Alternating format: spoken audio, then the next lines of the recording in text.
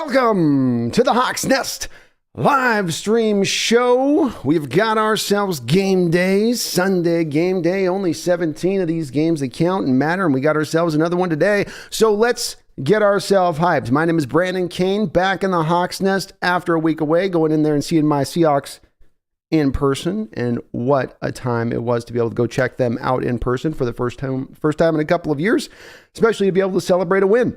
So we'll see if our Seattle Seahawks today can come out and keep that momentum going. Let's see if our defense can continue to build upon the performance that they had this last week against Arizona, who certainly went out and then put a lot of points on the Saints. So maybe that Arizona offense not as bad. So maybe that defensive performance by our Seahawks last week, I should say, is actually a step in the right direction rather than just a little blip in a season of some bad performances. We will see as well if the offense can continue to shine throughout this year. Of course, last week they weren't necessarily as vibrant, but good enough, solid across the board. Certainly got to see the flashes of why Kenneth Walker was a top pick in this draft from the running back position, the second running back taken, I should say. And that was on bright display last week, as he has definitely a special skill set that he does provide this team. We have about 5 minutes away here from the start of the game. It does appear Tyler Lockett is going to play. There was a little bit of a question on that with the Seahawks. The Chargers are definitely coming in a little bit more of a walking wounded unit to a degree. It's not a plague of injuries on their side of things, but some important guys out. Some important guys, definitely just maybe kind of coming back from injury and maybe not at their fullest of states. Certainly Joey Bosa being out is a big one here in this game. They're also going to be without their best lineman, Rashawn Slater, who is on IR.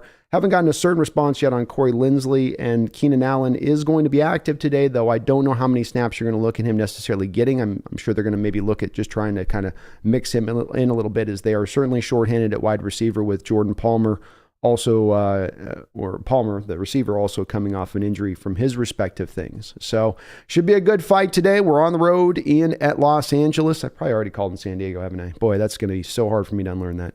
But they're going into Los Angeles here, and we will see if our team can be a little bit better on the road. We've had some kind of tougher performances so far here on the road at times early on this season, outside of, let's say, the Detroit game. So that would be also nice to see.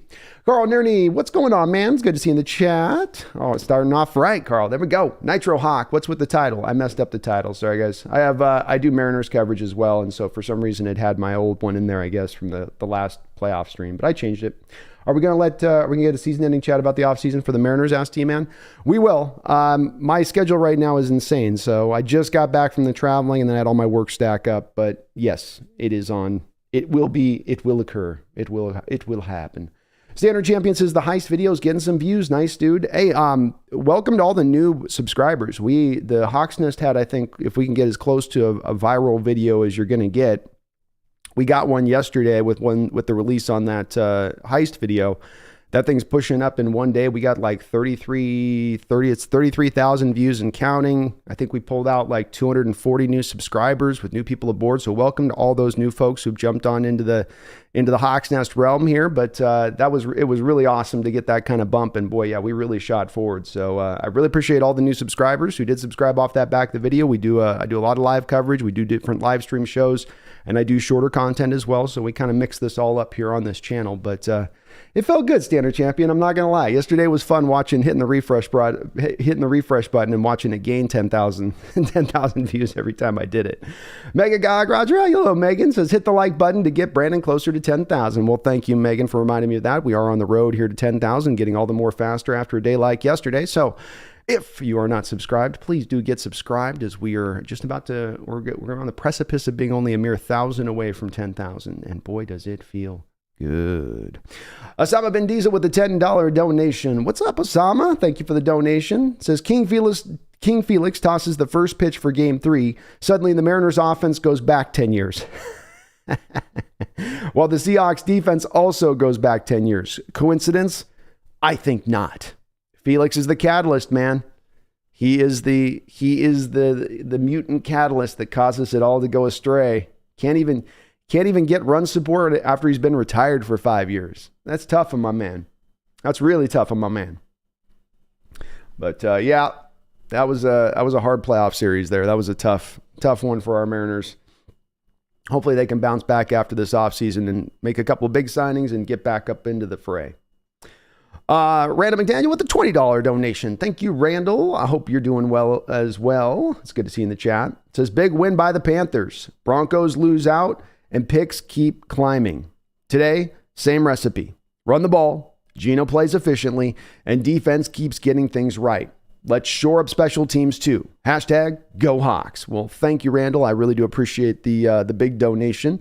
Awesome of you for doing so, and very well said. Panthers, of course, coming out and getting themselves a win here against Tampa Bay. Man, they played wholly different than we've seen. Oh my goodness. Packers were trying to do some throwing back and forth stuff there. It didn't work too well, but potentially does help our draft positioning with that Carolina win. We like to see that. That works good for us. And things are fitting out right. We got Brett Rippon going for the Denver Broncos today. Russell Wilson is going to be sitting in this upcoming game. So, I don't know if that bodes better for their chances, Randall, or worse for the Broncos today with Rippon there under center. But you mentioned a real important part here is the special teams this year has kind of quietly had some real big moments in a lot of these games where they have really failed in a way that they haven't in recent years. It would be very nice to see the special teams come into play today and play a real solid full game affair, especially when it comes to no turnovers.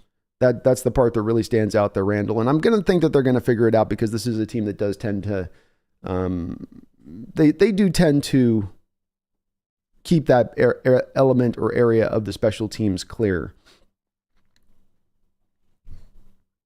Megan says, picked all the right games so far this week. Please don't let me down, Hawks. Hey, there we go. Ava, how you doing, Ava? It's good to see you. Megan says, I'm rocking my Charles Cross. Let's see if it's got some luck with it, Megan. Let's see if it's got some good juice there.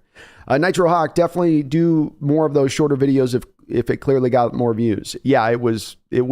I don't get usually 30,000 in a day, so that was definitely an indicator that I need to get into more of the probably 7, 8, 9, 10-minute video range of things more often. And I know I've been needing to do that. It's just I run out of time. I run out of hours.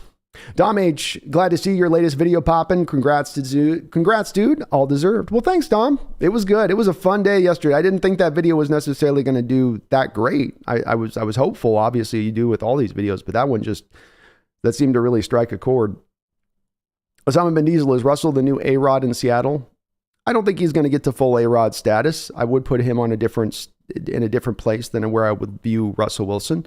I think Russell did force his way out of town. He did put the team in a position to have to eat $26 million of dead money this year after he'd signed that contract so recently. But I think, the vitriol that's there for Russell right now will I think, soothe out over time, and he will be respected and cherished here and looked at in the long term. I think right now the wound's a little raw. The nerve is exposed.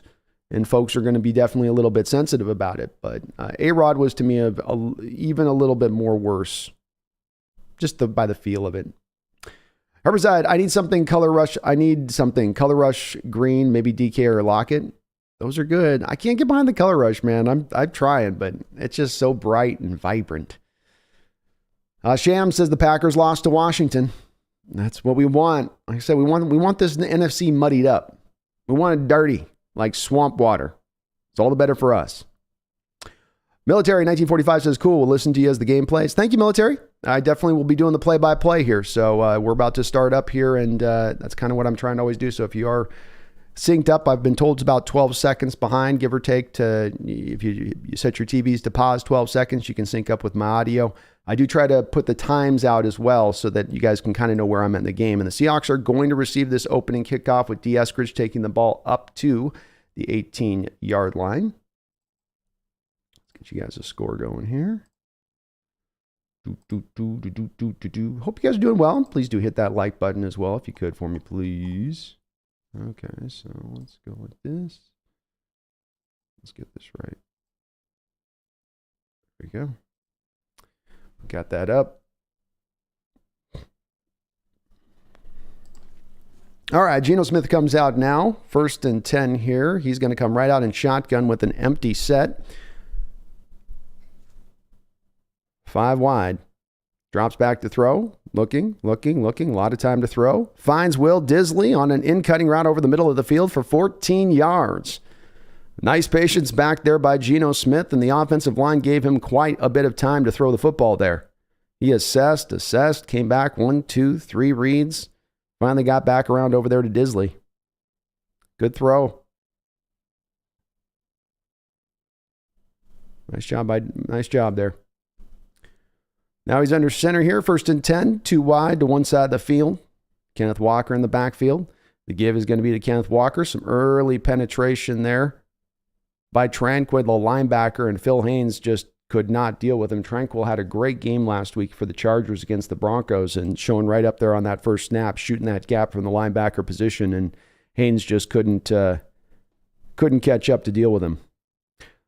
So that would be about a half-yard loss there. 2nd and 11. Give is back into Walker. Stop and start. Get started again. Restarted. Shows off that gear and gets to the edge. Woo! Boy, he took the handoff. Initially was hemmed up and then just bounced it outside as we've seen him already do. The kid's getting a little bit more comfortable here in his role. Goes right up inside and then bounces that to the outside. Nice job by Tyler Lockett out there with his block to allow that run to also get extended. And Phil Haynes bouncing back on a little bit of a pull there, getting onto Khalil Mack. Nice job by Phil Haynes. 1st and 10, 13:28 to go. Quickly up, and then here's the throw.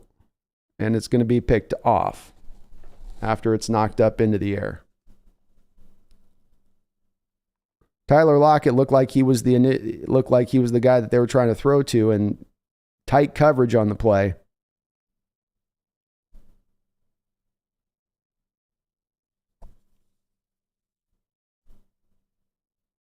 Let's see if they'll show a replay here to see what happened. It happened bang, bang fast. It was a quick little route. Tyler running a little circle route there, and boy, yeah. That's a throw that's just, Geno's just letting that go, deciding it's going to already be there, and the guy's kind of already there. He is wrapped around him a little bit there. That could be called a flag, definitely.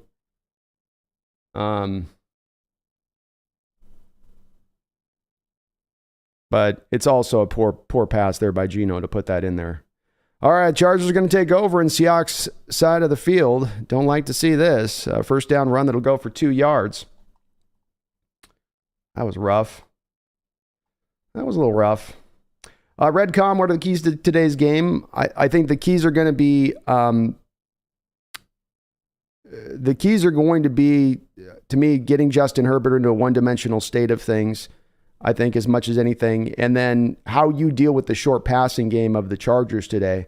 Here's Justin throwing a little, and that ball's fumbled and then recovered by them. Dang. That sucks. Little short route, makes the catch, ball's then knocked free. Seahawks look like they have a moment to maybe jump on it there. And just Charger players right on it. That was Jordan Brooks causing the fumble. And it goes right past Boye Mafe, who was still trying to come in to help on the tackle and didn't anticipate that the ball was going to be there, bringing up a 3rd and 2. I think stopping the short passing game today for the Chargers is going to be big, because even though they got Herbert with a big arm, he tends to be a guy who throws a lot of his passes at or behind the line of scrimmage. So how you're tackling, how you're rallying up to the ball in that respect of things will be looming large. Offensively speaking, I think it's going to come down to a lot of just remaining balanced, and obviously the turnovers are going to kill you on the road. Like that early turnover there, and that by Geno in a really kind of one he can kind of control. Lockett wasn't really open there. He just sort of decided pre-snap he was going to throw it. And with that being the case, I think you've got to, as an offense, try to avoid some of the big mistakes today, because again, with this defense, I don't know that you have God, Kitty, what's going on? I don't think you have a whole lot of room for error in that respect of things. So we'll see what happens here, but that's a little rough opening. And Carroll did challenge the play, by the way, on that fumble that went forward. So odd moment of challenge there. It's about a 3-yard difference. You'd think you'd maybe want to hold on to those challenges there. Mark Hoppercorn, how's it going? Bash Gordon, what's up? What's up?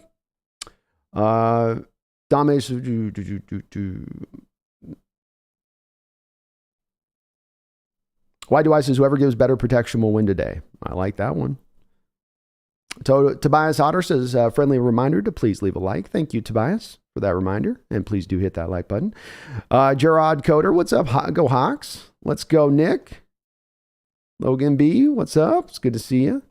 Voodoo Magic with a $5 donation. Thank you, Voodoo. It says, I have no Cable or Steve Rabel, but I do have the Hawks Nest, who is more than able. Thanks for coming through for those of us that are limited to no phones. Well, thank you, Voodoo. And yes, I'm happy to do so. That's kind of why I wanted to keep doing this over the years. I love doing it, but I also was aware there's people across not only the country, but worldwide that love their Hawks and can't necessarily be able to tune in for whatever reason may be at play.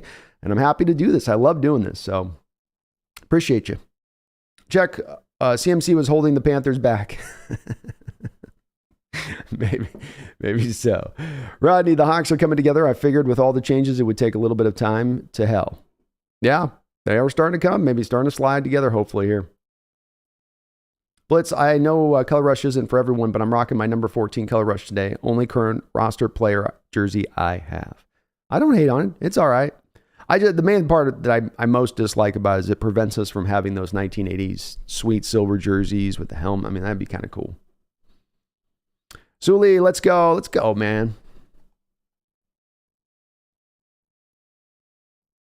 Michael Crowhorse, good afternoon to you too. Jacob, too early for an INT, damn it. Yeah, that one stung a little bit. Especially after you just got a play where you completed a Disley and you got a nice little run by Kenneth Walker. Voodoo says, damn, I botched that super chat just like that play. I get what you were saying with it, man. I speak butchered super chat and chat. And the call is going to stand, so an odd little bit of a challenge there by Coach Carroll in that moment. The gain wasn't really going to be significant unless he was thinking he was going to get them to call an incomplete pass, which I don't understand. He had 3 steps down. He made the catch and did a football move. So I would tend to agree with the call on the field on that play. 3rd down and 1, 12:15 to go here in the first quarter. Chargers are just on the other side of the field here in Seahawks area of things. The give's going to be to Austin Eckler. He initially looks like, boy, Poona Ford looked like he had him in the backfield for the moment there, and he just slid right out of Poona's grip and was able to push forward there to get the first down. Nice run there by Eckler. Poona was this close. Oh, they're going to call it 4th and inches. Wow, short spot there on the play. Well, Staley, Riverboat, Brandon's in play now here. And Herbert's going to step back and hand this ball off into a cluster. Stop. Seahawks are wrapping him up, holding him down, and they're not going to let him get free. That's 4th down, baby. Shelby Harris in there. Just a wall of Seahawks. They were at first setting up. Everybody was very tight with the splits. First, making sure that they could stop Justin Herbert from attempting to try to get a quarterback sneak. And then when the quarterback sneak didn't happen, those bodies just served as sort of a great wall of China where there's just so many bodies and no holes to go. And the Chargers did have an inside run there on that play to try to make it happen. Are they giving him the first there? They had that stop, didn't they? That's a stop. There's no way they got any progression on that play. But good job there by the Seahawks defenders just muddling things up. I don't know. It wasn't even, I think, Shelby, just a wall of Seahawks defenders there. This is going to be a very, very pleasant spot if this thing's a first down. Come on. Seahawks players pointing at the chains. Oh, that looks short to me. That's short. That's short. Let's go. Nothing by more than a half an inch was it short, but it was short. And he got himself a pretty good spot on that because it looked like he legit lost a yard on that play. Boye Mafe in there as well on that one. Great job there by the Seahawks defense. Let's go. Yeah, Megan, no gain there at all. Yeah, way too good of a spot. He lost yards. He went right into the back of his offensive lineman. The Seahawks got good push as far as at the line of scrimmage on that play. Boy, that Staley guy, he loves to go for his 4th downs. He's definitely an analytic guy. Sports fan, that was a terrible spot too. Yeah, that was generous. I thought the previous spot was a little bit looked like he had gotten the first down. To be honest with you, like he looked like he squirted just past the sticks, but they pulled it back a little bit on that one. Wash Visquest says, even though we lost, I don't mind the challenge. Tired of the refs treating us like jobbers. The PI on Lockett was clear. Can't spin a guy like that. He definitely had his hands on him and an arm wrapped around him prior to the ball arriving. That usually is pass interference. And that is a huge stop our defense, sports fan. Well said. Megan says, the Great Wall of Seattle. That's it. Still, if the D plays this good the rest of the year, we're in a good place. Oh, for sure. As we've been saying, with as good as the offense has been hanging in there right now, if you can just get the defense up to even a middling state, that is you're raising the potential of this team this year and where they can go. Sports fan says we never get those calls on the road. Yeah, we don't tend to get a lot of calls. Greg says we need Tariq Stan to get his 5th INT. Could you imagine if he got another INT this week? D-Boy! What's up, D-Boy? It's good to see you, man. Tom says, it's sad that I don't trust the defense of the refs now. I'm the same, Tom. I'm the same. I've got no trust for the refs. They're like that thief that's always stealing stuff in the village. You know, you're always stealing stuff. I'm going to keep my eye on you. Mark says, Mom says that 6 inches was that long, laughing my ass off.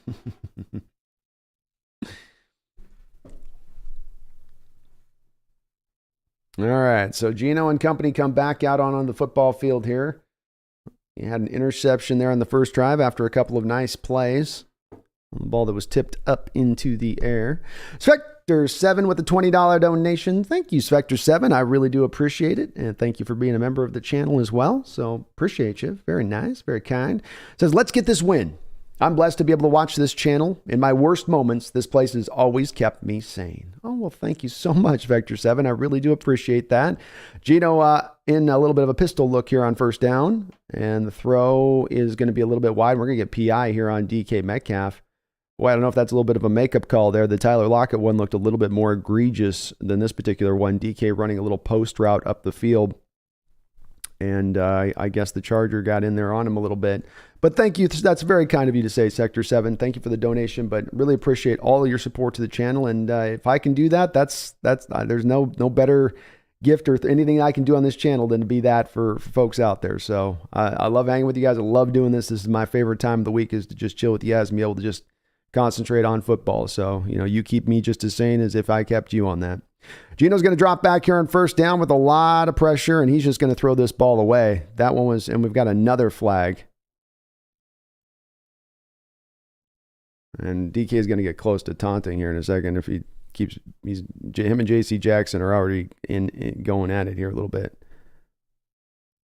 So they're calling pass interference on DK Metcalf on this play because he pushed off at the stem of his route, I would say, is what we're going to see here. And Gino, that play, just pressure under him from under duress right there, right from the jump. I don't know. That was a little ticky-tack offensive PI there. That was ticky-tack a little bit. 1st and 20, 11:31 to go in the first quarter. Gino back in shotgun. Drops back to pass. He's looking. He's going to go deep. Oh, boy. Noah Fant just sort of mistimed his dump. It was a jump dump. He mistimed his jump. It was a back shoulder throw there, and he sort of leapt just a little bit early for it. Hi, kitty. I see you. So that will bring up 2nd and 20. Thank you, though, so much again, Spectre, for the $20 dono. You're awesome, brother. Washington FistQuest has been a member for 13 months on the Hawks Nest. Thank you, Washington FistQuest. You are awesome. Congratulations on your Russell video. Over 30,000 views. Yeah, that feels good. 11:25. Back in shotgun is Gino. He comes back to Tyler Lockett for about a gain of 10 or so. So bring up about 3rd and 10. 11:13 on the clock. That PI on DK kind of put you behind the sticks on this one just a little bit.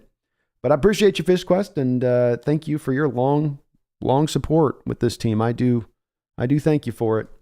13 months. Must have been one of my original members. Gino and shotgun, 3rd and 13. 3 wide receivers to the far side of the field.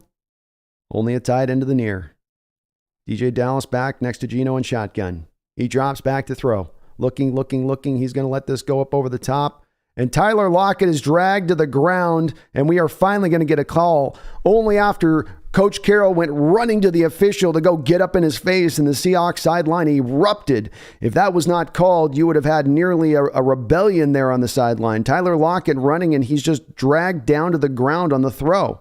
The Los Angeles Chargers in this game, their defensive backs are getting pretty awfully grabby and stuff here.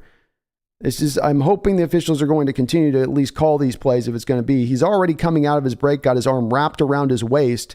Then once the arm gets off of his waist and the cornerback's falling down, he just pushes Tyler Lockett down to the ground. Blatant call there. Got to call it. Took the official way too long to get that flag out of his pocket. 1st and 10, Geno now under center. Pitch play out here to Kenneth Walker. He's got some blockers out ahead a little bit. Is able to press forward there for a 6-7 yard gain. Like to see the Seattle Seahawks using a little bit of an outside run there. Pitch play. Got some big dogs out there moving in space. Colby Parkinson leading the way. Oh, that was very nicely blocked up there by the Seattle Seahawks. Lineman down the field. Austin Blythe down, getting on the linebacker. 2nd down and 3. The give is back into Walker. He's again bouncing. Oh my goodness, he can break some tackles in space. He completely loses the defender out on the edge. It does look like we're going to get a hold here probably on the Seattle Seahawks, but what a nice little run there by Kenneth Walker. Cheese Taco, thank you for becoming a Hawks Nest Ring of Member Honor. Welcome on in, my guy, and do keep an eye for your community posts because that's where I do my weekly articles there on for the Hawks Nest. So also get the PFF scores post up as I can over there. So thank you. Welcome on in. It looks like the Niners are going up on the Chiefs there early. All right, so Seahawks already dealing with some. I hear you, kitty. 2nd and 13 now, 9:37 to go. Whew. Boy, Geno Smith just threw a dart. It's kind of a read. It was sort of a shotgun option to the bubble screen running back, and then come back to DK running the seam. And boy, Geno just put that on a line. That'll bring up 3rd and 1 now.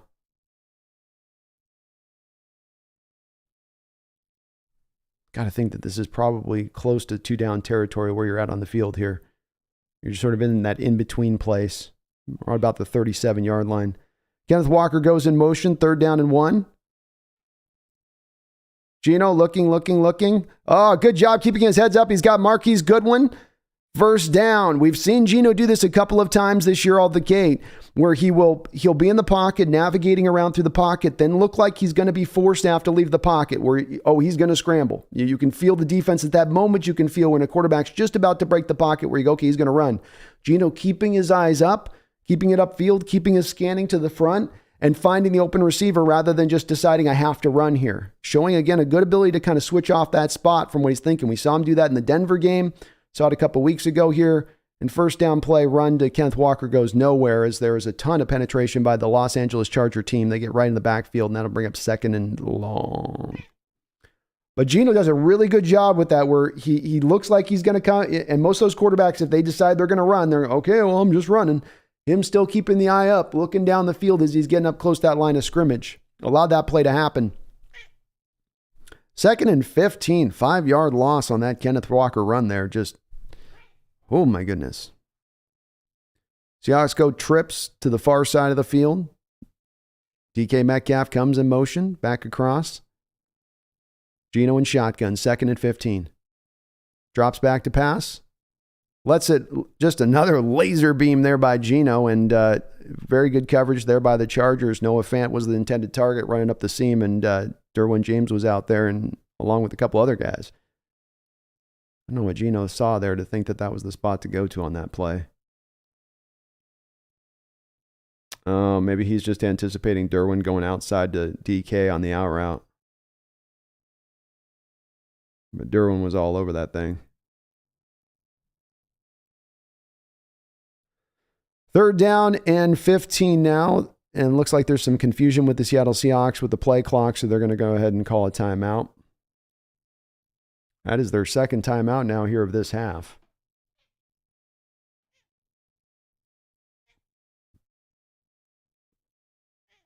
I hear you, kitty. Logan B with the $2 donation. Thank you, Logan. Says, do you watch NHL? Because Seattle just lost. Well, thank you for the donation, Logan. I had never obviously been in Seattle throughout my time period as a youngster. We didn't have hockey here. So it just wasn't as much a big deal. You know, it's not on the local TV with me growing up. And I don't know nothing about the sport. So I'm definitely it just never quite got to me. It had too many similarities to me at times with soccer. And I just, that type of sports style of back and forth and nothing happened, just kind of, I don't know, it doesn't give me as much. Maybe it should. Maybe I need to give it another try again. 3rd down and 15 here. 7:35 to go in the first quarter. 0-0 in this affair. Geno starting off here 4-7 for 57 yards and an interception. He is back in shotgun now here. See if Seattle just tries to maybe get this ball up a little closer for an easier kick, or really truly tries to go for the first down. Geno back in shotgun. He's going to go for it here. He's got, Marquise Goodwin in the back of the end zone, wide open on a go route. Geno hit his back foot, let it rip, and Goodwin got some big-time separation on Asante Samuel Jr. They must have run like a sluggo route or something for him to get that much. He's an off coverage as Asante. That's just Goodwin's speed right there. That's that Goodwin gear. Asante's in off coverage, and so when you're as a cornerback in off coverage there, you're going, well, there's no way they're going to try to run a go route on me with off coverage like this, right? Not when the end zone's that close. There's not enough field to go up there and get the separation on me. But Asante played it a little bit too low key. He kept it a little bit too, I'm just going to chill with this and stay in it. And Goodwin was going kind of full bore right past him. Geno with perfect timing on that throw. And the moment he let that ball go, because that was right when Goodwin was going to break free into the back of the end zone for that play to open. When it opens like that with the off coverage, there's going to be time at that point for Asante Samuel to recover and get back to that catch. So if you're late on recognizing it, if the throw's up there fluttering a little bit, if you're not putting it with the right layering in there, and that's a layered throw is a throw between throwing it hard and throwing it soft, right? Where you have to choose kind of an in-between type of speed on it. But a brilliant throw there by Geno Smith, and Goodwin running a great route, hustling all the way to get up to full speed there to attack that little bit of laziness by Asante Samuel, quite frankly.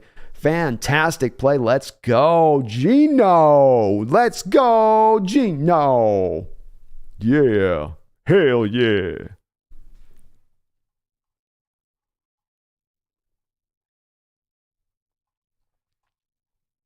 That was nice. Tom Cox says, is Geno's success because of Waldron, or is it all Geno?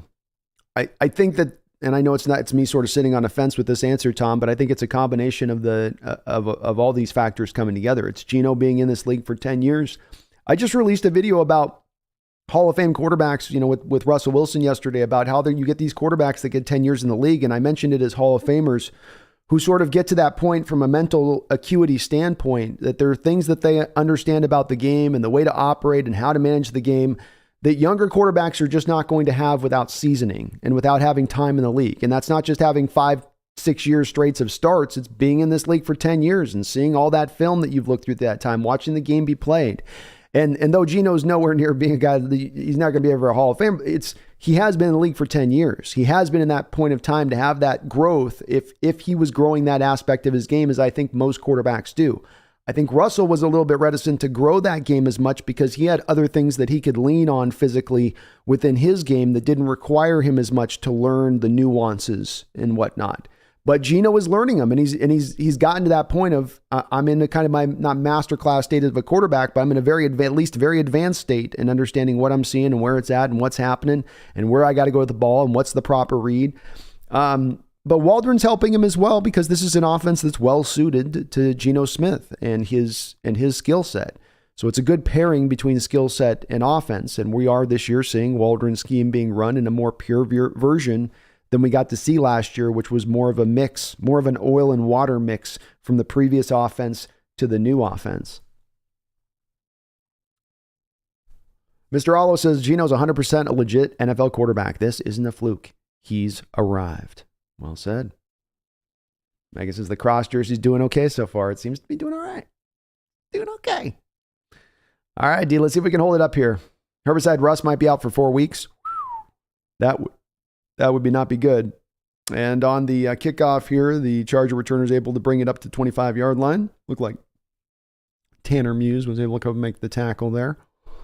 That would be tough for them if that's the case, though. Somebody was saying they've already scored a touchdown here, so maybe some people were thinking, what if Brett Rippon can get better? Looks like the Jets have scored as well, so 7-6.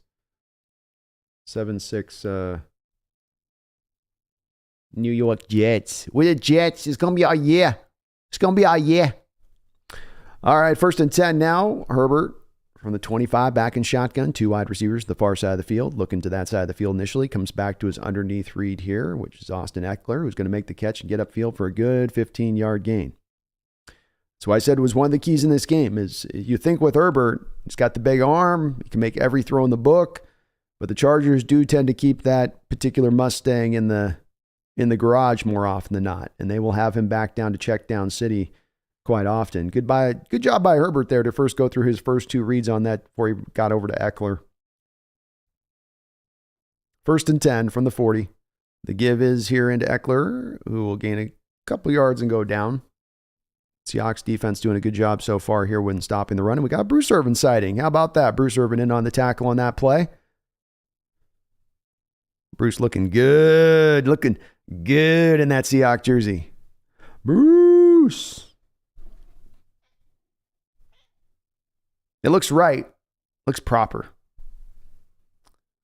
And he's stalking out there. He's got that stalking look to him right now. 2nd and 8 now. Justin Herbert back in shotgun. 2 wide receivers, far side of the field. Keenan Allen comes in motion. Opens up back wide over there. Oh, Jordan Brooks. Great job of closing in on Keenan Allen there. He was moving pre-snap across the formation to leak out on a little flat route. That was where really that play was always supposed to go from the jump. Jordan did a great job of showing off that ranginess by closing in and making the tackle there. Open field tackle on the receiver. 5:48 to go here in the first quarter. Seahawks up 7-0, and this is going to turn into a 3rd and 7. Herbert's going to be in shotgun. 2 wide receivers to the far side of the field. That ball's picked. That ball's intercepted, and Ryan Neal's still up with it, moving, going, and he's moving past the 50-yard line, and he'll get it to the 42. There we go. Let's go. Seattle Seahawks with an interception by Ryan Neal. The man with an eminent nose for the ball finds it once again like a bloodhound out on the scent for a bunny rabbit. What a play there by Ryan Neal. He read Justin Herbert's eyes all the way. He starts with his zone to the one side of the field, but he follows Justin's eyes back to the left side of the field, carries him, and he carries him right to the interception. 3rd and 7, Herbert's trying to get the ball up the football field there because he knows he's got to get a good amount of yards to get the first. Can't dink and dunk on that one.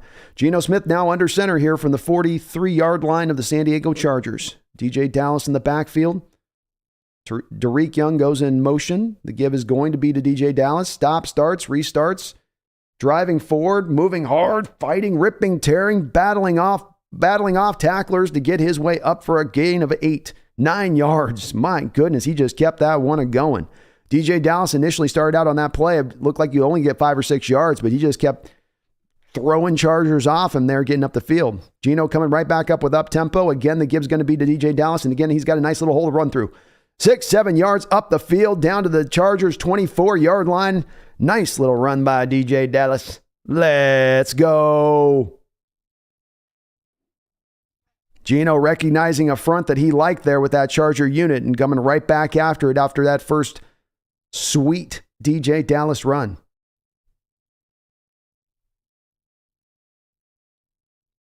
Geno back under center, play action pass. Chargers are on it. And Geno's able to throw the ball down. He's got D. Eskridge near. Luckily, he had Eskridge there, so it's not going to be an intentional grounding. But Chargers were all over that play. Interesting after 2 runs that you didn't have the defender. It's a great call by Waldron, really, as you're thinking Kyle Van Noy is going to, be more into trying to stop the run play there. But Van Noy just shot the gap. He just shot it and went right at Geno like he wasn't even going to play the run there. You can understand what Waldron's doing. He's got 2 runs and then he sets that play up, so you can feel the design of it. 2nd and 10, Geno now in shotgun, 2 wide receivers to the far side of the field, DJ Dallas to his right. Chargers, he's going to go deep down the field, and that ball's almost intercepted. Oh my goodness. Bryce Callahan had that ball. If he puts up a second hand there, he's got a pick. And third, there is a flag on the field. Is this a hit to the head on Geno? Indeed, it does look like it's roughing the passer on the San Diego. I keep saying San Diego, folks. Give me some time on this. I was saying San Diego for 25 years, so LA is going to be a hard one on this one. It looks like Jerry Tillery there had a little bit of a late hit on Geno. Let's see what he did. Oh, he went low. So Tillery went in low at his knees. You can't do that on quarterbacks. That's going to get called. And boy, yeah, just Geno, if he puts that out a little bit more ahead there with Tyler Lockett, he might be able to complete that. I know there's a safety closing in over the top. So this brings up a 1st and 10, boy, all the way up to the 12-yard line after that penalty. Chargers showing a stack front here. Seattle's still going to run it and run it with some success. Kenneth Walker up the field, and he's going to twist out of a tackle at the 2 for a touchdown. Seattle Seahawks. Let's go. Let's go. Boy, Chargers, if you can't stop the run with a stacked box, it's going to be a long day. 4 down defensive linemen, 2 outside linebackers standing up on the edges outside of those linemen. Look at that front, folks, plus 2 linebackers on the edge. Count them on up. That's 8 defenders in the box. Seahawks have no problem with it. They block it up clean. Walker is not even touched until he's 7 yards through the hole.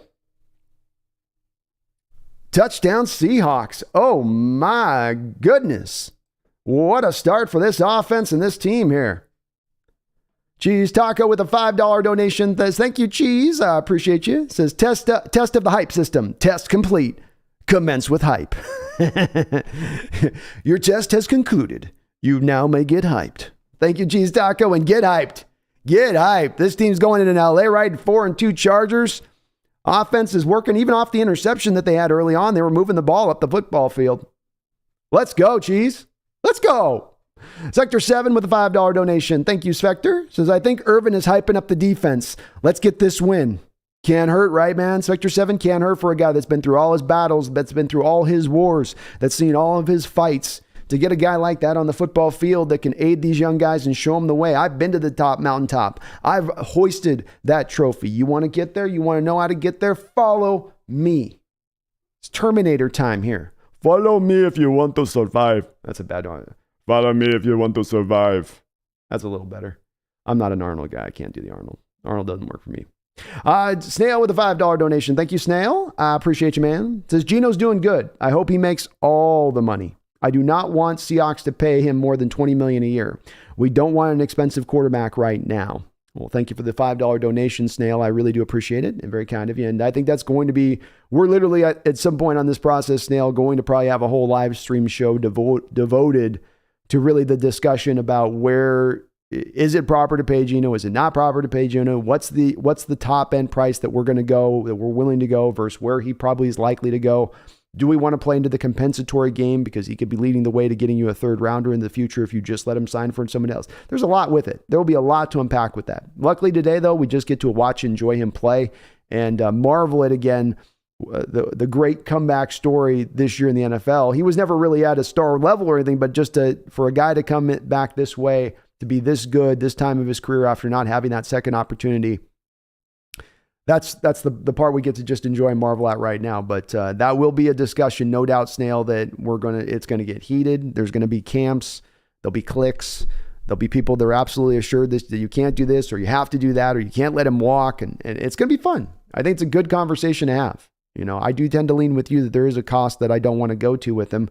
But at the same time, if he's going to play top 8 level of quarterback, top 8 level quarterback for the position, does that impact you as well on it?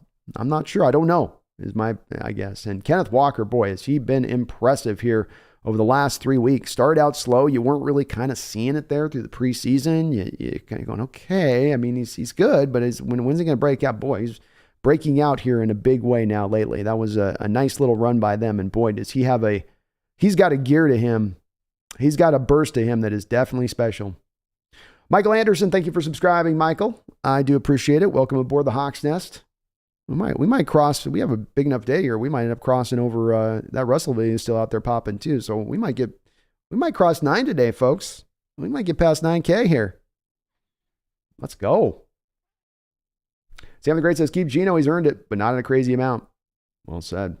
Well said. I think you guys will all probably be similar in the state. It's about where that too much is at, but I think we'll all be at that state of like, yeah, we'd like to keep him, but what are we talking? Let's give us the number, you know? Tom says, is everyone questioning why Seattle drafted a running back now? I hope not. I've been thinking about just posting that front end clip of that video I posted on running backs this offseason that I did with the conveyor belt. It seems like good timing right now to put that out there.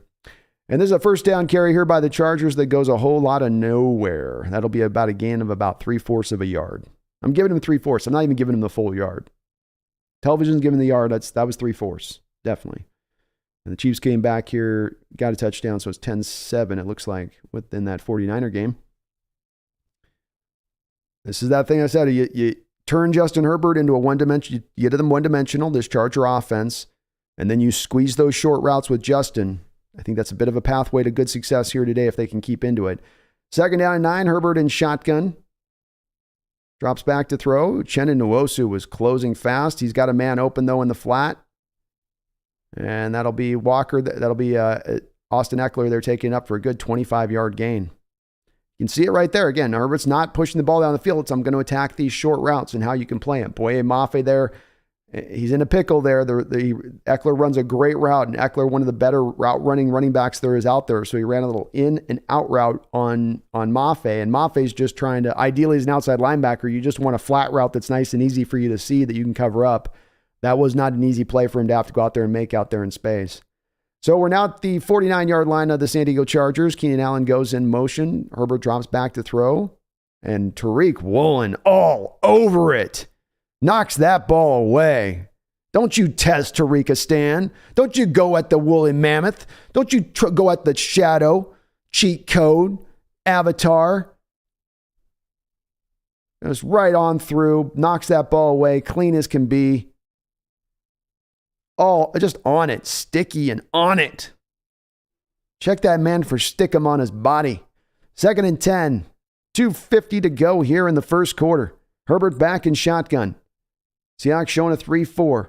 Chenna drops back to take away the short route. Seattle's on him. Oh, man, they almost got Herbert. They had their arms all over him there. Good job, Miles Adams there with some pressure. Along with, I think Uchenna forced Herbert to step up in the pocket, and then Miles Adams and Brian Monet comboed up there to keep him under duress. Well, good job by Miles Adams in attacking that gap. That's what allowed Monet to then flow through around the line of scrimmage to get to Herbert. Adams then showing hustle to get back up onto his feet and then get back after the play to keep Herbert under duress. Well done. 3rd down and 10. Herbert in shotgun, 2:43 to go in the first quarter. Seahawks up 14-0. He drops back to throw. That ball's knocked free and picked free. Darrell Taylor's got it, and he's in the open field. Taylor running slowly like he just wants to be tackled and have the play done. But a great job by Darrell Taylor. Strip sack, baby. Let's go, Seahawks. He's already showed a little bit of an ability off this year doing that. Remember Marcus Mariota, he was able to rip it free. He's also came close last week where he's sliding around the back of that line and just keeps his hands active. Not even a tomahawk chop, just sort of the lineman's clearing him out through the back of the line. Great ghost move there by Darrell Taylor to force the tackle in the tough situation he did. That's what causes it. He gets over and Nick knocks that ball away from Herbert. Great play there by Darrell Taylor, but it's the first ghost move where he gets the lineman to set and dips right up under his hands, and then that puts that lineman in that pickle of trying to just force him out of the pocket when he's already cleared through. But Taylor, great strip sack there, picks the ball up and then gets it up the field for a good 15, 20 yards on top of it. Geno Smith under center here now to Kenneth Walker. It gives to Walker. He's going to get about 1 there on the gain. Chargers close that up there well. But great play. Darrell Taylor showing up. Let's go, Darrell. DT. And boy, as he was certainly, and Herbert came over and made the tackle. Taylor was definitely just sort of like, I'm just going to take this as about as far as I can get it here. We'll call this a day. Nice tackle by Herbert. Geno in shotgun, 2nd and 9 from the 18 of the Chargers. Drops back to throw. Ooh, did he catch? No, I didn't catch that. Great throw by Geno Smith there. Under a lot of duress, looks like the Chargers had a quick, clean blitz coming. Geno, I don't think it's seen prior to the play. Comes back to DK Metcalf, and Metcalf's got this in his hands. God, you got to make that play, DK. He does so good to time his leap to go up and make the catch and just can't complete it down through the end of it. Oh, boy, brutal. Geno put it right there on him. Great throw by Geno. 3rd and 9, empty set, 5 wide. Not good. Yeah, that's sacked. Chargers got an incredible jump off the line of scrimmage there on Geno. That was just that's one of those plays where the quarterback's got to change the cadence a little bit because the Chargers had 2 guys absolutely on Geno's cadence on the snap. And Geno just had no time on that play to do anything. Just kind of a jailbreak play. Technically, I guess it's like Damian Lewis gives up the sack here, but this is if you watch that play again, it's the starting the play as quick as he did. All right, Jason Myers up here for the kick. He will knock this through. Looked dodgy off his foot. Things started sliding and going back and forth a little bit, but it ended up in between the uprights, and that's the part that matters. And the Seattle Seahawks very quickly in this game are up 17-0 with 1:08 to go on the clock. Let's go. Jacob Kessinger with a $5 donation. Thank you, Jacob. I appreciate you. Says Geno going to play himself out of Seattle. Hope he gets paid big. He keeps playing like this, making throws like he's making. It's that price is only going to go up. I mean, you put up a whole season of this kind of tape, and somebody's gonna go, okay, we've been thinking 20s where we want to start. A couple weeks ago, I was like, I don't want to pay more than 15 a year. Now we're up to 25, 30. Like, it's going to keep going. It is going to keep going. But it's a good problem to have too, Jacob, isn't it? It's a good problem to have. Spectre7 with a $10 donation. Thank you, Spectre. Says, sorry I missed your milestone stream, but boy, I am charged to see this stream. Love you, Brandon. Well, thank you, Spectre7. I think you mean Brendan had the 10,000 milestone. I don't think I had the milestone one. I'm still 1,000 away from my milestone one. But we'll be keeping it hot on that, no doubt about it. And Brendan did well over 10 hours yesterday. I was proud of him. That's a long time for my guy. So he was hanging in there yesterday on his long stream. But I love you too, brother. Love you too. Watch FizQuest with a $2 donation says this Seahawks defense didn't call back though. No, they didn't. They heard you rang. Yeah, your messages are on there. They didn't even check their machine. They just took their machine, unplugged it from the wall, and threw it in the garbage. That's what they think of those messages. That's what they thought. That's the approach they took. Rel JR64, thank you for subscribing, Rel J. Mumbles with a $2 donation says strip sack. Let's go defense. Can't believe it. I can't believe it. This is a hell of a start here from this team. Hell of a start. Now we still have some first quarter left to go here. So we're not even into the depths of this football game yet, but fantastic start on both sides of the ball. Defense doing a great job first stop in the run, and certainly getting the interceptions huge, getting the strip sack there. You get him into that 3rd and long situation. You get him into behind the stick situation where Herbert's now got to hold that ball and wait a little bit longer. This Charger offensive line missing Rashawn Slater, a little bit dodgy in certain parts. You can kind of get to them now. I think Uchenna too, coming off that other side there with the blind side, he's going to get a time or two here to Herbert in this game. He's already been very, very close here to start things off. Snail with the $2 donation says we need a woolen emoji. I agree, Snail. Let me see if I can be on the lookout for one. Let's see if we can find one. I might have to build one actually. And that kick goes through the back of the end zone by Jason Myers. So this will bring the ball out to the 25-yard line. But great suggestion, Snail. It's definitely about time to get a Tariq Woolen emoji for sure. At least a super chat emoji on it. Thank you for the donation. William Harding, thank you for subscribing, William Harding. Welcome aboard the Hawks Nest. Appreciate you. All right, Herbert under center here, 1st and 10.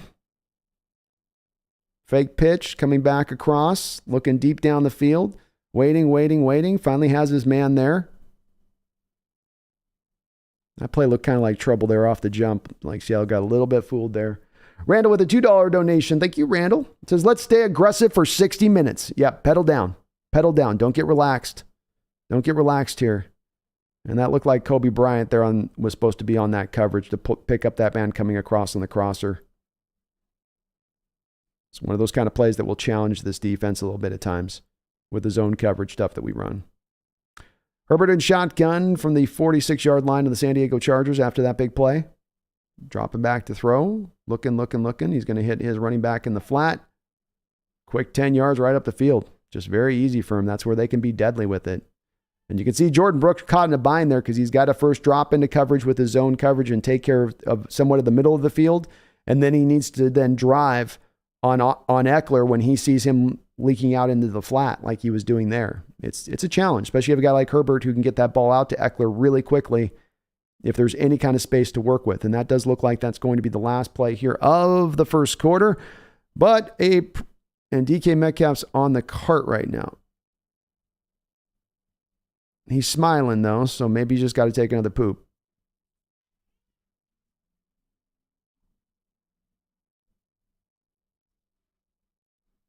When you got to drop, man, you know.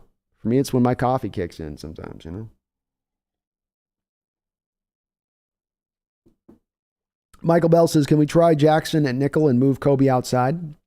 You could do that, Michael. It's possible. Jackson certainly has got the competitiveness and feistiness to handle those duties on the inside, you'd think. I believe, Michael, some of what they're doing here is the long-term view for the position. Specifically, when they get back Trey Brown, having Kobe set and comfortable in the slot and hopefully improving during that time period so that once Trey Brown goes, you can really start to lock in your secondary in the way that they probably are ideally planning on doing, I would guess. Tim Pattinson says, are you going to do play-by-play or what? I'm doing play-by-play, Tim.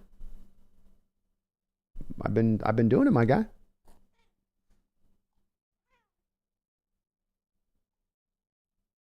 I don't know what you mean.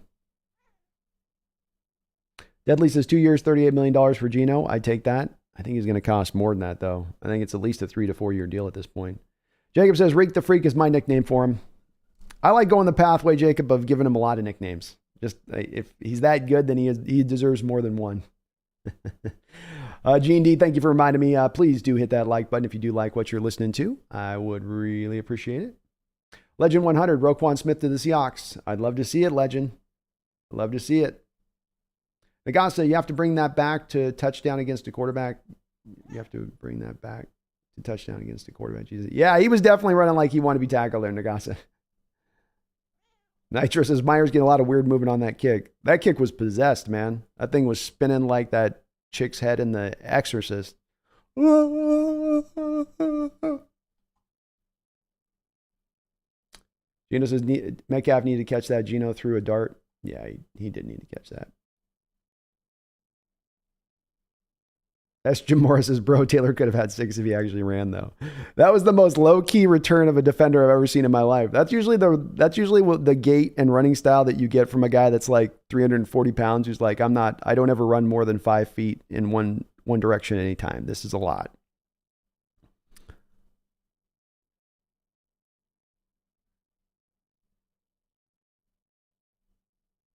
All right, 1st and 10 for the Chargers from the Seahawks 43-yard line. Herbert's got some time to look, hits that running back out in space. Kobe Bryant misses the tackle. Shelby Harris up there to help his teammate out, doing a good job of motoring along and showing hustle there as Kobe let him get free there initially.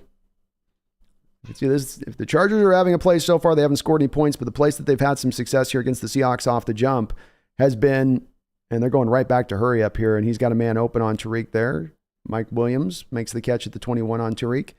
But where they've had their most success in this game, as I was worried about a little bit, is they're hitting those running backs. They're going to hit those short routes, and you've got to find your way to press that down. We saw the Seahawks have a lot of success with it last week against the Cardinals, having not as much success against it here early on.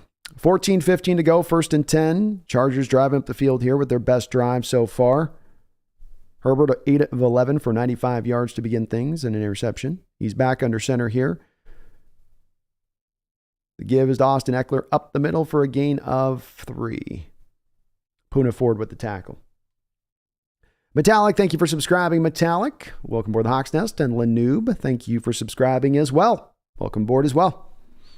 13:47 to go here. Seahawks up 17-0 in the second quarter. Chargers driving.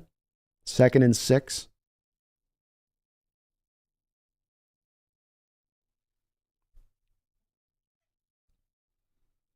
Herbert back in shotgun, 2 running backs to either side of him. Eckler goes in motion.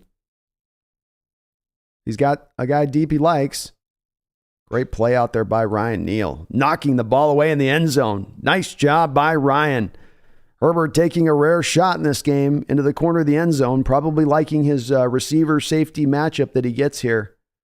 Because Kobe's blitzing on a corner blitz, which leaves Ryan Neal matched up. So Herbert correctly recognizes the mismatch. Neal does a great job of getting his head turned around enough and making a play on the ball there. Great job by Ryan Neal. 3rd down and 6. Herbert in shotgun here, and it looks like we've got time being called. The Seahawks just called their final timeout of the first half here. Carroll getting a little hormonal with the timeout usage here. I don't know what he saw that freaked him out there, but that was a little strange. A little bit strange.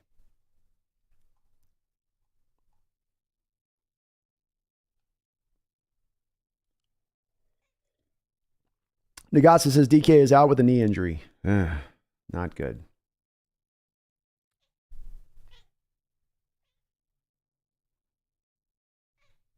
So it does sound like there's a knee injury there. All right, 3rd down and 6 here. 13:22 to go in the second quarter. Michael Bell with a $20 donation. Thank you, Michael. Says, thanks, Brandon. Glad to have you back on the play-by-play. I really enjoyed watching the games with you all here at the Hawks Nest. Let's go Seahawks. Hey, let's go Seahawks, Michael. And thank you, man. It's good to be back. The break last week was cool going to see the games, but I did miss you guys, miss doing this play-by-play with you guys and being able to enjoy this together. So it's good to be back in the nest. 3rd and 6 here. Herbert in shotgun. Drops back, looks underneath, has a man wide open. 1st down. That's Keenan Allen with his first catch, and he knows how to do that, which is find the soft spots in the zone. Just sits down right between Kobe Bryant and I don't know what oh, no, okay. So there you go. Yeah. Sets down between Kobe Bryant and Michael Jackson there, and caught them both kind of on the edges of their zone. 1st and 10, 1st and goal from the 8. The give is to Austin Eckler here up the middle, bounces around, got some space to work with, and he's going to get himself a touchdown. Good hard run there by Eckler, bouncing off some tackles and then falling forward into the end zone there to finish it off. Good drive also by the San Diego Chargers there. So they are on the board. Hard to keep this offense down for too long, isn't it?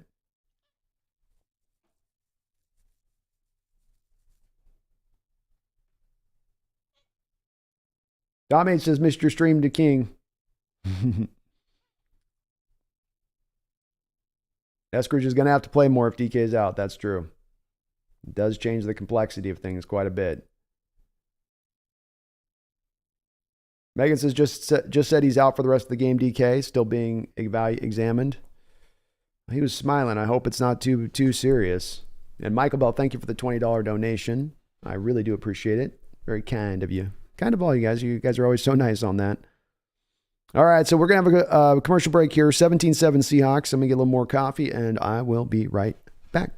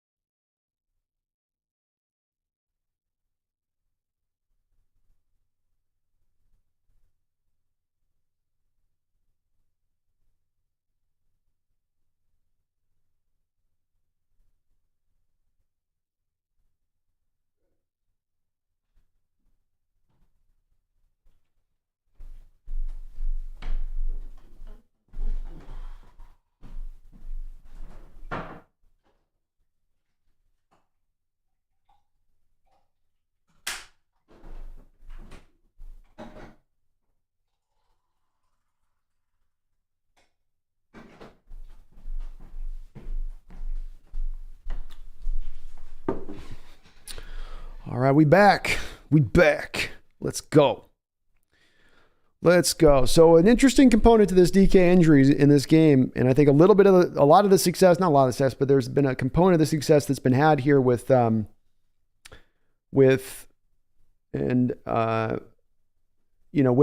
Smith and his ability to kind of do what he's doing offensively here. It's been the part where DK does take a good amount of double teams. Teams do commit those resources to them. And if now teams are able to play a little more just legitimately without the thought process of, having to worry about DK and rolling those double teams as much as they do towards his side, could impact a little bit of the offensive play in this game. We'll see.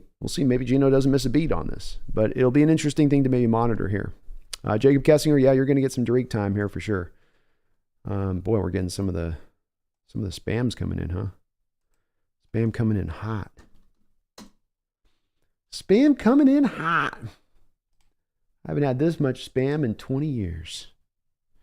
20 long years. Hey, we crossed 8,900 here. Let's go on the sub count. Let's go. All right, Chargers about to kick off here. 12:44 to go. Kick will go down to about the 3rd-yard line. Eskridge picks it up, and he's running forward fast. He's going to get this up with a nice little return to the 30-yard line. Good job there by D. Short kick there by the Chargers.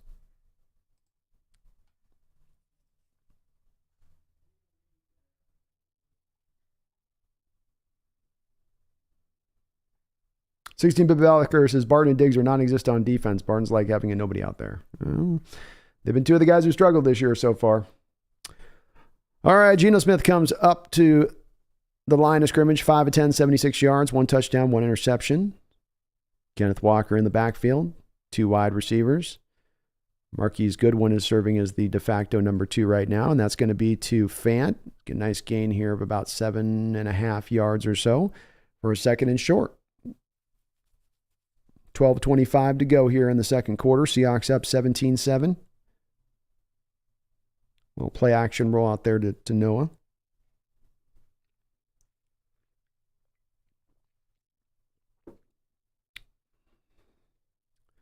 Second down and 3. Pitch play.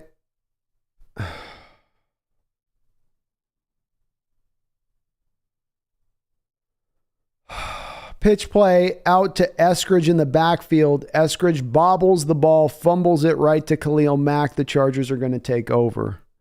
D. Eskridge is now writhing on the ground, injured as well. Holy mackerel. Why are you giving D. Eskridge running back carries? We do some weird stuff.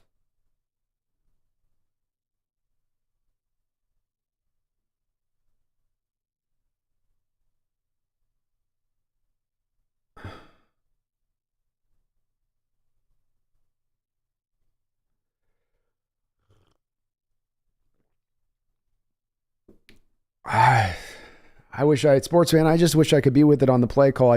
You've never run a quarterback. Why run that play when you got Kenneth Walker who can run it? Like if I'm going to run it to D. Eskridge, I do the fly sweep stuff. I don't run him out of the backfield. I know this is the Cordell Patterson kind of view on guys that are receiver running back types, but he's not going to be as comfortable doing that, which is why I wouldn't want to do it. It's just not he's not used to doing that. He didn't do that in college. It does look like D's done to me on that play. So it looks like the wide receiver core just got a little bit more lead. If it's not a concussion, he got the move where he's going back to grab the fumble, and then he gets pressed back like this at an awkward angle as he's on the ground. And so it could be a back injury too, but it looked bad.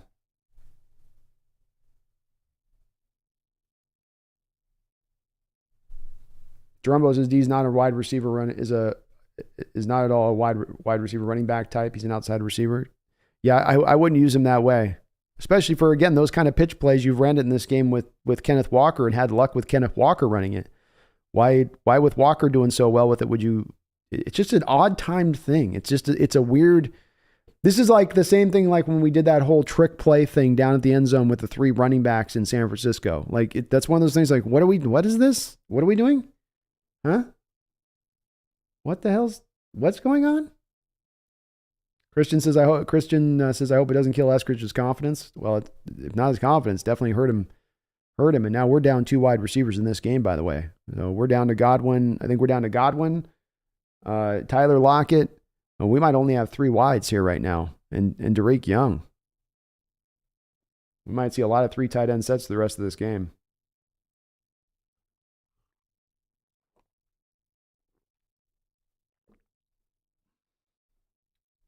Fremuth, the tight end. Mumbles, thank you for the $5 donation. Was about to say that exact thing with feeling like the 3-4 running backs thing. Yeah, just a weird. What are they doing?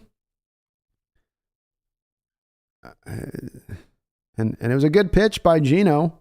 Eskridge just took his eyes off the ball before catching and pulling it in, and just odd. Thank you for the donation. Really do appreciate it. Ugh. Yikes. Okay. 12 minutes to go here in the second quarter. 17-7 Seahawks. Chargers take over from the 33-yard line in their territory here. Oh, there we go. Nice job by Al Woods. Wrapping a big hand around Herbert as he was trying to leave the pocket and able to bring him down. Just about a no gain or a half-yard sack there by Al. Al just walking the center back there. Two Chargers have their hands on Al. Doesn't stop him from still getting his big paw around Herbert. Nicely done. Second down and 10. Herbert 9 of 13 for 105 yards to begin this game. Back in shotgun now. Gibbs going to be to Eckler here. Quickly swallowed up and tackled. Nice job by Bruce Irvin there, forcing the running back inside there off the jump. He muddled up that play there. He got a little bit of penetration in the backfield and kind of made it odd. And Herbert's going to go into shotgun here, and they're going to run a quick snap. Herbert looking. Oh, he made a catch. Nice catch there by Mike Williams. Tariq Woolen and him battling it out there with the ball. Looked like he bobbled a little bit, but just able to make the catch. Woolen there in tight coverage. He was just able to hold on. Herbert going through reads, and then finally comes back underneath the field there. And oh my goodness, Tariq might have almost had himself a pick there. Very close. Maybe not a pick, but very close to at least pulling that ball free. 1st and 10. Chargers offense starting to get into a nice little rhythm here. And they really got Seattle with some hurry up there that Seattle wasn't ready for. This will be an overthrow by Herbert into Williams in the back of the end zone. 2nd and 10. R. Sanchez with a $2 donation. Thank you, Sanchez. Says D with the premature matriculation. That's right. We don't want to let him matriculate that ball up the football field here now. Come on. Mumbles with a $2 donation. Thank you for the double dono there, Mumbles. Says the phrase I always say is, yeah, but why with that? Yeah, I do too. Especially when everything else is rolling so well for you offensively. Why pull that out at that point? It's going to be a little screenplay, nicely set up and designed here by the Chargers. Good job by Quandre Diggs at getting off the block and then getting his arm on the leg and then just pulling Gerald Everett down to the ground before he could do too much damage that play. This will bring up a 3rd and short. 10:03 to go here in the second quarter. Yeah, that's what I remember too with that trick play in the 49er game. It was you had Geno for one of the first times in that game actually really driving him up the field, having a good drive, stable. He was executing well, and then you just sort of kind of went out of your bag for an odd reason for that play call. 3rd down and 3. Seahawks showing an interesting look here. Wide open there. Well, and that will be a touchdown. Looks like Tariq Woolen just gave up his first touchdown of his pro career there. Williams has gotten him for a couple catches in this game. I thought this would be a matchup that would fit really well to Tariq Woolen and his skill set, but crossing route coming across the field there, Mike Williams wide open. And he had Woolen beat pretty good there. There was a lot of separation on that play. Let's see what happened here. It was a little rub route play by the Chargers, which is what allowed them to get nice design. Woolen had to change his route. He's in coverage, and here comes another player coming across, and he has to kind of get out of that player's way in order to stay with the player. So well-designed play by the Chargers there. Good job. Touchdown for them. They bring this now within 3 points. Lord have mercy. Barry Soetoro is Barton mentally challenged. There's only been rumors of that. Jordan, Seahawks losing this. Aside from the turnovers, the defense is leaking. It's definitely leaking. We got to also keep in mind, though, too, that the offense has now had a couple times in this game, they put the defense on real short fields. We don't have a great defense. We don't have good defense. But if you have not a good defense, you don't want to put that defense into positions where on your short side of the field. And offensively, that's 2 turnovers for you now in this game. You know, you've got to, you're on the road. You got to clean this up, especially when it's ones you can control a little bit at times, like that fumble there.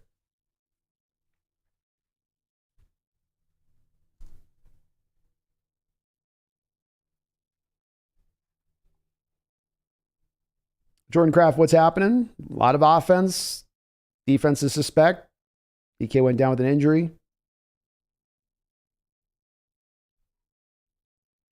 And yeah, Williams is giving Tariq Woolen the business a little bit right now. That's for sure. Jeff Kruger says the Hawks are coming back into more consistently high percentage activity on D&O, and PC blows his timeouts as well as tossing Eskridge into something K9 was the obvious choice for. Yeah, I don't get it, Jeff. I don't get it. Again, too, why not just put him on the fly sweep? If you're wanting to get Eskridge the ball in his hands and you want to let him work in space, that's the play to do. Anytime you've run that with Eskridge this year, it's been, I think they've run it twice. Both times it's gained 8 yards, and then they just don't ever run it again. I don't get it. I really wish the Seahawks media would ask them about it, because it's supposed to be a common part of this offense, those fly sweeps, and the fact that they just don't use them at all. When you have a player like Eskridge who's built to be utilized that way, very strange. Very strange. Very, very odd.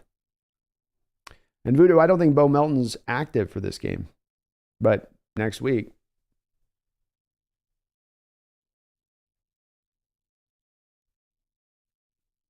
Jordan Kraft, I hate the Eskridge pick so much.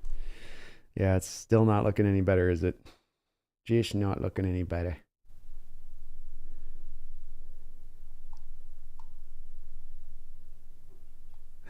Barton's getting a lot of shade in the chat. Why is Barton out there? Because you don't have a better option, Sean, as bad as he is. But this is why a lot of us are pounding the table so hard for Roquan Smith, saying, go make this deal. This is a place in your defense that's absolutely kind of horrible right now. And they don't, I don't know. We'll see if they do make a move there. Gabe F, yes, DK Metcalf is indeed injured. So something going on with his knee. This ball will be kicked back in the end zone. Looks like Eskridge is back out there, so that's good to see, for whatever that's worth.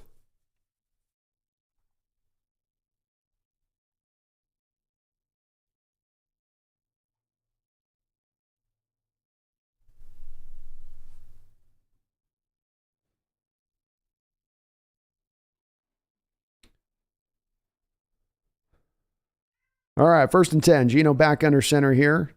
2 tight ends. The give is going to be into Walker. Dips around. He's got some open space. Nice little moves there. Gets himself out to about an 8-yard gain there.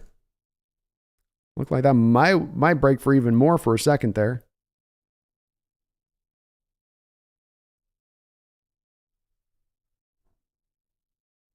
So elusive. Okay, Kitty, let's do that later. Let's do it later. Come on, okay. 2nd and 2. 9:07 to go in the second quarter. Seahawks up 17-14. Geno in pistol formation. 2 wide receivers to the far side of the field, including Drake Young. The give is into Kenneth Walker. Starts, kind of bounding his way forward. Gets himself a gain of 3 or 4 yards there. I hear you.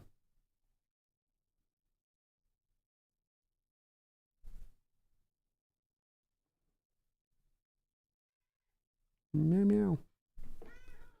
I know. Why is right now this what you want to do? Seahawks have 61 rushing yards in this game compared to 21 for the Chargers. Or 20, sorry. Geno under center now with the 1st and 10. He's got 2 wide receivers, 2 tight ends. Kenneth Walker in the backfield. The give is going to be to Kenneth Walker. Early penetration. Dips around it. Able to get up the field for about a gain of 2.5. Bring second down here now. 8:04 to go here on the clock. Eskridge coming back out onto the field here now. 2nd down and 8.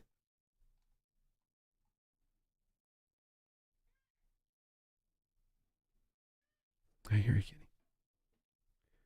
Walker with 9 carries and 44 yards so far in this game. Geno back in pistol, tight end to his side. Kenneth Walker behind him. Throw out there to Marquise Goodwin. He's in the open field, and boy, is he running. Boy, well, we're going to have a flag to pull this one back. Goodwin almost looked like he's about to go house that. I am guessing we probably have a hold here, which may have been part of the reason that he was able to be sprung.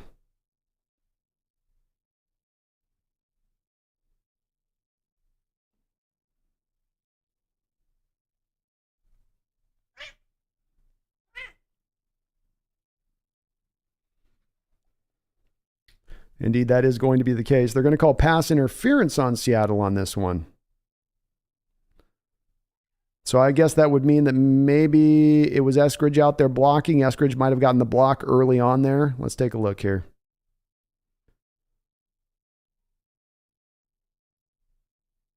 Yeah, so Eskridge does initiate the contact on the receiver, and it's past the yards to where you can do that. So it's a good call by the officials. 7:06 to go.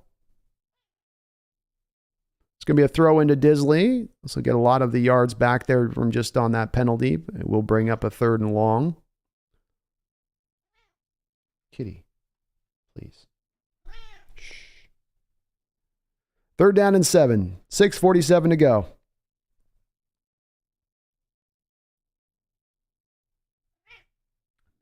Okay, I got to have you off. You're too loud.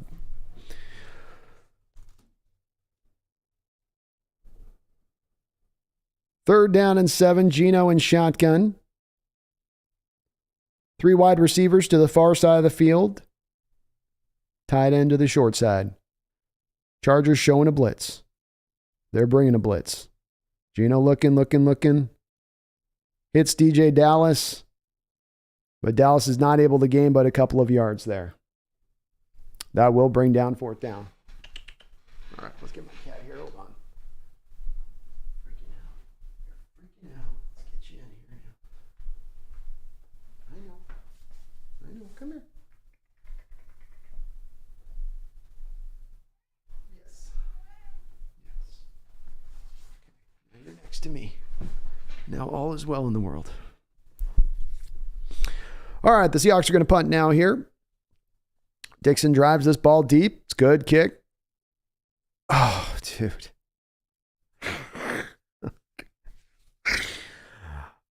Joey Blunt absolutely just decimated the punt returner of the Chargers before he had a chance to catch the ball.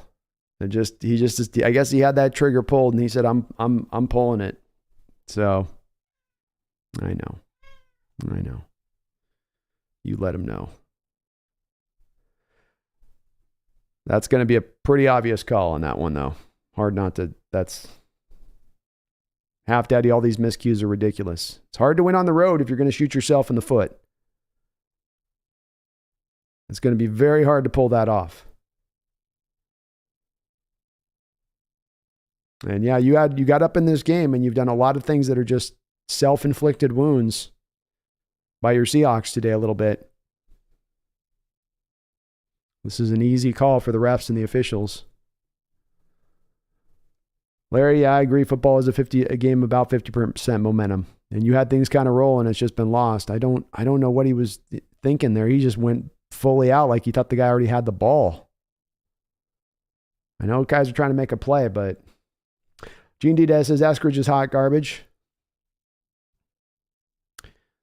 Yeah, he's continued to show why it's that 2nd round pick was not great at the time and why a lot of us didn't like it at the time and continue to not like it. That they're forcing that pitch play to it is almost like a desperation move of like, we just can't find a way to get this guy the ball in his hands, so let's put him in the backfield. At least we can just pitch him the ball. Silly. Sam the Great says, man, we need DK back. Hopefully that wasn't a serious injury. Hopefully not. I mean, he was smiling as he was leaving the field. And usually when guys have those torn ACLs, you're seeing tears, not smiles, as they're moving off the field. So hopefully that is the case.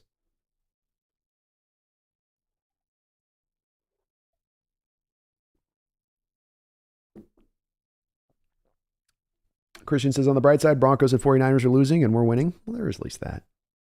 Yalric says, well, it's not supposed to be our year, but I can see potential. Very well said. Very well said.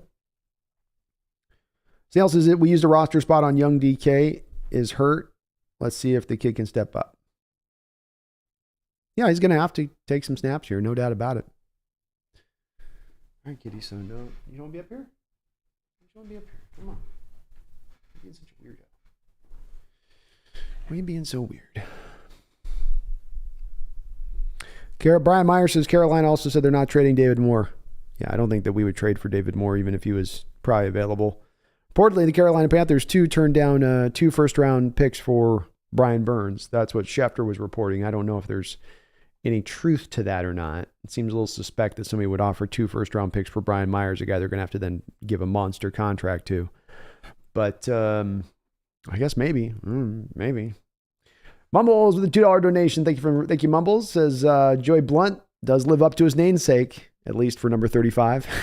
Yes, he does. Yes, he does. One too many of those Blunts pre-game, maybe, huh? My dog Clifford says Seattle losing this one, no doubt. That's just them. Yeah, it's early in the game. And we're still got a lot of game to play, and we are up at the moment. Lazy Lewis, where's Brendan? I don't know, man. I don't think he live streamed into the game.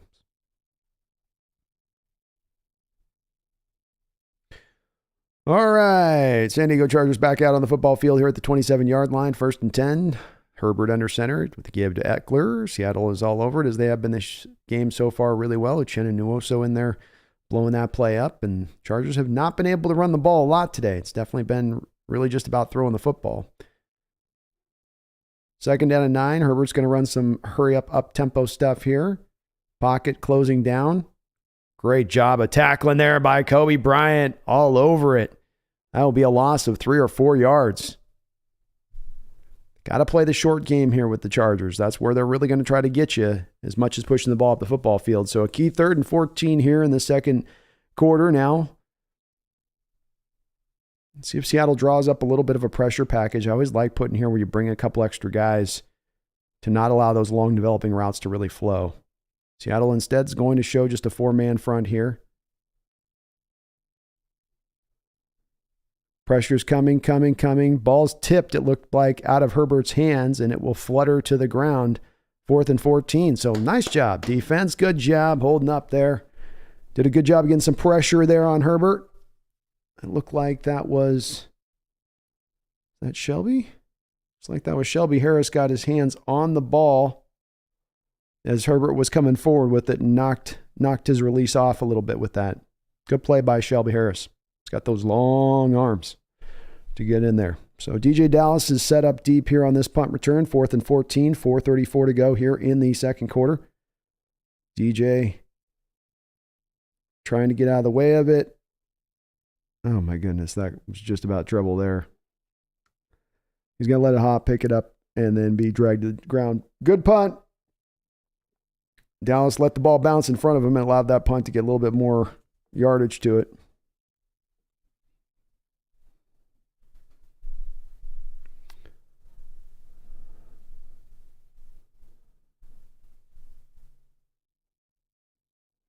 A lot of time on the clock. Seattle is without all of their timeouts here. You don't have to be super mindful of that with the time you have on the clock, but that should impact a little bit of things on how they look at this particular drive potentially. 1st down and 10. Geno in shotgun, 2 tight ends. Drops back to throw. Quickly finds... Is that Goodwin? Goodwin right there. Boy, Goodwin's having his best game as a Seahawk right now. Tough catch there. Just a quick in-cutting route. Only a gain of 3 yards, but very, very good catch on his part to hold on to that ball. That defender was all over him there. 4 minutes even here in the second quarter. Seahawks up 17-14. Geno back under center here with 3 tight ends set here now. Colby Parkinson coming around the formation. Fake pitch coming back around to Disley. Disley with the catch, and he's going to have a 1st down. Nicely done. Very well designed play there by Waldron. He set that up to make it look like that was going to be a run all the way. It had the feelings of that run, but we've seen with the Seahawks in the 3 tight end sets, they will be willing to utilize those 3 tight end sets and throw out of it. It's not simply just going to be a run-only situation when you see that. Geno now 10 of 15 for 100 yards, 1 touchdown, 1 interception. Disley with a couple of catch, I think his third catch in this game now. 3:14 to go. Geno in shotgun. 1st and 10. Play action. Out to Parkinson. Parkinson wide open with some space to work. He's up the field. 40, 35. Down to the 32-yard line. Big play. Chargers just decided not to cover Colby Parkinson on that play. Just a simple little route right out into the flat off the play action. And nobody picked him up. Just running in space. Brandon Staley with his hands on his head watching Parkinson run up in space on the sideline there. The Charger coach in disbelief by what he's saying. How about Big Colby there? Hair flowing all over the place. Looking like a rock star from the 80s. 1st and 10. Geno with the give to Kenneth Walker. Nowhere to go initially. Stop, starts, restarts. Gets himself a couple yard gain on the play. Clock does continue now to wind down to 2 minutes and 20 seconds. The Seahawks could wind this down to 2 minutes if they wanted to theoretically here. You might want to look at this situation as let's make sure that we don't give the Chargers back any time here if possible. And now that you are on the Chargers side of the field, and boy, D. Eskridge and Sante Samuel Jr. kind of going a little tete-a-tete over there on the other side of things. That will bring us down to the 2-minute warning. Smart by your Seahawks there. Let that clock wind. You don't have any timeouts, but you really, with 2 minutes, you got plenty of time to get to the field if you want. You'd like to not be able to give the Chargers the ball back here with 3 timeouts, and then they have the ball at the start of the half as well. So I think that they'd be looking to enjoy jump that. Kitty jumps keyboard. She jumps everything. Jason Peters says tight ends need to be good today. They do. They're showing it so far. Michael Bell sounds good. Let's get Uncle Will a touchdown. Feed the Diz. Feed the Diz. And just as an update for you guys, the Jets are in halftime, it looks like, with the Broncos, and they are up 10-9. Bash says Brendan is sleeping, laughing out loud. He had his 10,000 live stream party yesterday, and he streamed for 10 hours straight. That's a long time. That's a long time for him, man. That's understandable if he's sleeping. Those 10-hour streams will get you. They'll get you. Let this cook. Flag Sabbath, his name is now Fabio. Of Colby Parkinson, let's go. Fabio Parkinson, I love it. It kind of fits, oddly. It's not phonetic, but it does fit.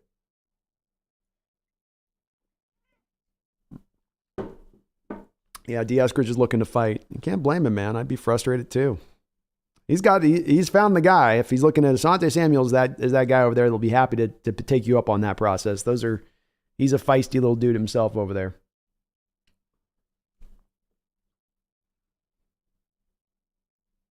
Snail says we need to be looking at another wide receiver in the draft. Potentially. I think you need to look at just whatever you do. You do need to probably, as we go forward, look at another wide receiver somehow, somewhere.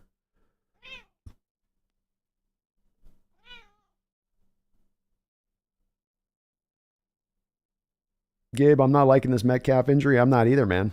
The guy gets carted out like that. It's something dicey's occurred.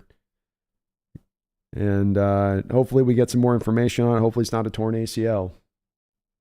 Sitting by her, meow. Yeah, she's definitely vocal today. Like, I need some attention now. Right, meow. Yeah, I hear you. Coach Carroll giving Parkinson for hard time higher stepping. 2nd and 8 now. 2 minutes to go in the second quarter. Seahawks up 17-14. Geno in shotgun. Looking. Rolling out. Breaking free of the pocket. He might have a little bit of space to work with, and he does. He's going to give himself a little bit of first down here. Nice 9-yard run there by Geno Smith. Doing a good job of not panicking in the pocket when things are kind of breaking down. He's keeping his eyes up. Looking for an exit out of the pocket when there exists one. Nice job by Charles Cross, forcing the rusher just past him there. Good decision-making there by Geno Smith. First and 10. Geno back under center. He's going to change the play here at the line of scrimmage. 1 minute and 50 seconds to go in the second quarter. Walker behind him. Walker with the carry. Not a lot of running room there for Kenneth Walker on that play. That was just that was kind of blown up by the Chargers there from the jump on that one. Chargers doing a better job here now in the second quarter of locking in their ability to stop the run here. Not as many holes opened up on that line. Shh. Can you be quiet, please?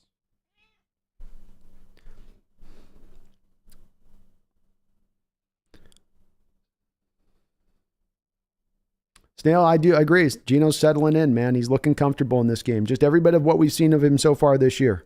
The one throw into Lockett that was picked off is probably the only questionable real throw here so far in this game that I could look at. His decision-making is on point. 1:46 to go. Geno in shotgun. 3 wide receivers to the far side of the field. Goodwin to the short side. Geno steps back. He's going to let it go deep. He's got Godwin again. Touchdown! Seahawks! Godwin with his second touchdown of the game on a go route. Geno says, I went to it one time. Hey, give me 2. I'll take 2 for double the price. Let's go. Marquise Goodwin in the house. Picking up big for DK Metcalf here. This a little different from the last time. He gets a press look off the line of scrimmage and then just runs by J.C. Jackson. Just runs right past him.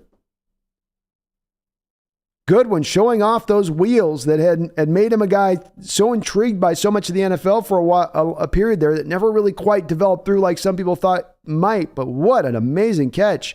I mean, not only does he beat him there, but he high points that ball, skies for it, reaches his arms out as far as they will go from his body and is able to make that catch out away from his frame. Fantastic job by Marquise Goodwin. Again, having the best game of his Seahawks career here so far. And Geno, whoo, what a throw. What a throw. Just like the last one, the timing of it, it's not only where the ball placement is and putting him in a position to go make that catch. And J.C. Jackson is still down on the turf. Does look like he just had himself a little bit of a knee injury as well. It's not simply that where he's putting the ball or how well he's layering that ball in there, but it's also the timing of when he's hitting that back foot and letting it go. The timing basis of it has to be right as well, because if you are a heartbeat short on getting that ball out of your hand, the defender catches back up in coverage and knocks that ball away, as opposed to it landing right at the point where Goodwin is breaking free on that route, on the seam route. Beautiful throw. Beautiful throw by Geno Smith. Wonderful catch by Marquise Goodwin. And boy, we needed somebody to step up big for DK Metcalf. Hey, someone has stepped up big here for DK Metcalf in this game. Let's go, Goodwin. De Niro Houston Garrett's got the bomb emoji. That's right.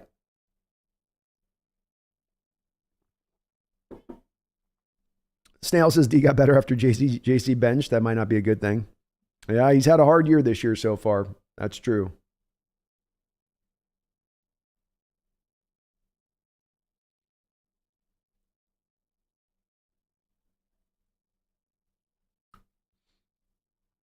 Washington Visquest with a $2 donation. Thank you, Washington Visquest.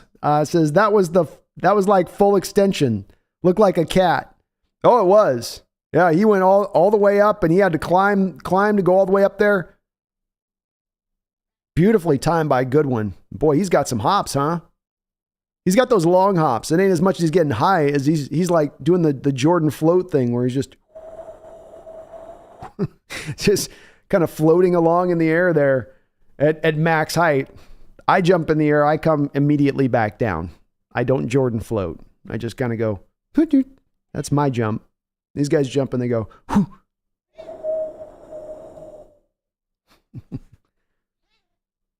Yeah, J.C. Jackson's down still with a major injury here, so that's why we are still, the play is being held up a little bit at this moment. Thank you, Fish Quest, for the donation. I appreciate that, man.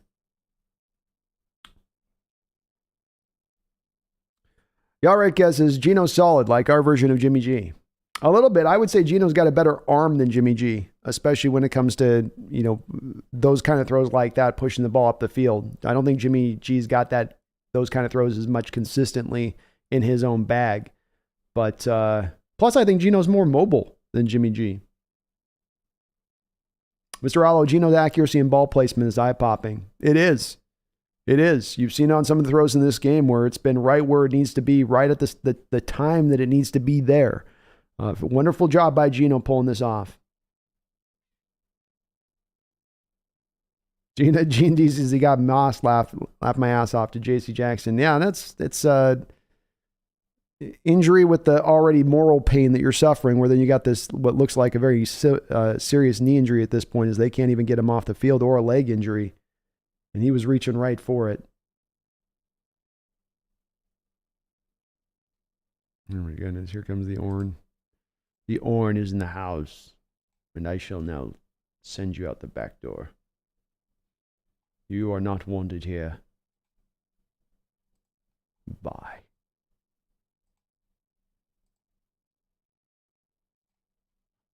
I hasten you gone. 12th North Chad, is Russell playing today? Nope. It's Rippin' time with the Denver Broncos. They're riding with Rippin'. Roland Connor, Russ is out today. He will have 10 more fourth quarter injuries this season. Oh my goodness. The adult dating sites are in effect here, huh? Nobody wants you. We're watching football right now. Nobody's in the mood for this.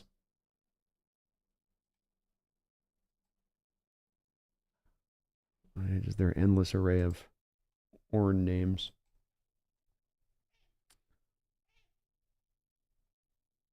Sam the Great says, man, even the Seahawks are taking a knee. Boy, it must be. Yeah, I mean, this is the longest I've seen taken for an individual player on getting him carted off the football field. And Asante Samuel's trying to describe what happened. I wonder if this is one of those ones where the foot ends up sideways.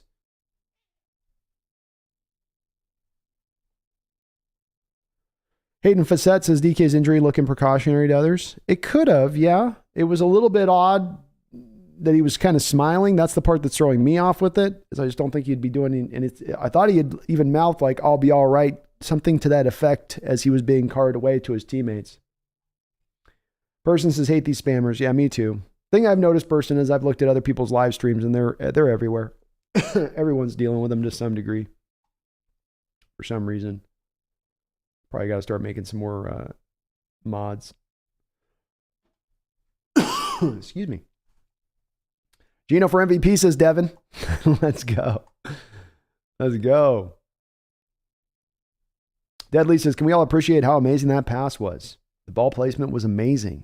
Even if the defender stayed on his feet, he wouldn't have defended that. Nope. That's where the separation that Goodwin gets you, and then the ball placement makes it all impossible from a defender's standpoint to really do anything about it on that play.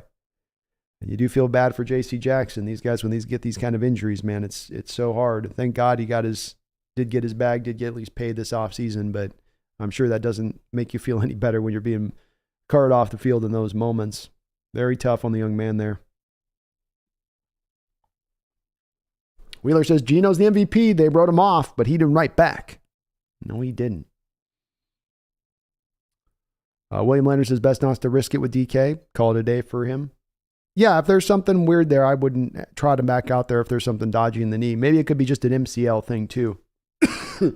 And Myers is going to come up now for the extra point kick here to make this a 24-14 game, potentially. The kick is up, and Myers hits it good. So 24-14 Seahawks, 1:40 to go. The Chargers do have 2 timeouts remaining, as they do lose a timeout on that injury with Tariq Woolen. So we'll see how that goes. Roland, I don't know why that extra point was so far back on that play. I'm not sure. Not sure. But yeah, William, it could be with the DK on it too. It could be an MCL thing where it's not the ACL. So the MCLs aren't great, but they do tend to recover, I think, within 4 to 6 weeks, whereas the ACLs, of course, are the big major ones. I think the MCLs will heal on their own, if I'm not mistaken. So if I was making a guess on DK, I would guess it's probably an MCL strain kind of thing that they have going on with him right now. Maybe I'm being presumptuous a little bit with that, but that's what it seems like. All right, 1:40 to go here. Seahawks are going to kick this ball off. Mumbles with a $5 donation to the channel. Thank you for the super chat, Mumbles. It says, just a huge blow to the Chargers if they lose J.C. Jackson. Samuel, I think. But I do feel for the Jackson. That's got to hurt. Yes. He had a hard start to this year, Mumbles, and it's got to be rough from their standpoint. They thought they were getting one of the better man cover corners in the game, and he's just not been that guy. So it's going to hurt them. I do think Asante Samuel's their best corner right now, and he's been their best corner this year so far, to my eyes. But can't help them. They're already a team with some injuries across the board at some key positions, and this isn't going to make it any easier or any better at this point. Thank you for all the donations, Mumbles. You're awesome, brother. All right, 1st and 10. Herbert back in shotgun. Finds Austin Eckler on a short little route for about 3 or 4 yards. Ryan Neal is quickly there to tackle him. 1:28 to go here in the second quarter. Clock continues to run. Herbert drops back to throw. Quick pressure. This is going to be a screen play out to Eckler. Well covered up by the Seahawks overall. Uchenna Nwosu able to track Eckler down for only a gain of about 6 yards. Clock does continue to go here. 1:11 to go on the clock. From about the 35-yard line, Herbert back in shotgun again, trying to get everybody set. Snaps off. Darrell Taylor just completely put down on the turf instantly there on the snap. That'll be a catch of 11 or 12 yards. Herbert moving them up the field here pretty fast. 52 seconds to go. 2 timeouts still in the back pocket. Come on, Seahawks. Let's not run the stop stuff. Like, run a blitz or something. Hurt. Again, dropping back to throw. Again, an easy completion for 12 yards. The Seattle Seahawks are just dropping. They're going to call us an incompletion. Herbert threw that a little bit low. Seahawks are just dropping into real soft coverages here. They're sort of trying to play the safe, seemingly, as opposed to staying up on these receivers right now. And Herbert is recognizing it and attacking it. 38 seconds to go. Seahawks up 24-14, 2nd and 10. Wouldn't mind seeing a blitz drawn up here a little bit just to try to get Herbert a little more uncomfortable here versus just trusting the front four to get in there. Herbert drops back out of shotgun. He's looking. That ball is going to be knocked down at the line of scrimmage. Poona Ford. Looks like Poona Ford was there on that play. Nice job. This will bring up 3rd down and 10. Poona doing a good job there. Boye Mafe also causing a little bit of pressure there. Poona just getting his arm up at the right time. Good job. Active hands. 3rd down and 10. Chargers on the 47-yard line in their own side of the field. Herbert back in shotgun. Seattle's going to bring a blitz now. Herbert's looking, and that ball is incomplete. This is why I harp so much at times on let's bring the blitz to Herbert there. Get him a little more uncomfortable. Don't let him sit back and just feel good and clean back there. You bring the blitz on where you need this route to have a little bit of time to develop. He's got to throw that a little bit prematurely because the blitz is coming. The pressure is coming. He can't wait that extra beat, that extra second for the route to really clear to the out route like it needs to there, causing the 4th down. Nice stop by the D. Big stop by the D. The Chargers go get points there. And what's going on now? False start on the Chargers. The Chargers get the ball back at the end of the second half. So getting a stop here, not allowing those points and them to basically be put in a position to potentially even take the lead if they score here. Very big by the defense there. Love that stop, especially as the Chargers were kind of driving there for a moment. Seahawks with 4 penalties for 45 yards. The Chargers are 4 penalties for 41, I think I saw. Seahawks are bringing it on that. The Seahawks were trying to block that kick. And DJ Dallas is just going to let this roll on into the out of bounds. So probably I would guess here Seahawks are just going to take a knee. They don't have any timeouts. Tanner Muse coming up limping a little bit after that play. I'm guessing, Tanner Muse just missed getting a block there. What a great job on his part of being able to get to the position of making the block. Just missed it. But he was also able to stay out of the way of not running into the kicker there. And he came close. He knows he almost had it. Insult to injury again, like we saw with J.C. Jackson there, where you come close and then you kind of hurt yourself a little bit too on top of it. Geno Smith will indeed go ahead and take a knee here to finish off this second half. But the Seattle Seahawks will finish this second half, for a lot of it without a DK Metcalf, still coming out the other end of this up 24-14. So a wonderful first half for your Hawks as far as all things being considered. You're on the road against a Charger team that's 4-2, tough team. And right now, you're holding it up. You're holding it down. We saw it again too. Momentum swings back and forth a little bit in that half. That's football. You got to roll with those punches sometimes when you're on the other end of that momentum and try to kind of twist it back into your direction of things, which was nice to see. That first half, Geno Smith played just some wonderful football. Let's give this guy some credit first and foremost. Geno Smith comes out 12 of 17, 159 yards, 2 touchdowns, 1 interception. The interception occurred on a play that could have very easily have been called a pass interference if it was really being called by the letter of the law, which they didn't on that play for whatever reason. But he has been playing outside of that pretty much flawless football throughout the course of this game. I would be very hard to pick apart anything else that he's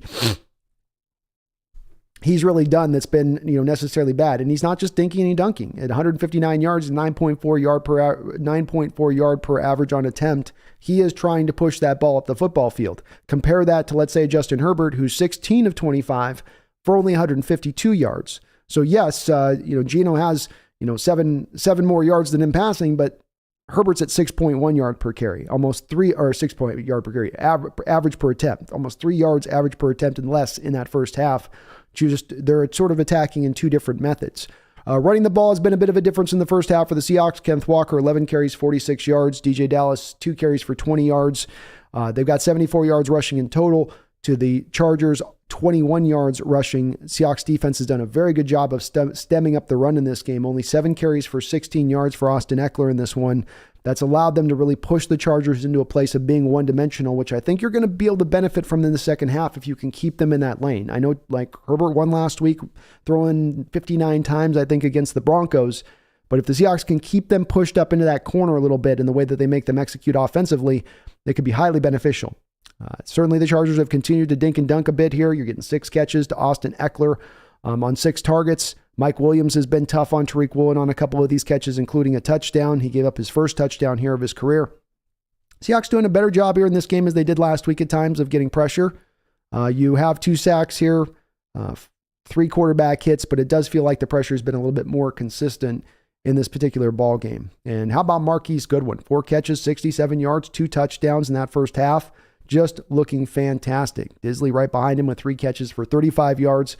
A couple guys whose names you don't normally look at or see on that stat sheet is leading the way for your receiving core, but they're doing so today, and it's great to see as DK Metcalf did go down that first half with some kind of injury to some degree. We'll see where it ends up landing.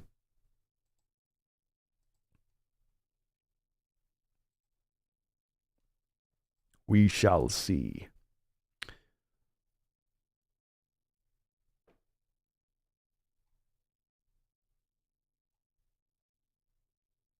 Big Country says the postseason's looking like a good possibility right now. Well, if you can win this kind of game, I think that this gives you a lot more confidence to thinking the postseason is truly a possibility.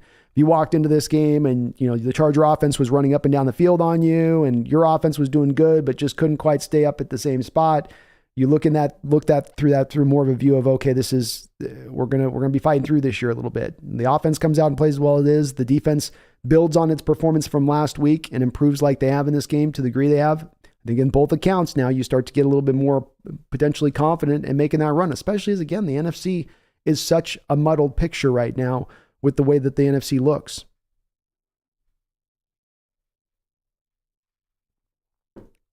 It looks like they're showing some highlights here from the Jets. I guess they're going to show Breece Hall going down here maybe.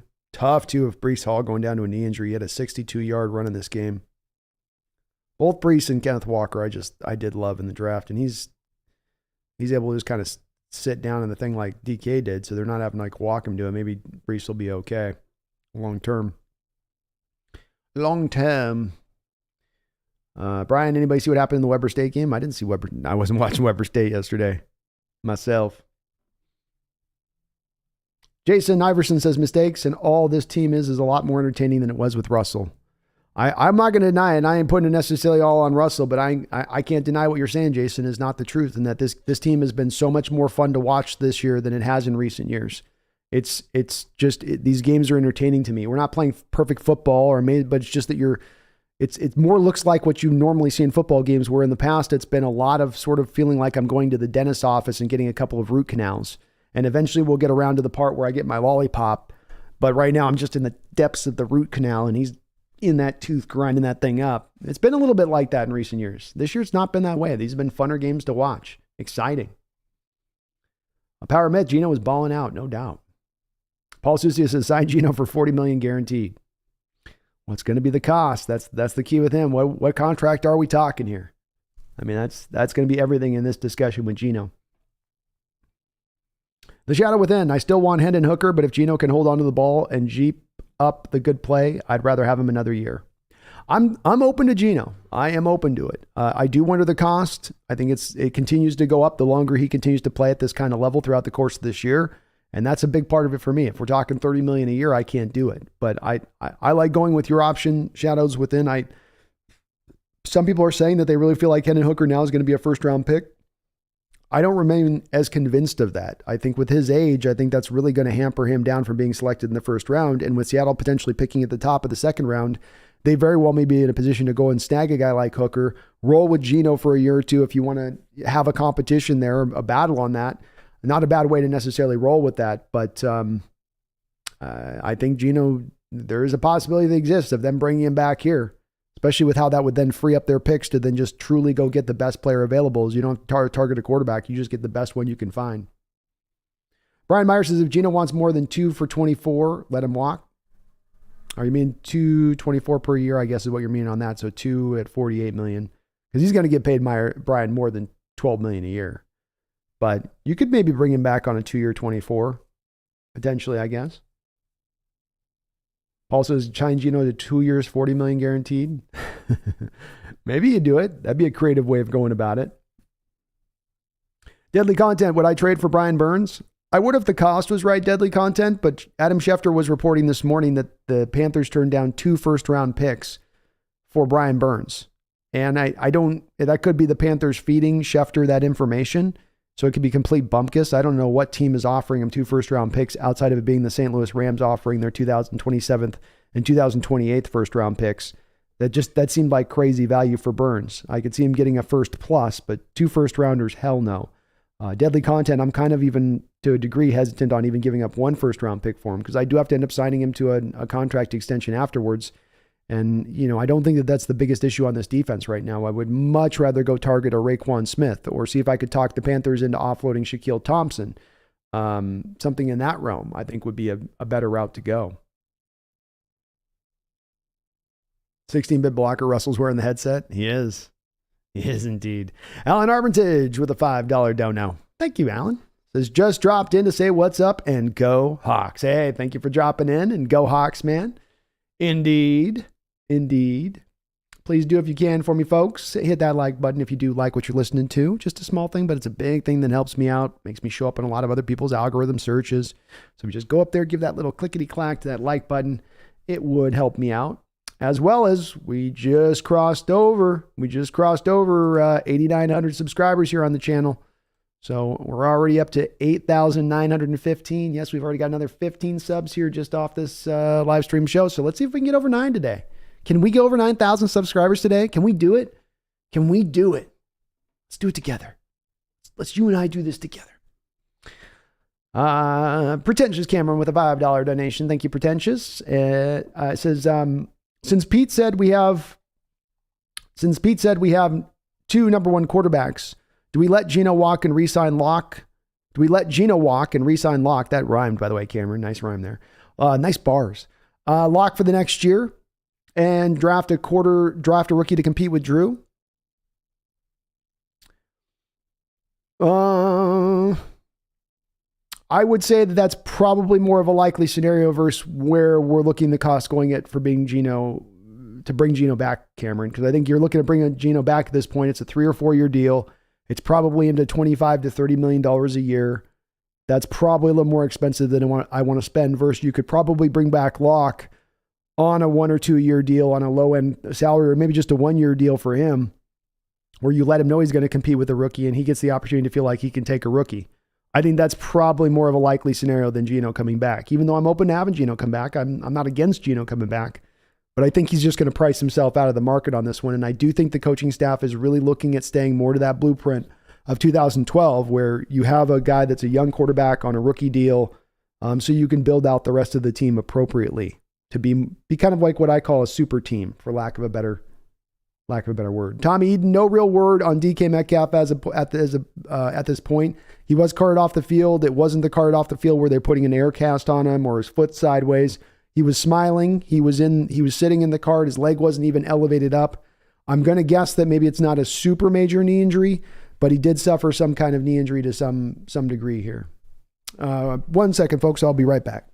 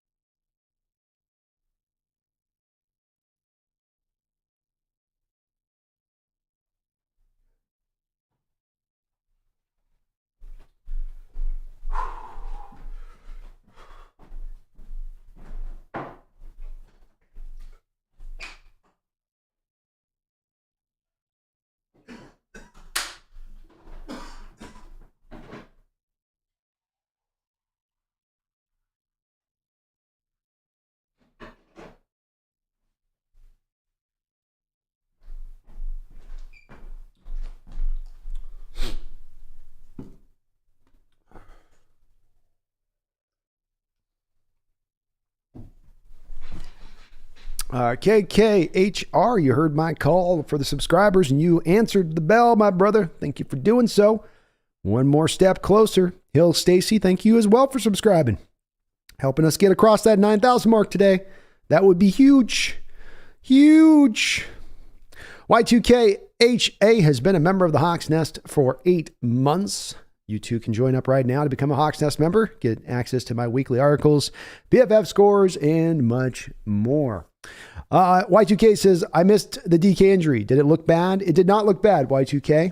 I would actually argue the opposite end of that scale, in which it didn't look as serious. If you could say a guy being carted off didn't look super serious, like many of us thought he was just having to go take another dump because it was kind of so low key about it. Whereas, guys usually are very crestfallen and, they're very down when they have these kind of injuries when they're really, really serious and they can sense it in that moment. So he seemed to be okay, but we'll probably be getting more information on this here even over the course of this game to just right after the game. I imagine we'll get a good update on it.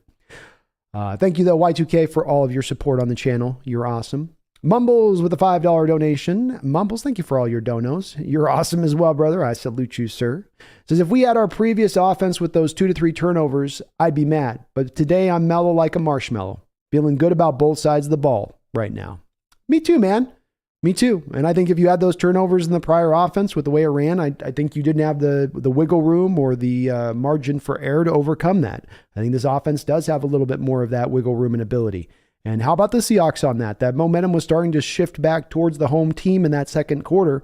Chargers were feeling it. Chargers were getting into a little bit of a mode there, right? And you could feel the Seahawks starting to scuffle a little bit. How about that ability to kind of turn that around there? Recapture that. It's kind of an easier said than done kind of thing there. Fat Cat Photo, you have also answered the bell, answered that call for some more subscribers to come aboard here and get us up over that 9,000 mark. Fantastic of you to do so. Thank you. Welcome aboard. We're rounding right around through this 8,900 mark. We're going to be 9,000 by this evening. Believe it. Believe it. Mark Sanchez with a $5 dono. Thank you, Mark. I appreciate you. Says, hey, Brando, DK's knee isn't serious. Believe it to be a light sprain. Thank God. Thank the Lord above. And that's good to hear, Mark. That's what I was thinking too with it, the way he was going off the field like that. Those players are very usually in touch with their body. Somebody's gonna burn me in the chat for that one. But they're very cognizant of their own bodies as far as, when they're injured and when they're really badly injured or where you're just you're dinged a little bit. So good to see that, it's not hopefully something super serious. Thank you for the update on that. And that's good to hear. We need DK this year. We need him into the future. I don't want him with any torn ACLs or anything like that. So, best to just rest him if it's a light sprain here, and let's roll with what we got today. But thanks for the update, Mark. But mostly thank you for the donation as well. All right, so the kickoff is here now to the Chargers. Oh.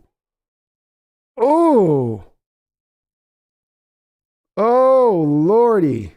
Okay. Nick Bellore, I think, just concussed himself bad. He came flying up and threw his body at the knee, right at the thigh knee area of the returner. The returner completely, he hit him hard. That was a violent collision there. And they're checking on Bellore's neck. Boy, you're worried about here with Nick. God, you hate to see that. It was a great hit on his part. The running back got hit so hard he fumbled the ball. It looked like he was on the ground by that point. Goodness gracious.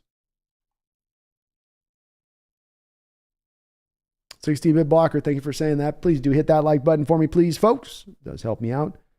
J. Rose is so glad DK's injury is not serious. Me too. Yeah, Bellore looked like he got himself knocked out. He came up and he just threw himself at the ball carrier's leg and going, that's head first you're going. And he was going with force. He wasn't going just to bring him down. He was going to really chop him in two there a little bit. And he got both the players got the worst of it, honestly, on that one. It's a brutal game, man. That's right, Half Daddy. It's a brutal, brutal game.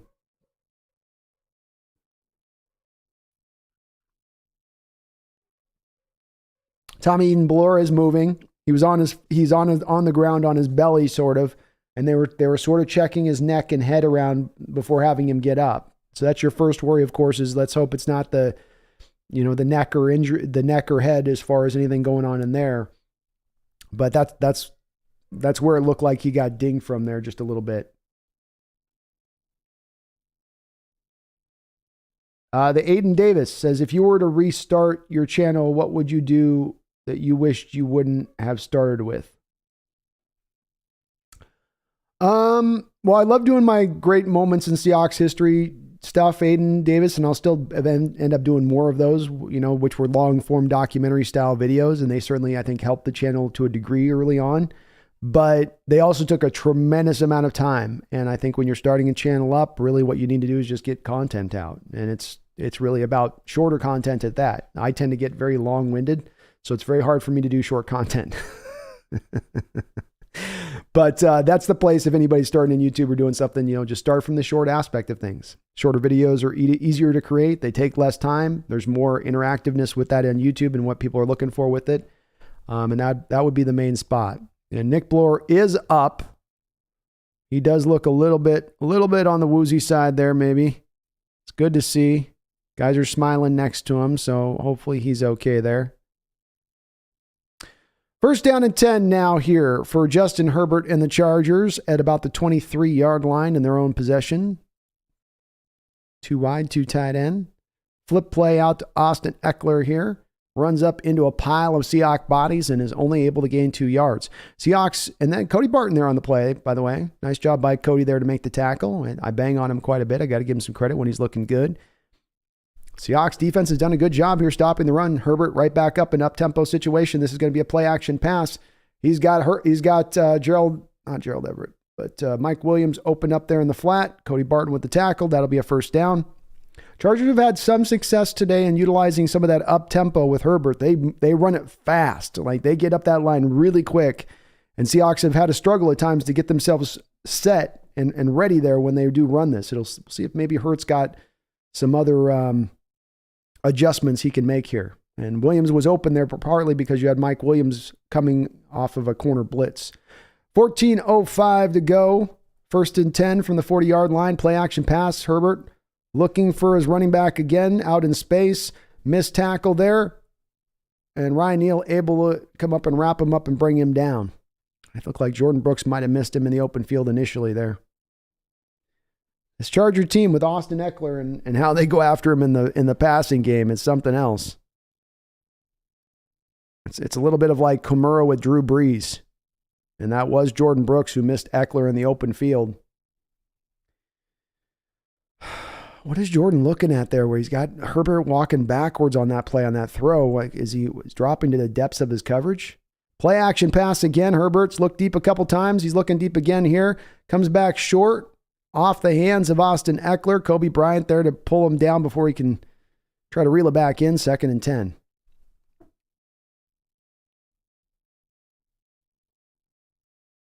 They were looking for Mike Williams deep there. Mike Jackson Jr. Had it all covered up. They had another safety over the top.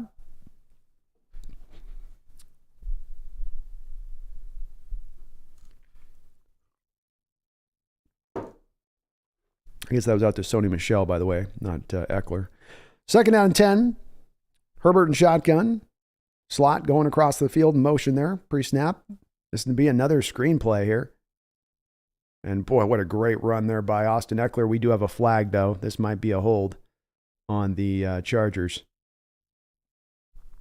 Nifty little run there by Eckler.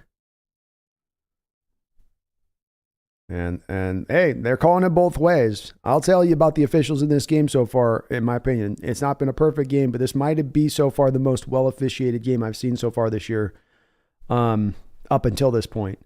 They called that pass interference on Eskridge earlier. That was legitimate. This is legitimate. You can't come up and block a guy 7-8 yards down the field as that slot route receiver there, as he was doing on Tariq Woolen. And that's got to be called. Very good call by the officials, and good job on their part. Keep an eye open for it.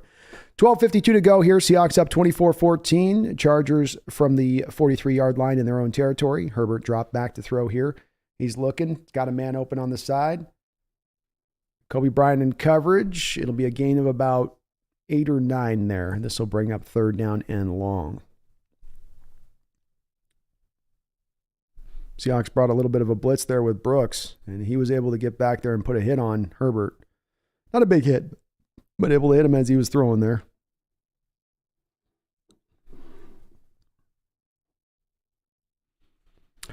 Ruth, thank you for subscribing, Ruth. Welcome aboard, and thank you for answering the call today, the Hawks Nest. Herbert dropping back to throw, 3rd down. Pressure coming. Herbert getting out of it. Oh, my goodness. A lot of action going on there. So Herbert did a very good job of being able to fight out through some of those tackles there. He was under a lot of pressure. Uchenna Owusu, first guy back there, had his hands wrapped around Herbert's shoulders, slides right off the top of him. Darrell Taylor has his hands off, slides off. Uchenna gets his hands on him again. Finally, it looks like Shelby Harris just gives him a nice smack to the chops. Ooh, an uncalled face mask on the Seahawks there on Herbert. You can only really see it in slow motion, so understandable maybe why the refs didn't see it live. I didn't see it live, but on replay, they definitely, Uchenna, as he's coming over the top of his shoulder pads, definitely gets his hand there on the face mask. Ruth, though, thank you so much for subscribing again. If you have not subscribed to Hawks Nest, please do get subscribed. We are on the march, the roll here to 10,000 subscribers. So if you can jump aboard, I would really appreciate it. Barry Soy Toro with a $5 donation says, if the Hawks want to make the season matter, they have to trade for a Barton replacement. Hawks can still get to 11 wins. Well, thank you for the donation, Barry. 11 wins would be tough. But if you were to upgrade the Barton position on this field, I think that could help you out to get in that direction a little bit. I have to wonder, what are the Bears wanting for Roquan Smith at this point? He's due to be a free agent after this year. Are they really going to want to franchise tag him, considering where their team is at, considering how far they are from still being a contending team? I don't think so. That should open the door for a trade deadline deal to be made for one Roquan. Hopefully Seattle is in the territory to do this, Barry, and consider it. He is, to me, I think Barton's been better with PFF over the last couple of weeks. They've limited a little bit more of his snaps, but that does seem to be a position that you could potentially really help yourself out with going forward as a replacement, not to mention that he would be a guy you could also consider for signing to a contract extension after this year. It wouldn't simply be just a rent-a-player kind of situation. DJW, you have also answered my call. I made the call to the wilderness. I said, my Seahawks people, my people, please come and subscribe, and you have done so. So thank you, DJW, for subscribing to the channel. I really do appreciate it. We are marching along today with the subs. So let's see. Let's get a tracker here. We are at 8,930. 15 more subscribers since I last talked to you guys about it. A mere 70 away. Let's go. Let's go from 9,000. Mumbles, thank you for becoming a member, my man. Appreciate you.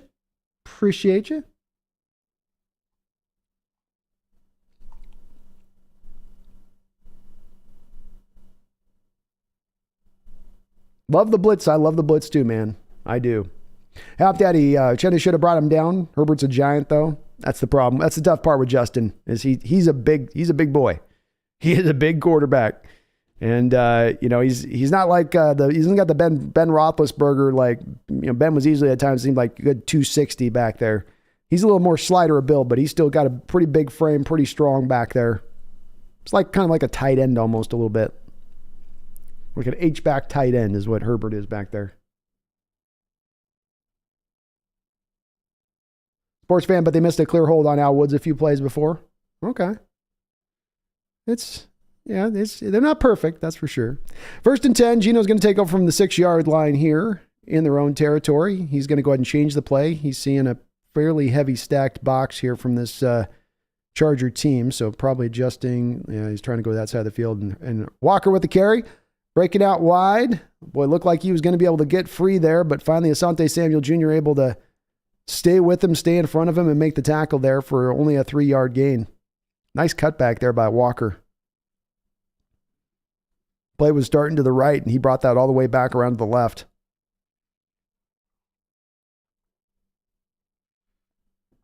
Second down and 7.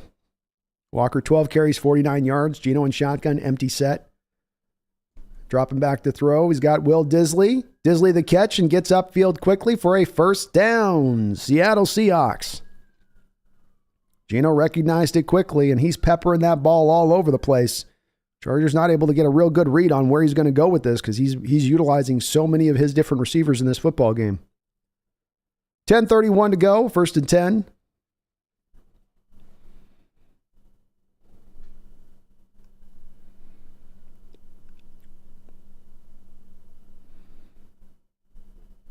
Geno back under center.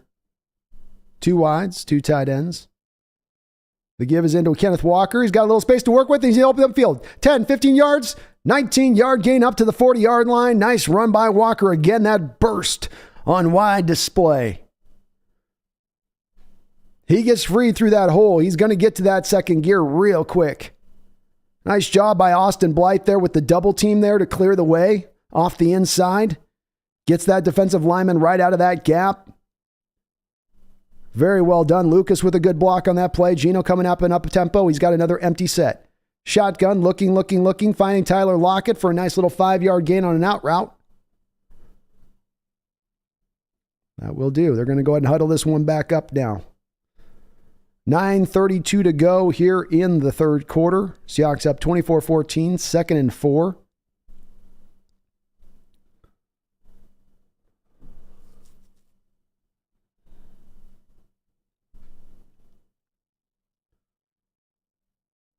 Geno back under center here. Two receivers, 2 tight ends to one side of the field. Looks like a strong side run here. Now let's give the Walker weak side. He takes it right off that weak side on a little outside zone run. Again, Austin Blythe clearing the way out front for him. First down, Seahawks.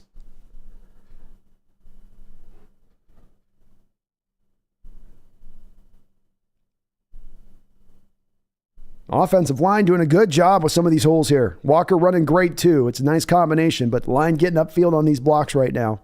If I'm Waldron, I'm feeling that a little bit. 1st and 10 from the Charger 47-yard line. Geno back under center here. Again, 2 tight ends. Again, the pitch play here to Walker. I still love it. It's a 2-yard gain here, but I love this pitch play on Walker. What is going on with Khalil Mack? Khalil Mack's like losing his mind here. Chill out, dude. Chill out. Like, he's attacking everybody here. Like, what? Steroids are a hell of a drug. Holy mackerel. Khalil Mack was ready to fight everybody there for a second.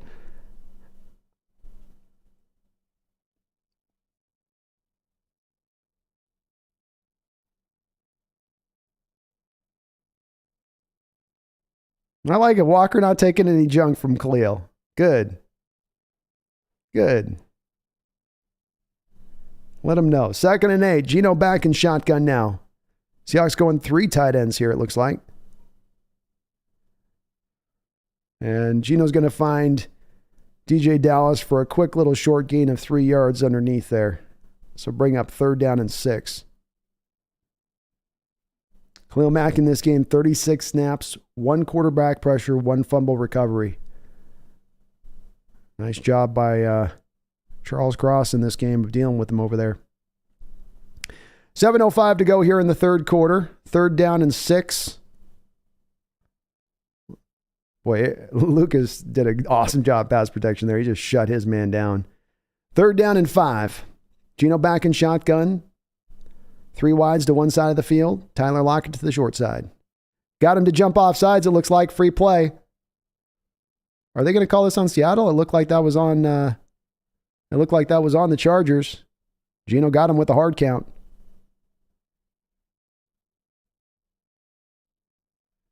Oh, they're calling it on Seattle. Wow. All right, let's see this one. That looked like a clean jump.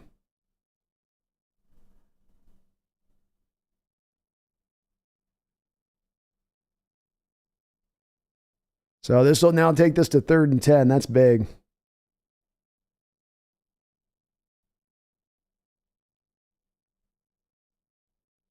That was indeed offsides on the Chargers, by the way. That was not on the Seattle Seahawks. That's a horrible call. That's a horrible call on the Chargers there. That's on them. I don't know who the officials saw that they had jumping early on that or anything, but that was horrible call. The Seahawks linemen are letting the officials know about it too. That was just dumb as hell.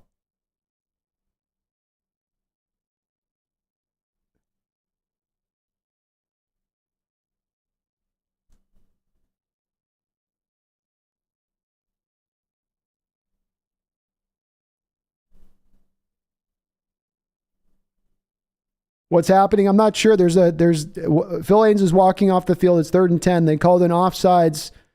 They called a false start by the Seahawks. Austin Blythe is still shaking his head about it on the football field. Phil Haynes is being walked off the field.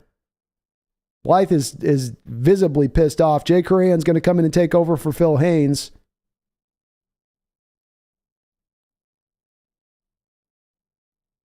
And again, I don't know what the officials saw on that with Blythe to call. If they're calling him on a fake snap, it's just a BS call.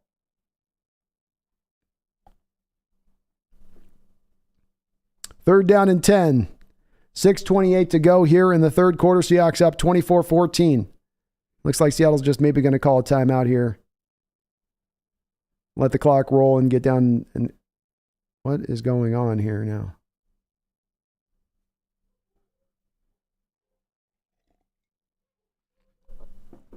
Things are getting a little confusing here now.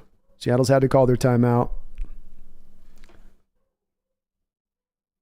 Michael Bell says 438 watching, only 72 likes. It takes 1 freaking second to hit that like button. Come on, folks. Thank you, Mike, for reminding that. Look, I know it's something for me to ask you guys to do, but if you are watching this, do please, if you can, hit that like button. It really does help this channel out. We're on the march, the road here to really grow, and that's one of the things that helps the growth is you guys hitting that like button.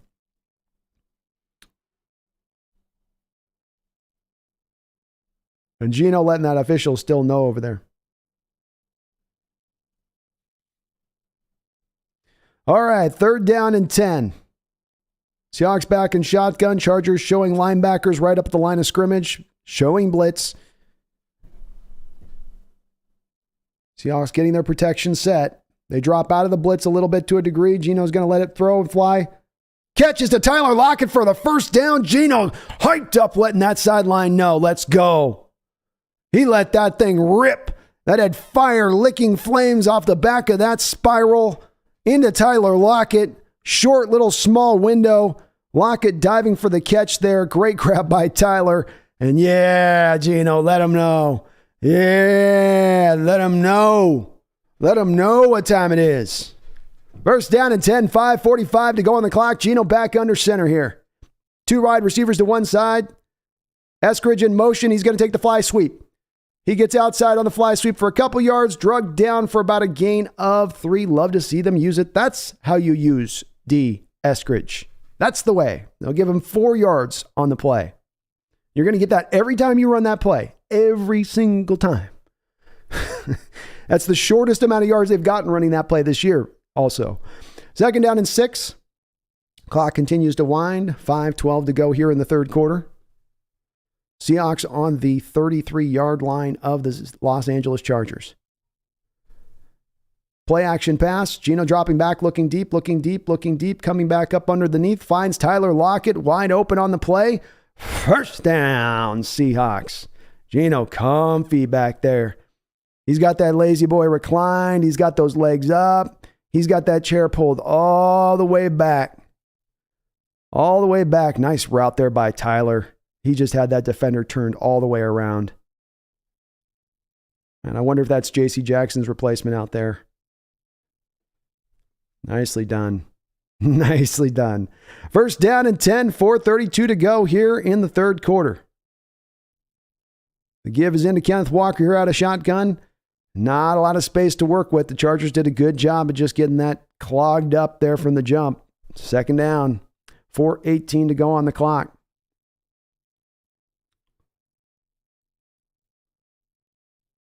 Geno and company coming back out now here. 2nd and 12, a loss of 2 on that play. Geno's got an empty set here. Chargers are showing a blitz. He doesn't have a lot of guys to block this up if they bring that blitz. Geno getting it set, getting it prepared. Good job, Geno. You've got time on the clock to do this. He's really making sure he's got his protection set. He's letting the guys know. Excellent job of communication on this particular play. Here's the snap. Geno stopping back. Oh, Geno had Noah Fant, the ball in his hands. Noah Fant could not bring it in on the play. A very good throw there by Geno. Just Noah could not bring the ball in. Shades of a little bit of that DK play of earlier where it's right there. We do have offsides on the play on the Chargers. So that will be a repeat of second down. Geno with not just another dime, another dot. Just putting it right on the spot there where his guy can get it. And that Noah's got to make that catch. I mean, again, the Chargers going low on Geno Smith that's Tillery for the second time in this game going low on Geno Smith.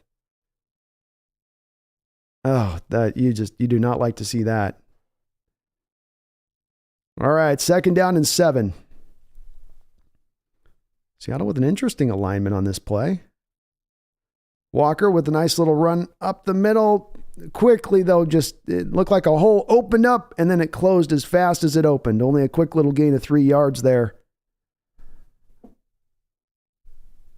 Nice job by the Chargers there to close that thing up. Very well-designed play there. The Seahawks brought a wide receiver just behind the offensive lineman there pre-snap as sort of a lead blocker.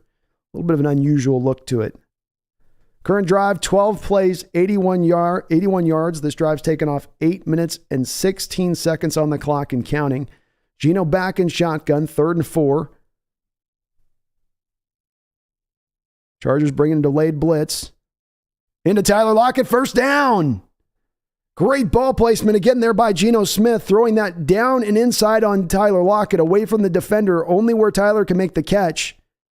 Excellent ball placement, and that's how you beat the blitz. Get the ball out of your hands before the blitz can arrive, especially a delayed blitz where the linebacker's coming late like that. Fantastic job. First down and goal. Geno back under center here. Play action. He's going to throw this one deep. Oh, my God. Oh, my God, that was almost picked if Callahan could catch. If Callahan can catch in this game, he has 2 interceptions. Geno just looked like he was throwing that ball a little bit away. There was no defender back there. Callahan stayed with the ball and looked like he had that timed for an interception in the back of the end zone. If he makes this catch, let's see. Yeah, he might if he can make that catch. That might be an interception there. I don't know what Geno saw necessarily other than, Geno thought Goodwin was going to go to the back of the end zone there, I think.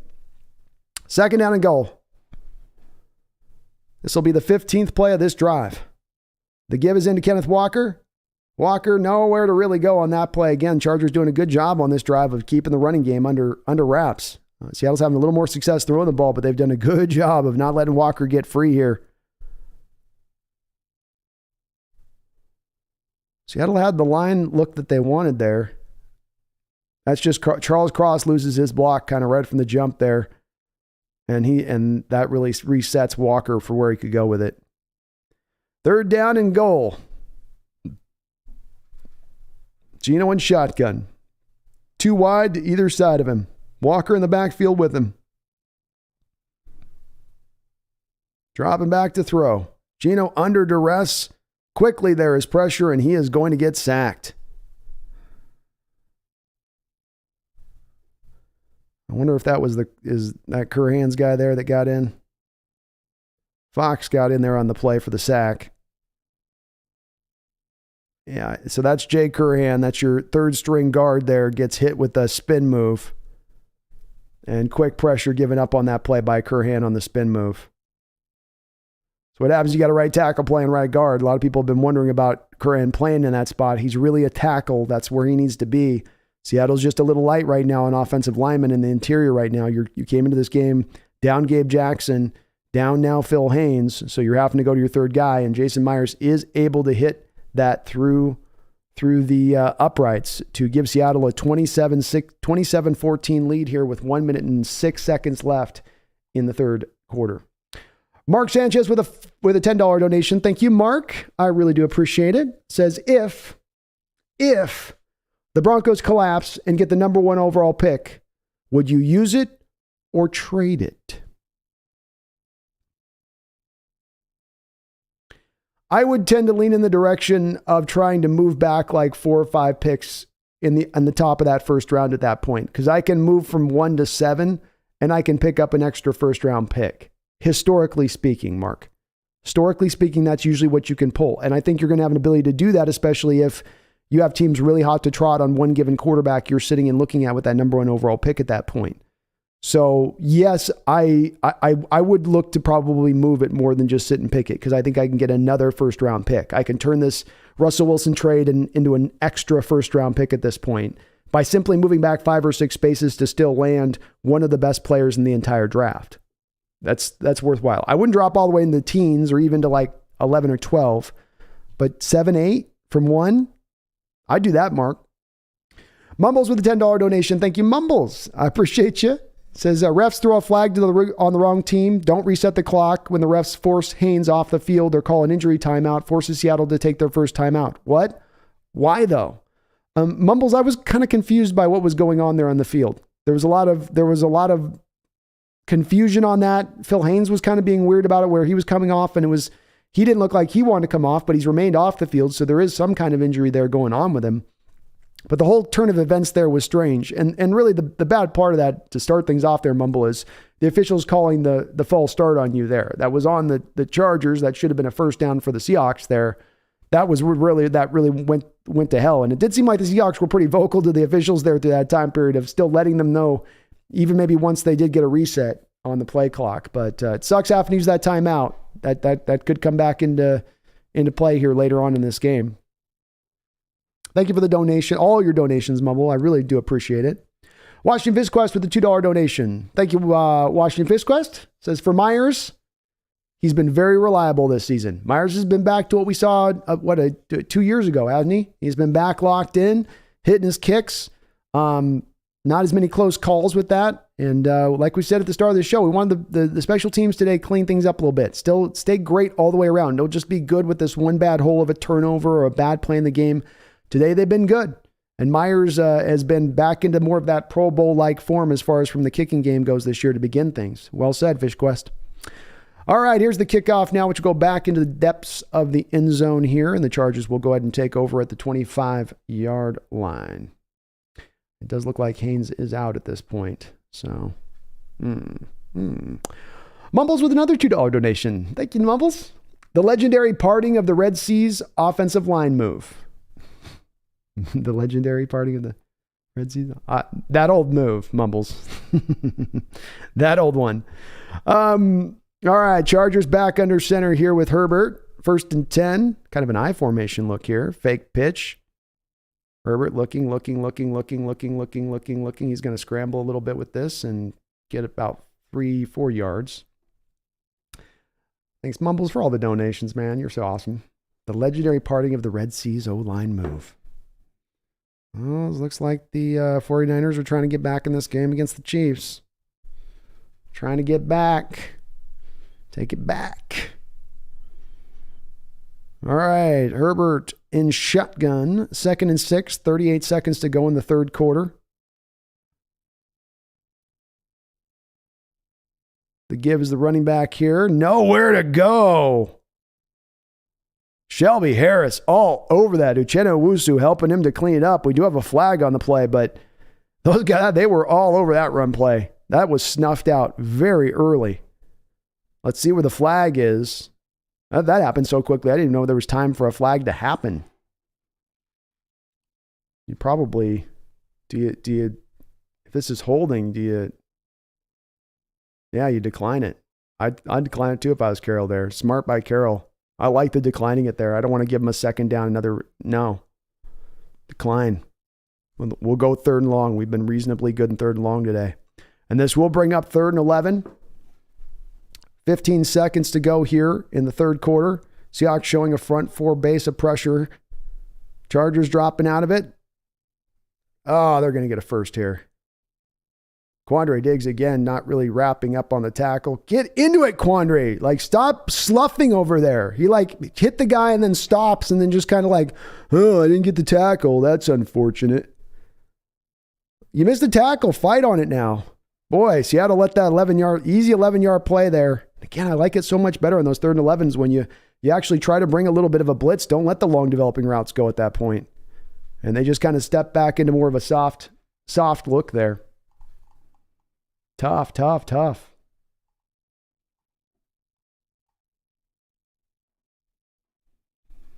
Gene D says, HawksNest Diggs is playing soft. I don't like that. You miss a tackle and then you just come to a stop and you go, you pat your hands and you're like, and the play's still going and he looks at it and then you can see that there's a gear in Diggs going, oh, the play's still live. I should probably run over there and try to help him.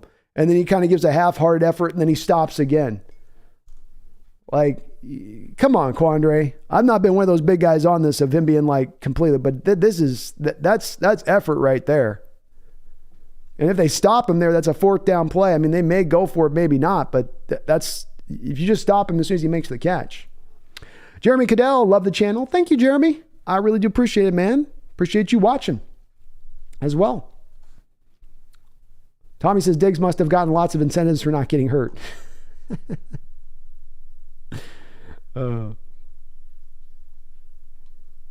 Yeah, he does look out of it, man. He's just not engaged as much as this year as I've seen him in the past, where he's had a little bit more of that a dogged mentality to him in the way he comes about it. He's never been an amazing tackler, so I'm not expecting him to become good at something that he wasn't necessarily his biggest strength to begin with. But there are a growing number of moments this season with Quandre where you're like, bud, come on.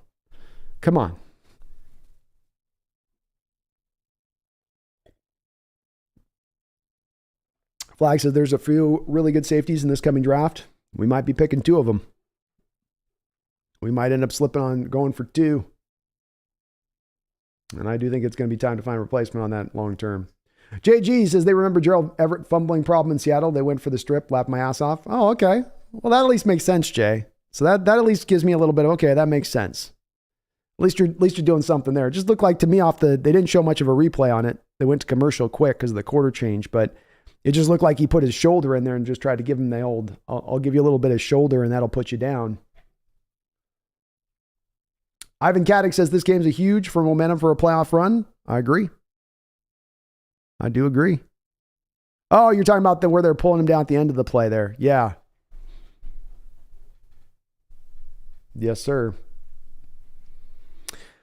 Okay, so we're going to go up into the 4th quarter now here. Chargers at the 50-yard line. Quick little throw. Nice job by Michael Jackson Jr.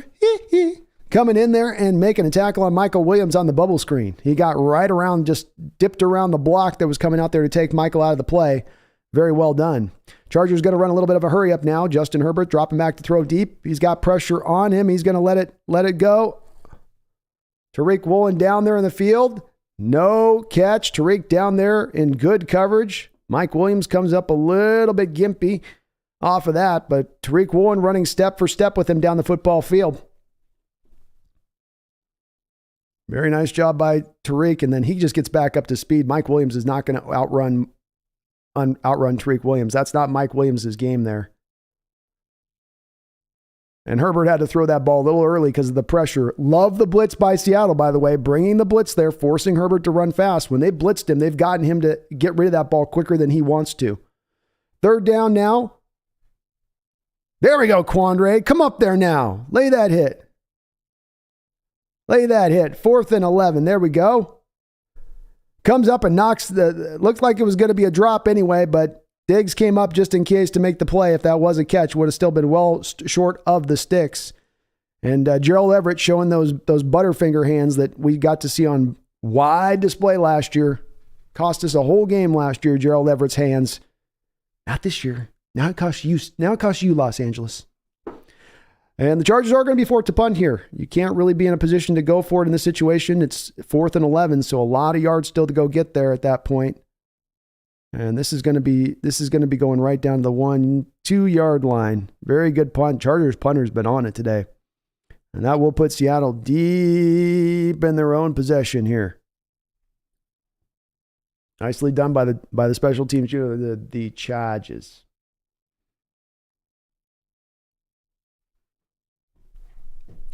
Big Country says, I'm feeling a 9-8 season if we win this game. Maybe even 10-7. Ooh, you're feeling dangerous. Are you feeling dangerous, Big Country?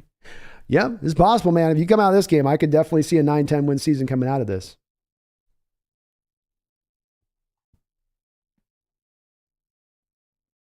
Simple 1970 says, there is the Seattle Gerald Everett that we've come to know and love. That's it. Jeremy Cadell, thank you for the $2 donation, Jeremy. And again, too, thank you for your kind comments on the channel. Appreciate you, my man. I do. Randall with a $2 donation. Thank you, Randall. Says homemade chili, cornbread, Hawks Nest, digging on it. Oh, you know it. Oh, as Hawks Nest digging on it. Yeah, I'll do chili. Cornbread, I'm gonna take it or leave it guy when it comes to cornbread, Randall. You know, it's kind of flavorless, sometimes to me, flavorless bread. But the chili with some chili cheese Fritos, you know, give me something like that for my chili. But I'd eat it. That's for sure, Randall. Thank you for the dono. Garth Knight with a $5 dono. What's up, Garth? It's good to see you, man. And thank you for the donation. Says the Orange Cat working the magic. The holding on the center call on that last drive, though. Yikes. Yeah, that was a big yikes. I was just giving the officials some credit in this game, Garth, for being one of the more cleanly officiated games I've seen this year. And they've gone a little sideways since I did that. Maybe I jinxed them by saying it a little bit too prematurely on that one. Just a little bit premature. Half Daddy says, that's the Everett and Diggs we know. Tommy says, maybe Brooks yelled at Diggs again and he finally agreed to play. Gerard Coder says, we move Bryant to free safety and draft Bridges from Washington next year. Ooh. Maybe. I think they like Bryant at corner, be it either slot or on the outside. But I guess it's possible. Guys have done that in the past.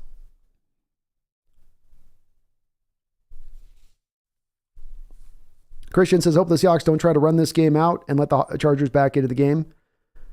Emma says, tons of Frito scoops on chili. See, that's it right there, Emma. You nailed it. That's the combination right there for good chili. All right, Seahawks in their own almost end zone here to start this thing off. 14:20 to go in the fourth quarter. 1st and 10, Geno under center. The give is going to be to Walker, and Walker is going to have a safety caused. Jesus. Sebastian Joseph Day, the old Ram that used to give us a good share of troubles in the run game, and his time there gives you troubles here as the Seahawks running game has been brought to a dead halt in this half. Walker having some real good success early on this game, but the holes have just not opened up here. And this is, oh my goodness, was that Blythe just completely whiffed on his block? Somebody missed on Day. Day got off the line of scrimmage Austin Blythe ends up on his stomach. Sebastian J, you can't miss your block there in that moment. That's a Blythe whiffing at the worst time. You've got to make sure that you're at least getting heads up on the guy. You may not get a lot of drive or push up the field there when you're operating like that, as opposed to really firing forward. But he fired forward, and Sebastian Day took advantage of that. Golly, just when we seem like we got this game in hand. And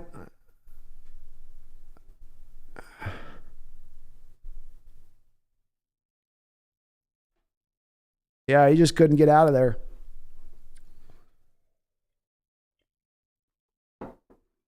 Not Walker's fault. Blythe can't whiff on the block in that space. Yeah, the Charger punter got that one. That was that great punt. And this is again too where somebody's mentioned about the punt returner and DJ Dallas. Dallas has let 2 balls now fall at times in this game where he should have caught him. And that's him not looking very comfortable out there in that role of it. And the Seahawks just don't have a kick punt returner they feel good about. Dixon's going to kick this one up to the 20-yard line. This will be brought back now up to the 28-yard line. So the Chargers will come back out onto the football field with 14:11 to go. Snail with a $2 donation says Jets are up 16-9. That draft pick is looking spicy. And indeed, the Jets are up 16-9. Denver does have the ball. They're on the Jets' 43-yard line with 3:41 to go in the fourth quarter of that particular game. Justin Herbert in this game is in shotgun here with trips to the far side of the field. 1st and 10. Dropping back to throw. He's looking. He's going to run with this ball. Goes out of bounds there after a gain of about 3 or 4. Thank you, Snail, for the $2 donation. Let's hopefully the Jets can hold it down. 2nd and 6.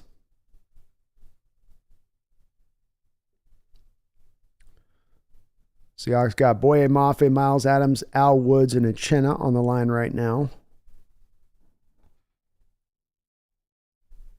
Cover 2 look on the backside of it. 2nd and 6. Herbert and shotgun. Looking. Ball's hit up into the air. It's caught there by Herbert. He catches the ball. Uchenna then tackles him. It's human nature there to catch that ball, but it did cause there about a loss of 5 or 6 as the ball's batted back down into Herbert's face.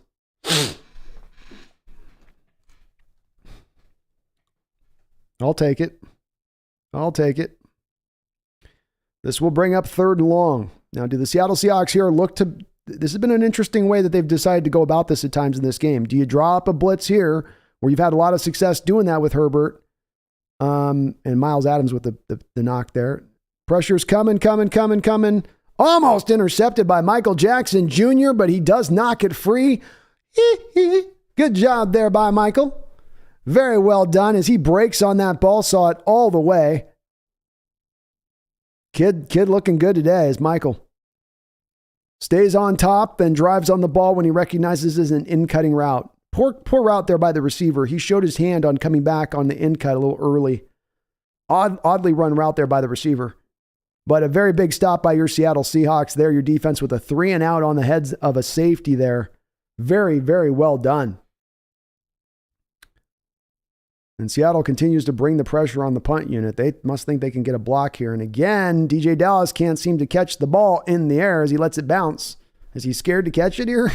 Or just he can't read it off the foot? It's a short punt on this one. So Seattle be in a lot better position than they were in the last one. Mumbles with the $2 donation says, I'll take a good center next year, please. Yeah, me too, Mumbles. Right in the 2nd round there, get the best or the 2nd best center out of this draft, and let's just call it a day next year. That sound good to you? I'd be happy to do it. We've had so many problems with center here over the years since Max Unger's left. Let's just go get a solid guy and make it happen.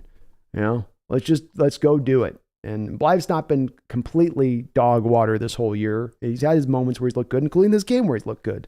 But they could certainly stand to upgrade that position, and it would help this offense out. Mikey's Iron Range. Thank you for subscribing, Mikey's Iron Range. You're awesome for doing so. Let's do a little quick check, see if we're going to round out over 9,000 today. We're at 8,936 subscribers. So we're within 60 subs, getting over that 9,000 mark. If we can pull that off today, that would be awesome. Probably a little aggressive on my part, but you never know. You never know. Mikey, you're awesome. Mumbles, you're awesome as well for all the donations, man. Thank you so much. Daniel says that's a good name for him. Thriller Shadows. Thriller and Shadows. Tariq and Michael. I like it. Andrew Kim, you answered the call as well. I salute you, sir. You're a scholar and a gentleman. Thank you for subscribing to the channel, helping us get over that mark. I'm on the road for 10,000, so we're just clicking along here. We've had our best growth last 2 nights of any time in the history of this channel with that video we dropped in today. So we gained 350 subs in the last about 30 hours on the channel. So fantastic. Thank you so much, you guys. That does put a smile on my face.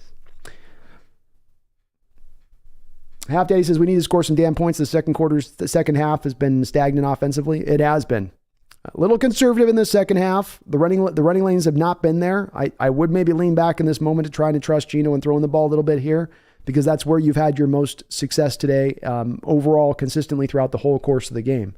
You're looking at Walker at this point, 19 carries, 77 yards, 4.1 yard per carry average. The Chargers are doing a good job of hemming that part up here as far as this game goes. I think Seattle would be good to try to see if they can take care of some things here.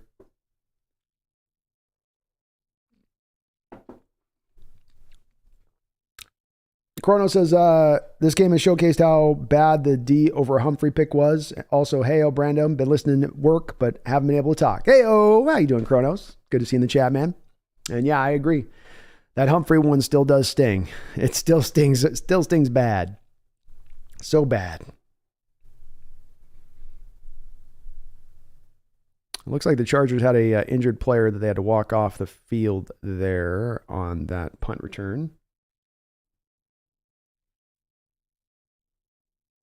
Miff Turtle, how do I feel about Tariq? How he's been playing so far? I think he's been playing another stellar game. Williams got some early catches on him. He gave up his first touchdown of his career in this game, and as of recent, he's been pretty solid and strong in what he's doing. 1st and 10, 12:47 to go. Seattle up 27-16. Geno back in pistol formation here. Setting up his protections. Looks like he sees something at the line of scrimmage that he's recognizing here now. Play action pass. We'll throw over to Tyler for a gain of about 1 yard.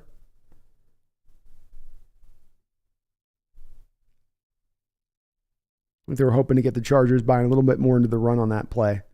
12:28 to go. Clock continues to wind. Lockett with 6 catches for 45 yards in this game after that catch. Geno 19-25 for 210. 2 touchdowns, 1 interception. 2nd and 9. Seahawks coming out with a heavy look. 3 tight end set, 1 wide receiver. They're paying close attention to what the Chargers are doing. The give's going to be into Kenneth Walker. Walker coming up the football field a little bit here. They're pushing him, and he gets himself a first down. How about that? The offensive lineman working in tandem to just put 2 solid hands in the back of Walker as he's being tackled, and then to push him forward towards the first down marker. And it's good old-fashioned football right there. They had him easily about 3 or 4 yards before the first down, seemingly wrapped up, and those linemen just kept pushing it forward. Wonderfully done. Abraham Lucas in there especially, just grinding that out. 11:28 to go, 1st and 10. Give is into Walker. Some early penetration. He slides off that penetration, bounce to the right, get back upfield for a decent little gain there, considering where that play started out from. It's where you get a difference maker at a running back position. If you're an average running back there, you're probably getting tackled right there in the backfield. Walker just subtly slides out of that first tackle, goes from being a -2, 3-yard gain to being a 3-yard gain. 6-yard difference on a play like that. It's one of those plays that you look at and you go, okay, when they tell you there's not a difference maker, a guy that's it's not always the 30, 40-yard runs. 2nd and 7, 10:52 to go on the clock. Walker goes out into motion. This is going to create an empty backfield here for Geno. Right about the 49 of the Chargers. Geno unleashes the ball, and Parkinson is whacked before the ball comes in by Derwin James, and Derwin James is going to get called for pass interference here. That's a no doubt about it on that one. Derwin James just broke on that ball way too early.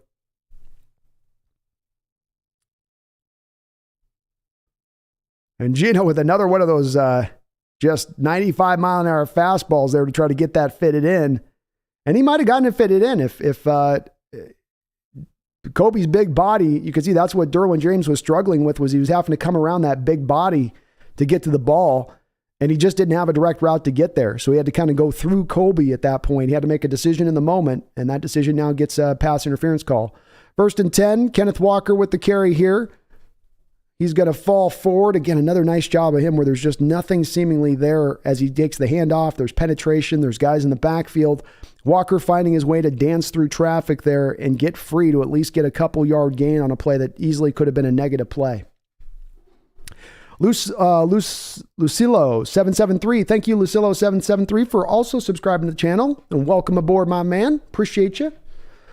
All right, 2nd and 8, 10-11 to go here in the fourth quarter. Geno in shotgun. 3 wide, 1 tight end.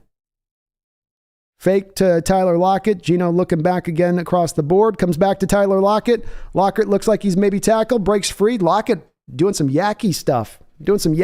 He can't get anywhere with it. It ends up being about a negative half-yard gain.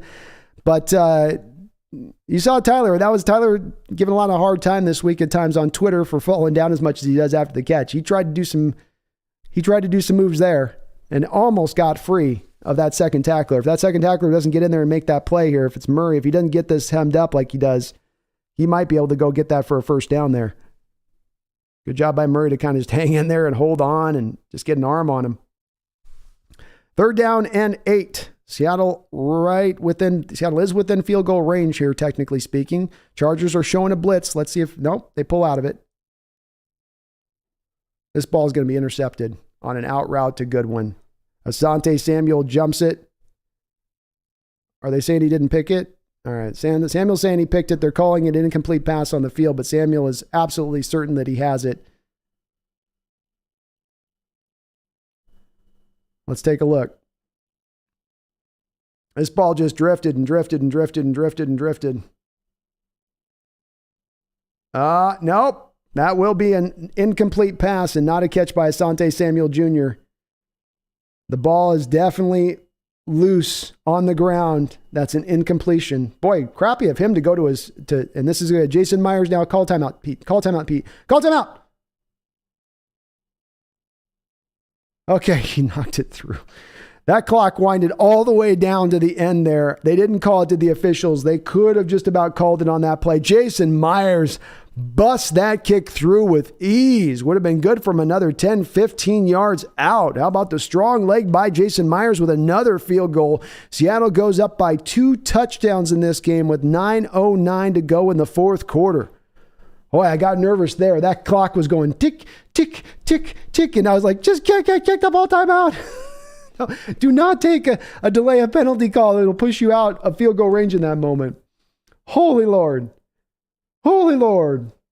I was worried there. And yeah, Geno's got to be careful in that moment. That wasn't the greatest of passes to make on that out route. Asante jumped it. He looked like his dad, Asante Sr. on that play. And special teams player of the week is right. I think Myers has got a good claim to it after this game if he's able to do what he's done in this one. That's Myers 3 of 3. He's hit a 50-yarder, got his extra points as well. Nicely done by the guy. I'll be right back, folks. 1 second, please.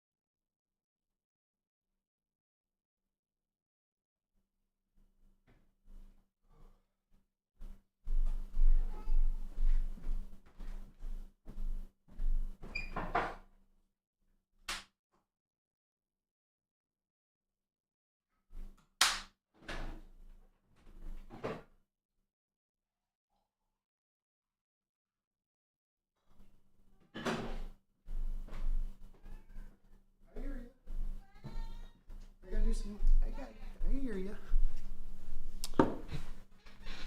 Alrighty. Garth Knight with a $5 dono. Thank you, Garth. Says, did we ever figure out if K9 was related to Kenny Skywalker or of New York Knick fame? I think I'd heard no on that one, Garth. I think I got a no with that one. I believe that's right.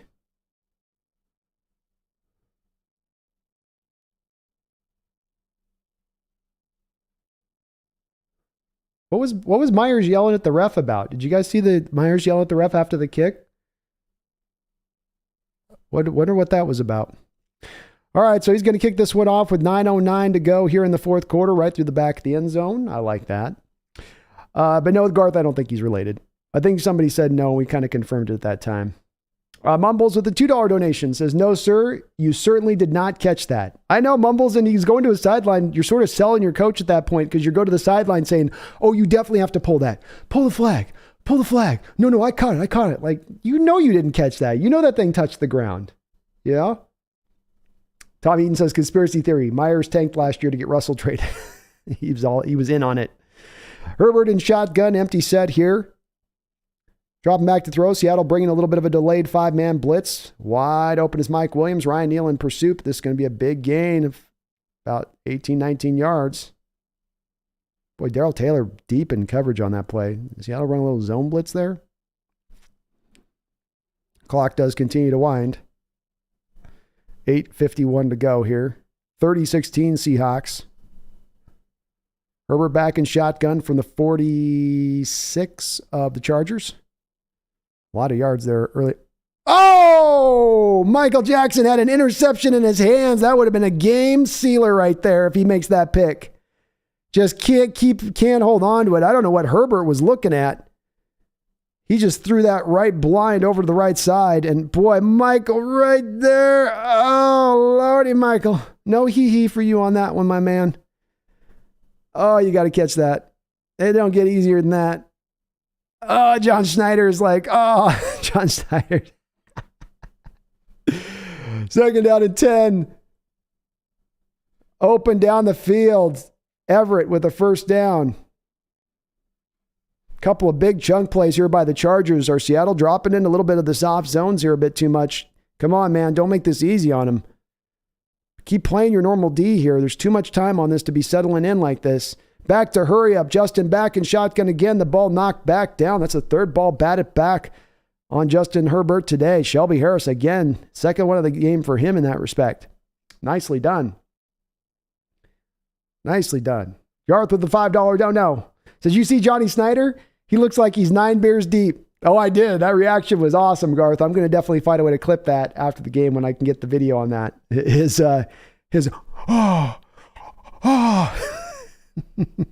I need that for the meme. I need that for the memes. All right, 2nd and 10. Herbert again in shotgun. Empty set once again here. He's got his man down for a 5-yard gain on a little in-cutting route. This will bring up 3rd down. Justin continues to move them through with up-tempo here. Probably 2-down territory for the Chargers. He's getting everybody kind of set. Looks like they're going to actually get into a little bit of a huddle here. 7:51 to go in the 4th quarter. Herbert 20 of 26 on throws under 10 yards. He's 4 of 14 with an interception on throws of 10 plus yards. 3rd down and 5. Justin looking, and he's going to be sacked.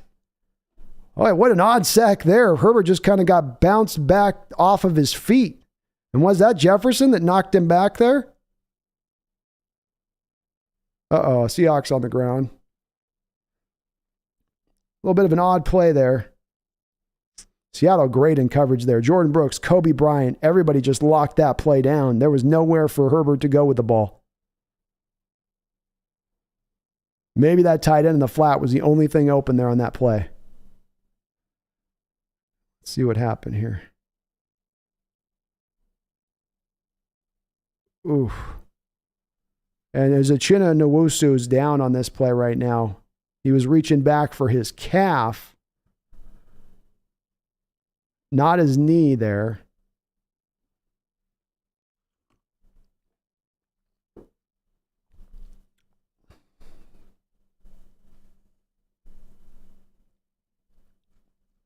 Click back, Fold. Thank you for subscribing. Click back. We are on the march to over 9,000 subs today. We're getting closer and closer with folks like yourself signing on up for the Hawks Nest. So welcome aboard, Click back, Fold. Thank you for joining the Hawks Nest family here. And we are moving forward on that, folks. Are we going to break 9 today? Can we break 9? I'm being aggressive. I'm being real aggressive with it. But let's see. We were at 8,936 last, about 8 minutes ago. We're at 8,945. We were 55 subs away from 9,000. Let's go. Thank you. Click back.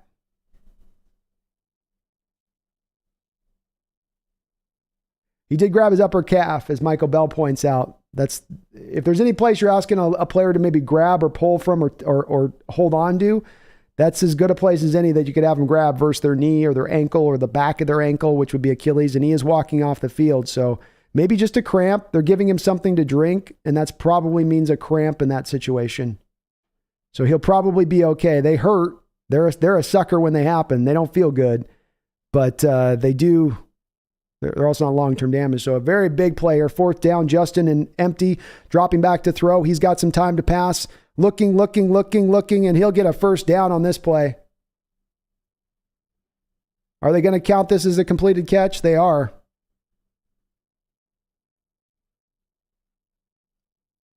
Seahawks are motioning that they believe the play should be blown dead. Mike Williams is hurt on the play after this. He's on the ground. There's a flag on the play too. It's on the Chargers. Why did we decline the flag? Why would we decline the flag? Chat, why are we declining the flag?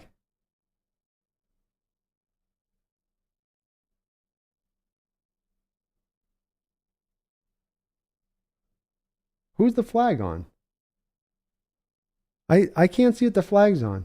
It doesn't change the possession because they're calling it an incomplete pass? Because the ref came in and he caught it, move with motion with his arms. Herbert's still out on the football field. They said it was short, I think. Short. God, it looked like he was past the sticks to me. He was short. Okay. Oh, yeah, I'll take it. Why? You say? Yeah. Oh, all right. Okay, I'm good. Let's go. Mumbles with a $2 donation to give us the best of news. That gift that keeps on giving. The Russell Wilson trade just gives a little bit more today. The Jets win 16-9 versus the Broncos. The Broncos now go 2-5, as Mumbles says. Let's go. Hey, are you guys okay with the first overall pick in the draft? I mean, are you guys okay with that? I mean, and then we'll get the first section, the second round too, because it's 2 picks. So you guys okay with that? Just want to make sure everybody's okay and we're on the, I mean, it's a little greedy. Are we being greedy at that point? I feel like I'm being greedy. I feel like I'm being a little greedy, but I'm going to take it. I'm going to take it if we can get it. I'm going to take it if we can get it. Megan says, I'm cool with it. There we go, Megan. And yeah, that does look like a brutal injury there to Mike Williams. Tough to see for a guy, I think, who's already had an ACL injury in his short career already. So he was short. Thank you, Chad, for helping me out on that. I did. It looked like I thought he got past the red line, but I just wasn't paying as close attention there. Dylan, I like your emojis. That was the blue line of scrimmage. Okay, my bad. They were that far behind the sticks. Okay. I guess they did have the sack on the previous play, and that does hurt the Chargers tremendously as far as their receiving position. Keenan Allen obviously not at 100% or even close to it. He's played sparingly over a couple of snaps in this game, and Mike Williams is definitely not coming back into this one. 1st and 10, Geno back under center, 7:08 to go on the clock. Pitch play out here to Kenneth Walker. Walker's got some space to work with here, and he's in the open field, and Kenneth Walker is down the football field, 40, 45, 30, 30, 25, 20. He is going to go free. Walker running wild against this Charger team for a touchdown. There are no flags. How about that burst on that play by Kenneth Walker? Getting to the 5th gear quick. Who hit the NOS button on that one? I need me a Fast and Furious meme. Come on, let's go. Let's go. He lives his life a quarter mile at a time. Kenneth Walker took the pitch. Took a little second to be like, I'm gonna give the defense a little bit of time to catch up here. That's a little bit too much space. Let me give him a couple steps. Hold on. He kind of just gave him a little, and then he clicked it and said, no, and now's go time. Hit that button. He told his passenger, hey, see that red button there over there next to the dash? Yeah, hit that for me if you could. The red button? Yeah, the red button. Touchdown Seahawks. Kenneth Walker is alive. And oh, do I love those outside runs. I've been hammering on it for years. First you get Disley, it looks like, with a great block. Parkinson down there with a great block. And then Kenneth Walker just outruns everybody. He is faster than you and your team. The Seattle Seahawks are going to shock the nation after this one today. Nobody saw this team coming. No DK today? No problem. We got the horses. And Pete jumping into the arms of Austin Blythe. Happy as can be, no doubt about it. Kenneth Walker loving life. He's been just nowhere to run this second half. The Chargers have done a very good job of cleaning up some of those big gaping holes that were there in the first half of this game. But you give that man a little bit of a crack. As Gale Sayers once said, you give me 18 inches of daylight, I'm going to make something happen. And Kenneth Walker just made something happen right there. It's why you've got to utilize the pitch and outside zone plays in this offense. Teams are going to get so concentrated when they play a Seahawks offense on stopping the inside run, stopping that inside zone. And you start attacking outside, they're going to sometimes have not as many guys on that edge to deal with your guy out there, especially a game breaker like Kenneth Walker is. How about that? How about that? 37-16 Seattle Seahawks. Hell yeah. We got some donos. I'm behind my donos. I'm celebrating too much here. Chargers are going to run the ball here off a first down for a gain of 12. 6:47 to go. Barry Sotoro with a $5 donation says, classic Pete defense. Start like crazy, then turn into a top 10 defense. I know. Classic Pete, right? We wondered, man, if it... Nice play there by Ryan Neal in coverage. He almost had himself an interception there. Another one today. But he's played a whale of a game as well as Ryan Neal in coverage and whatnot. But just drove over the top on that route. Herbert trying to hit something a little bit deeper down the field. And Ryan Neal saying, no, Gerald Everett. No, no, no, no, no. No candy for you. Knocks it out of his hands. Good job there by Ryan Neal. Thank you, Barry. And yeah, this would be classic Pete. It's one of the things that gave us some hope when the defense was going so bad is maybe they will round back into shape as they have in the last 2 years when they've started out so poorly. Second down and 10. Ball's going to be completed for another first down. Gain of 13, 14 yards. Defense can't get too soft here now. Chargers do have the full allotment of their timeouts. Still a long period of time to go here in this game. 6:16 to go here in this fourth quarter. Herbert back in hurry up in shotgun. 3 wide receivers. Seahawks defensive lines trying to get back there as they can. Kobe Bryant drives it up on the ball. First down. Are they going to call this helmet to helmet on Kobe? I think they're going to call this helmet to helmet on him.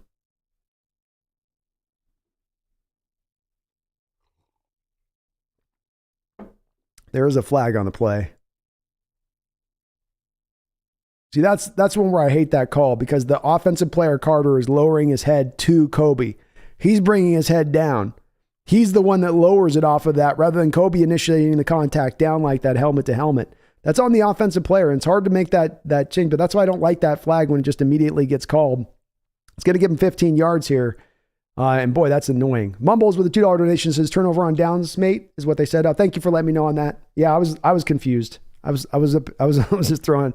I was thrown off on the field of where we were on the field. And they are going to give him 15 yards on this for the Kobe Bryant. So a catch and 15. That's a 20-yard play there. And it's 6:02. This Charger team has gotten right back up this football field in no time at all. They are on the Seahawks 27-yard line now. 1st and 10. Eckler goes in motion. He's going to flip it out to Eckler. Bruce Irvin's out there, and he'll run him out of bounds. Thank you for all the donations, Mumbles, though. Appreciate you. Devin Martz with a $5 donation says, let's go. Let's go, Devin. Garth with a $5 dono says, good old K9. He and Breece Hall have been wonderful selections at running back in the second round. Well said, Garth. They've showed you why those were two of the difference makers in the draft at that running back position. They've been the separators, I think. Damian Pierce has been good for the Texans too, but 2nd and 4, Herbert in shotgun. They're running this fast because they're trying to stay on top of it. That ball will be knocked away there, so this will bring up 3rd down. But they showed you, Garth, this is why it's okay to me to take a running back in that second round. Is you're maybe getting one of the top 1 or 2 backs, especially where they were picking at that point in the whole draft. And those guys can be difference makers for the position. Those things do exist, unlike what the analytic folks would tell you that is the case. 3rd down and 4, Herbert back in shotgun. He's under some pressure. He's going to run this for a first down. He's got a lot of wide open space. He's going to eventually get down here, but the Chargers are now inside the 10-yard line. This will be a 1st and goal situation here for them. Why are they saying 3rd and goal on the screen? Am I off on this? Boy, I'm getting confused here at moments. So I guess 3rd and goal. Okay.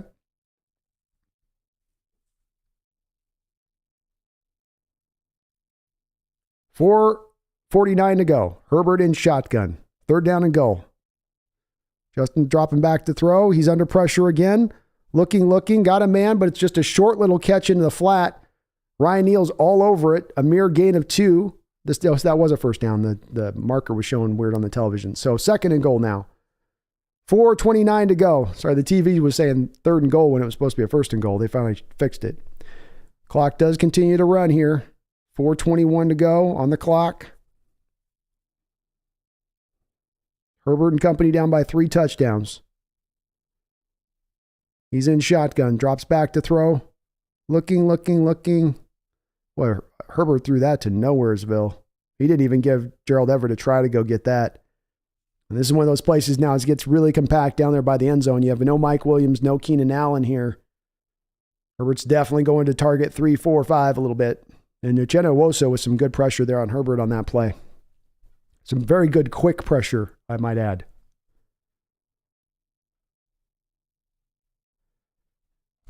Third down and goal. Chargers in shotgun. Seattle's going to bring a blitz. Herbert throws it out to the flat, gain of about 2, and that will be all. So this will bring down 4th down. Game time here. Seattle it's already definitely, they've got pretty good bagger, and one thing they've been nice on this drive at least is that you're getting some of that clock to roll. Those Chargers team got there really, really quick, but they've been able to get this thing to now kind of roll a little bit more, which is nice to see. 3:37 to go on the clock. It is still ticking. 4th quarter. 4th down. Justin Herbert drops back to throw. He's looking. Ball's tipped up. Ball is intercepted and picked. We do have a flag, though, as this looks like they're going to probably call pass interference, which will negate Kobe Bryant's first interception of his career, unfortunately. They're going to call a hold here.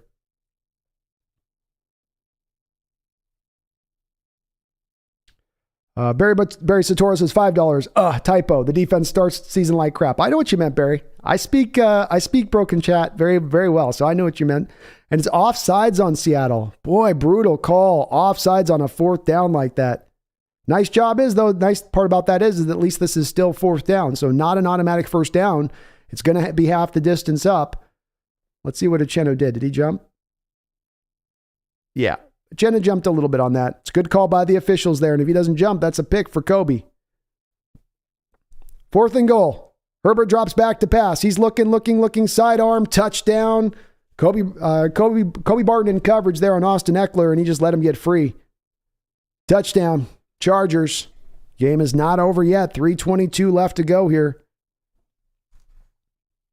Richard Goff, thank you for subscribing, Richard. We're on the road here to see if we can cross over 9,000 a day as far as subscribers go, and you're helping us get there today. You're a gentleman and a scholar, and I salute you for being so. Thank you so much. But Barry, I knew what you meant on that. And I think Coach Carroll's defense is definitely, they're playing a little softer here, understandably, up by 3 touchdowns with this much time on the clock. But today has been better overall against Herbert in this game. So they've done well. They've done really well. Also got to keep in mind on some of these scores here today, it's been some short fields too as well. So the extra point is going to be up and good. Seattle's up by 2 touchdowns here. About 3:22 to go left here in the 4th quarter. Mumbles with a $2 donation and says, and Walker ices the game. He might have just done it with that run. We'll see. A little more time left. Odd things can happen here. You're probably going to get an onside kick here, I would think, by the Chargers. I don't think they're just going to fully kick it. Scarecrow Bar 66 with a $5 donation. Thank you, Scarecrow Bar. I appreciate it. It says, Megan, if you're going to give Brandon a bunch of money again, at least make him take his shirt off and twirl it over his head. What? Nobody needs to be seeing my shirtless body. Nobody needs to see my Roxanne Roll says, I am enjoying the game. Walker the third for touchdown insurance. How about that, huh? How about that? Insurance is nice. I like the Walker insurance. I'll take that rider on my plan, please. I'll go ahead and take that rider on my plan. And Walker, the second rookie running back in Seahawks history with 150 yards in a game and 2 rushing touchdowns. The great and mighty Kurt Warner, of course, was the last one to pull it off. He was the last. Sector 7, thank you for Sector 7. The $2 donation says it's so cool to see Irvin back in 52. You mean 51's Sector 7, right? 52's Darrell Taylor. But yeah, it is. That 51 looks just about right on, it looks right, just about right to me on that.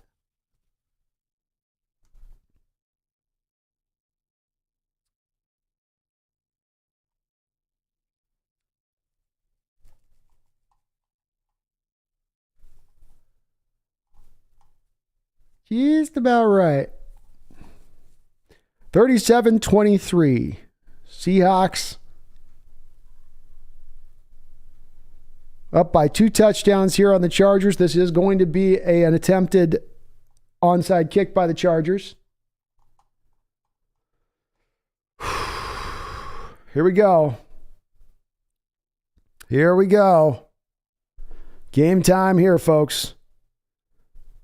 Game time here.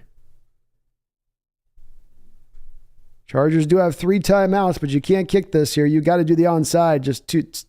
Not enough time on the clock there after that drive. Good job of the defense just getting enough time off.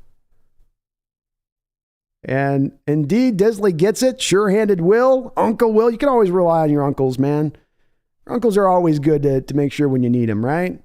Will able to corral it there. So 3:21 here. Seahawks offense will come back out on the field on the failed onside kick. Very well done. Very well done. You love to see it. Gino comes out now under center, 20 of 27, 210 yards, 2 touchdowns, 1 interception. DJ Dallas with the quick little carry here. He'll gain about 2, about 1 3/4. Second down. And that clock will now continue to run. Here's the Chargers do not choose or elect to call a timeout here.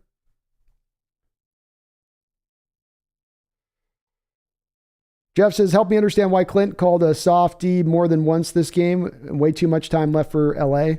I would like to see us be more aggressive, Jeff. They like to sit back into some of that soft stuff. That's kind of the nature of the Seahawks defense and the way that they operate, normally. But I think on that last drive, it's understandable when you're up by the three touchdowns. You want to make sure, above all else on that drive, beyond not giving up a touchdown, you want to make sure you're causing them to eat clock. And if it was, I think, 5 minutes, I think was what that drive took to kind of take off the clock there. That, for all intents and purposes, really helps you put this game almost fully to bed at that point. As evidenced by the fact that they still had to onside kick it even after they kind of scored there. So it's not fun when it happens like that. It can be maddening as you're just kind of letting them go up the field a little bit. But you can also understand it because of the fact that you were able to make them earn it. Time had to wind off that clock. Now for the earlier part of the game that you talk about, yeah, I would have liked to see a little bit more, for instance, blitzing in this game. I think that would have been helpful at times because every time you did it on Herbert, he seemed to be affected by it. It seemed to throw him off his spot, seemed to cause him to throw the ball a little bit early. All good things. Kevin Lonice, thank you for the $2 donation. It says, is it possible Defensive Rookie of the Year and Offensive Rookie of the Year? Go Hawks. Kevin, it is indeed possible. And if Walker continues to run like he's run over the last 3 games, where he does look like a difference maker for the position, no matter what the analytic folks tell you on that, then indeed he's going to be up there as far as one of the people really considered for that spot. I'm trying to think of who really is the front runner now at this point for Offensive Rookie of the Year. I mean, who would it be outside of looking at Walker? Olave's been okay over there with the Saints, but I don't think he would get it out over Walker. I'm sure I'm probably missing somebody else out there that'd be close to him as far as on that realm, but he's going to be very quickly up to be my pick. Mumbles with a $2 donation. It says, Disley's the best punt returner. Don't at me after TO. Thank you for the $2 donation. He's got the sure hands, Mumbles. You can rely on him to hold on to it. That's for sure, at least. That's for sure. Joey Dominguez has super chatted $2 donation. Says, division leaders, let's go. Are we going to be at the top of the division after today? Are we going to be in first place after today? Is this Seahawk team going to be sitting at the top of the division? This team that they said had the worst roster in all of the NFL, this team that they said was dead and buried now that Russ is gone, are we going to be, after 7 weeks in the NFL, at the top of the division? Oh my goodness. Are people going to have to start eating some crow out there nationally? Do you nationally have to start eating crow after 7 weeks of being wrong? Or do you just wait the full meal deal of the 17 full game schedule to finally just eat that crow all in one big bite? I think that's the question at this point. Thank you, Joey, Dominguez, though. Appreciate you. Appreciate all of you guys for all the donations.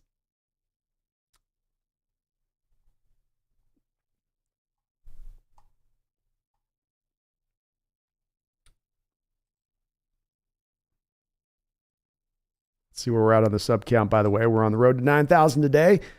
Let's do another check. Ooh, 8,955 subs. We're 45 away.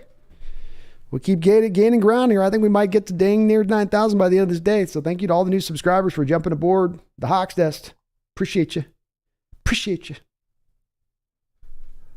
Jason Wolf says Uncle Will on National Tight End Day. It's very appropriate, isn't it? Gino back in shotgun here on 3rd and 8. It is just going to be a draw play here to DJ Dallas. Dallas running hard. Dallas get the first down. That away, DJ Dallas. Somebody didn't tell him he had to get down. Somebody didn't tell him that we'll just go and trust the defense. He said, no, we're not going to trust the defense. Today it's the offense's time. It's our time. Now it's our time. We're going to Goonies style this situation. Gino out there throwing a little block. DJ running hard, falling forward.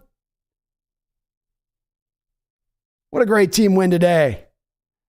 Pete juiced up. He knows what that means. My DA ain't coming back on the field. I'm going to be in victory formation here soon. 1 minute and 19 seconds to go on the clock. The Chargers aren't even using the timeouts. They just want to get the hell out of the building. They just want to be done with this. They've had all they can stand of the Seahawks and more. So you guys just go back to the Pacific Northwest. Just stay out of LA, okay?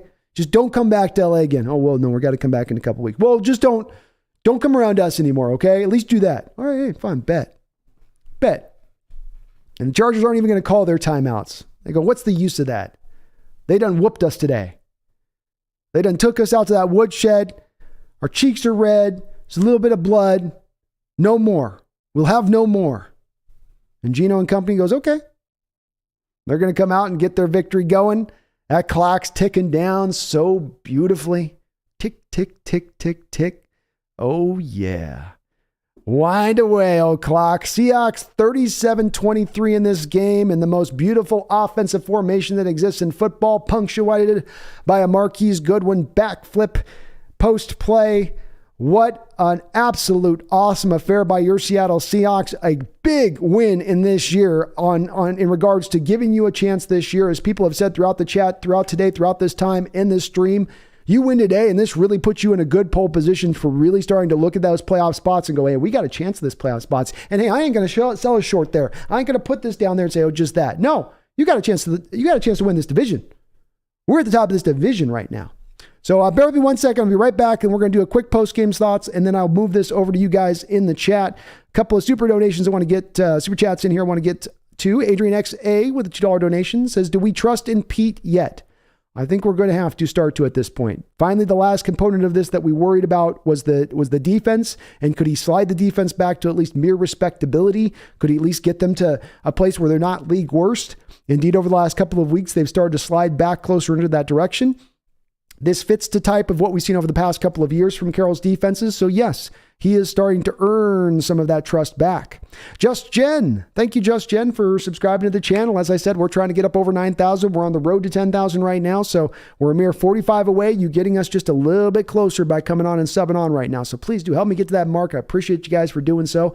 Annalisa Chaviria, thank you for subscribing as well. So thank you for, again, just like with Just Jen, thank you for helping us get forward on that. Welcome aboard the TheSeahawksNest. Appreciate you. Christian Holst, you also heard my call. You became subscribed to the channel as well. Thank you, Christian. You are awesome for doing so. I really do appreciate it. We're going to get over 9,000 today, folks. We're going to get over 9,000 subscribers today. Let's go. Mumbles. Nah, man, Disley tried to punt it and whiffed hard. Did he? I thought he was kind of joking there with the whiff on the punt. I thought he was doing a little bit of a whiff, like, because he didn't want to get the delay of game penalty called. So he's like, I ain't doing that, ump. I'm just playing with you. That's just Uncle Will messing. That's just Uncle Will messing a little bit. That's all that is. Thank you for the $2 donation. Barry Satora with a $5 donation. Says NFC West champs incoming in 12 weeks, says Barry. Oh, baby. Let's go. Let's go, Barry. I'm with it. Let's go. Sign me up. God, we would shock the world if we became the NFC West champs after this year. They'd be like, they're this good this year and they get 4 picks in the draft. That's illegal. Goodell's got to call them on that. He's got to do something. We need a mandate brought in. We need a commissioner's decision on this one. This can't stand. They can't give him 4 more picks on top of that team as good as they are now. No. Yes. Zach H., thank you as well for jumping aboard the Hawks Nest and subscribing. Oh, we're motoring to 9,000, folks. So thank you for jumping on. We're going to get there today, and we're going to get there today, Zach, because you're subscribing. And because you, Brian Bennicott, thank you for becoming a member of the channel. Welcome aboard the Hawks Nest. Keep an eye out on your community posts. I do my bi-weekly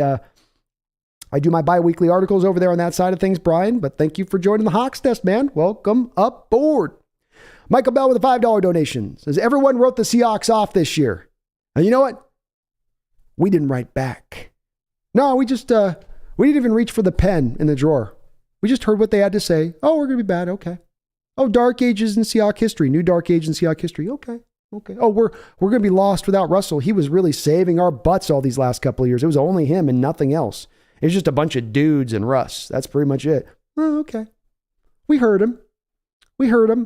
And we're going to let the play on the field talk. That's going to speak the biggest volumes. And then we're just going to sit back and watch with a smile as they all eat crow. And they all have to back off their keen takes this offseason about how just badly we will be. And I am here for every last second of it. Jason Wolf with a $5 donation. Thank you, Jason. What did Geno do that Russ never did? Beat the Chargers. He's going there with it. Indeed, I think isn't the Chargers one of the teams Russ has not yet beaten in his career? It's one of those few teams out there that he hasn't. And indeed, he got him this week. Got him at home. That same Charger team that just beat that Bronco team at home. Geno just beat them by almost 3 touchdowns. So, yeah, Geno legit, Jason. Geno's definitely legit at this point. We're 7 games into this. We got to give him his flowers and due here a little bit as far as this is not just a sample size now. This is week after week after week of great performance by Geno. I know statistically it doesn't look amazing in this game, but he played a really clean game. He had a couple moments where there's some drop passes, which would have changed things statistically for him. He played this game without DK Metcalf as well. Awesome game by Geno Smith. Thank you for the donation, Jason. Animal Skeezer 86 with a $5 donation says, what a game. Seahawks country, let's fly. Giants will be tough, but let's go. Hey, Giants will be tough. I do like Animal. I think we get that game at home as opposed to having to play that one on the road. Giants are looking like a much better team this year. That ain't going to be easy to get through them. It ain't going to be easy to get through them. But nonetheless, I think that is a winnable game for us being able to play that at home. And we've played pretty well at home this year so far. Are we undefeated at home this year? I think we're undefeated at home this year so far, if I'm not mistaken. I don't know. We've had so many wins. It's just, I lose track. John Lamb, you also heard the call, my fellow scholar and gentleman. I appreciate you as well for jumping aboard the Hawks Nest. As I said before, trying to get to 9,000 today. We're going to be getting there close, so thank you for jumping on in. Nick Craig, super chatted $2 donation, says, use Denver's pick on Trent Simpson. Look him up. Nick Craig, I don't have to look him up because I've actually already done an evaluation on him and taken a look at his tape. So I've got some thoughts on him. Trent Simpson's a marvelous player for Clemson. He is a guy that's a little bit more in the realm of like a Micah Parsons, where you can use him as an outside linebacker. Well, Marcus is kind of inside, but you can use Trent as an outside linebacker and then as a pass rusher. Think of him, Nick, a little bit like Julian Peterson back in the day for your Seahawks. Very similar in that realm. Not the size and length necessarily of Peterson, but you can use him in the same kind of way. Quick as lightning, hits hard, good tackler, good instincts, moves well, pretty good in coverage as well. I would be okay, Nick, with taking him in the first round. I do think he's going to be one of the few linebackers that's going to deserve having a first round grade on him when it's all said and done. But I like me some Simpson, man. I do like me some Simpson, no doubt about that. Adrian X with a $2 donation says, is this what a rebuild year looks like? Yeah, nah. It doesn't usually, it's usually not like this. little bit more of the struggles, a little more of the rough roads, a little more of a, that's going to be a team building game. That'll be for the future game. I mean, they took their lumps in this one, but they learned some lessons, so they'll be good, into the future of that. Not a lot of lumping. Not a lot of lumping this year. A lot of persevering. A lot of winning this year. Yeah, if this is what a rebuild looks like, sign me up. Sign me up if this is what a rebuild looks like. Osama bin Diesel with a $5 donation says, I've never felt more like singing the blues. Seahawks win, Niners lose, go Seahawks. You got me singing the blues. First place Hawks, last place Broncos. Thank you. Thank you, Osama bin Diesel. I do appreciate it. Well, very well said. Very well said. Brian Kennicott with a $5 donation. Thank you, Brian. According to advanced analytics, Wilson cost the Broncos $245 million in losses above replacement. Hashtag let's hide. Never forget. Go Hawks. Whew. That's a mighty big spicy meatball to be spending that you got to keep in the fridge, huh, Brian? Mighty big meatball you're leaving in the fridge on that one with Russell. Whew, that's brutal. That's a brutal one. D-Nugget with the $2 donation says, yes, Kitty makes up for the win. Thank you, Brando. Well, thank you. I appreciate you. And yeah, Kitty's happy. Look, she's happy. Look at that. Look at that happy face. That's a victory face right there. You can't read Cat's features, but I can read it from here. Okay. If you guys HD camera, you can see that. That's a victory cat face right there. Look at that. Notice the eyes clenched close, the complete happiness at play, just relaxed. That is winning cat football right there. Okay. Winning cat football. Mark Sanchez with a $2 donation. Thank you, Mark. Thank you for all the donations, you guys. I can't even stay up on the donos. Says, I can't believe we're in first. Our division, and yes, I don't miss Carlton Banks, our quarterback of the last decade. I'm not going to try to throw too much shade at Russ here on this situation, but I'm loving Geno, man. That's what I will say.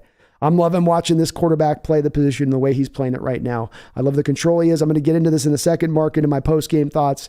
But there's no doubt about it that we're watching, how you normally get to watch a quarterback position be played in the NFL and being played beyond that at a high level. But we're seeing more of the intermediate and short passing game being more of a staple of the offense, more of the moving of the chains, less of the 3 and outs, less of those whole quarters where our offense just is in constant punt mode every possession. We haven't seen a lot of that this year in any of the games at all. You're getting some kind of consistency almost in every single drive. And boy, Mark, is it wonderful to see. And I'm not missing anybody right now. I'm not missing anybody. I'm doing nothing but loving the future. Brian O., you have subscribed as well, answering my call. Brian O., thank you. Welcome aboard the Hawks Nest. You're going to help us get over 9,000 today, Brian. Thank you so much for doing so. Naval History Hub, thank you for subscribing as well. Another one on the board. We're going to get over 9,000. I can feel it. So thank you guys for jumping aboard the Hawks Nest. I really do appreciate it as I'm trying to get up to 10,000 this year, and you guys are going to get us there very quickly with so many of you guys jumping aboard. Jeremy Cadell, thank you for becoming a member. And again, all of my members of the channel, please do keep an eye on your community posts. I post out Pro Football Focus scores. I do a bi-week, at least try to do a bi-weekly article if I can, but at least one weekly article there for my Hawks Nest members. So do keep an eye out for that, Jeremy, and thank you for becoming a member. Beyond Balance with a $5 donation. Thank you, Beyond Balance. It says, worst reffing I've seen in a long time. Also, he did good, but I think this was Geno's least clean game. Not sure if it was coverage or he's off. Thank you for the $5 donation, Beyond Balance. I think the reffing started out good in this game, but to your point on it, it quickly started to turn weird near the end, and it wasn't really for one team or the other. It was getting a little sloppy by the refs as we got through the course of that football game. I agree with you. I think you could make the argument that it was Geno's least clean game. So there's definitely something to be said for that. If you can say about a guy, he's played his least clean game of the year, and it's 20-27, 210 yards, 2 touchdowns, 1 interception, and 105.5 rating. You feel pretty good about that as a down game for your guy. But there were more interception-worthy throws in this game than he's had recently. It was a little less clean. He was a little more wild at the stick than he's been at times where he's been very much under control. But overall, I thought it was a good game played by Geno. It wasn't a bad game. He just wasn't playing at the height of heights necessarily that he's been at recently. But well sought by you on that as far as well said. That's definitely kind of how that played out today a bit. Mumbles with a $20 donation. 20 Mumbles? Mumbles hit me up with like 7-8 donations today on this channel. Thank you so much, man. You are awesome for doing so. So we talked about Goodwin's high long jump, and apparently, according to announcers, he was a long jumper in track and field, so it makes sense. Granted, he's got that reach Cross, he's a left tackle, also announcers. Yeah, they'll give you some good nuggets every once in a while, and then they'll come back with that one where it's like, oh really? Is it he's got to reach because he's a left tackle? Okay. But that does make sense on that Goodwin jump. He jumps up and he's got the separation, but suddenly he just has this long jump that comes up. He must have cleared about 7 or 8 feet in the air, and it was as much about the length of the jump than the height of the jump. Mumbles, as I was saying live, just to be able to leap. I have a little bit of jealousy in my heart for this type of stuff. Those guys that have it, you see it on basketball courts especially, those guys that can leap up there and then they just kind of hang. They just kind of hang in air there for a moment. You're like, are they gonna come down here at some point, or they just keep floating? Oh, okay, he's just gonna keep floating. Okay. It was amazing to watch by Goodwin there on that play, just skying like he was to make that catch. And boy, he had an awesome game today. Maybe one of the better games of his career, not just to the best game Mumbles of his time as a Seahawk here. Brian O with the $2 donation says, Puna's Ford's looking great. Yeah, Puna Ford's looking pretty solid today too. He started to show up in a lot more of the penetration over the last couple of games. The coaches pointed to the fact that maybe perhaps they were giving the defensive linemen starting last week a little more of an opportunity to just try to get upfield, a little bit less of the trying to 2 gap and hold your 2 lanes. Well, maybe Puna's taking that to heart a little bit, and he's really shooting that gap. He's got the quickness and speed for his size, the natural wind leverage-wise to be able to shoot those gaps. We just haven't seen it consistently with him over time. But I would agree with you that over the last couple of games, he has indeed looked better in that component of things. Sam Kirk, thank you for subscribing. Sam Kirk, all the new subscribers, welcome aboard, you guys. Thank you so much. We're going to get over 9,000 today, folks, because you guys, so thank you so much. Welcome aboard, my man. Azim, thank you for subscribing as well. Azim Law, I appreciate you. Welcome aboard the Hawks Nest. Mark Sanchez with another $5 donation. Thank you, Mark. You're awesome. Says, for your roommate there, they make you earn it. Oh, they do make you earn it. And I will make sure she gets an extra salmon treat on you, Mark. I'll say the salmon treats are coming from Mark tonight, kiddies. So they appreciate it. No doubt they appreciate it. MJ Seahawk, super chat, a $5 donation. Thank you, MJ Seahawk. Says, K9 offensive rookie of the year, Tariq Woolen defensive rookie of the year. Well, I definitely think right now Tariq Woolen's got the inside track as defensive rookie of the year. Certainly Sauce Gardner's having a good season himself, but I think Tariq's going to have him beat statistically down the line. More interceptions, a better passer rating against him. Maybe Sauce gives up like a couple less completions or something, but I think that Tariq ends up winning it out for all the picks he's going to end up with this year. K9's going to start coming on strong for that offensive rookie of the year, MJ Seahawk. He's going to be starting to be mentioned in this area of things. This is the third game that he's come in and had a really big effect.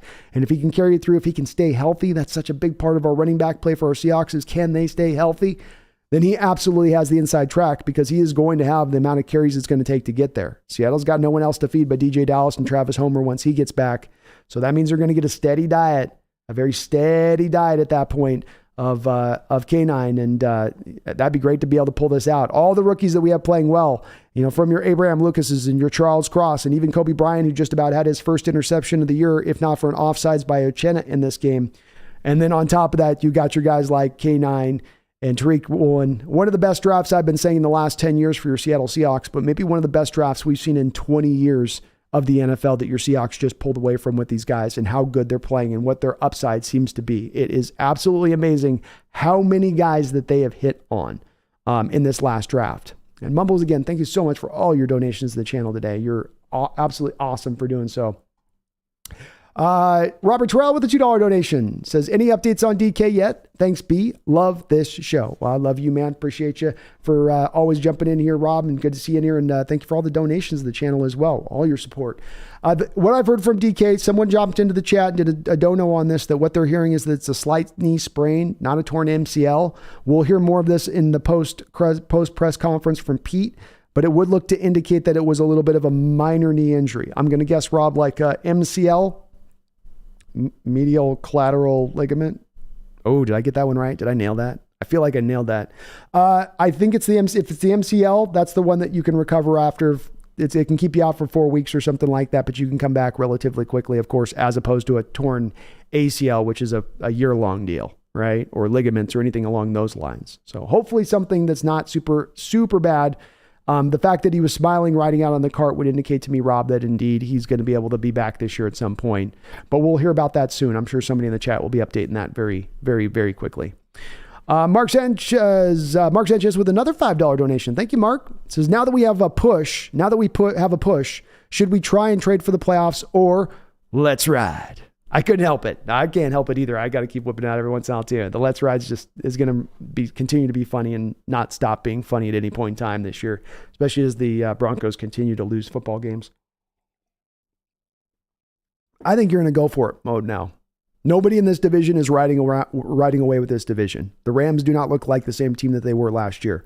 Yes, the Eagles are out to an undefeated start, and they look like a bit of a juggernaut to begin things, and they've got a football team that, outside of the quarterback and how he throws the ball, they're going to be a team that can play in the playoffs. They can run the ball, they can play defense. That's going to help you when you get to the playoffs. But I do think at this point now, where you're at this year and taking that assessment, understanding that the trade deadline is coming very soon, I think you've got to pull that particular trigger. You've got to say, let's go make a move. It doesn't have to be an aggressive move. You don't have to give up the firsts or the seconds, but certainly that third round pick to me is in play to go get a guy. And Roquan Smith is the guy that jumps out to me as much as anything. You saw Kobe Barton again in this game give up a touchdown. Didn't look great in his action out there today to my eyes. This is the place where you could really improve this team in the state of things right now, Mark. There are other players too. It doesn't just have to be Roquan, but I would certainly be more in a buyer mode than I'd be in seller mode at this point. I think the Seahawks should absolutely look to it don't have to be uber aggressive. Doesn't have to be a move to sacrifice the future. You can keep those 4 picks in the first 2 rounds in the next draft, but you can still go out and help your team out by finding those other moves out there that can be had. Remember, with the trade deadline, it's very rare that it's actually you're giving up first and second round picks. It tends to be more of a buyer's market than it is a seller's market. You're not usually getting max value for the player you're trading because it is mid-season that you're essentially trading or moving them off for. All right, so I'm going to do just a quick thing here, folks, as I like to do on this because a lot of folks want to get some shorter content on here from the channel. So I'm going to do just a quick breakdown here of a wrap-up of this game.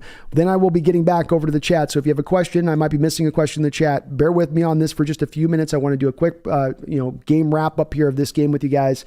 And then I will be back with you guys here on this. Then we'll just be going all over with the chat. So then I'll be interacting with you guys in the chat for the next few hours beyond that. So we will be celebrating here for a while, but do bear with me for just a few minutes here as we're going to do a quick little breakdown on this game and how it all kind of broke down for your Seahawks here. So bear with me. And again, if you do like what you're hearing, please do me a favor and hit that like button if you could. It does help this channel out. It helps me grow tremendously. We're trying to get new subscribers in here and whatnot. Eric99 with a $2 donation says, Seahawks country, let's fly. Let's fly indeed, Eric. Let's fly indeed. All right. Well, what a victory by your Seattle Seahawks here today. This was a game they came out with the offense humming right from the jump. The defense kind of went back and forth as far as being really good, and then giving the Chargers a little bit of a wiggle room, letting them push through a little bit, then getting back on top of it. This was a game a little bit about momentum early on. Seattle able to establish the momentum out the gate. The Chargers able to come back and counterpunch. The Seahawks able to retake over that momentum, not have it just kind of slip and fall away from them this game as they had gotten up by over 10 points early on, 17-0 or something early on in this game. So you're able to get back very, very quickly. This was not a game necessarily about Geno Smith being as explosive as he's been at the quarterback position recently, but he was good today. There were some turnover-worthy throws. There were some ones you're going, ooh, that was a little close there, Geno. That could have changed your game around completely. And I would probably argue this was probably overall the worst played game by Geno Smith, but he wasn't awful. He wasn't putrid. He kept the chains moving.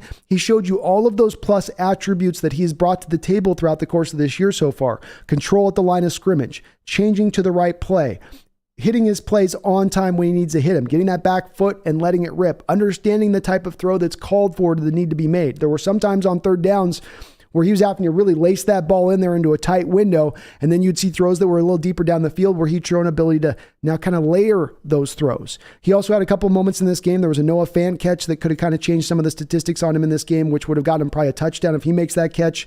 DK Metcalf has a catch down right at the end zone early on in this game where if he's able to bring it in and he's got both hands on it, and it's a beautiful throw by Geno.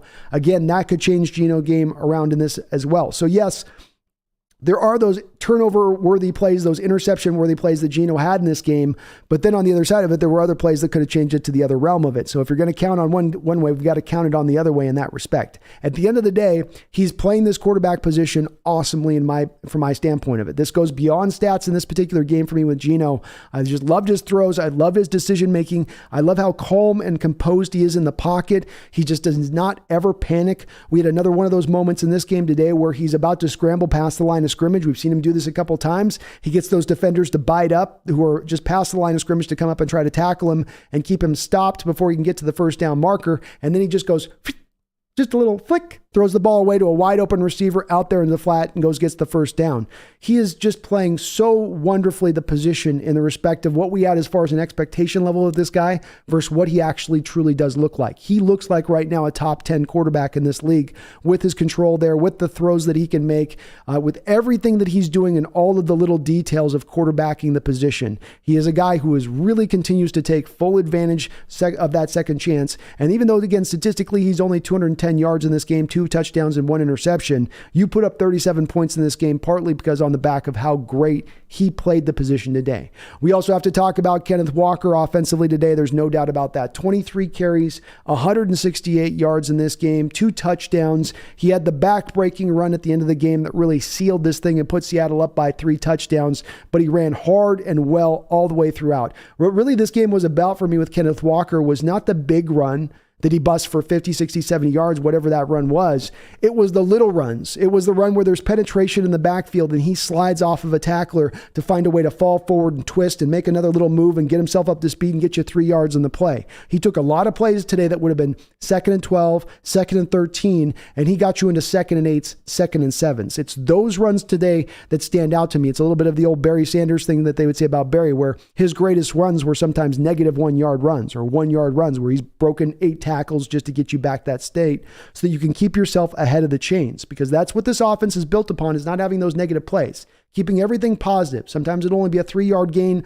on a tight end swing route or just a couple yard run here, but you're getting yourself into 3rd and 5s, 3rd and 6s, 3rd and 4s, makeable 3rd downs that you can then convert. That is what that is what really the basis is of this West Coast offense, is keeping those chains moving. And it's why the offense has had so much success in scoring this year and has stayed so consistent, is it's fitting to the designs of what it's supposed to do. This, of course, runs in wide deference to how we've seen this offense run in recent history, where it's been all or nothing, right? It's been, we're into a lot of 3rd and 9s, 3rd and 11s. We're really far behind the sticks, really hard to convert those 3rd 9s and 3rd and 11s. The same issues you're seeing with Russell Wilson and the Denver Broncos right now this year, and they're falling in the same places. I've heard Russell literally talk about, we got to be better on 1st and 2nd down. Well, that's the things you used to say about when you were here as well.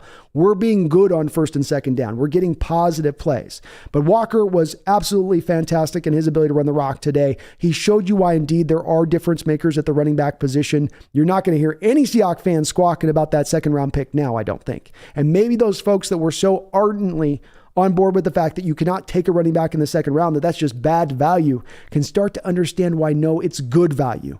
It's a smart decision to make when you consider that no teams are taking running backs in the 1st round. So you're getting potentially the best or the 2nd best running back in the draft when you're then picking in that 2nd round to take a running back. That becomes good value at that point. I don't know how people got it in their mind that you don't take a running back in the 2nd round. It's kind of a ridiculous thought. I don't know where it's come from exactly. I can get the no 1st round, but the 2nd round? No. You can find difference makers there. And Kenneth Walker, make no mistake about it, is a difference maker for the position. Offensive line-wise, you blocked it up pretty well today. Geno wasn't under a tremendous amount of duress. You were able to keep Khalil Mack, the true wrecker there on that defensive line, under wraps, and he's had a very good start to his season here with the Chargers, but he was not able to do much as far as create any kind of pressure on Geno Smith today. So you got to tip your hat here to this offensive line, keeping things clean in pass protection, and then also opening up a good amount of holes there for Kenneth Walker. Love to see it. The offensive line continues to play very consistent, and those rookies are holding up over there on the side. Marquise Goodwin had his best game for you as a Seattle Seahawk. He had some very, what I would call difference-making catches out on the football field. And really the two that, of course, stand out are going to be the two go routes. First go route, he's dealing with off coverage with Asante Samuel Jr., and he just puts the gear down right from the jump. He is running hard right from the beginning of that snap, and I'm going to press the edge of that end zone on the go route. I'm going to still run by you even though you're in off coverage, even though you're aligned to be able to take that deep ball away from me. I'm going to be so fast and so quick in getting past you that I'm going to get there. And then Geno with the beautiful throw, perfectly timed to where he put that ball, perfectly placed. Godwin goes and makes that first touchdown catch and then comes back later in the game with an even more impressive touchdown catch. This one, he's got the cornerback right on him in a press look at the line of scrimmage, runs right past him at the line, gets up the field. This is on J.C. Jackson, who just last year was looked at as maybe the best corner in all of football. He blasts right past him, and then Geno throws the ball up in the air. He gets up high and jumps far and high points the ball going up over the top. Not only did he have the separation, but he went up and high pointed the ball on top of it for another touchdown in that game. Huge moment there where you're down DK Metcalf. You need a wide receiver to step up and take over a little bit more of the role there. Goodwin did it in a big way. Many people have been wondering about why Marquise at times is being put on the field ahead of a D. Eskridge. I think you can see it on those particular two routes as to why he's being valued a little higher by the Seahawks for what he can do on the outside there from the receiver's position. Defensively today, I think you've got to still, again, tip your hat to the defense here. Chargers ended up with 329 total yards. What I said that the keys on this defense and what they needed to do today to get the win at the start of this is I said you need to turn this Charger offense into a one-dimensional attack. Stop the running game first and foremost. That's where it begins. Well, you did that today. Austin Eckler had 9 carries for 31 yards, 3.4 yard per carry average. That's phenomenal. Chargers had 15 carries for 53 yards in total today.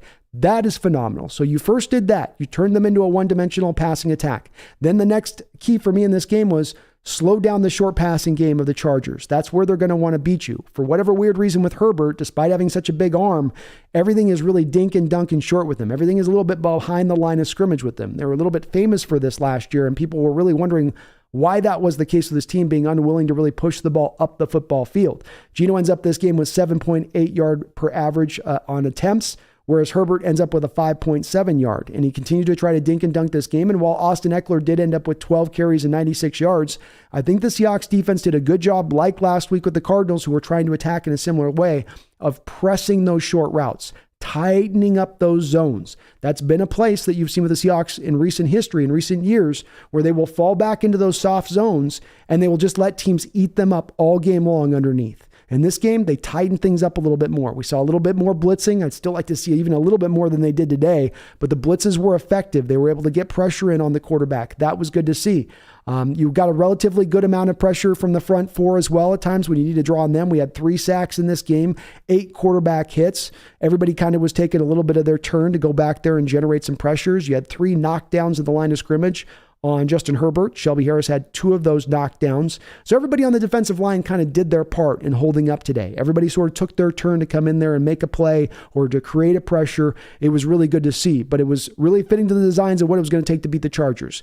Get them one-dimensional, take away those short routes. Don't let them just dink and dunk you all day, and force Herbert to beat you throwing the ball down the field. I know that seems counterintuitive with that big arm that he has, but indeed that's what the Seahawks did today, and they were able to keep it clean. You've got to give a tip of the cap to those guys on the outside today. I thought Tariq Woolen and Michael Jackson Jr. played a real good games overall. Tariq got picked on a little bit with Mike Williams early on in that first half, gave up his first touchdown of his young career here. But overall, he bounced back and he played very solidly throughout the course of this game. I think he'll still be rated pretty well by PFF when it's all said and done for how he played in this game. And Michael Jackson on the other side, he almost had his first interception here, a ball that went right into his hands, but he played really good football in this game as well. Those young guys really do continue to show up and shine. You look at the rookies in this game, from Kenneth Walker with his 168 yards to your 2 tackles playing a very clean game on the outside, both in pass protection and in the running game. You go defensively and you go, okay, Boye Mafe I thought was pretty solid today. Again, didn't do anything necessarily outstanding, but he was there and showing up, especially again, continues to show up in the run game. Kobe Bryant almost had his first interception of this game. It was one that was called off because of an offsides by Uchenna Nwosu. And as I said again, Tariq Woolen played a really good game. So the youngsters continue to shine as they do. It seems like every week you can pick out 4 or 5 guys out of this draft and go, boy, they got held it down today. They helped us win today. That wasn't a guy learning the ropes or finding his way or just figuring out how to play in the NFL. That's a guy having an impact for a team right now that's now in first place, helping them win right now, not into the future. It's brought up into my chat. It's questioned in my chat. Is this what a rebuild looks like? Well, if this is what a rebuild looks like, sign me up. Sign me up. A wonderful victory by your Seattle Seahawks. Wasn't a perfect win, but you won this game. You won this game running away with it on the road in LA. That's impressive against a team in the Chargers who's probably going to end up in the playoffs this particular year. So fantastic win. And hey, we are in this now. We are a 4-3 team. We are in this right now. You're at the top of the division. Let's not think about next year or into the future. And I'm not saying let's mortgage future assets for the now, but I'm saying let's try to win right now. Let's not look towards next year. Let's go right now. Who's to say we can't? The NFC is wide open. It's muddled. A lot of teams with just as many wins as they have losses, or a little more losses they have wins, or a little more wins they have losses, but nobody outside of the Eagles is really running away with anything in this NFC right now. It is open for your Seahawks to take a step forward and to be competitive right now. Say, hey, let's take our chances. Nobody's counting on us to do this. Nobody thought we were going to be here. This is house money, baby. So let's throw that house money to the center of the table. Let's go get a player or two here at the trade deadline. No big deals, no big swings. Get a couple players here, maybe one or at least one player. Help this team out, reinforce the ranks a little bit, and let's just see what happens. Let's see how it plays out. Either way, awesome job by Coach Carroll and John Schneider this offseason of reconstructing this team and to take a team that's in the rebuild year, a team that's $40+ million of dead money on their books right now, and finding a way to put themselves at the top of the division 7 games into the season. That is magnificent by both your front office and coaching staff, and we've got to laud them. We've got to praise them because this is damn hard to do. All right. Thank you guys for letting me get through that a little bit. Just like to try to get those quick little bits cut out as I can because people like that shorter content. You know how it goes. You guys know how it goes. But let's get over to you guys here in the chat. I'm sure we're going to have a celebratory mood here, which is a beautiful thing. Mumbles with a $5 donation says, you got the MCL thing right, and it depends. I was back to work after a week after my MCL injury, 2 weeks before it felt comfortable to move around. I would go 4 to 6 weeks, Mumbles, to get yourself really back to 100% on it. But yes, the MCL is the thing that made sense to me as to why that would be the DK injury here. That's why we're hearing it's just a strain. They call it strain, but it's essentially a little MCL tear. But it's one that does heal on its own, doesn't require surgery.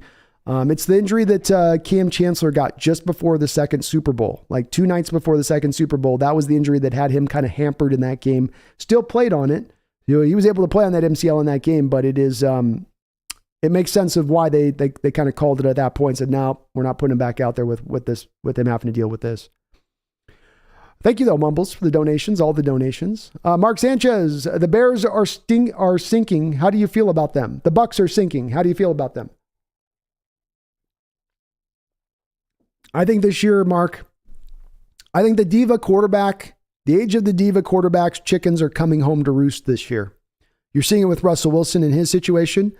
You're seeing it with Tom Brady, and I'm going to take every Wednesday off away from the facility, and then I'm going to go to this wedding, and then I'm going to come back from this wedding and having missed practices, and I'm going to start barking at my teammates.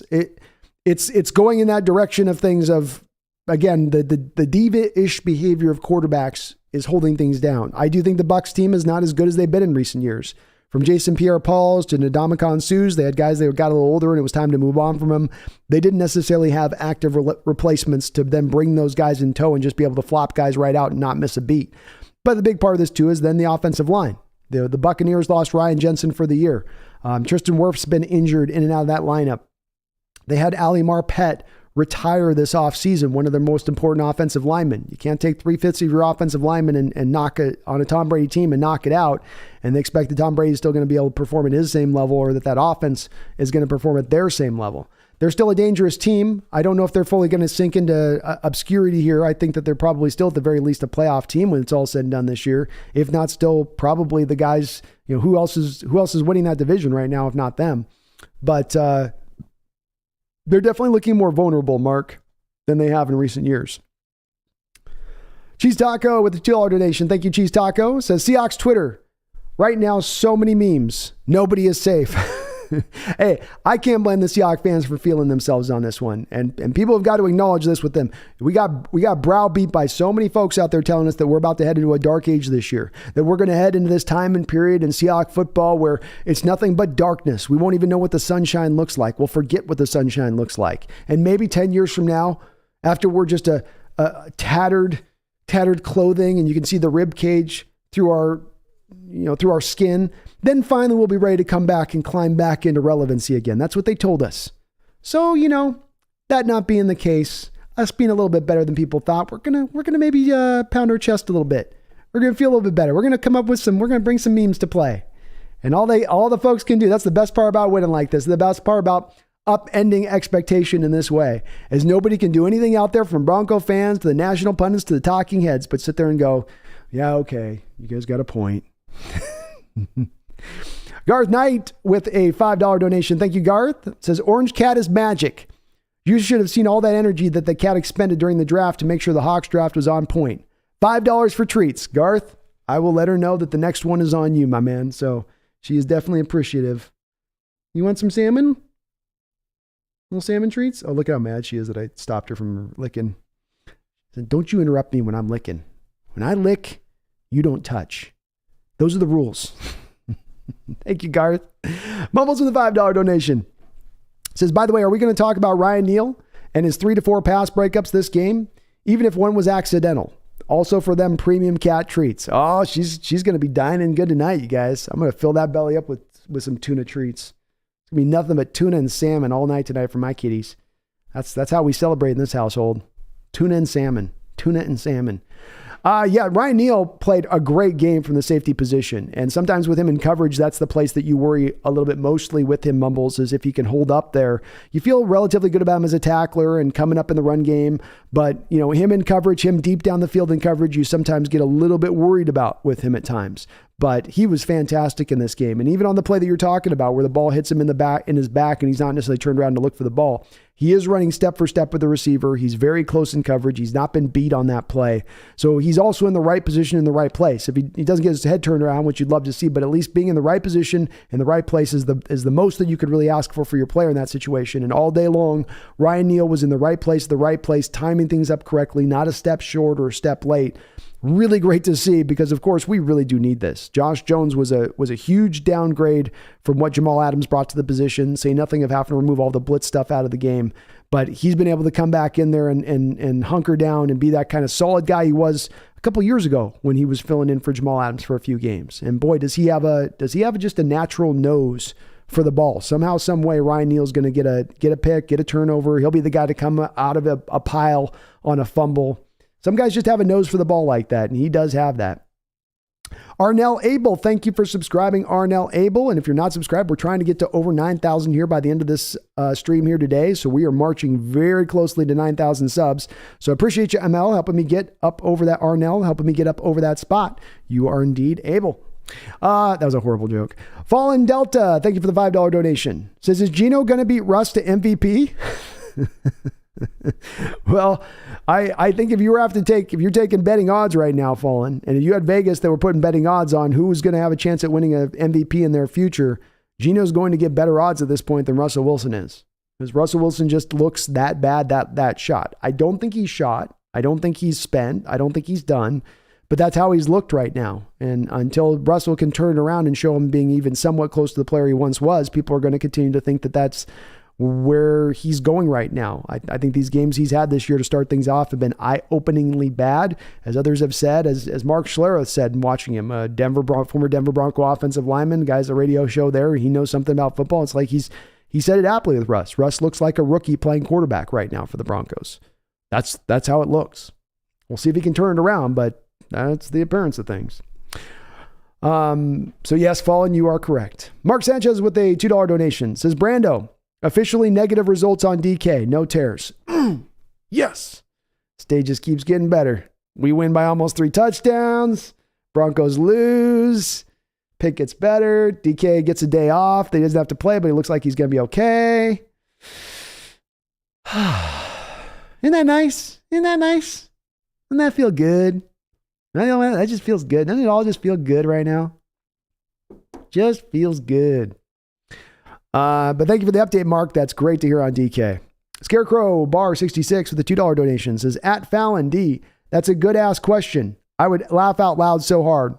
Like I said, Vegas don't put down bad bets. If Vegas was putting down the bets like 4-1, 5-1, maybe long odds with both of them, right? Like if Gino would be like, well, it's 300-1 at some point in his career he'll win an MVP. Well, with Russ right now, it would be probably like 600-1. Nobody's even a chance of being in the ballpark of having an MVP opportunity at this point in his career going forward. So Gino's not likely to win one, but I'll tell you, he keeps playing like this throughout the course of this year, and he gets us into the playoffs. Say nothing of getting us a division title with him at the helm. Might have a couple votes being swung his way. Might just. People might be going, oh, well, wait, he's played so much better than Russ played in that offense. Maybe he just deserves the praise, not just the praise here, but the accolades. Mark Sanchez with a $2 donation says, oh, sorry. I already read that one. I read it. Robert Jimenez with a $2 donation says, Pacino and Walken comments on today's game. I got you. Thank you for the $2 donation, Robert. I'll tell you, Seahawks fans, you never seen a team like this in your life, ever. Not me. I've never seen them before. It's amazing every week. Surprise the nation. They say you're going to lose, suck, not be good. Then you come back, put them on them air, surprise them. They don't know what to do. They're just looking at us like, why are you here? Why are you so good? Why are you doing so well? I don't know. Either way, Christopher Walken is telling you now, go to the playoffs today. Now we're going, no doubt. Probably going to win the Division 2. Just the way it goes. What do you think, Al Pacino? Oh, I'll tell you this.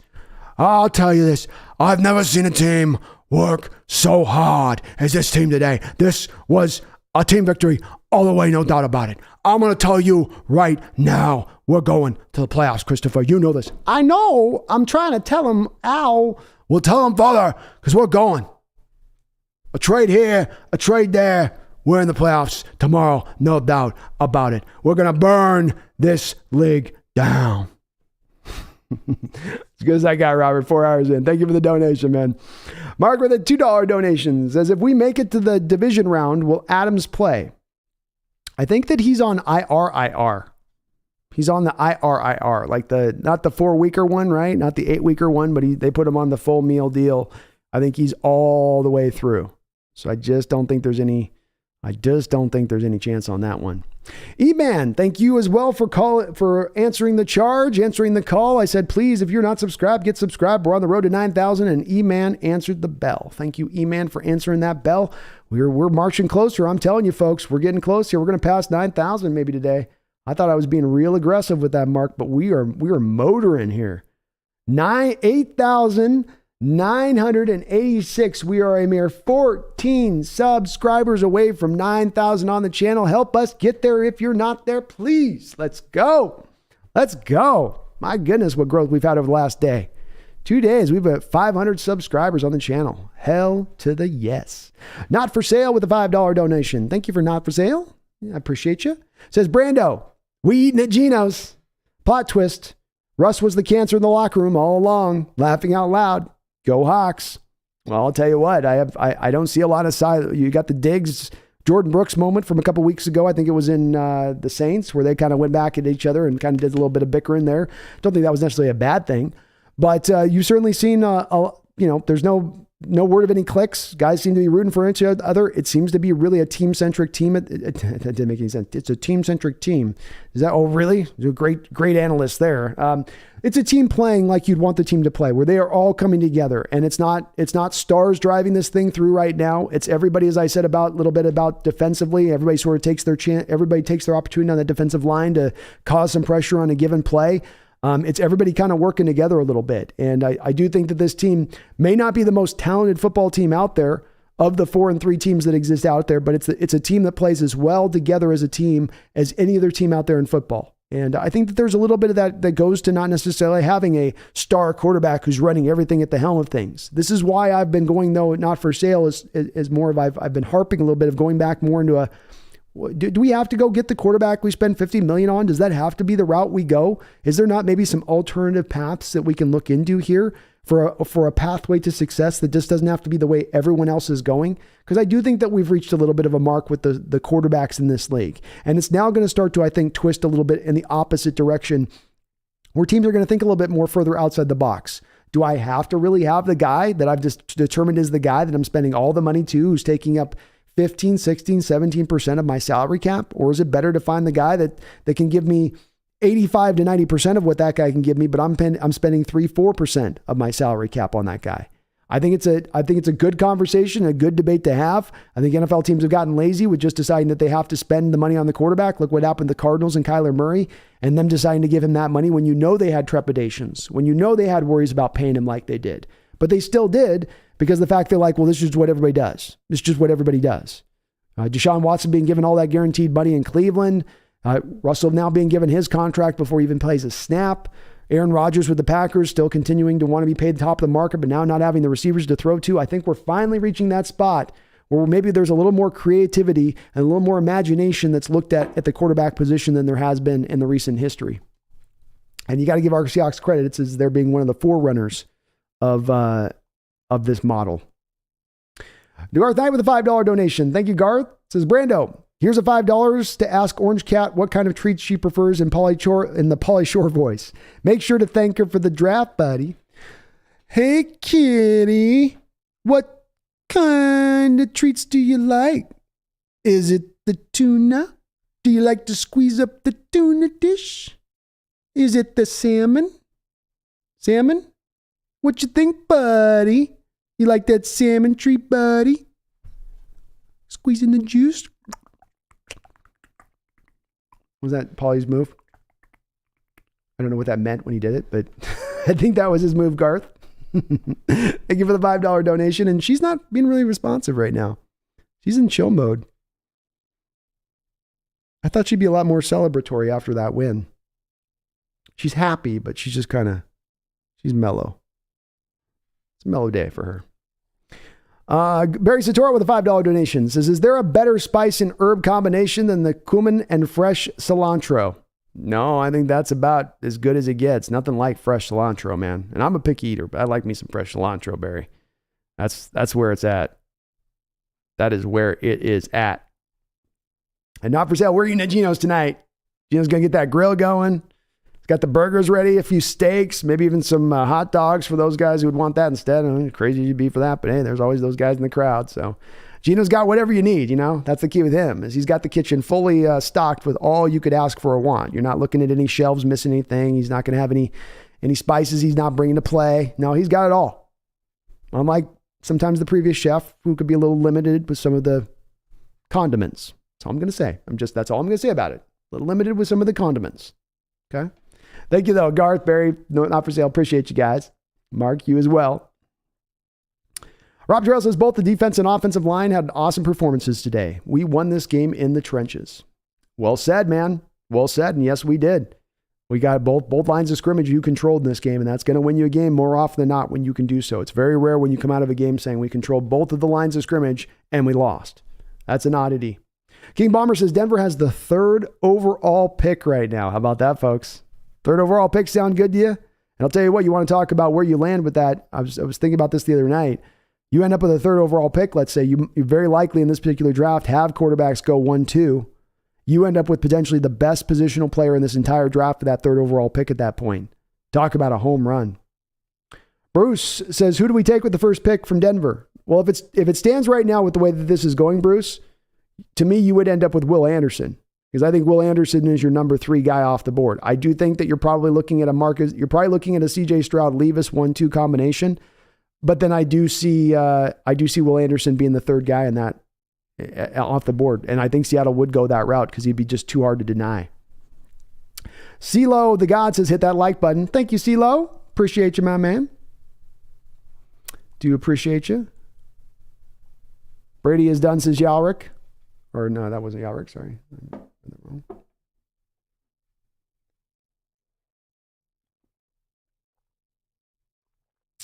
Nitro Hawks is according to Tankathon, Denver currently is at the 6th pick. We're at the 23rd pick. Go Hawks. Okay.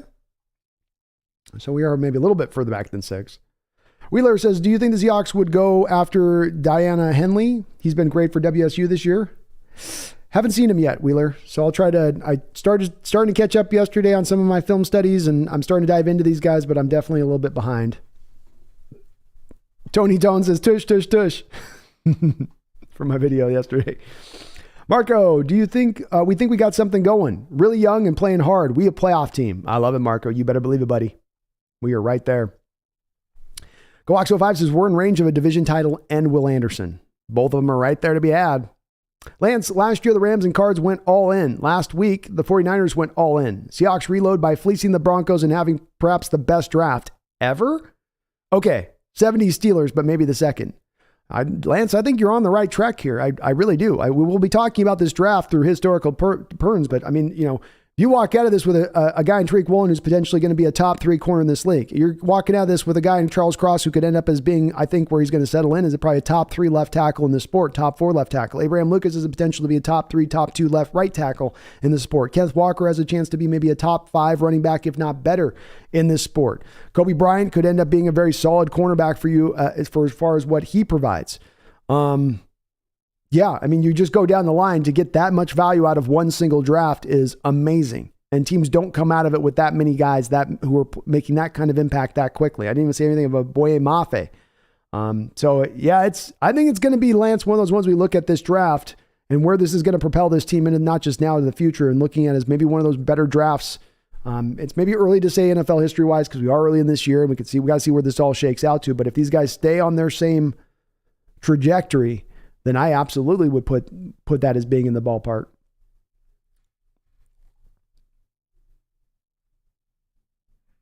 Jim Campbell says she's chilling all content. She is. Can't get the cat going sometimes. Carlos Means says, do we know what happened to DK yet? Carlos, it does look like the MRI is negative on the knee, so probably just a slight knee sprain, and that means he should come back. Jason Wolf, Aaron Rodgers post-game interview looks like the guy who steals food and sleeps under a bridge. TB1, the cat is Bronco Orange. I bet she's shit S in the bed as we speak. Oh, she's a Seahawk all the way. She couldn't choose the color on her skin. She didn't make that choice.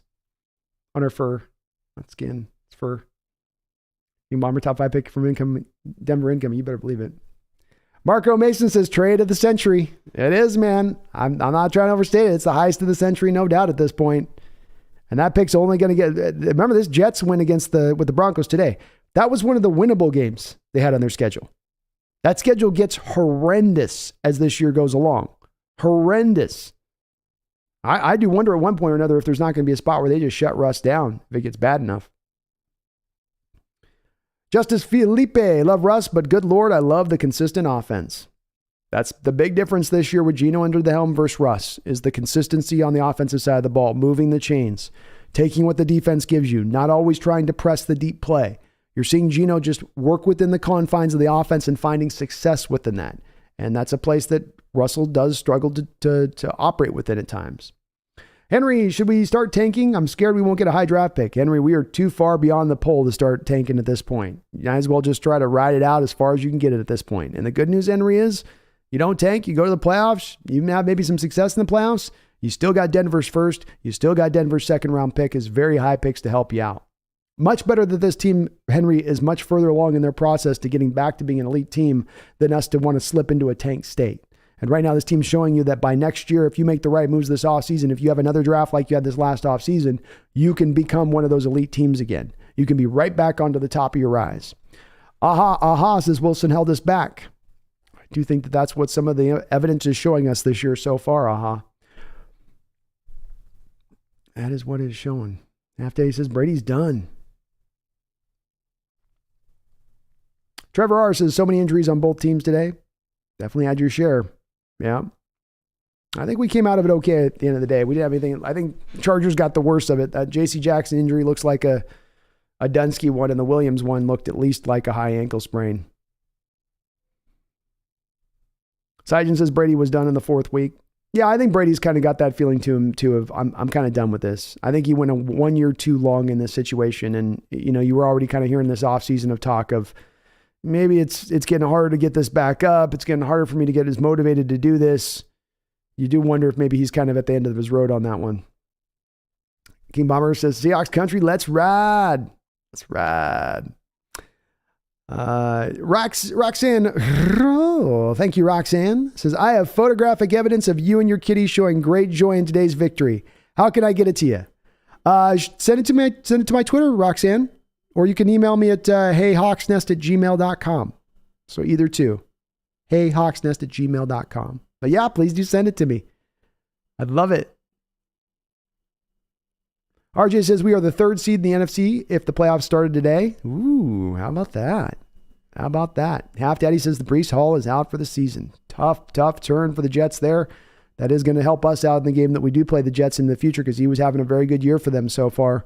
And Breece Hall and Kenneth Walker were your 2 separators at the running back position in this last draft. Breece going a couple picks before Kenneth Walker, but both of those guys are outstanding running backs. And tough break for Breece Hall, man. Running backs, it's a tough position. We've seen this with Rashad Penny and having a couple of different injuries, not just the same injury over and over again. You get beaten up quite a bit, and you get hit a lot with some odd angles, and it can get you injured. Just can. James Earl moans. Gino prepared all week with Metcalf. It was less clean because his dude was gone, and they still won. Well said, man. Well said. We've got to give a little bit of a countermeasure to this. When Gino loses his best outside target, a guy that commands as much double teams as DK does, that's then going to cause Gino to have to play the quarterback position just a little bit differently at that point. Very well said, James. Tony Tone says, Seahawks country, get high.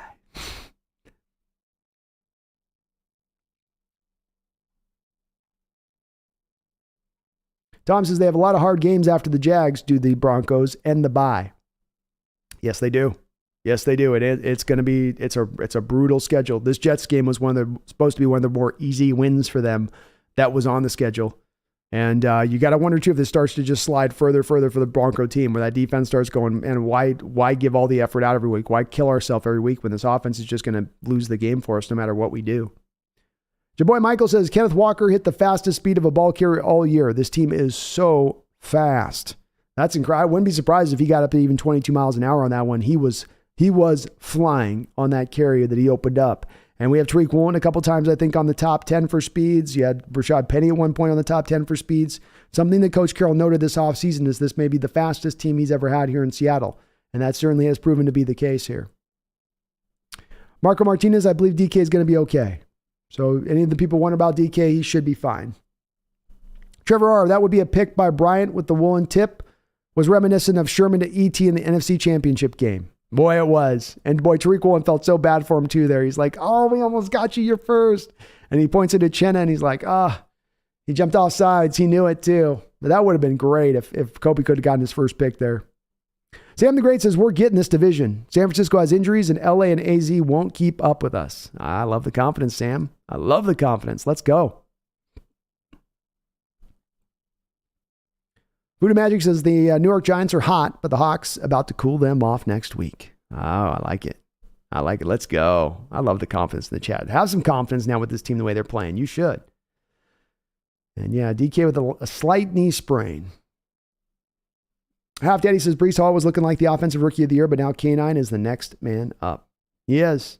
I think K9 wins it, but K9 wins it if he can stay healthy, which we know has been just not just league-wide is a problem with running backs staying healthy. That's been a particular problem with our Seahawks running backs being able to stay healthy through a full year.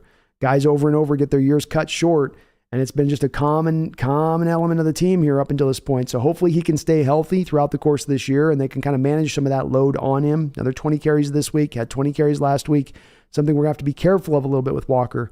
But he is definitely the guy who's going to be next man, as somebody else said, next man up here. He's the next guy to step forward here and be your likely offensive rookie of the year with what he's showing off here. 40 Hickory, thank you for subscribing, 40 Hickory. I really appreciate it. We are on the road here to 9,000. Let's do a little update here and check. I'm trying to get over 9,000 today, so if you guys can help me get there, I really would appreciate it. 8,993 subscribers. We are a mere 7 subscribers away from crossing that 9,000 threshold. So thank you, 40 Hickory. Thank you, James Peters, for subscribing and helping to be a part of that as well, getting us closer to that mark. I think we're going to hit 9,000 today, folks. We're going to get to the big 9,000, and that puts a big smile on my face. This is just a win day. I just keep winning. I tell you guys, I'm almost getting tired of winning, but I'm not. Just keep it going. Let's keep it going. DJ Jimenez with a $5 donation. Ryan Neal is that dog. Hey, Ryan coming out playing a whale of a game today. Whale of a game, and especially in coverage, which is just a key point of his play and where he's at. And if he's locked in on coverage, he does a lot of other things that are really nice for this team in his abilities over there. And he does look like a pretty good size upgrade over what you had with Josh Jones out there. I know Josh has really balled out in practice for the coaches, and they like that kid a lot. But Neal has been much more of a steadying force there at the safety position once Jamal Adams went out. Wonderful to see. Very well needed. That was a really under the radar type signing that they made bringing him back this offseason. But boy, has it been helpful, his return. Thank you, DJ. He's great. I love him. Ryan Neal. Is he a safety? Is he a corner? I don't know, but he's good no matter what.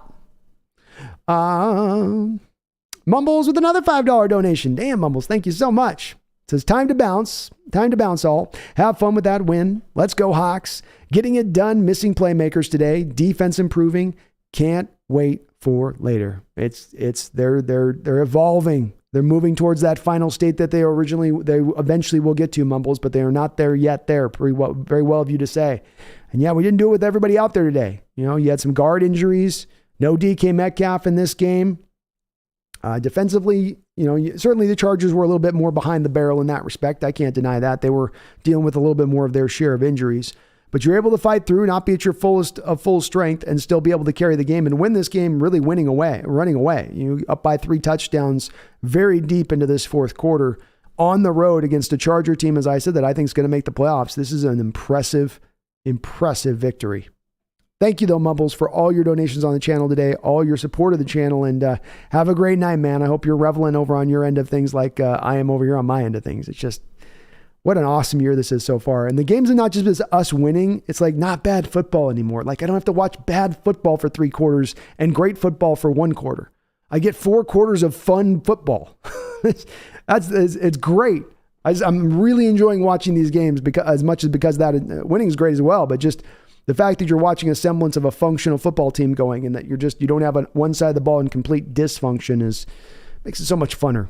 Matthew C., you have also answered the call. Matthew C., thank you for subscribing. You're helping us to get there. We're now 6 away, but then we're now only 5 away because Bricks for America has also subscribed. So let's get a subscriber train going. We're 5 away from 9,000, 5 away. If you're not one of those folks already subscribed up, get subscribed up. We're very close to crossing over that 9,000 mark, and then that puts us on the road to 10.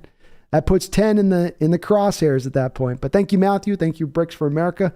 You guys are awesome. Antoine and Elizabeth Cobb and DK Upgate. Antoine, minor knee injury. MRIs were negative. Looks like probably just a knee strain. Probably out for a couple weeks. You probably see him back in, I'd say, about 3 weeks, just on a guess. Hawks were being cautious. That's right. Cora Pennington, thank God. Yeah, thank God's right. Mr. Allo, if we use our picks to draft or trade for defensive studs, Geno's 27 per game is definitely good enough. Yeah. I certainly think the team's going to be open to bringing him back, Mr. Allo. It just comes down to what's the cost. What does Geno demand from a salary standpoint? And if he's willing to take a relatively good deal for the team, I'm open to it. If he's willing to pay top of the market where he's been like, I've been waiting 10 years to finally get my next chance at a big contract, and now I've gotten it, no discounts. I could understand why he would operate from that. And I just don't want to be paying him 25, 30. I think that's where that gets a little bit expensive. Ivan Kadek says Goodwin is a low-key steal for us. Oh, he's been a huge addition to this team. A little bit of what we thought we were getting in Philip Dorsett a year ago. Goodwin's been that for you, a steadying veteran presence that you can rely upon when you put him out there. And he's been okay throughout the course this year, but today, boy, he really was awesome. Really was awesome. There was another play too where he almost busted a big play. I think they ended up having a holding penalty or a pass interference penalty on D. Eskridge on the play. But he had another play where he could have gone just about almost housed that one too. Emmett21 says, facts. I don't see Jones doing anything at all at Lumen. No, I think you're playing this on the road. The Giants, if it was a 10 a.m. game, I might feel a little bit different about this game, but I'm going to give the Seahawks a 7-point favorite at home, even against a very good Giants team this year, because they're coming so far out onto the road to play this game. Now, I know the Giants just 2 years ago did beat us at home with Colt McCoy at quarterback. I got it. But I think that this is a different Seahawks team. And I think that they're going to really start to be able to build on some of this momentum now as they start to realize we could be a good team this year. We could potentially be a pretty good team here. Aha says, let's go. Wasted here. Good. You should be wasted after this game. Tony Tones, let's have a go. Akshay says, our defense is slowly becoming good. That was the best part of today's game. Starting to round back into shape, Akshay.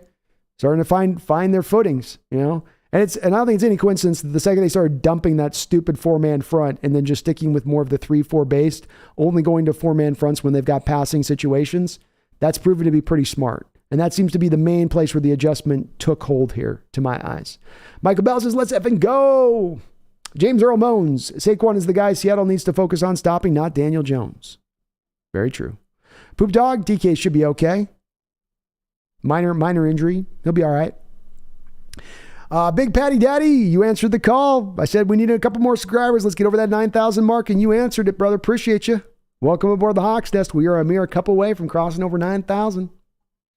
The Power of Myth says K9 looks like a future Pro Bowler for sure. Yes, he does. Difference maker at the position, and absolutely he looks like a Pro Bowler. You don't have these kind of big runs he's busting off now time and again here, and it's not a guy that's bright future for this kid. And boy, he's just looks more impressive every week. Went from, again, the early part of the year where you're going, he looks good. He doesn't look like the difference maker I kind of thought he was at college. And then you've seen it over the last few weeks, went, oh, yeah, that's right. That's what I remember seeing on tape back at college. OD Death Metal, Curran looked good, plug and play. It looked okay. He did OD Death Metal give up that sack on the spin move by the defensive tackle at one point. But he's out of position at guard. He's more of a tackle. So he did what he could. You were down to your third guard in that game a little bit. So you had to make do with what was. But he held up okay. Akshay says, we didn't miss DK at all. I think if we get a good trade for him next year, trade him. He's not very good. I think he's very good, Akshay. He's very, very good. And you just signed him to a big contract extension. When you do that, you're not going to move a player within the first couple of years of that deal because there's too much bonus money you have to sustain. So DK is going to stay here and into the future. Cora Pennington says, I think Chris Olave's in the lead for the Offensive Rookie of the Year right now. He might be. He's got to core a lot of catches where it's not necessarily, there's a lot of like short throws, short catches. You know, he's kind of that, he's not really like he's going to press the field. He's like setting the world on fire like an Odell Beckham did in his rookie year, kind of like that. He's been solid. But I think he's neck and neck right now with Walker. Let's see here. So Walker is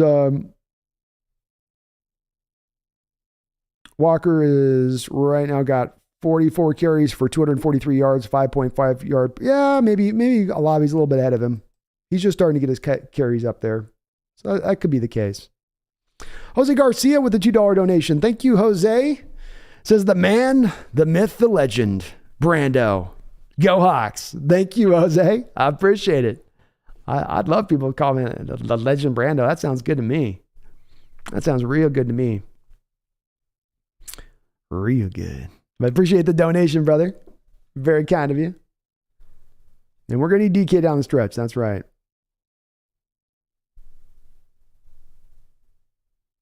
Boss Up says, dudes need to stop saying we should trade DK. He's a difference maker. He's a difference maker. I agree. I won't ever be one of those people, Boss Up. I'm going to be one of those people saying, no, he stays here. He remains.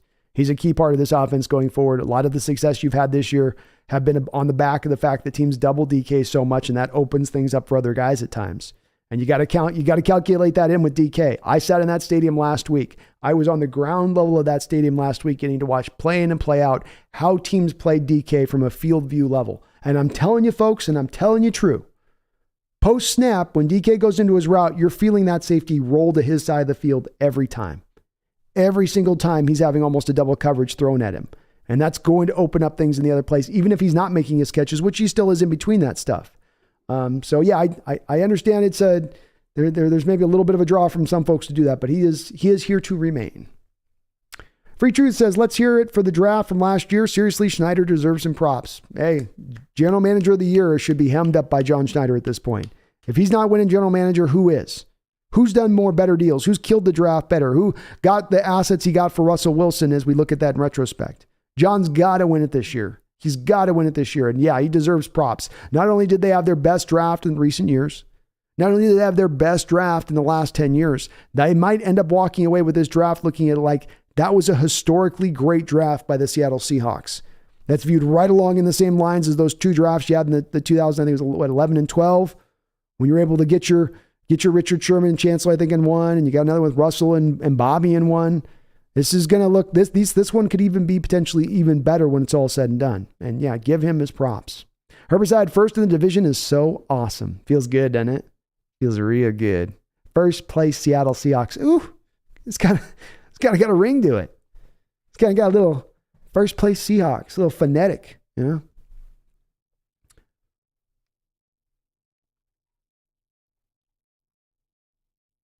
Akshay says, dude constantly drops catchable balls.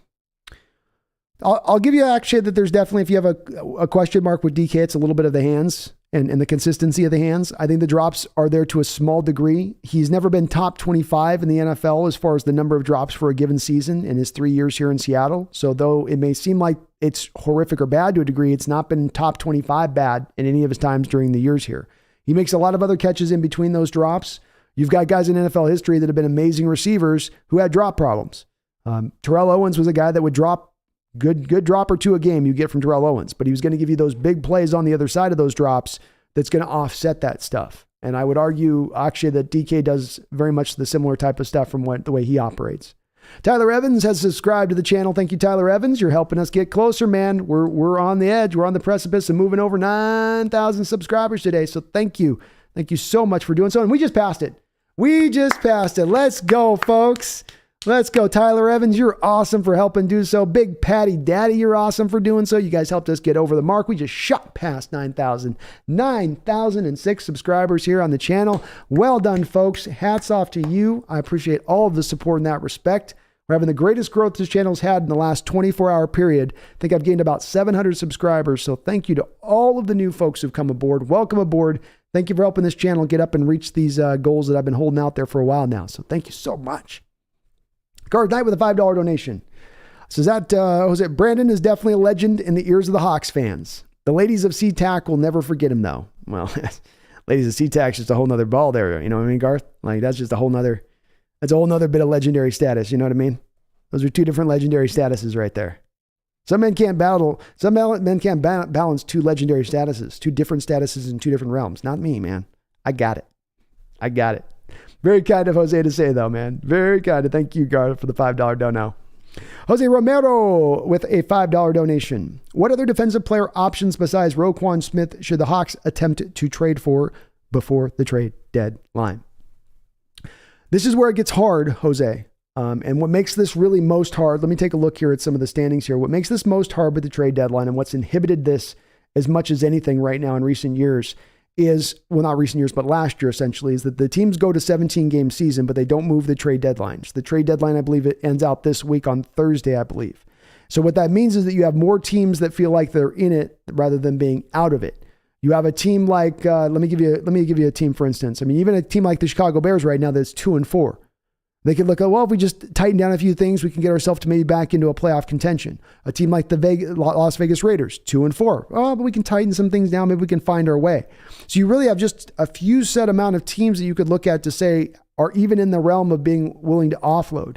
And even of those teams, you have a team like the Carolina Panthers that make a move this last week with Christian McCaffrey. Seem like they're now fully in sell mode, but now they're saying, no, we're not going to move Derek Brown. No, we're not going to move Brian Burns. No, we're not going to move this guy. So it does look like instead of that, they're actually kind of saying, no, we're going to still try to hold on to this core that we have and build into next year. So there's really, really few teams out there that I look at and go, okay, here's a team willing to move guys. Here's a team willing to move guys. If we go to a couple of them, you have the New Orleans Saints right now at 2-5. Do they look at that roster and say at this point, it truly is playoff worthy? And let's remember what the Saints, they gave out their first round pick this last year so they could go get Trevor Penning, I believe, in this last draft. So they're already without a first round pick in this upcoming draft. Maybe you could look at talking to them about a Davenport or a Cam Jordan, or maybe even an Alvin Kamara, if you're looking for a good backup option as far as running back goes in that respective things. So maybe that would be a team you could look at with some of the players that they have out there. Maybe Honey Badger. Is there in a way we can maybe move and make a move with a guy like a Honey Badger in that secondary? Maybe that's a possibility. Detroit Lions would also be another team probably in that sell mode now that they were 1-5 after losing to the Cowboys today. Don't know that there's a lot of guys on that team that I'm going to necessarily look at or would be targets for our Seahawks, especially essentially, effectively defensively, especially. Going through, I don't think I think the Washington Commanders aren't in sell mode 3-4. They're staying in it. I mean, I don't know if the Broncos could be in sell mode here at some point soon with where they're at. They may still try to give it one more shot on this year here. Texans, Brandon Cooks maybe. Outside of Brandon Cooks, I don't think there's anybody else you're going to get out of Houston. So I think Houston's out. Jacksonville, I'm not seeing anything with Jacksonville either that comes to mind as far as a player there. Cleveland's an interesting one. Do they just try to hold on there with Deshaun Watson coming back eventually here at 2-5? Or do they start to offload? I mean, maybe like a Jadeveon Clowney. You could pull that from Cleveland as far as a backup option. Like, hey, we'll throw you a 4th rounder for Clowney. What do you say, Cleveland? You know, would Cleveland be willing to do this, or do they really think they've got a chance now sitting at the bottom of that division? Pretty tough division, too, at that. I don't think the Browns have anybody else beyond that we would be taking a look at. I'm trying to think in my brain about somebody that they would be willing to move, but nobody's jumping out to me. That makes a lot of sense on that one. Maybe a Kareem Hunt with Cleveland as well as somebody you could look at, because I know that he's had some issues there, and you might, if you wanted to reinforce your running back position, that'd be a way to maybe do it. Pittsburgh, not really anybody in Pittsburgh that would be a target. And I'm just trying to go team by team here of possibilities. So I don't see Pittsburgh at 2-4 is probably still thinks they're somewhat in it. / I don't think they have anybody. Chase Claypool's on the open market. I don't think you're going to look at him. Defensively right now, they don't have anybody outside of, if they let you maybe have an access to like a Cam Hayward guy, try to give him a chance to go win a ring, and you can pull that guy in as a 3-4 defender. That would be interesting. I don't think they'd be willing to make that move, but it'd be a fun one if they were willing to enter that fray. And then I think the AFC East is too many teams still all together to think that there's anybody there. So it really does come down to, you got, Saints, Panthers, Detroit Lions, Houston, Jacksonville, and maybe Cleveland. That's your only teams that are even really thinking about even moving a guy, Jose. Like those are your only teams that'll be in sell mode at the trade deadline. In recent history, you used to have like 13, 14 teams because more teams were aware of the fact they were out of it when it was on a 16-game schedule. So that's part of what's pushed this down the marker a little bit, Jose. So there's a couple names in there. Shaquille Thompson of the Carolina Panthers would be a guy that I'd be interested in as well at the linebacker position if we could make a move there. But there's just not a lot of teams that are willing to move guys or that are in sell mode. And you need teams in sell mode to have a wide plethora of options to kind of pick from. Alan Olivieri.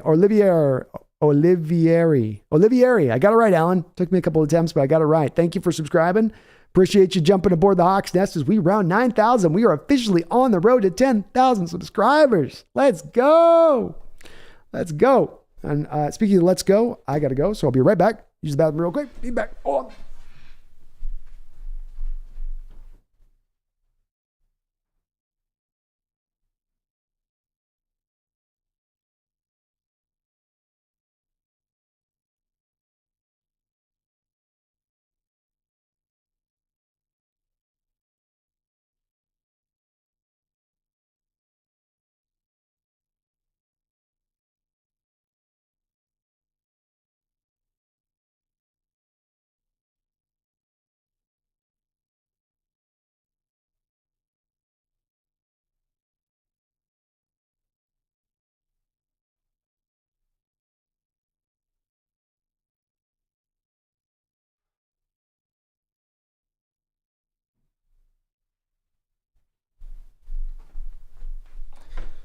Oh, what a lovely day this is. What a lovely, lovely day. I love football season. I really do.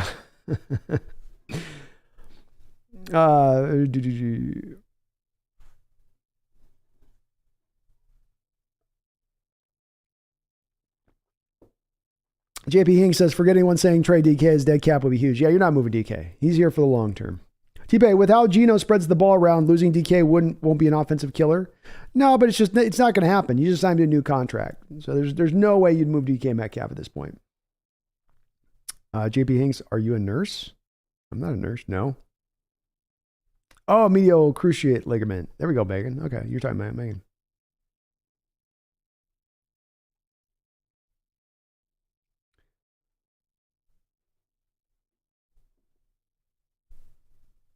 Blue, Blue, and Green says, when DK went off on the card, I 1,000% thought he was just dropping a deuce. Yeah, me too, man. I thought the same. Rob Terrell, yeah, I'd trade for Roquan Smith at this point. I feel like the Bears would be willing to move him here at the trade deadline. They're not looking to put him on a contract extension. I don't think they're going to want to try to franchise him after this year. We're with where that team is at. I think that's a deal that can be made. I think it would cost you a 3rd round pick and maybe a little bit more, maybe just a titch more. But that's a price that I'm willing to pay. As he would be a guy that I'd look to target in free agency even if we didn't trade for him. JNC Outdoors says Ryan Neal is the Neal deal.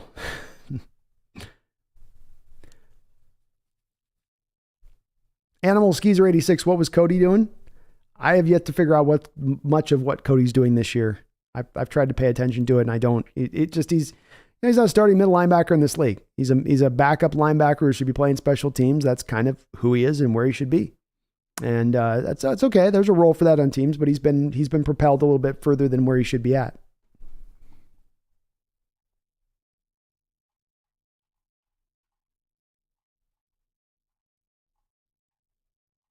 I'm behind the chat, so oh my goodness. Mark Sanchez, love the walking. I try, Mark Sanchez, to do it good. I'm okay at it. I'm working on my owl. That's the hard one. I can't get that one right. I just want to go, oh, this is hard. I'm not going to tell you how to live your life anytime, any day. Out of order. I'll show you out of order. I was a man I was. 10 years ago, I'd take a flamethrower to this place. Mumbles 20 subs away. We got it, Mumbles. We got it. Let's celebrate together. 9,000. 9,000. Half Daddy, I'm pretty sure Gino would sign a $70 million 3-year deal. Why would he want to go to another team? I would hope if he's willing to make if he's going to make inroads as far as understanding we're not going to pay you top of the market, but you get to be in a great place to really allow your career to succeed through the back of your career. And he can kind of put that 2 and 2 together. I'm open to it. 3 years, $70 million.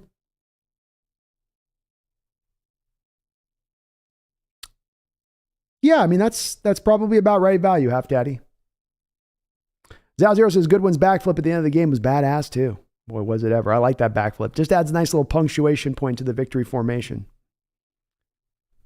Pretentious Cameron says 2 games in a row where we didn't have to bite our nails. We won decisively in each game. No, yeah. Look at these nails, folks. Look at that. That's like I came out of a manicurist right now. Look at that. No chew marks, no frays, no little skin hanging off the sides. Look at that. Hand calm. Just ice cold calm.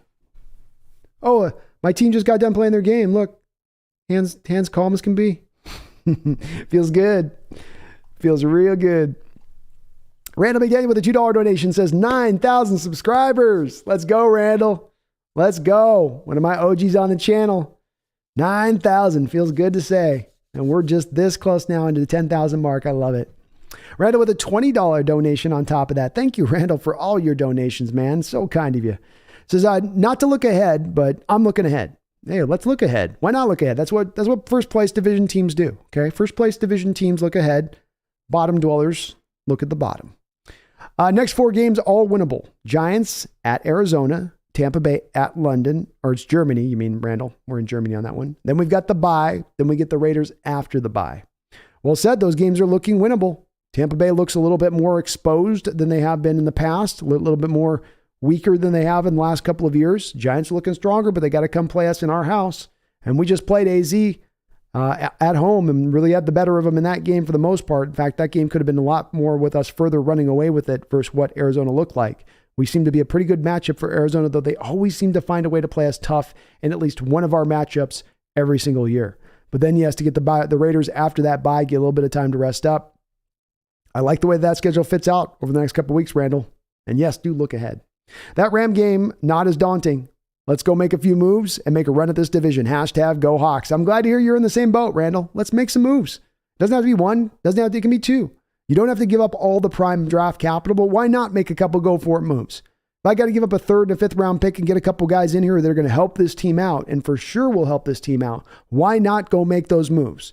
You're so worried about the player you're going to lose in that 3rd or 5th round into this next draft versus a team that's right now at the top of the division. I know where we thought we were supposed to be at the start of the year, but we're here now.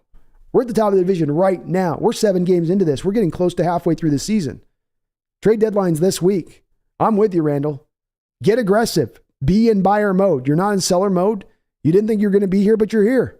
So take advantage. Take advantage and strike while the iron's hot. And I'd love to see it. If they can pull out the right kind of move, I'd love to see it happen, Randall. And let's not forget on this, by the way, folks. Let's not forget about this little key fact we talked a little bit about a week ago, but didn't get as much pub. Quinn Jefferson adjusted his salary. He moved money around to free some money up for the Seahawks. They made no other move after him freeing that money up. So there is that was an indicator that there is probably some move coming down the track, be it a contract extension or a trade, with that Gabe Jackson move that was made. And I think that very well that move could be, you could see that move being made within the next 24 to 48 hours, potentially even. William Asumpako says, that was fun. That was fun, wasn't it? B. Russ, real talk. Is Geno an all-pro this year for the NFC? His competition is Hurts, Brady, and I guess Cousins. I feel like he might just be an all-pro. I would put him as an all-pro right now. I'd put him up there. I don't think Brady's played as well. Cousins has been fine. Cousins also has that game like against the Eagles where it's some really bad throws. Hurts definitely is going to get there. Yeah, I think he is, B. Russ. He would be for me.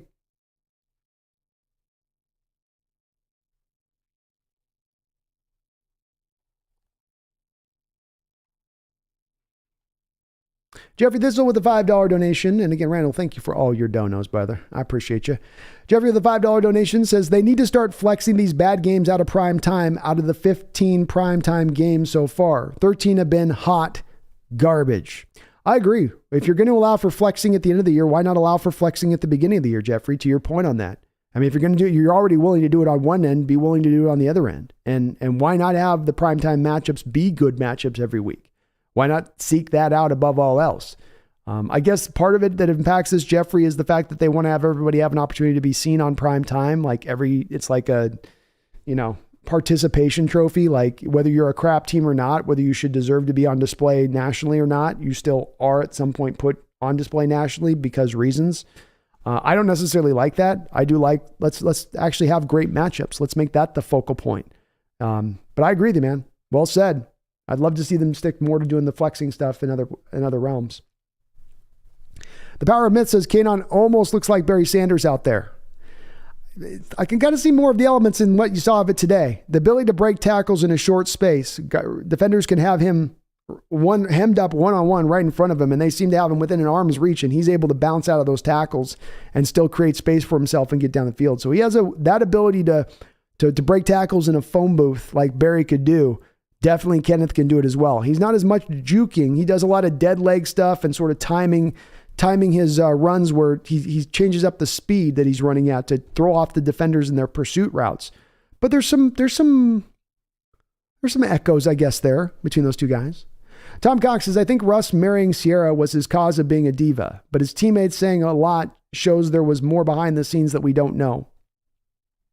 Yeah, I'm hesitant to put a lot of blame towards Sierra being the one that's driven Russell into this situation of becoming a Hollywood quarterback guy. I think that it definitely probably greased the wheels on that to occur. I think to your point, as you're saying on this, I think some of this was inside of Russ when he was here early on.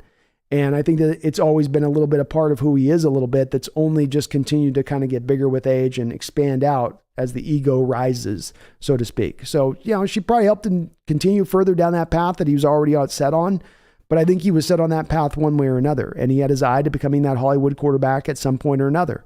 And he saw it as nothing but a benefit to do so, where I think that him becoming a Hollywood quarterback has been at Russell Wilson's detriment. It has been for the worse for him embracing this role, as opposed to just staying as that plucky, try-hard guy who nobody ever had any expectations for and just bawling out of his mind. And that's just my read on it, is that he would have been better staying on the original path rather than leaving that path so that he could worry about his brand and his star rising and how big he could make his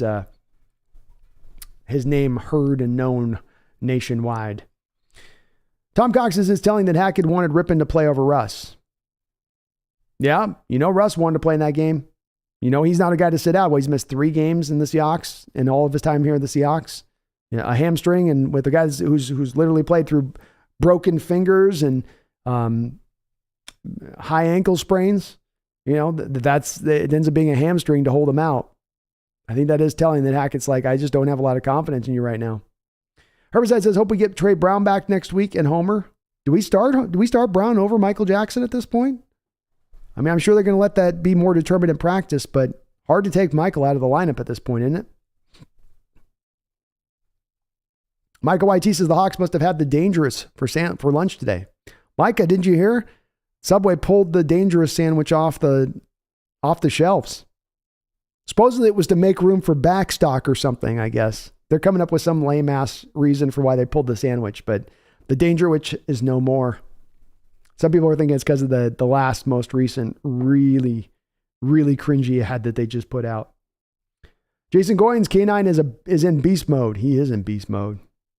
Keith Goodsell, Sierra is to Russ like Jessica Simpson was to Tony Romo, the lady curse. There are those certain ladies, man. Certain ladies, they get you. And that got Tony. Tony got had by Jessica Simpson, but who wouldn't? And I'd probably have Sierra do the same to me too, probably. Megan Gok, Roger Cassell for the 9KB. I'll give you some of that. Let me tell you, Seahawk fans, as Howard Cassell, I've watched many a YouTube channel, but I have never been quite as blown away by a chat or the intelligence of a chat as I have been by this Hawks Nest crew. The immaculability, the incontestability, the peerlessness by which they operate is certainly unique to any fan base in the NFL. Brandon is lucky to have what he may call the best fan base in all of YouTube in his chat. The support, unwavering.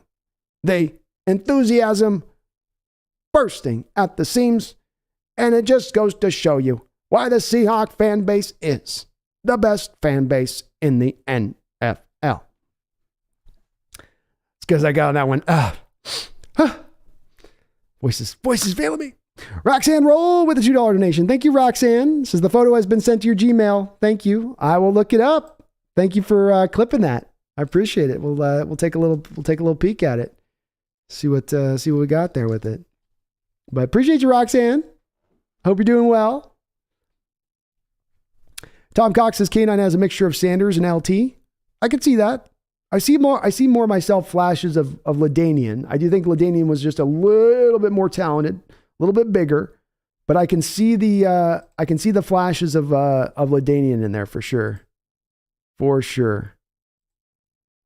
I'm trying to get this picture up here. That's a great picture, Roxanne. Thank you for sending me that.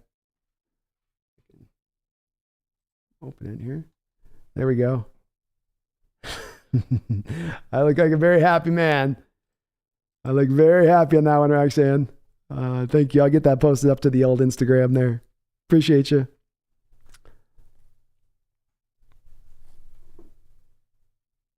Tom Cox says Rodgers isn't all to blame. I say about 75% is Rodgers, but Sierra has Russ's ear too. Zal Zero, Kenneth is one of the fastest guys in the field. He's straight electric. Oh, he is.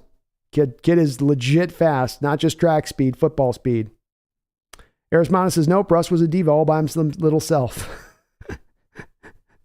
Poop Dog says, succubus is just drain you dry. Zal Zero says, he has to make $40 million a year so he can pay all the bills and her bills too. Oh, goodness. Barry Zadora, Russ is a bigger simp than John Lennon and John Legend combined. It's your boy Michael, 9K. We got over it, man. We did it. Brian Myers, I said it earlier in the chat, but I'm here to say it again. My preseason takes on Geno's performance for this year were wrong. Playing way above expectations. Well, Brian, I don't think you were the only one alone on that one. I don't think you were the only person that was looking at Geno saying this isn't enough. So I think he shocked everybody. I mean, even Brian, I was high on the guy. I thought people were selling on him a little bit. I didn't see this level of performance. I didn't see him being this good as he's been. It's even gotten me.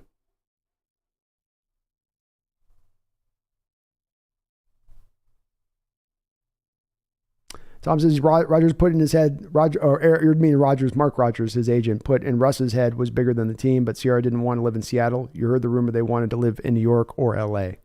I think that stuff pushed a lot of it along, yeah. I think Rodgers is a big part of this as well. Is not a guy that doesn't give a lot of the fault here, but Rodgers is the guy that's trying to really impress upon, and he's got one football player that he's the agent for. He's a baseball agent.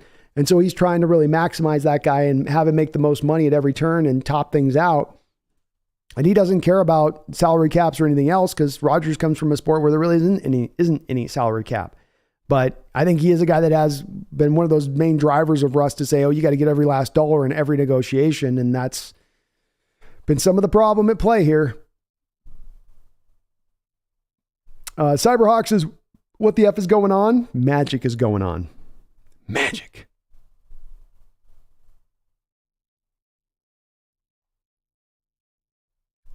Jason Wolf says, I'd love Jalen Carter if we can't get Anderson.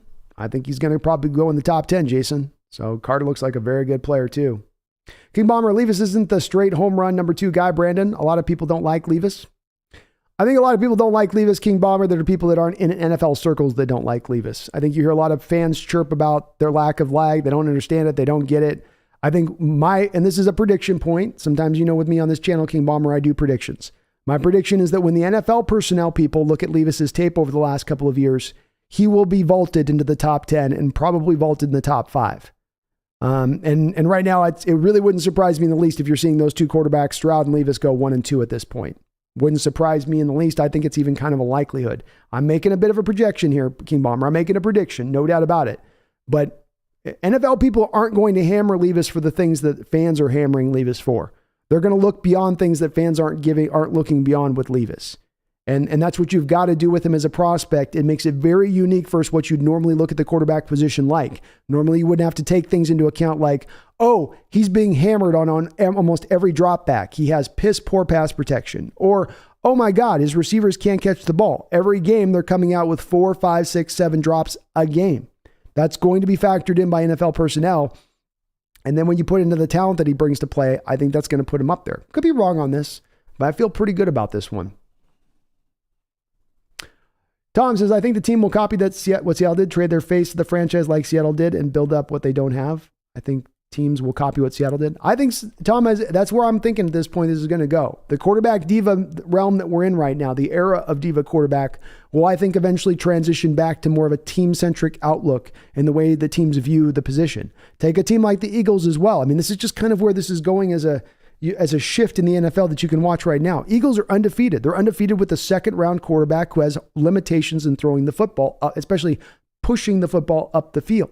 But they've built around those limitations. They've reduced the need for those limitations to be put on bright display, and they're getting the most out of a guy on a rookie deal at this point. They're undefeated, having done so. And I think you're right. People will look at Seattle and the success they've had. People will look at how quarterbacks have been paid on the recent contracts and how bad those contracts have looked then for those teams, even going back, even past the last couple of years, like the Jared Goff deal or the Carson Wentz deal, where those guys got paid a little bit early, where the teams were trying to get ahead of the ball, trying to get ahead of that big cost down the road, and it ends up costing them in the end. I do think that this is where this is going to go as a trend. Mumble says, but garlic is food. I can taste spice very well, so I tend to overspice. Oh, goodness. I'm a minimal spice guy myself. Tommy Eaton says, the previous chef insisted on trying to make a Michelin star meal out of an appetizer. Gino got that secret sauce. Yeah, Gino's got that one sauce fix all kind of thing, right? Great comparison there, Tommy. I love the metaphor. Yeah, Russ was a little bit like the Michelin chef. Every play I'm going to try to come out with the steak right, and I've got the peppercorn on there, and I've done the hand mashed potatoes, and you're like, sometimes you're just like, Russ, just get the plate out to on the table. Just get it out there. They've been waiting for it for 20 minutes. Come on. I love it. Very, very well put there, Tommy. Roxy, oh, sorry, I got the Roxanne there. Tom Cox says Trenton Simpson, Campbell from Iowa, Richardson as quarterback, and Patterson from Notre Dame. That's the 4 I would be happy with, but there are others too. I'm with you on Trent Simpson. I'm not with you on Campbell. I can't quite get the understanding of hype behind Campbell myself. And I think Richardson's not coming out this year. Patterson, I'm not sure on. I haven't watched enough of Patterson's game yet. I think Richardson goes back, Tom. He needs to go back to college and get some more starts. Trent Zybach, you want to start saying 9-7 instead of 7-9? Yeah, I'll give you 9-7 right now, Trent. They're better than what I had as far as projected at the start of the season. Maxwell says, great win tonight. Showed what we can really do. Oh, yeah, and Denver lost. We scammed them. Go Hawks. We did indeed. Heist of the century. Jason Wolf, I agree. Hendon Hooker is better than Anthony Richardson right now. There is also about a difference of 5 years of age between those guys, which you got to factor in a little bit, but that doesn't change the spot that I'd rather have Hendon Hooker.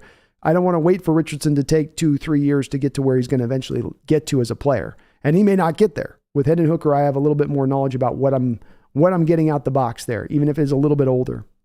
Jeffrey Nicholson, definitely a bend, but don't break defense. 100%. 100%. And that's by design. Poop Dog, Trey Brown's is close to coming back on the field. Yep. They've been having him run. He's been very close, according to Carroll last week. I do think that by this next week, he's going to be, from where they've got him set, ready to go. So he could have come off the IR after week 4. I think they've been a little bit conservative with him, partly because they feel good about where the corner play is right now, and they want to make sure he's fully ready to go when they bring him back. Krakenhawk. Pete's proving that he can win with a system quarterback and a strong supporting team around the quarterback. Draft the best position player available besides quarterback. Get elite talent around a game manager. Well said, Kraken. And that's the designs of the team. You're right. And that's the place that I'd like to lean into as well. Jeffrey Nicholson says, overall, happy day. It's a beautiful day, Jeffrey. A beautiful, wonderful, beautiful day. Tommy, every time Russ is not on our team or our rookie contract, we have a history. Every time Russ is not on our team or on a rookie contract, we have a history draft under Pete Carroll and John Snyder. Probably not a coincidence. Maybe on that. Cora Pennington, she's orange to curse the Broncos. That's right. She's a cursor of the Broncos. She's not a helper of the Broncos. She's a Seahawk. Right? You Seahawk? Yeah, you're Seahawk. Jeffrey Nicholson says, Ocean's 12 football remake. James Black, I would absolutely shut Russ down for the year if I'm Denver. Have him rest and find a new coach next year. Yeah, I think you've got to reach a point here if you're Denver at some point. Maybe it's just they put so much cost into it, they can't swallow that kind of bitter pill to do that and make that move. But you do wonder at one point or another, go, okay, let's just get the guy healthy. What do we have to accomplish this year? We're not even going to win our division, much less sniff the playoffs. And I don't think they'll do it, James, but doesn't mean that it isn't maybe the right move for Denver at this point, looking at the situation. Especially as your boy Michael says, you look at the schedule, if you're Broncos, it's one thing if you look at the schedule and go, well, it eases up. We got a lot of last place teams from last year we're getting to play. We don't have one of the harder divisions in football that we're operating within, but that's not the case. And signs do point to a little bit of maybe that's the way for them to go with this. Kraken Hawk says, I basically stopped listening to Seattle radio since week 1. I've switched over to 104.3 The Fan. It is fantastic listening to Denver radio. Lose their minds all day. Seriously, it's effing great. No, I know. I'm the same way. I've done it too, Kraken Hawk. I've done my go check out Bronco fan channels. Go laugh at that. That's Good Sports from time to time and the misery on Brandon Perna's face. I'm enjoying it. I'm reveling in all of it. I'm not going to stop. And maybe it's catty. And maybe I need to get over it, but I'm not. I'm just going to keep enjoying it. Seahawks Gaming, Kobe Bryant still leads the league with fumbles. Second place is Darrell Taylor. Wow. How about that? Your Seahawks 1-2 and fumbles caused there. Darrell Taylor with another one of those. It's becoming kind of a trademark for Darrell Taylor where he's able to slide around the back of that pocket and still get a hand around and knock that ball free. He's showing a nice little ability to do that, as he did with Marcus Mariota. I think he just missed one last week in the game last week as well, where he had his hand on the ball. The guy just barely got the ball out. It was an incomplete pass on the play, but he was close on that one too. Tom Cox says, look at how much people saying Jimmy Johnson was an idiot. If Carroll and draft works out, wow. People were saying Jimmy Johnson was an idiot? Oh, maybe for trading Walker? Yeah. People will be changing their tune on Carroll real quick with what he's doing right now. Tommy says K9 is a shoo-in for ground player of the week. Has the Seahawks been recognized every week? Seems like it. It does, man. Yeah. It's not defensive rookie of the week. It's defensive player of the week, like you had Uchenna in week 1.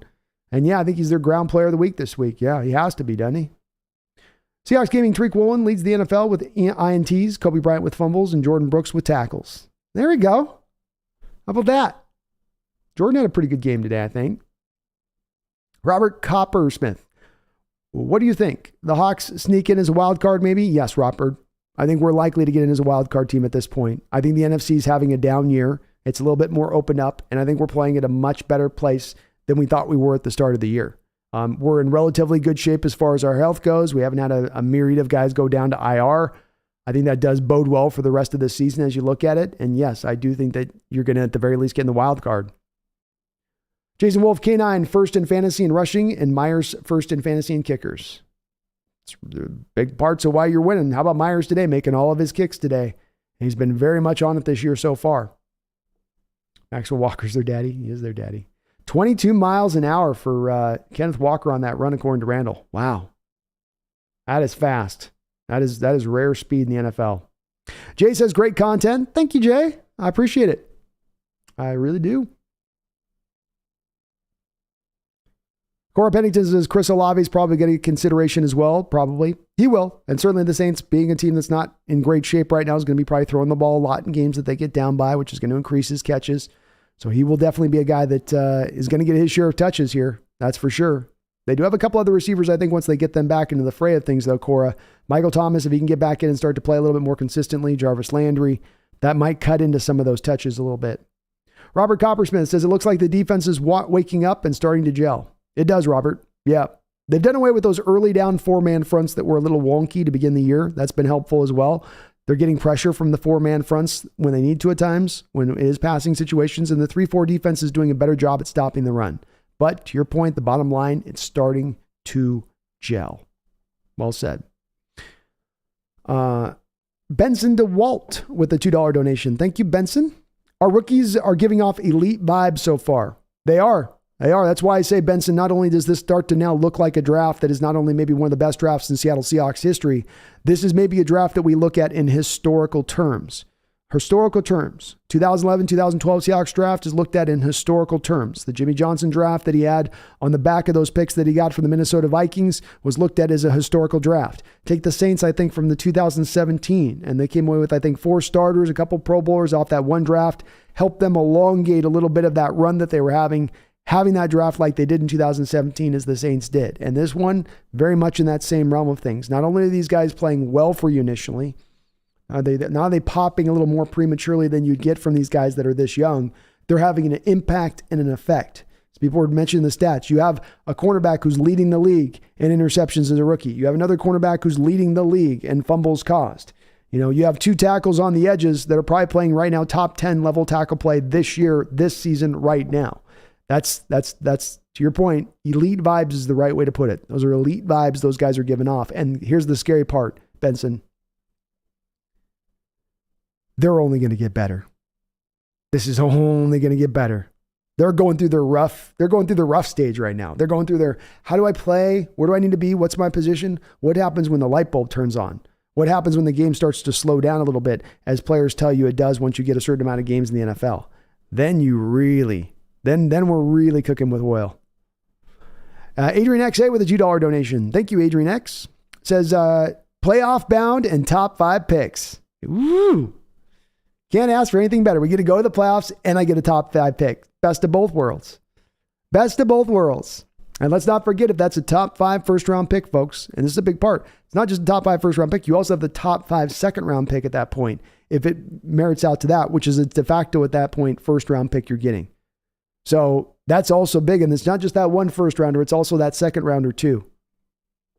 But love it, Adrian X. Randall McDaniel with another $20 donation. A big fat $20 dono from Randall. Man, you're awesome, brother. I appreciate you. April 2023. Hawks pick number 3 on Denver's pick. Levis and Stroud go 1-2. Will Anderson is staring at you. Atlanta is picking 10. GM calls and offers the number 10, their second, and next year's first and second to move up. Take generational pass rusher or picks. So he's offering me, Atlanta calls up with the number 10 pick, and they offer me their 10th pick, their second round pick in this year's draft, and then I get their next year's first and their next year's second to move up. Yeah, I do that. You're picking up 2 extra second round picks on that, Randall. It's not just merely I pick up the first round pick in next year's draft, which could be a very juicy pick with Atlanta, because I don't think they have a very stacked roster to go forward into the future here necessarily. Yeah, if you're just talking about 1 first round pick to move to 10 at that point, Randall, I'm a no. But the 2 second round picks are enough at that point to sign me up on that. That's just you can't deny that kind of value at that point. That's insane. That'd be just too good. Probably about right though. You're on the right track, right? It's usually a 3 first round kind of pick situation, potentially even if you're moving far back. So you're in the right mode as far as the cost goes. I think I would just have a hard time not pulling that. I think I'd have to do it. Three picks for 1 at that point. Holy moly, what you could do with those picks. I have to do it, Randall. I love Will Anderson, but I got to do it. I like me some Will, but it's too tasty. 16-bit blocker, 9K. We got there, man. We did it. Robert says, let's this hard working man's channel to 9K. Let's ride. Yeah, I appreciate all the support, man. Those of you folks heard my call out there. We got those new subscribers jumping aboard. It's amazing. Appreciate you. Roxanne, thank you for sending that photo to my email. I'll put it up here in a second on the stream and show folks off my goofy, happy, smiley face as we win. Michael YT, 9-hour live stream B. We might. We're 5.5 hours in, man. I ain't slowing down yet. I ain't falling back yet. Garth Knight, imagine Mark Rogers and his Scientology start representing Geno. That would be awesome. Is Mark Rogers Scientology? I wouldn't be surprised, Garth. I mean, a lot of things would start to make sense.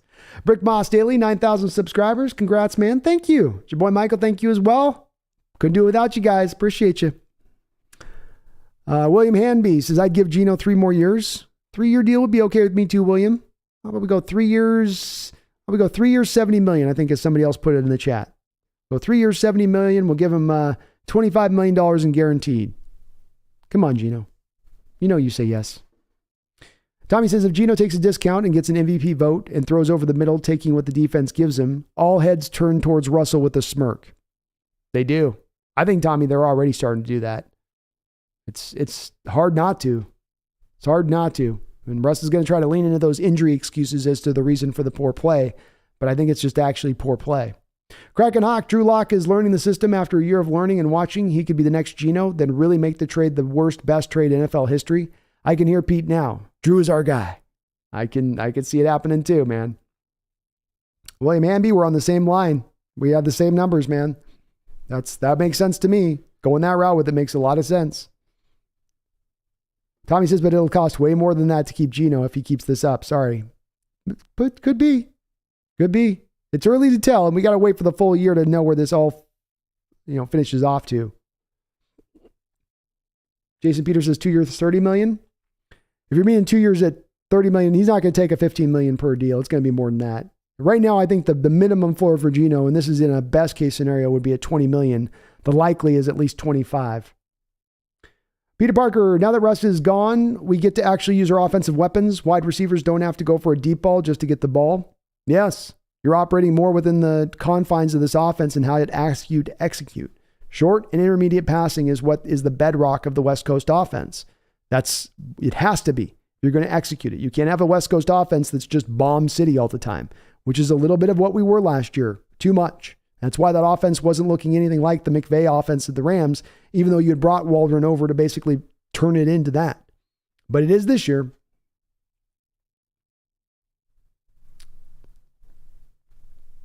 Peter Parker, why are people writing off DK? Not the first time I've heard that. Let the coaches coach. You just watch.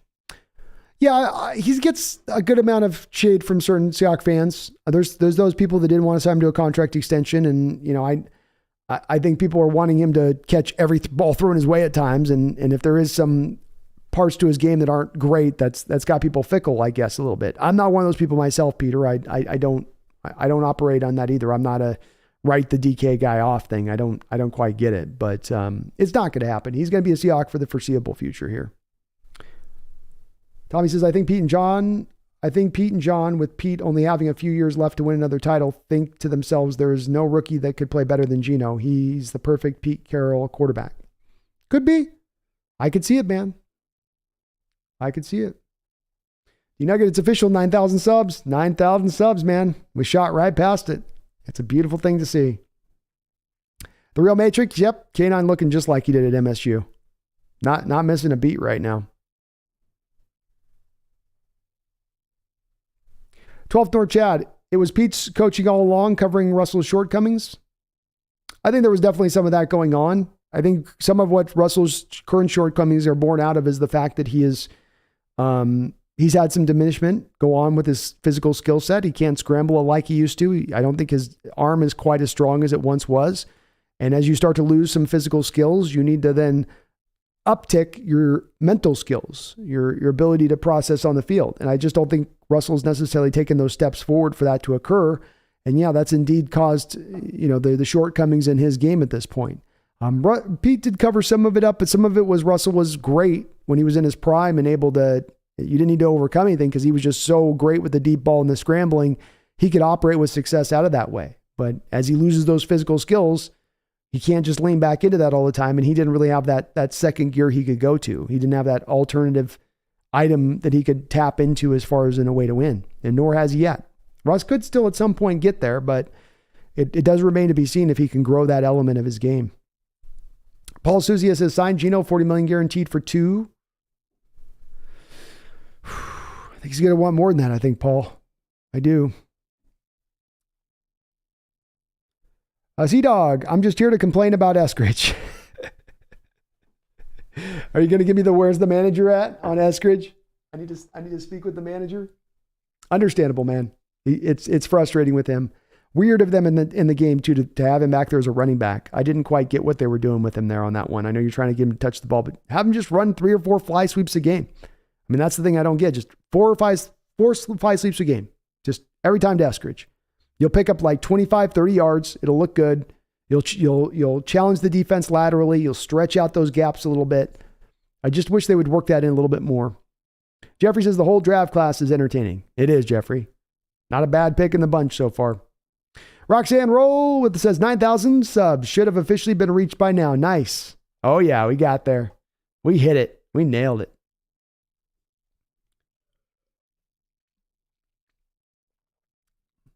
Megan says, congratulations to one of my favorite humans on the 9,000 milestone. So happy for you. I'm honored to be your head mod and I'm not having laptop issues. Yeah, Megan, we'll get you back on with this. I'll get you back on modded up as under this other account you got. But thank you so much. I appreciate it.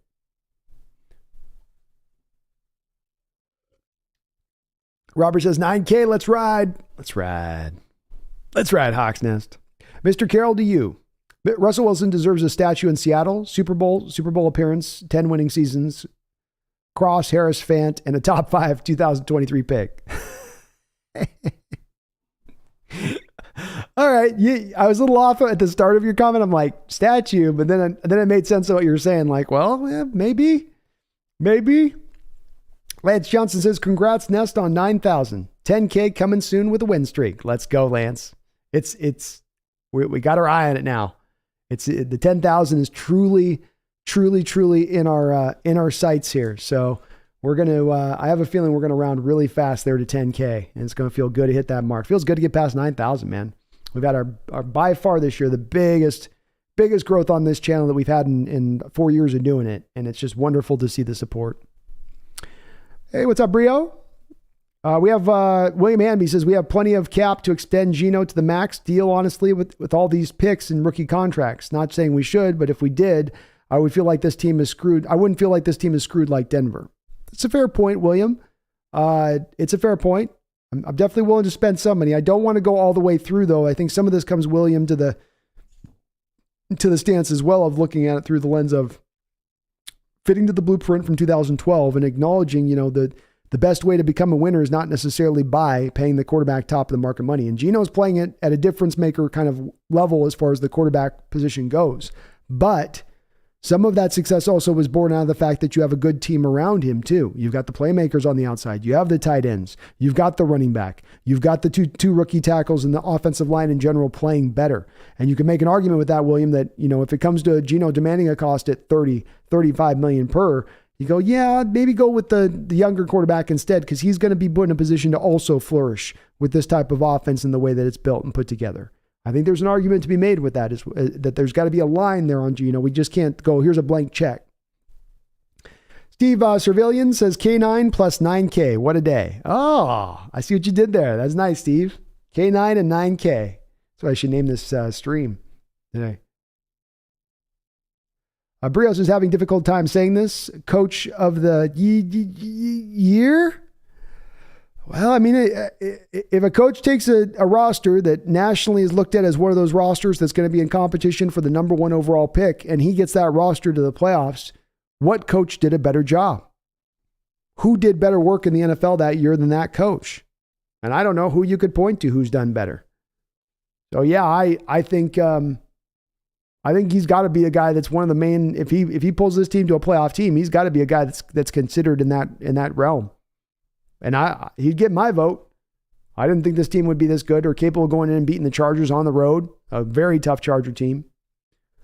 Joel says we have the 6th pick right now. Ooh, it's nice.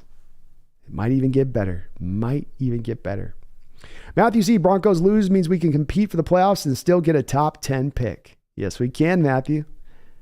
As I say, the best of both worlds. I get to compete and I get a top 5 pick. We also have the 15th pick as of now, says Joel. It's not a bad one either, is it? Matthew says, suddenly I want a Subway sandwich. I'm so hungry for some Subway. Matthew, I'd love to have Clowney back. Me too. I'd love to see that move if they could pull it off. Your boy Michael, what about Josh Allen from the Jags? I'd be open to that one too. I've always long thought the Jags were eventually going to just sign him to a contract extension, but they've never actually gotten one done with him. But I'm definitely, that would be another one that I'd be interested in too. Santiago says Happy Gilmore had his sandwich longer. That's tough.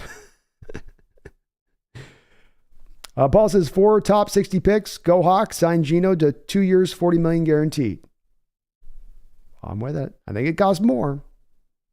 Jeffrey Nicholson says the dangerous sub is now 86 indefinitely. Russ needs to change his jersey number from 3 to 86. Jason Wolf, we need a middle linebacker. We do, man. Roquan Smith, Shaq Thompson. Let's go get somebody. Addison Shelbo, on the way home from SoFi, hell of a game. Go Hawks. So happy I was able to see it live. Well, congrats on being able to see that game live, Addison. I hear it's an awesome stadium too as well. So that's got to be that's got to be fun. Dr. XP, do we try for Odell? I don't think so. No. Last I heard, he was going to go to the Vikings. William Hanley, just give him 3 to 4 years, $30 million per year, fully guaranteed to make our picks. It's costly, man, William. That's a lot. It's a lot.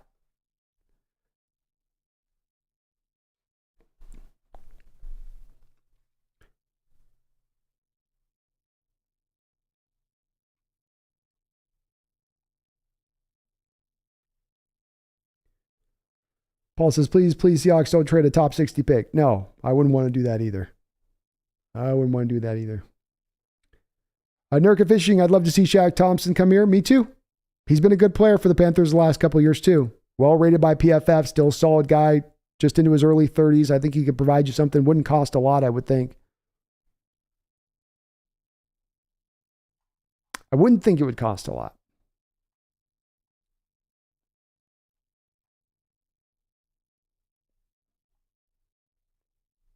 Berna 2883, tell him B. I'm trying.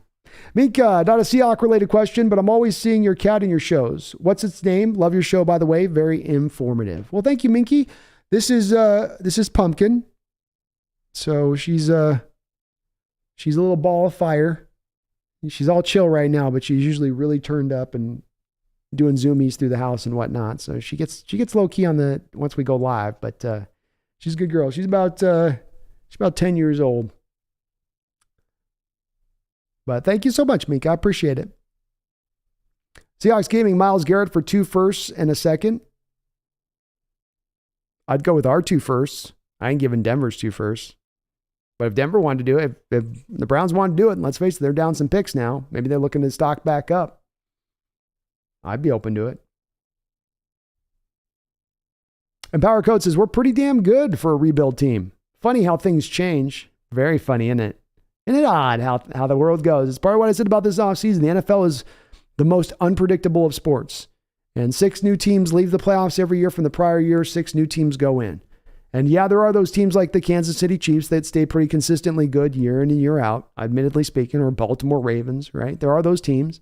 But there are also a lot of teams around those teams that are going to fluctuate and go all over the place. And it's just the nature of the beast when you have injuries impacting as much as they do, and where guys can get so old so quickly, even when you think they're rounding into their prime. And that's a little bit of what you're seeing with this year so far. Joel says, that's crazy. Can't believe that we're 4-3. It's crazy. It's crazy. Awesome. Lance Johnson, bring Brandon Cooks back to the Pacific Northwest. Of course, Brandon Cooks, who played his college ball at Oregon State. I like Brandon Cooks, Lance Johnson. Kid just produces. He's got the concussion issues a little bit, but I'd be open to it. I've thought maybe receiver's not really the biggest need for you right now. You got other more bigger fish to fry, I think. But and I do think as well, Lance, there's a part of me with Cooks that feels like there's a team out there, be it like Packers or there's a couple teams that are a little bit wide receiver light right now who might make a little bit more of an aggressive move for that kind of deal for Cooks. But we'll see. Adrian X, the NFL trade deadline is November 1st. Oh, is it the 1st? So I guess it's next Tuesday. My bad. I thought it was Thursday, but it's the next Tuesday. So we got a little bit of time. Ken is baby Marshawn's a Sickerman. A little smaller Marshawn. Garth Knight says fan inconvenience plays the biggest part why they don't do more flex scheduling. Yeah, I could get that too. That makes sense, Garth. It does. City wants to prepare and get everything right. I get that. They could just do a better job, Garth, as much as anything of just trying to set the schedule right in the in the off season when they're putting those games together. Adrian X says they should flex next week's Hawks versus G-Men. That would be cool to see that game on primetime. Sam the Great says they already made the Giants Hawks America's game of the week. That makes sense.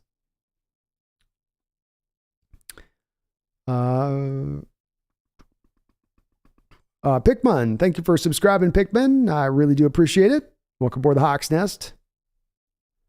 Jeffrey Thistle with a $5 donation. Another donation. Thank you, Jeffrey. Says, let's put some respect on Nwosu, who almost got hurt today doing all the dirty work in the middle that the linebackers should be doing. He gets hurt. This looks different. Agreed. He's been potentially, you could make an argument, Jeffrey, outside of maybe Tariq Woolen, I could say he's one of the most important players on this defense, if not the most important player on the defense. And he certainly has been the most consistent on that line of scrimmage of any of the guys by far. He shows up in the run game. He shows up as a pass rusher. He consistently generates pressure. He can set the edge really well. Just a very complete player in what you're getting from Nwosu, and he has been outstanding for us this year, no doubt about it. Been very happy by what we've seen from Uchenna, and you got to put some respect on the guy's name. He's earned it at this point. Great contract signing by John Schneider, one of the best free agent signings he's ever had, and not had a lot of them, but this one definitely stands out, Jeffrey. Well said. Radu Margarent. Thank you for subscribing, Radu. I appreciate you. Welcome aboard. Brandon Taylor with a $5 donation says Kenneth Walker reached 22 miles an hour, 22.07 miles per hour on his 74-yard run. Fastest by a ball carrier this season. Runs fast for a Walker. Go Hawks. He does run fast for a Walker.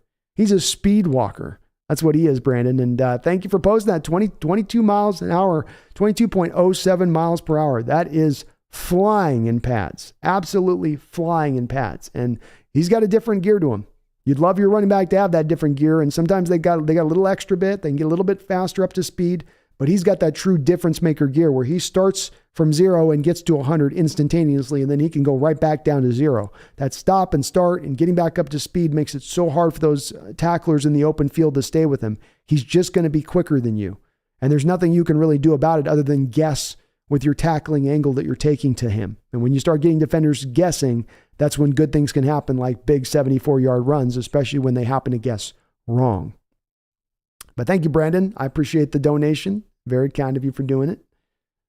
Mr. Carroll, to you, who is going to say no to Sierra, though? I wouldn't. I get it. I totally understand. I couldn't. She'd probably get me too. Tommy says Golden Tate changed Russ. Big Country says stick with Jackson for now. When Trey Brown comes back, I think you got it, don't you? I think you got to. Empower Code, the cap is looking dapper today. It's all the licking she's doing, man. She's done a lot of like self-grooming. She's trying to look good for you guys. She's like, she knows it's like, she's ready to be the star, you know?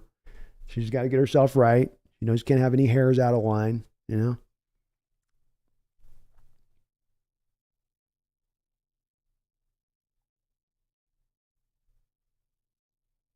Russ makes Sierra look average.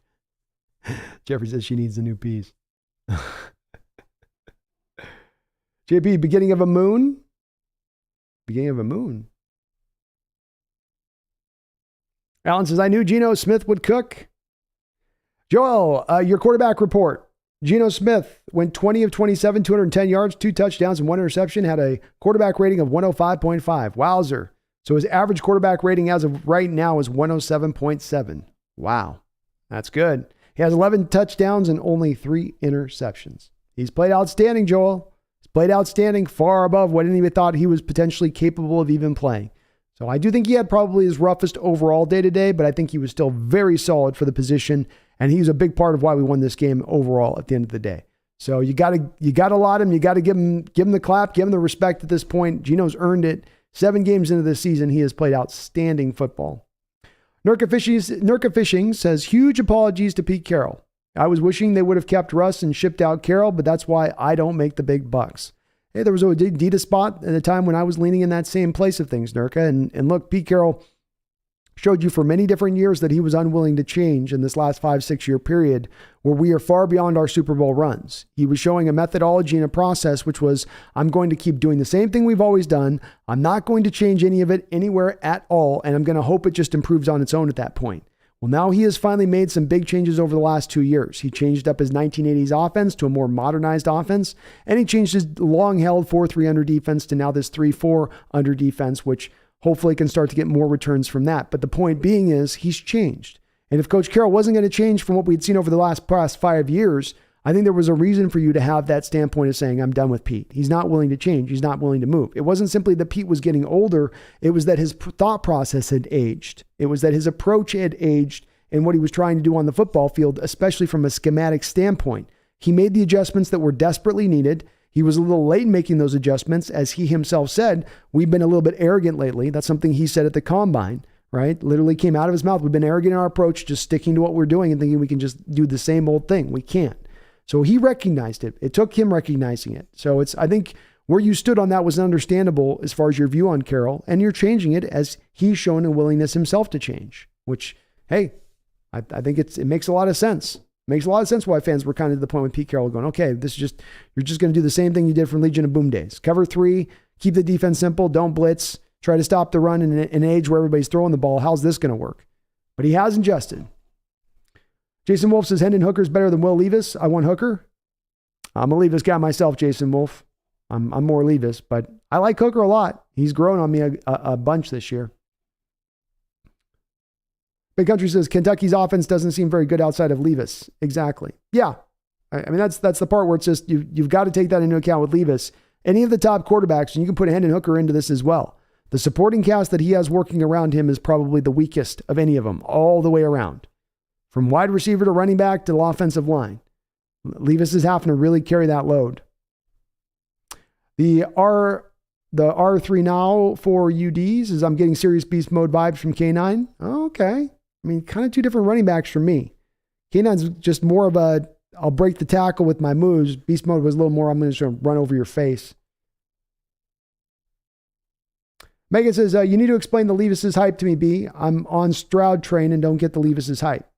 Well, big part of this comes again where it's, if I give you a quarterback, Megan, take 2 quarterbacks, okay? And I take 2 quarterbacks that are similarly talented overall at the end of the day. They're different guys in what they do a little bit, but similarly talented. And these are upper echelon quarterbacks, Megan. I go take one quarterback and I put him on one team that has what we call, Megan, in the U.S., 5-star prospects. That are prospects coming out of high school that are the most highly rated prospects in the nation. Okay. So I go take an offense and I stack that offense with 5-star prospects all around this guy. So last year with Stroud, who do you have throw to him? Chris Olave and Garrett Wilson. And then this year now he's got Marvin Harrison's son and the Njagabogi, the hyphenated guy, is probably going to go in the first round of this draft. Tight ends, running backs for days. Megan, he's got a lot to make him shine, to make him be put in a position to shine. He's also not playing in as tough a conference as Will Levis is. Levis is playing in a much tougher conference. Levis also doesn't have 5-star prospects at every position all around him. This is what Stroud has. This is what Bryce Young has. I don't think Hendon Hooker quite has the same thing to where he's at, but those other two guys do. And so, Megan, what happens here is that Levis drops back to throw and he's getting battered on a lot of his dropbacks. He doesn't even get a chance to drop back and look through his read progression. He's getting annihilated. That's because of a bad offensive line. Should he be knocked for that? Should he be dinged as a prospect status-wide because he doesn't have 5-star guys in front of him blocking? I don't think so.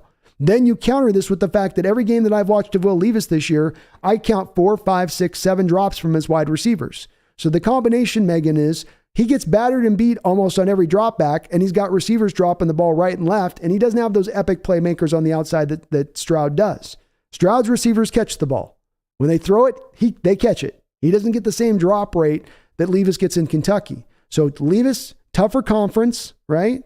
Playing in a pro-style offense, which Stroud's not playing in a pro-style offense, and he does not have the supporting cast around him, which is going to dictate and determine success at the college level, especially when you are as stacked offensively as that Ohio State team has been, or as the Alabama team has been in recent years. I know Alabama's offense isn't technically as good this year as they've been in the past, but that's still upper level talent across the board that's being stacked up in front of Bryce Young, which is not what Will Levis has playing at Kentucky, Megan, which is not a big program that can pull those upper level prospects in like some of those other bigger programs like Ohio State and Alabama.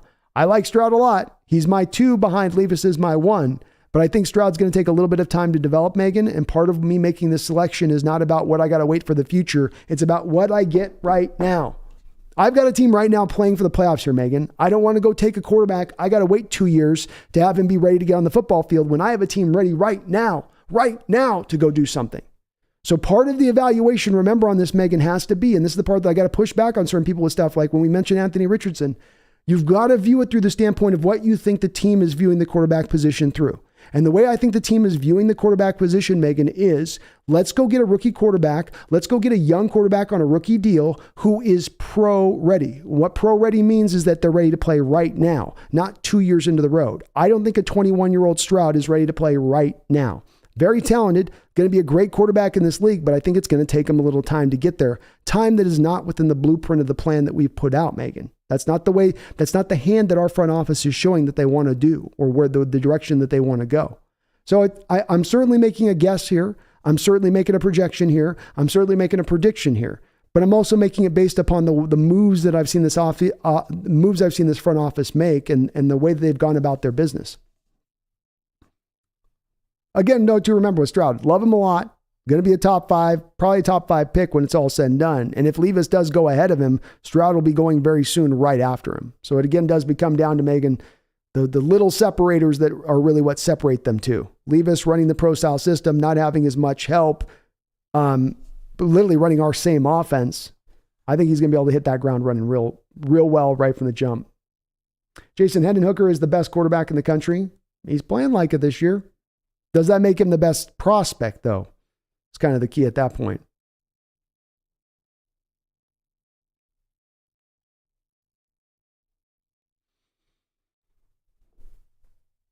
Elliot Clark with a $5 donation says, let's effing go. Make a good linebacker, make a trade, get a good linebacker, and let's go to the Super Bowl. Let's go. Why not? How does the Super Bowl season sound to you guys in a rebuild year? How shocking would that be to the rest of the NFL? Oh my God. The rest of the NFL wouldn't know what to do with themselves if that happened. I love it, but that's what I'm saying, Elliot. Go get yourself a linebacker at this point. That's the clear position where you can help yourself out, improve this team, round out the depth there, push Cody back into more of a sub role at that point. I would love to see it. I'd love to see it. I think they're going to make some kind of move, Elliot. I don't think this team's going to stand pat through the trade deadline at this point. I really don't. Thank you for the $5 donation, though. I appreciate it. Byron D with a $5 dono says, I still remember you saying you'd buy me a Lynch jersey if Geno won us a Super Bowl. That bet was dangerous. I was feeling dangerous that day, you know. I was cutting my sandwiches with forks and knives. I was doing the airplane. I was just like, no way that's going to happen. And if I got to buy a Lynch jersey for that eventuality, Byron D, happy to do so. I will be so much more in revelry and celebration. It'll be the easiest purchase I ever made in my life. Easiest purchase ever. Nitro Hawk, do you think we end up making a trade for Wokron? Probably not, but we should.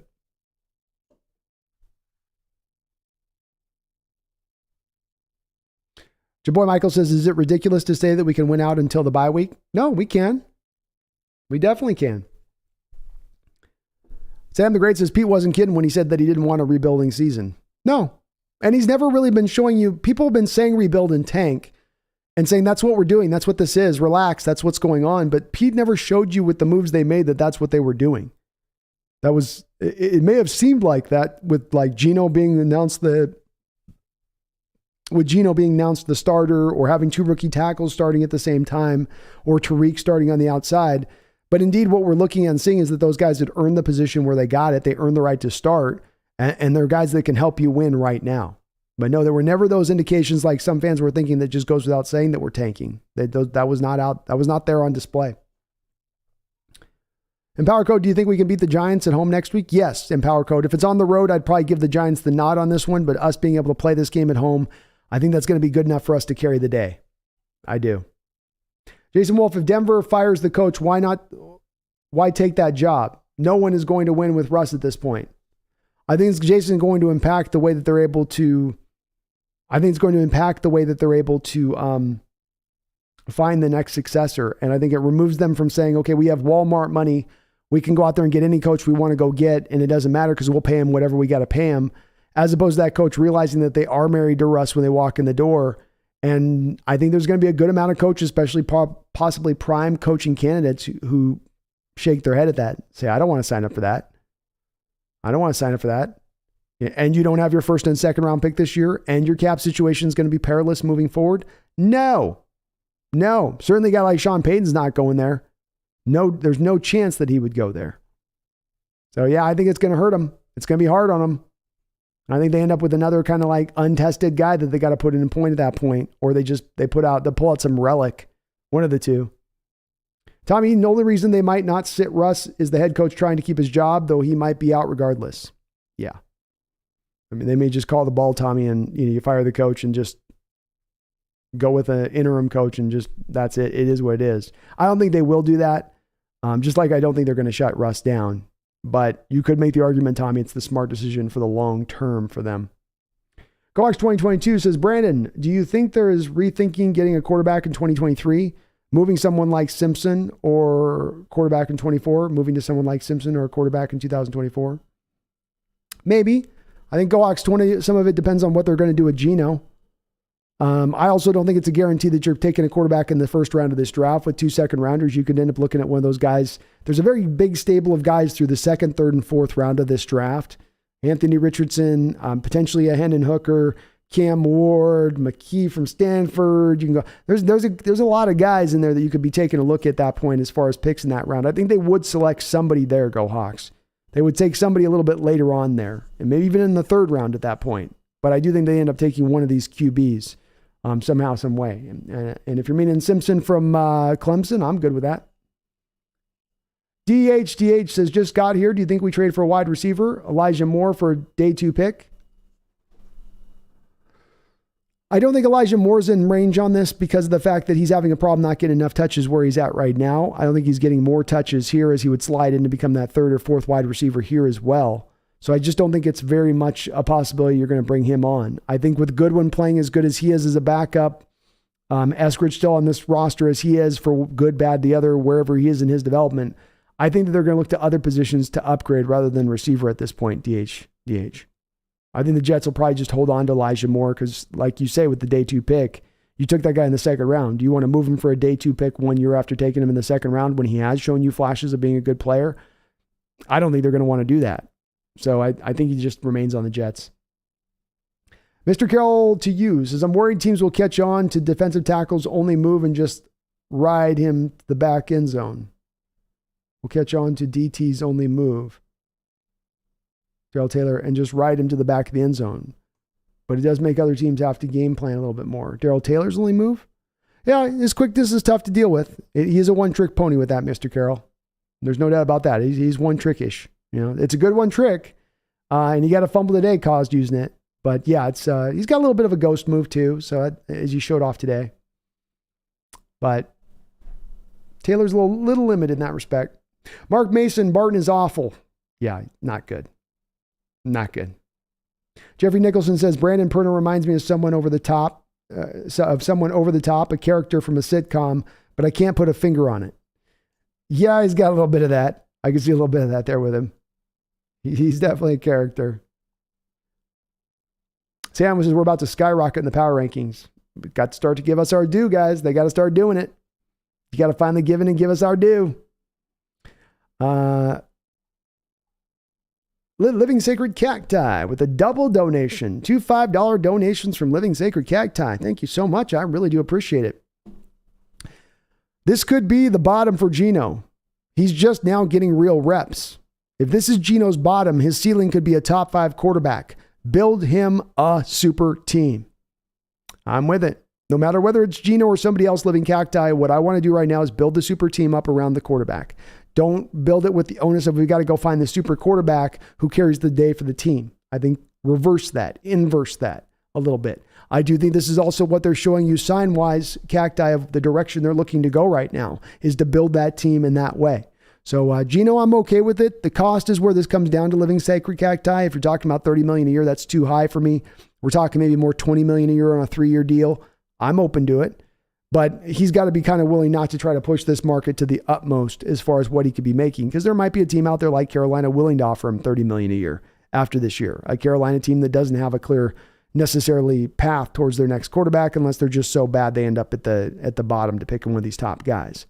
And so I think Geno does get somebody to sign him to that kind of deal, but I'm with it, Living Cacti. The basic point of this is build the super team up around the quarterback and put that quarterback then in a position to succeed. Give him a great offensive line, great skill position players, great running back, great tight ends. And then he doesn't have to be as uber talented. He doesn't have to be as much of the miracle worker. Cacti also says Geno has 4 to 8 more years in his prime, and this could be his bottom, as I said earlier. If Geno balls out, he's not that much older than college kids. Well, I don't know if 8 years might be a bit of aggressive on that one, Sacred Cacti. I mean, that puts him at 39 years old. And I think the thing we're seeing with some of these quarterbacks now, you have your outliers like a Tom Brady or an Aaron Rodgers, but for every one of those guys, you have Phillip Rivers or Drew Brees or Matt Ryan. Whereas they start to get into their mid-30s, their skills do start to erode. You could sign me up for him having another 3 to 4 years, I think, of good prime years, but I think you're going to get him out. You're going to be out of his prime by the end of that. Still, point stands, Cacti, and that I'm with you. I'm open to sign him to that contract extension. I don't want to give him the $30 million a year because I think you're getting back into that mold a little bit like you did with Russ, where he's starting to take a pretty significant portion of the cap, and you're not able to build up that super team as much around him at that point. So I would like to try to draw the price low, but I'm open to doing it. I think the team's going to try to sign him back on a contract because that door will be open to doing so.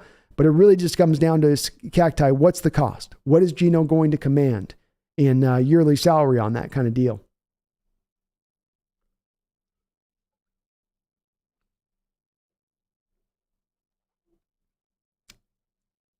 Alan Arbinson says the Niners kind of slipping in week 2. I think we can beat them in Seattle.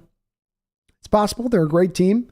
You also were operating, I think, off of a short week that week, coming back down on the road after a real big win, as you had in the opening game against Denver. So I think that also was kind of a factor into it. I think we will play them tougher. Tommy says, I don't think we sneak into the playoffs anymore. It's hard not to argue we aren't competing for our division. 49ers may be the ones sneaking in. Could be. Could go that way. I think we are looking better and better to get there. TM says we could be looking at having both the defensive rookie of the year and the offensive rookie of the year. Has that ever happened before? Not that I can remember, TM.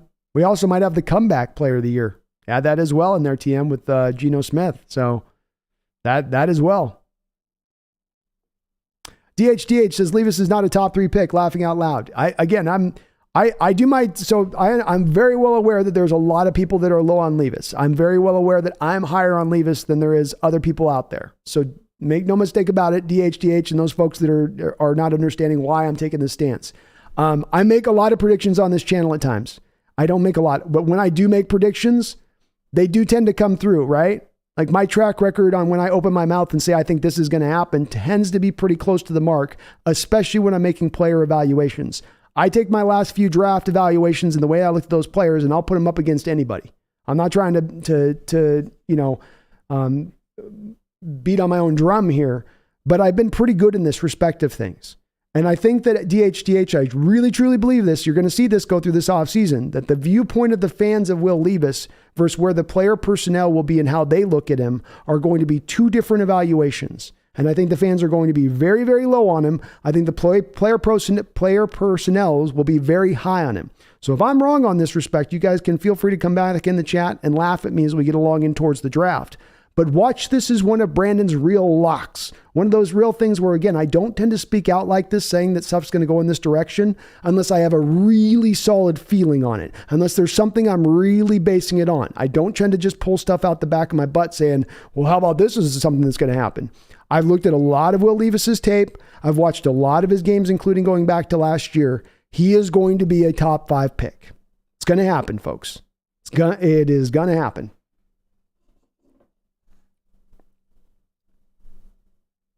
DHA says you take Anderson easily, best pass rushing prospects with Von Miller comps, immediately changes the defense. You would unless there's a quarterback that a team's valuing higher. And that's in recent history, DHDH, when you've had guys like an Anderson that are in that realm of that talent, and there is a quarterback deserving of being picked at that high in the draft, the defensive prospect doesn't go, even if he fits to the mark you're talking about, even if he's up at that high water mark as a prospect and as a defender. Go Hawks 2022 says no team in the NFC West has more upside than the Hawks. Fact. That is a fact. That is a fact. Nobody's going to have more young players developing and getting better as the year goes along. The teams out there that have been the top teams right now in this division, being Rams and Niners, have guys that are in their prime and are going right now. There's not really development from within. Javon Kinlaw is not coming forward to suddenly become a game record for them, for instance. Dr. G, despite the DK setback and other injuries to both teams, that was such an impressive game to watch. Go Hawks. Boy, was it ever an impressive game. As I've said, Dr. G, throughout this year, these have been entertaining, fun games to watch of this team in every single game. There's not been one that's been team wasn't ready to play or just it was a complete just crap show all the way around. They've been out there. They've been competitive. They've been in it. They've had a couple of 10 a.m. games they've been in and fought hard on. It's been very impressive to see. Jeffrey says, well said, go Hawks. Thank you, Jeffrey. Empower Code, Rams and 49ers have mortgaged their near future to win now.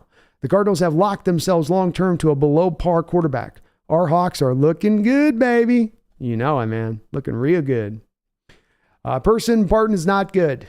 Person, you along with a lot of folks in the chat have been saying that same thing. I've been saying that same thing. We've got to go make a move for a middle linebacker at this point. It's going to hold this defense back in the long term, Barton, in this defense and what he's providing, which is not a whole hell of a lot. The Legion says, how about them Seahawks? How about them Seahawks? Go Hawks 2022 says, congrats on 9K, Brandon. Well, thank you, man. Feels good. Boy, we shot, I'll tell you what, man, we shot right past the mark too. We're at 9,017 subscribers. So thank you to all the new people that have jumped aboard here on the Hawks Nest. And man, it feels good getting past that 9,000 mark. It does. Cora Pennington says Eskridge is like Tavon Austin with less upside. That's probably about right. That's about right. Jason Wolf, Eskridge to Green Bay for a 5th rounder. I heard Green Bay could use a receiver. Yeah. I don't know if they would even give you a 5th for him right now. Jason Wolf says, no, Eskridge is the panhandler version of Tavon Austin. Jason Wolf says, I agree. Russ deserves a statue. No jokes, no laughs. Well, a little bit, because part of the reason that you'd have the plaque in front of the statue and be like 2 Super Bowls, 2 All Pros, 9 Pro Bowls, 2 first-round picks, 2 second-round picks, Noah Fant. Brutal. Corey Pennington says, laughed my ass off. Yeah, Walmart, Tavon Austin. Ava says, so happy for you. Love you, Brandon. Love you too, Ava. I appreciate that. I always enjoy listening to your streams. Well, thank you so much. It's very kind of you to say. It feels really good to pass 9,000 subs. And as I say, the support I get from the Seahawks community in the 12s, and it's been there from day one since starting this channel. It's been unwavering. You guys have been nothing but encouraging me along through this process of creating this channel and getting us to where we've gotten as far as this channel goes.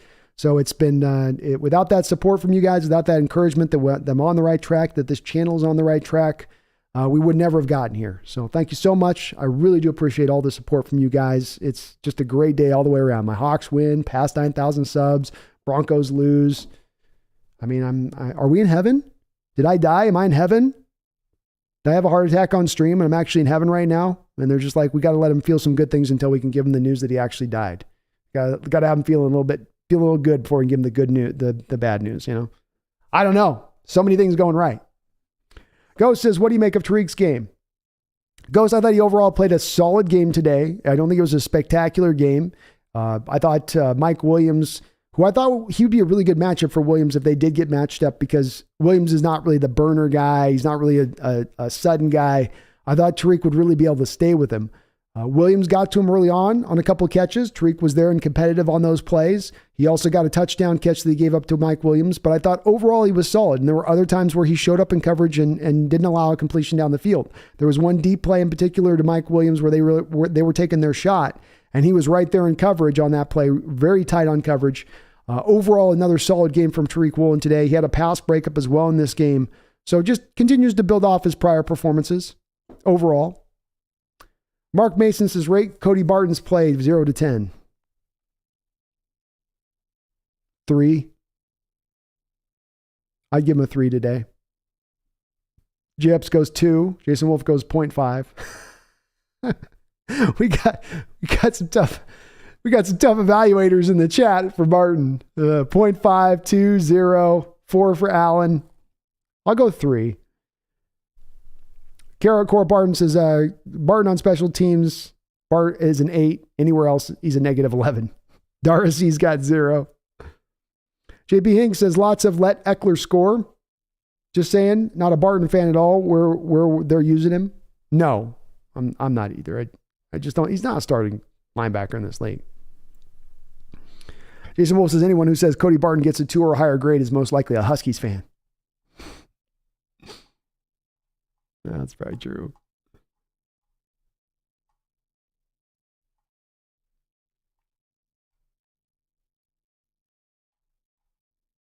Holy mackerel, I'm still way behind on the chat. Sorry, chat. I know I'm behind.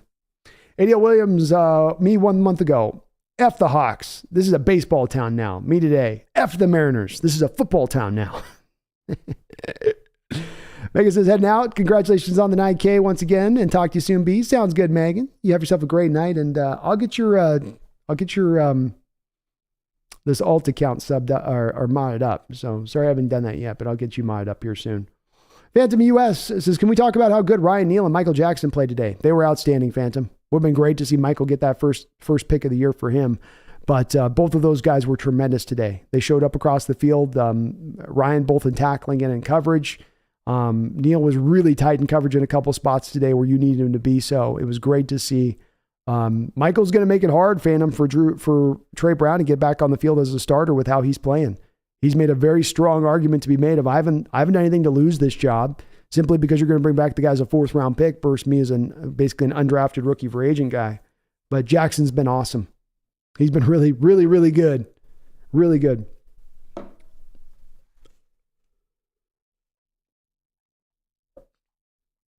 Randall McDaniel with a $2 donation. Thank you, Randall. We'd have 5 on the first team all-rookie squad. Yeah, we should, shouldn't we, Randall? So we've got Lucas and Cross, Walker, that's your 3. And then you're going to get Tariq Woolen on there for sure. And then Kobe Bryant may very well find his way sliding on that team as well with the amount of turnovers he's caused. That's right. That'd be big. That'd be big. 5 guys on the first team all-rookie team. That'll help you. That'll do, as they say. That'll do. Thank you, Randall, though, for the donation. 5 first-team all-rookies. The defensive rookie of the year, the offensive rookie of the year, the comeback player of the year. It's pretty good. It's pretty good. Living Sacred Cacti with another $5 donation. Thank you for all the donations, Randall. Cacti, thank you for all the donations. Very kind of you. Said Kenneth Walker looks like Barry Sanders with his 3-yard side jump cuts, juke everyone on a burst of speed, and goes 0 to 100 so quick. Touchdown run was special. Thank you for the donation again on that. And yeah, I can see with the jump cut stuff, juking wise, Barry was so much of a quick juker in the open field, and I don't see the pitter patter juke necessarily with Walker in that way, but the jump cut, the 0 to 100 ability, that was Barry Sanders too, where he could go from 0 to 100 back down to 0, and it's all in like 5 steps that he's done so. That's absolutely Kenneth Walker. And your final part of that comment about that touchdown run being special, it was special. That's not a 76-yard run that just any back in this league makes. The hole was so open, anybody could have ran through it.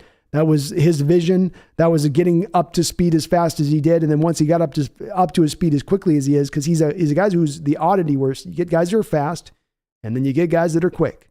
You very rarely get the guy who is quick and fast. Barry Sanders, for instance, was not a really particularly fast guy. Once he got 30 yards past the line of scrimmage, he got caught from behind a lot of times because he had those little legs that he'd be trying to get as fast as he could get going, and he just wasn't fast enough to get there at times. He was quick, though. He was as quick as any player in the league. Well, with Walker, it's the quickness and the speed there. But it was an awesome touchdown on his part, Cacti. That's a play that if it's DJ Dallas, that goes for maybe 5-6 yards, and he houses it. And he's done that now a couple times over the last couple of weeks. Just missed it in the Cardinal game, housing one as well. He's rising to the ranks right now of running backs in the NFL here. He's starting to make some noise in that respect of things. It is great to see, and just a fantastic pick by the Seahawks in that respect of things. Thank you though for all those donations. Randall with another $2 donation. Thank you, Randall. Says Eli Moore, 12 yard per carry and a touchdown on carries last year. Okay. I think you mean Elijah Moore. So you can bring him in for that role, I guess. If they were looking to kind of feature him in, then that'd be a way to do it, Randall. Sure would like to see Eskridge kind of work off that role, because I think Eskridge can kind of do that stuff at the end of the day.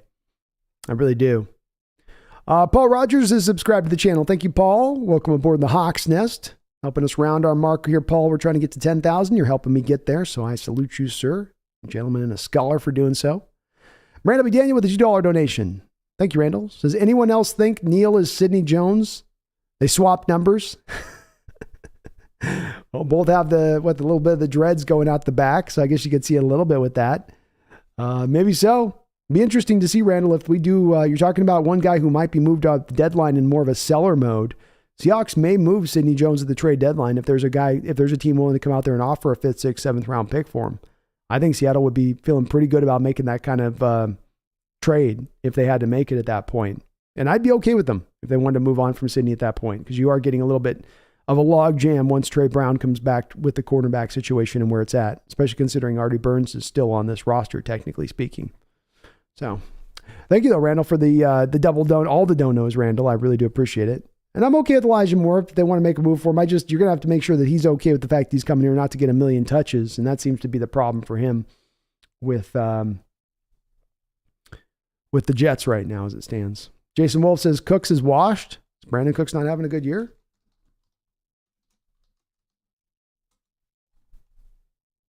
Let's see. So Cooks so far this year has got 28 receptions for 281 yards. I mean, coming off a season last year where he had 90 catches for 1,037 yards. Prior year of that, he was 81 catches for 1,000 yards. So, I mean, I don't know if he's washed. Maybe not the same player he's been through the league, but guy's got over 8,000 yards receiving in his career. He's not super old either, I don't think. 29 years old, not even 30 yet is Brandon Cooks. Sports fan says, we'd be 5-2 if the refs didn't screw us versus the Saints. Probably. Yeah. JP Hinks, Jets game may mean something after all. It may just. Jacob Kessinger with a $2 donation. Thank you, and I appreciate you, Jacob. Says, heard the Chargers could use a corner. Hey, guys, you need a zone corner. We got you. We got you with Sidney. Just throw us a 5th. That's all we'll ask. Just a 5th round pick. He's barely making any money. He's not even going to impact your cap at all. Just throw us the 5th round pick, and you can have him. Come on. What do you say, Chargers? What do you say? What do you say? Hell of a deal. Hell of a deal. Mike Kasaki says, y'all talking about trading for some star defensive linemen. You know what they usually do? Sit out for half the season with an injury. Star defensive. Were we talking about a star defensive lineman? Did I mention something? I might have mentioned something. JP Hinks, guess MRI tomorrow for DK. I think they already did the MRI, JP. I think he came back negative. We're okay. DK's okay. Tommy says, what if DK goes on the IR? Do we have to make a move? Do we make a move for another wide receiver or roll with what we have? Doesn't look like DK is that hurt, but what if he is? You probably do make some kind of move for another wide receiver somehow or another. I don't know if it's a major move at that point. You are also still at this point still down Penny Hart. It could be you just bring up Bo Melton from the practice squad at that point and elevate him and then ride with Goodwin and Eskridge. I think that's kind of the likely move. I don't think they necessarily go out there and sign somebody or find somebody else. Free Indeed says that was our best game for a long time. We could make a run. We could, man. Let's go. I love it. Let's have some confidence. Let's try. Let's make a run of this. Let's try it. Who cares where people thought we were at the start of the season? We're where we're at right now. We got this season in our hands right now. Let's go. Let's not wait.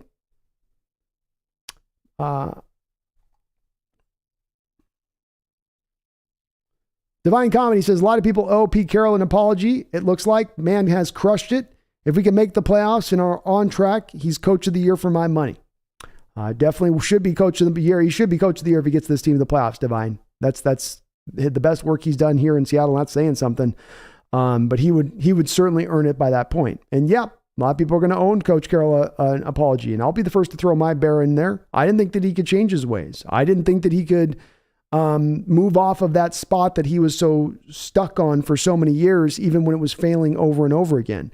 I think people had a right to be a little bit down on Coach Carroll the last couple of years and the way that this team has gone, with the way that they treated Russell Wilson's prime. And I don't think that they necessarily got the most out of his prime at that time because they were concentrating on other matters. And that part's still valid as far as a criticism on Carroll. But he has shown an ability to turn this thing around in a way no one saw coming. And you've got to give him credit for doing that, especially doing it so fast with so many young players across the board. Seahawks Gaming, a third rounder for Packers inside linebacker Devontae Campbell. He had a pick 6 today. That would be an interesting move, maybe, Seahawks Gaming. Are the Packers in sell mode, though?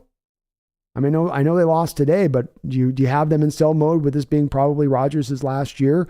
Or do they try to see if they can round it back together again, especially understanding that division is not necessarily particularly tough? The Vikings are definitely tougher this year, but that's the only one they've got to overcome. I don't think they would move that. I don't think that they would move him. JP Hinks, Green Bay is sellers. Who knew? I can't see him being sellers quite yet. Maybe they do land in that role and they just say, the hell with it. This is what it is. We just got to make our peace with it. But I think that they try to roll. Tom Eden says, you could tell from Nuosa he was going to be good, highly motivated and pissed off at Denver. Yeah, he's been good from the jump. He's great in preseason for us, Tommy. He's been really good. Seahawks Gaming, it would make sense for Devontae Campbell because he was a former All-Pro and they drafted Quay Walker. They could. It's possible they make a move like that. But again, are they in sell mode, Seahawks Gaming? I just don't know that they are there.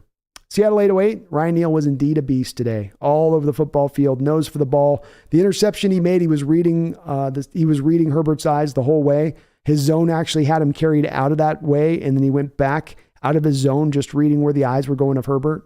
Very good job on his part. Tom Eden says Walker has top line speed and short area quickness and breaks tackles. Kind of the total package when you think about it.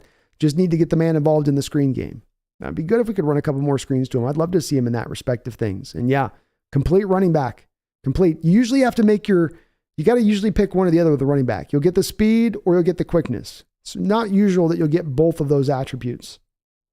Seahawks Gaming says Evan Neal might be out for next week, and it might be time for Darrell Taylor to eat again. That would be big if they're out Evan Neal. Big part of what the Giants has been able to do is have Evan Neal on one side, Andrew Thomas on the other side, and much like with us, having those two pillar tackles there, locking it down, keeping things stabilized can help an offense out tremendously.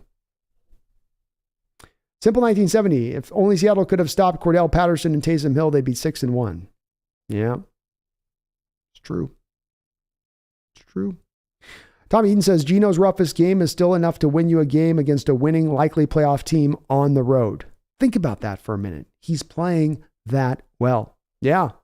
One interception, Tommy. Two other interception-worthy plays where if the Chargers their defenders can just catch. I think he had actually three. He had technically, I think, in this game, if you put them all together, had one interception and then three turnover-worthy plays. He had two to Callahan that were in Callahan's hands that he just couldn't catch the ball, and then one to Asante Samuel Jr. as well.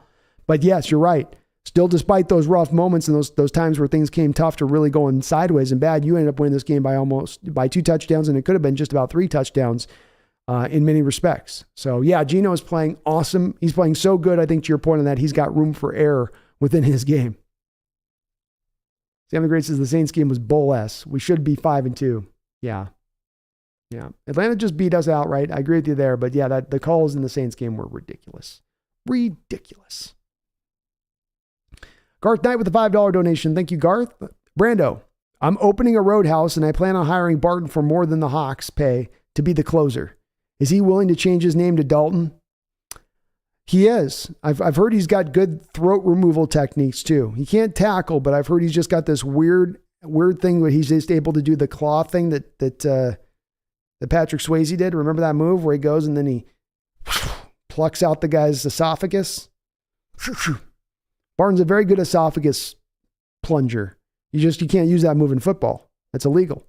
If you remove a man's esophagus or trachea, it's like a double foul and you get ejected. So he can't utilize it. Maybe he's best as a closer, as a cooler, as they would say in the business. Thank you, Garth, for the donation. Daniel Bailey with a $2 donation. How likely do you think our defense continues like this? Well, I think that's a very good offense by the Chargers that you went up against here this week. They're definitely down a couple guys that are important. Rashawn Slater out and Keenan Allen out. That helps you. I think the defense is still in a hard place to assess, Daniel. We've had two good weeks of play, and then the prior weeks was really awful play. So is it starting to round into the right position? Yes. Do I think we need a little bit more than just the 2 games to make that certainty that the defense is going to round out, that they're going to turn this around and get to a decent state? I think we do got to give that a little bit more time. We do. Has it historically over the last 2 years where you started out bad through the first half of the season and then rounded out? Yeah, that's been your normal way you've played this. So we are fitting the type defensively of how we've been the last couple of years, but they've got to show me a little bit more to know that this is actually going to be cleaned up and we're on the right track. Great steps forward over the last couple of weeks, more consistent pressure, getting turnovers, stopping the run, all benchmark items that you'd like to see for what can be a good defense or a defense that's turning it around. We just have to see more of it. Ariel Aguilar, thank you for the $5 donation. No comment on your super chat, but I do appreciate the $5 donation nonetheless. Appreciate you on that. I do indeed.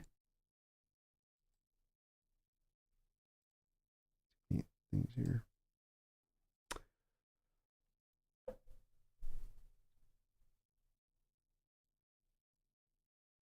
Jabba the Mutt says, I got Levi spilled, but now I feel like we won't even be drafting a quarterback. Potentially not. Potentially not. Snail says, Hooker's not better than Levis's. That's crazy. I can see where people are coming by liking Hooker better. I get it. I can see where they're coming from. Hooker's having probably the best season of any of the quarterbacks in college football. So he is shining bright. And I like Hooker's game. He is a one-read quarterback.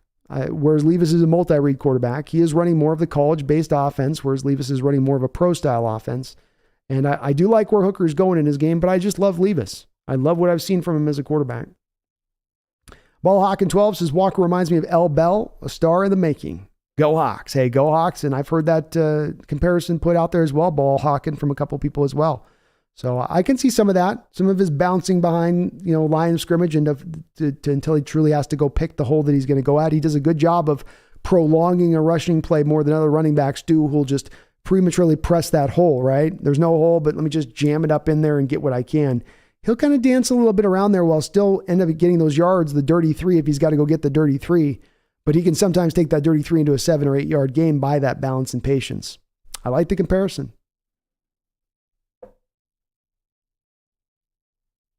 K9 reminds me of Chris Johnson in his prime. Boy, Chris could fly, couldn't he? Walter Payton. We got Walter Payton, Le'Veon Bell, mini beast mode infusion with Le'Veon Bell, says Mythical Pigeon. I like all of these comparisons are awesome. Hooker has great numbers, looks like a young Geno. See that a little bit, I guess. Geno's got a little more of a cleaner delivery. Wu-Chang Financial, Marshawn ran with more punch and torque, a little bigger too. K9 has more wheels and some really elite cuts. Yeah, it's hard to make the Marshawn one for me. I think they're very much two different backs. I would agree with you on that, Wu-Chang Financial. They're just two very, very different backs.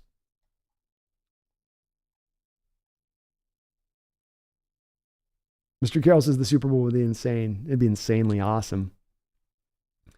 Wu-Tang Financial, how goofy do the people who wanted to tank look now? We may well win this division or get the wild card in a top 5 pick from the Donkeys. Life is good. That's why I push back against it so much. So no, we're not tanking. We got too good of a talent on this team, and the NFL's too high of a fluctuation year to year to just think, oh, we have to tank. And I think part of what people were looking at Y2 is they were hearing the national pundits say, oh, this is the worst roster in football. They're going to be competing for that first overall pick. And that people kind of heard that in the offseason, said to them a million different times over, and it kind of, I think, finally set in their mind. But no, this is a much better team than that. That is for sure.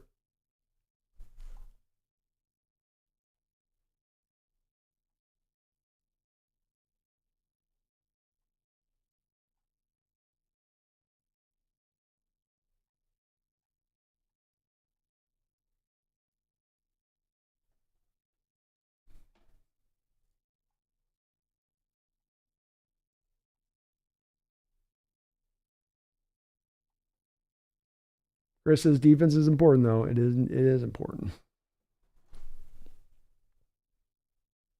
Chris says Roquan Smith should be a must.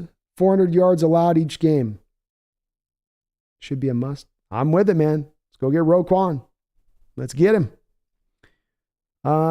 Jason Wolf, we need a middle linebacker that can choose the right gap on run plays and stick with abandoned coverage. Yes, we do. And Roquan can definitely do that.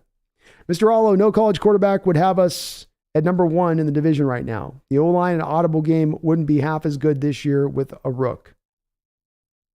Yeah, I agree. I agree with you. I also think the offense will be a little bit more progressed next year than where it is now if we're looking at a rook into the future. So it's also about where will this line look? What happens if you can get another guy in the interior of that offensive line? That gives that rookie that much more to work with. But you're all right.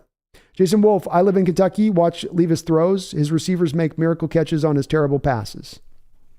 Well, I know sometimes, Jason, that assessments are going to, I've been doing this long enough now, the last couple of years with the way people look at it. I kind of land on this spot. Like, I'm not going to agree with everybody on where they're on their assessments. I look at a lot of tape. I study these college quarterbacks. I've been looking at Levis now for 2 years.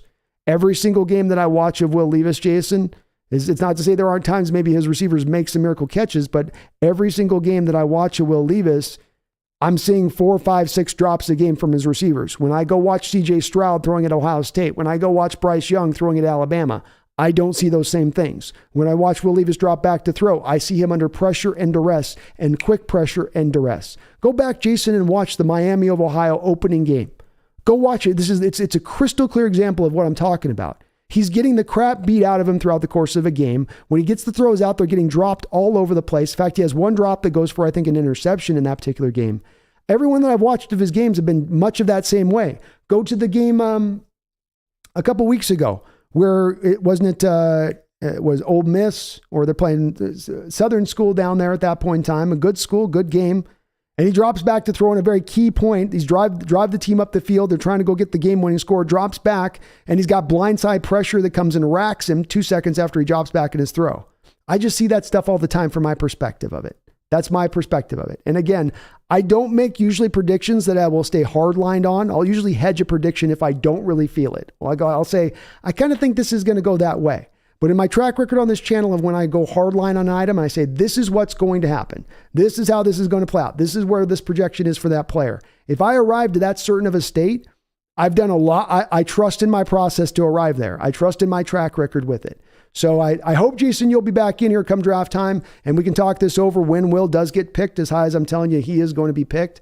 I can get why you're a little bit down on him. You're not alone on that. There's been plenty of other people that have mentioned to me that they're nowhere near as high on Levis in that respect of things. But on my evaluation, on my view of it, where I see him, I do indeed see him as a top 5 pick. And I do believe that the NFL is going to value him in that same territory, Jason, because I think they're going to look at the situation in Kentucky and go, he was asked to carry that day in a way that other quarterbacks in college football are not asked to do. And we've got to bear that into account a little bit. King Bomber, people saying that how goofy do the people who wanted to look.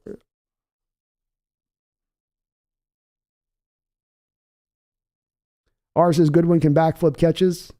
See if DK can top that.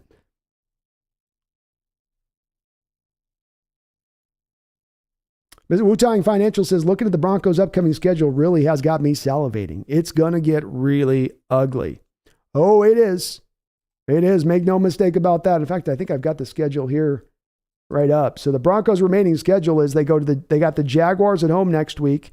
They were at home. Then they're on the road with the Titans. That's a tough one. They're at home against the Raiders. They already lost the Raiders. They're at the Panthers. That should be one of the few wins you can put on their schedule. Then you're at the Ravens, home against the Chiefs, home against the Cardinals, on the road against the Rams, on the road against the Chiefs, and home against the Chargers. That's a tough run of a schedule remaining for that Denver Bronco team. It really is. And that should be, at this point, a top 5 pick that we're pulling in. It really should.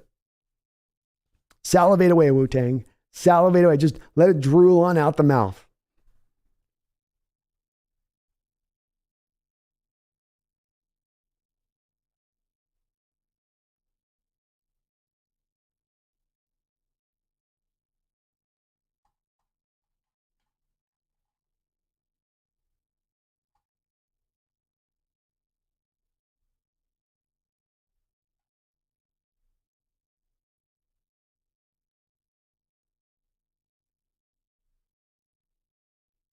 Brandon Nelson says what he's hearing about DK is not good. Just wondering where he would have heard this from. I don't know. People in the chat told me that everything's okay, but I've also not heard confirmation fully that Carroll's come out and said it's just a little bit of whatever. King Bomber says we won. I love it, but stop overreacting. This would have been a much, much different game if Herbert had half of his injured players. Yeah. I mean, you can only play against the guys that you're playing against, but it is on the road at the end of the day, King Bomber, and you're down 3 guys. You know, you're down Keenan Allen. Mike Williams played most of this game, so you lost him nearly only at the end, and you have Rashawn Slater. I mean, those are really their 3, I guess. Lindsley, I guess you put in there too. So they were down some guys, that's for sure. You took advantage, but you haven't always been able to do that this year, King Bomber. You had the same situation set up for you with Detroit. You had the same situation set up for you with New Orleans. And you let those offenses run all over you wild, throw all over you wild. In this game, you stop things down. I think that is progress and a step in the right direction and to be encouraged about. Mr. Carroll, to you, Barton looks more unsure this year than I've ever seen. It's insane. I think it's a 3-4 defense a little bit, Mr. Carroll. Doesn't have that protection up front. He's got to be more of a live wire on point with the guards getting down to the second level on him. And so that's going to create him in a little bit more probably a tentative state of things. I think Barton at the end of the day is at his best in the NFL, if you can call it at his best, as a middle linebacker in a 4-3 defense. I think a 3-4 definitely puts him into a little bit more of an exposed state of things just by the looks of things from where I stand on this. But yeah, no matter what, he doesn't look good. Doesn't look good. R. Sanchez says we need to address Barton's play if we're going to seriously pursue the playoffs. Anyone has to be better than him. Agreed, man. He set such a low benchmark for the position. You don't have to make a big swing as far as a trade to go get somebody that's a huge improvement. A marginal upgrade will be a huge upgrade. I don't know if Roquan's not being traded. He might very well be traded. So I think you got to go harder than Mason Foster and Avery Williams too. I don't think that's good enough of an upgrade there, or even an upgrade.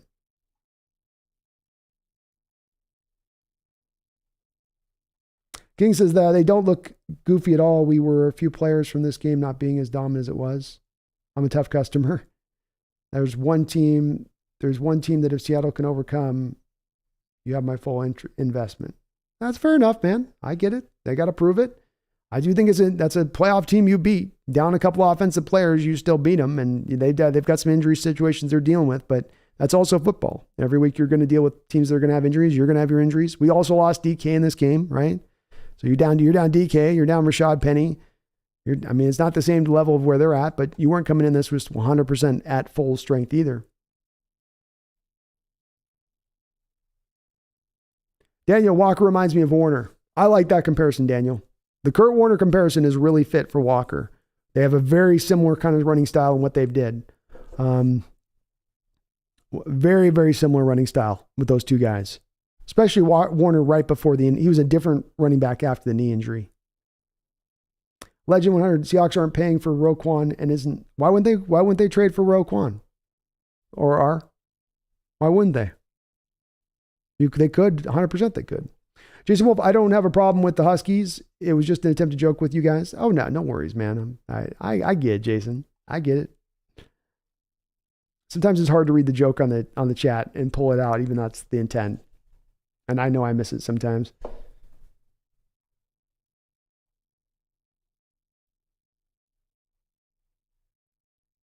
James Files says, shouldn't the Seahawks just check out now? Weren't they supposed to only win 4 games this season? Laughing out loud every year. Gotta love it. That's right, James. Every year they say it. Yeah, that's what they say. I guess we gotta give up now. We gotta know our place now at this point. Simple 1970. Will Levis's offensive coordinator the last 2 years are coaches from the McVay-Shanahan system, just like our offensive coordinator in Seattle. Still a learning curve, but maybe not as steep. Simple 1970 mentioned something I didn't put as much onus on here in the Levis situation for those not kind of understanding why I'm on Levis. On top of loving his talent, he has also been playing in a pro-style system. And so when you see mistakes from Levis and understand, okay, he went through his 2 reads there and he came back to his 3rd read across the field, and then he got intercepted, and then the corner jumped the route. Versus you have some of these quarterbacks running these kitschy college offenses, which are all read option out of the shotgun, and they're all one read, and either then you're running or throwing the ball away. He's not running that kind of offense. It's a much more challenging on Will Levis to run that offense, especially with the lackluster supporting cast. And again, it's something to probably take into account when I'm talking about looking for a quarterback who's going to be able to hit the ground running. Well, what better quarterback to hit the ground running than the one who's run the exact same playbook that you're operating off of right now? Right now. No other quarterback in the top 10 quarterbacks in this draft are running a pro-style system like he is. That's also a bit in my evaluation on it as well. Thank you for reminding me on that 1970.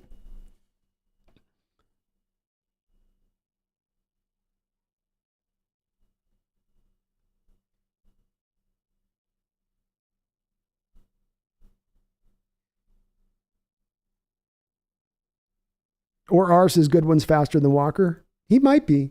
Goodwin's, I know he's like track fast.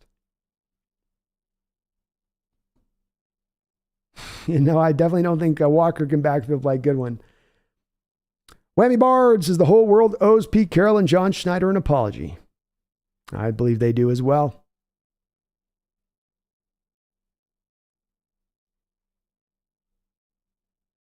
Wu-Tang, yep, it does look like the Jets have lost Breece Hall for the year. That does appear to be the case. Tough break for that kid. He was doing good. Randall McDaniel with a $5 donation. Thank you, Randall. Says K9 reminds me of Thurman Thomas. Not as versatile yet, but the balance, jump cuts, and size. K9 faster, but in that mold of a back. See Kimura too. Yeah, I could see both of those with those. I could see the Thomas one even more than Kimura, but Kimura a little bit as well. There's some shades of Kimura there. You can take a little bit of LT, a little bit of Thurman Thomas, maybe a little bit of Kimura in there. Throw it all in the pot, stir it up, cook it for an hour. You got a tasty little dish there at the end of it. Don't you, Randall? I like the Thurman Thomas one. He was a big jump cut guy, wasn't he, Randall?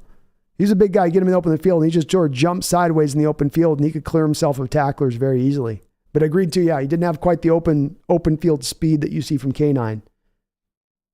I love that comparison, Randall. Love it.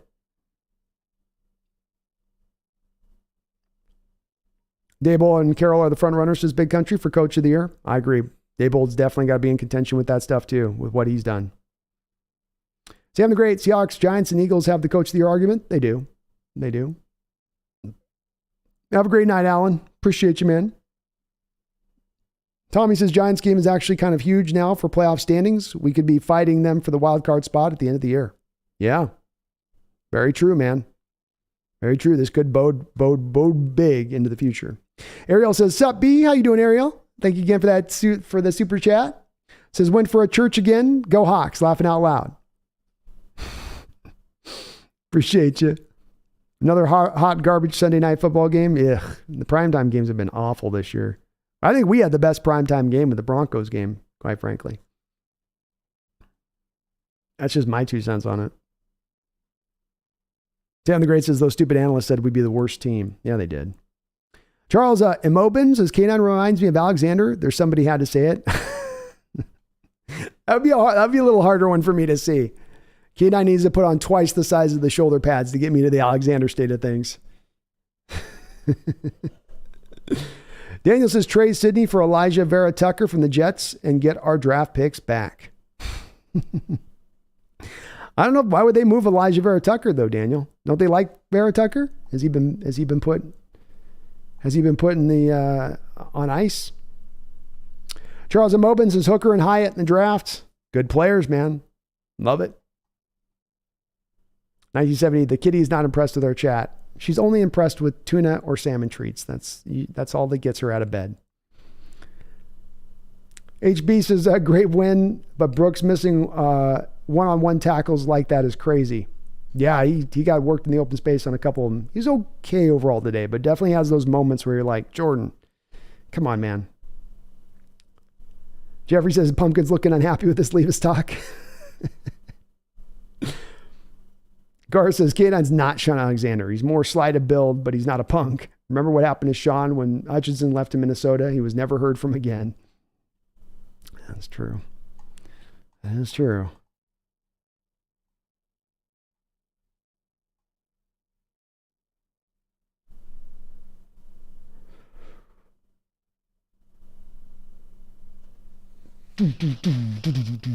F4 Fake says, "Does the NFL flex the Seahawks Giants game to Sunday night?" I think they only get to do the flex thing on the back half of the schedule, F4. I think it stays locked in on the early part of the year. So no, it's going to be the Fox game of the week. It's going to be at the normal scheduled time of 1 o'clock. And unfortunately not. It'd be cool if the NFL did that. But I think as Garth said, I think they'd be pissing the fans off if they flexed every game every week like that. Garth Knight, Brando, you nailed it. Dalton is a cooler. He is a cooler. He is. King Bomber, Chiefs and Rams ×2, and the Niners are the only games I think we'll lose. I like it. King Bomber's got us winning on the Bucks in Germany, huh? Are the Germans going to propel us? We shall prepare our Seahawks for a win against them Buccaneers. Yeah, we will. Yeah. It's going to be a tough game for you, Buccaneers. Maybe you want to go back to your Tampa Bay.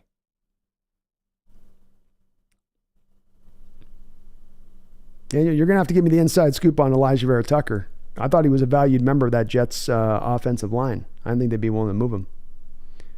I didn't think they will. George Brady, Bryce Young is very overrated. I agree, George. I am with you on that one. I am not in on the Bryce Young sweepstakes. Jeffrey Thistle, our general manager, is the GOAT at quarterback picks. I certainly trust him with quarterbacks, man. I'll trust him with who he goes with. And I agree with you, Jeffrey. I'm not as much worried about John Schneider targeting quarterbacks. You know, he's the guy that picked Russell Wilson when no other teams were willing to make that move. He's the guy that was at Josh Allen and Patrick Mahomes' pro day.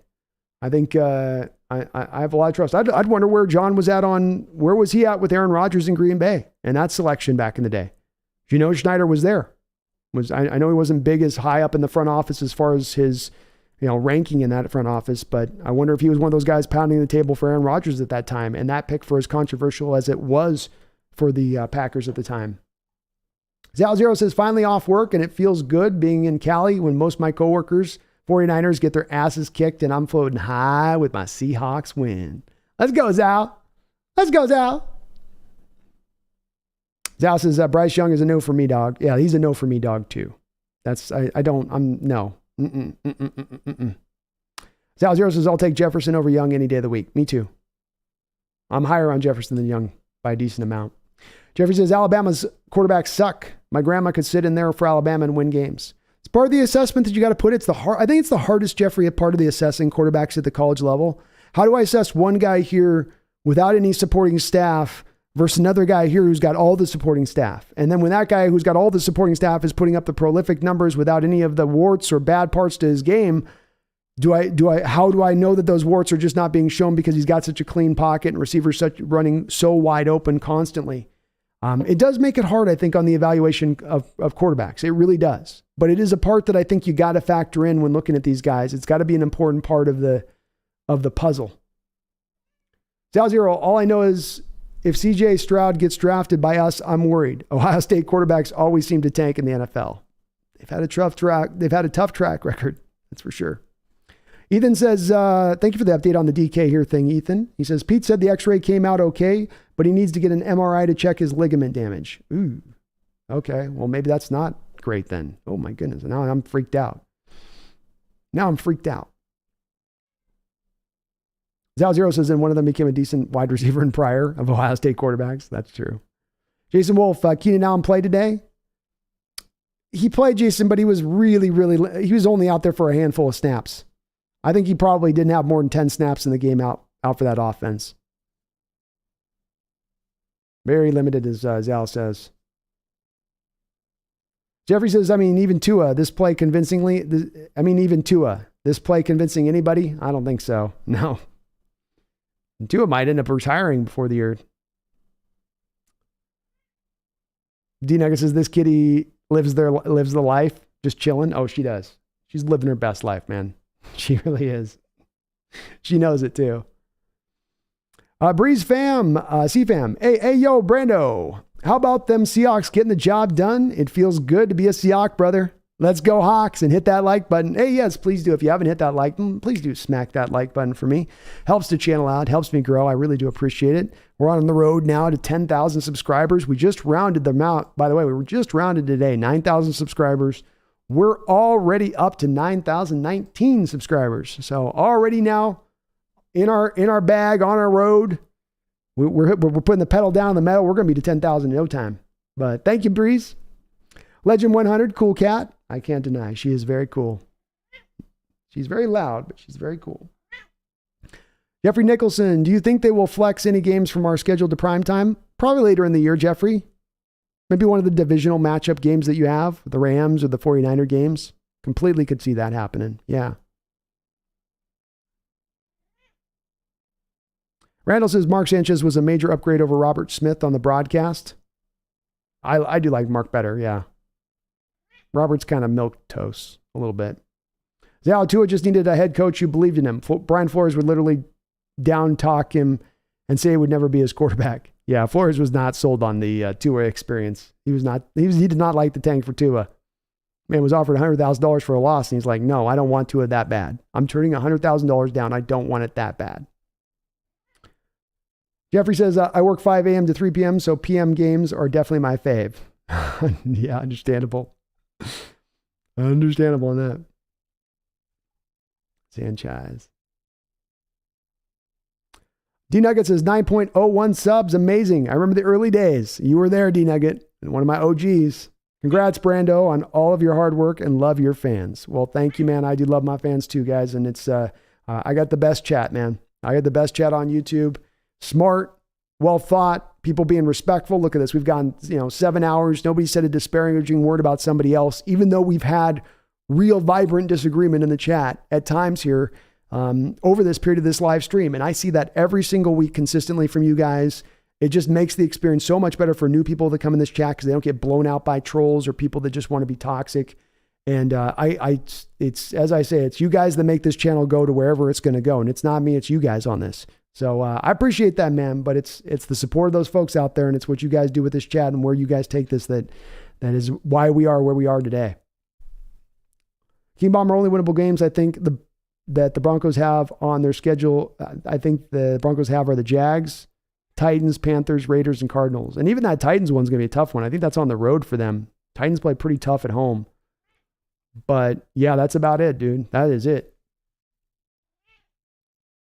CJ Kurzman, I feel like with Roquan Smith and a healthy Jamal Adams, this defense could be excellent. Jamal, a big if at this point, sadly. He is, yeah. But there's no doubt Roquan could help you here, CJ. You're taking what is your worst position on defense and making it now one of the strengths on your defense. For a defense already in the state of improving, you can't help but think that that would help this along even a little bit more.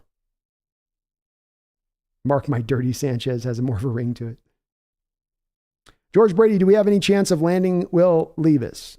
I think not on this. Again, I'm making a guess, and I know there's many people bristling at this in the chat. I get where you're coming from, but this is just my perspective on it. I feel like it's going to go 1-2. It's going to go CJ Stroud, Will Levis, CJ Stroud. So I think we're not going to be picking in the top two selections of this draft, unfortunately. I just don't think we're going to be picking high enough to get that done. I'd love to see it, but...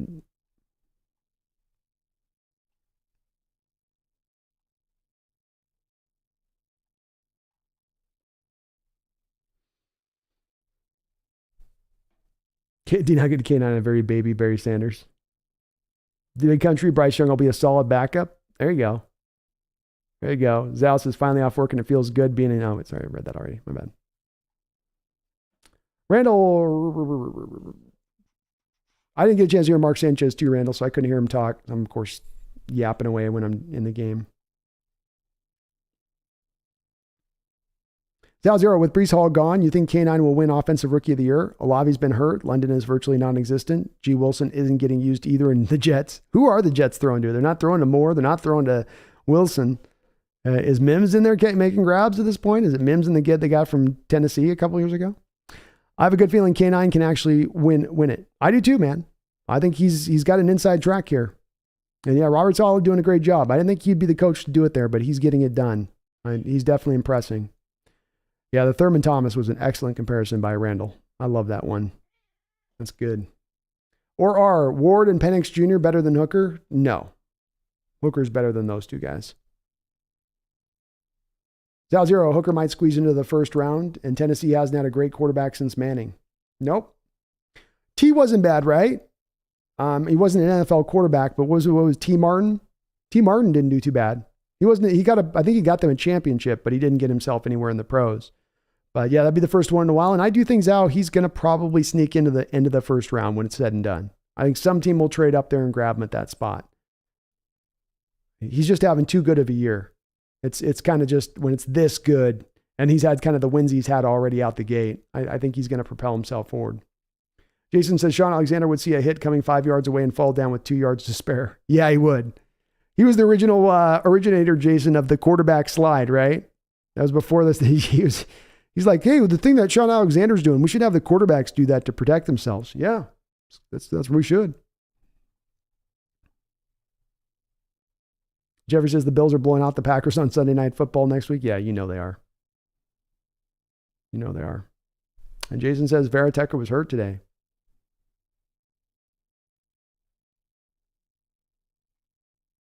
Jeffrey says Tom Brady's losing his wife end games. Tony, that was a pretty savage going to other quarterbacks' pro days when you have a franchise quarterback. He knew something. He did know something. And I do think Schneider was a little bit further ahead on this willingness to trade Russell than where Coach Carroll was. And I think Carroll was the guy that allowed for that last extension to get done. And he kind of overruled Schneider saying, no, we're going to keep Russell here for the foreseeable future. But I think John did have an eye for the fact that, number one, I think he was tired of dealing with Mark Rodgers as an agent. I think he had his fill of that. Number two, I think he doesn't like paying a quarterback this kind of money and having it take this much of the salary cap up, and that it hinders him in a way that he can't build up the rest of the roster in the way that he wants to do so. And I think he liked those other quarterbacks as much as he did. I mean, the 2 pro days he went to, Patrick Mahomes and Josh Allen, are 2 of the quarterbacks that are your next 2 great quarterbacks to carry the day here in this NFL. They're going to be the trendsetters there at the position as we go kind of into this future. So he was on the mark with that one.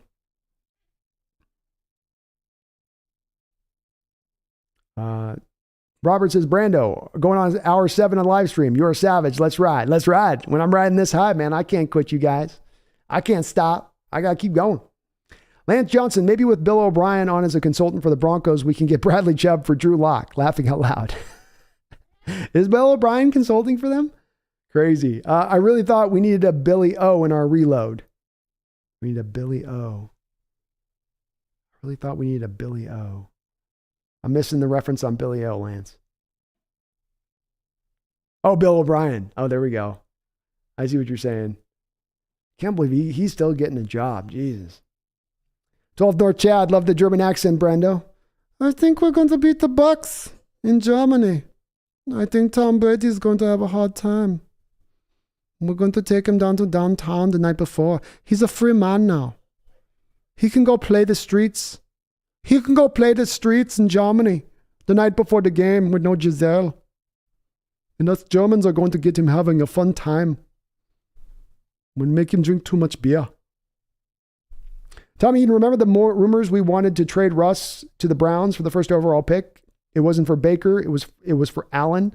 I'm concerned of that at least. Baker was a smokescreen. I'm convinced of that at least. Baker was a smokescreen. I could see it being that as well, Tommy. I mean, certainly they had a chance to go back to Baker if they had such a high evaluation of him. They would have made the trade back for Baker this offseason if they really viewed him through that lens. But yeah, I think it was for somebody else other than Baker. I think also the calling of the Browns for the first overall pick was a little bit much like going to the pro days. Yes, I think Schneider was interested in those quarterbacks. Yes, maybe they were open to trading the first overall pick for Russell Wilson. But I think that those were also moves being made by Schneider at the time to propel very tough negotiations forward and get them to a state of conclusion. Oh, Russell, you're going to insist on 20% of the salary cap? Well, we'll ship your ass out to Cleveland. How do you like that? Oh, you're going to come down a little bit now on your numbers? Oh, you're a little more willing to negotiate now? Oh, okay.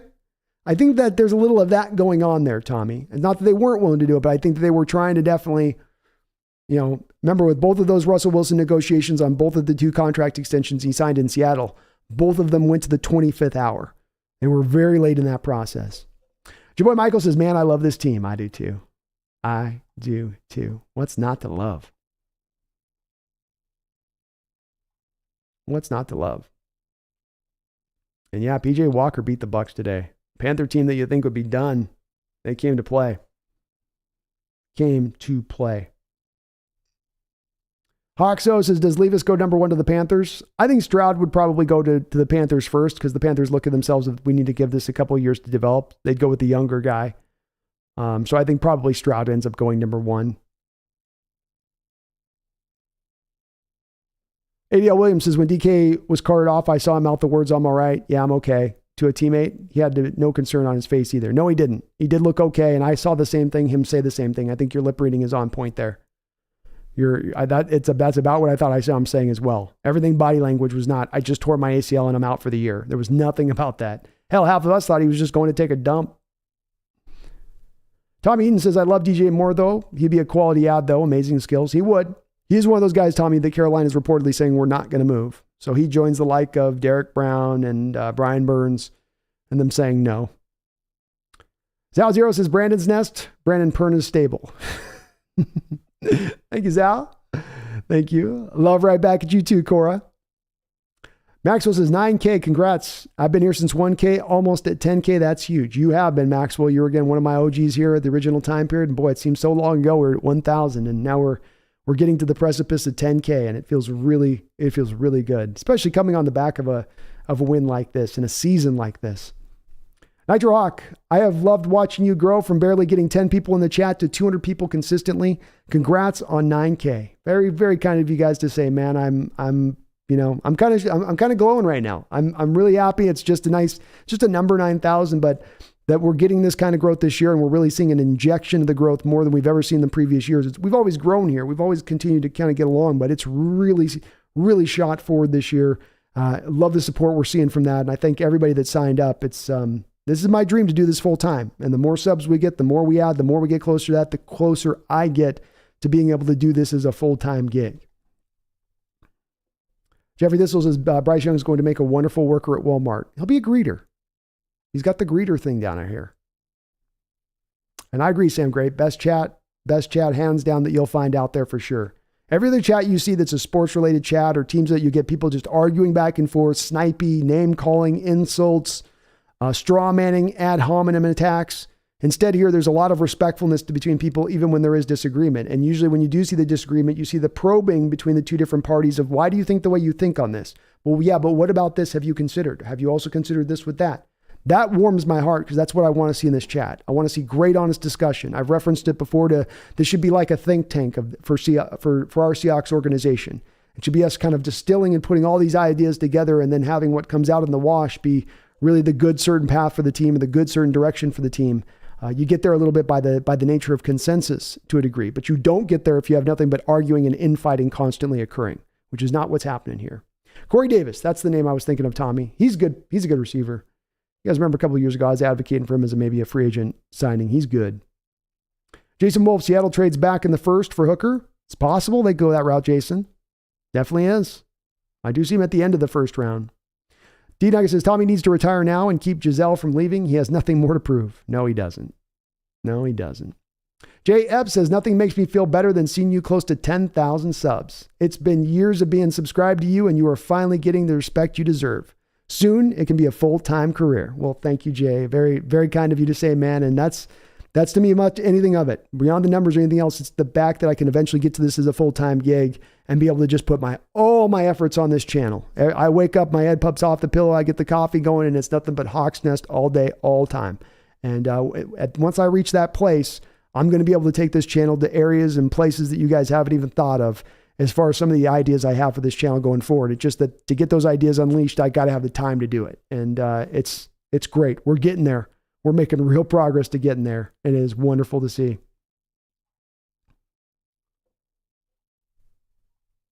Zal0 says, I just know whichever pro day quarterback Schneider attends, that's our quarterback. Very good possibility. I don't think he's going somewhere just for show or a smoke screen. Cora Pennington, it's really fun to see both Perna and Grossi's teams struggling when they dragged on us much this offseason. They did. I got to give Brandon Perna credit. He's at least owning it, going, I gave all these Seahawks fans so much crap for the trade of Russell. I deserve it now as they're coming back at me. And he's suffering his slings and arrows from Seahawks fans letting him have it now for being as wrong as he is. But yeah, I mean, especially again with Grossi too. Yeah, Grossi gets to cover the Packers winning every year and winning the division every year. And you do get a little bit as a content creator at times when you're going, well, my team's just kind of struggling, muddling through, and you get to have just the wins after wins you pile up every week and talk about how awesome it is. And that just encourages people to sub and everything else. But yeah, they're both kind of going through it. And I do wonder with the Packers, man, once this gets through Rodgers' season and their future and what they're going to look to do moving into that future, they've got an uphill climb here with the looks of things as far as that team goes. They got an okay defense, but offensively speaking, there's some big question marks into the future there. Zal0 says, also watch the Senior Bowl. Historically, always pick players from there, from the bowl. We do, yeah. We do. We like to get those guys a lot. So that's a very key thing. I'd also let me add one more on top of that, Zal0. The visits that we have. Who comes in and visits the facility from the outside? I think we had Abraham Lucas came. I think Kobe Bryant came. I think Boye Mafe came. And you can only have so many visits out to the facilities. So if we have guys out visiting the facilities, that's another indicator of a guy that they are truly, honestly enticed to potentially go out there and get. D. Nugget says, oh my God, imagine if we got Mahomes, how good he would have paired up with DK and Lockett. Would have been pretty nice. Would have been pretty nice. Zal0, I think Mahomes would be better than he is if he was picked. I think Mahomes wouldn't be better than he is if he was picked by us. I have a feeling Andy Reid and sitting and learning from Alex Smith made Mahomes the quarterback he is now. Well said. Well said. I think he still would be a great player with us, Sal, but I agree. I think you're right. He's in his best. He's living his best life with Andy Reid. That is the best fit for him. D. Nugget says, Big Country, yeah, I'd give up a few rings for Giselle. You give up a few championships for Giselle? Understandable. She's a hottie. Lance, Billy O is a silent consultant. He must be. Schneider loves fleecing him. There's no other explanation, Lance. There is no other explanation.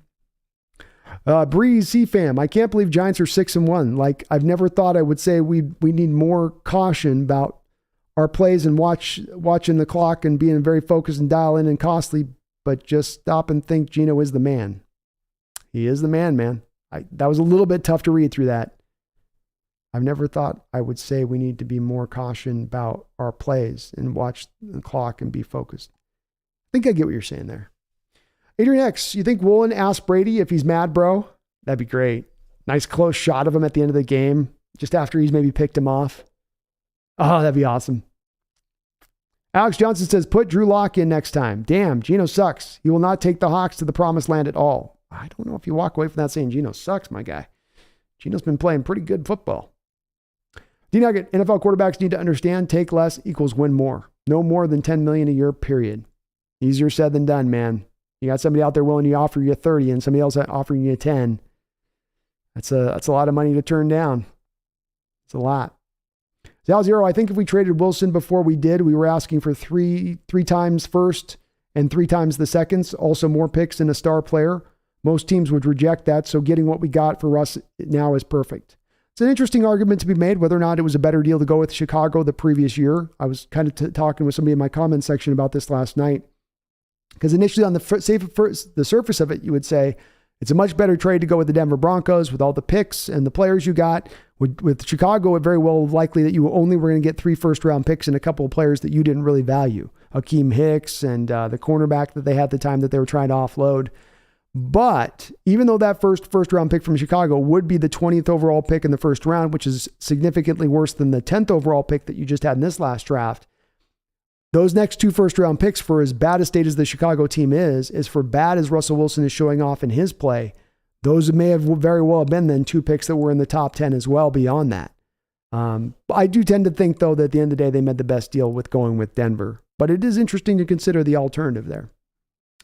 Weston Baylor says, chances we have the offensive rookie of the year and defensive rookie of the year. Couldn't think of a better way to put the stamp on this amazing draft class. No, there isn't, is there? No better stamp, right? Weston, I agree with you there. That'd be just an absolute, undeniably amazing draft. And I think we have an 80% chance of Walker winning it because he has the inside track on it there because of the fact you have Breece Hall going down and there hasn't been a lot of other receivers out there that have really separated themselves.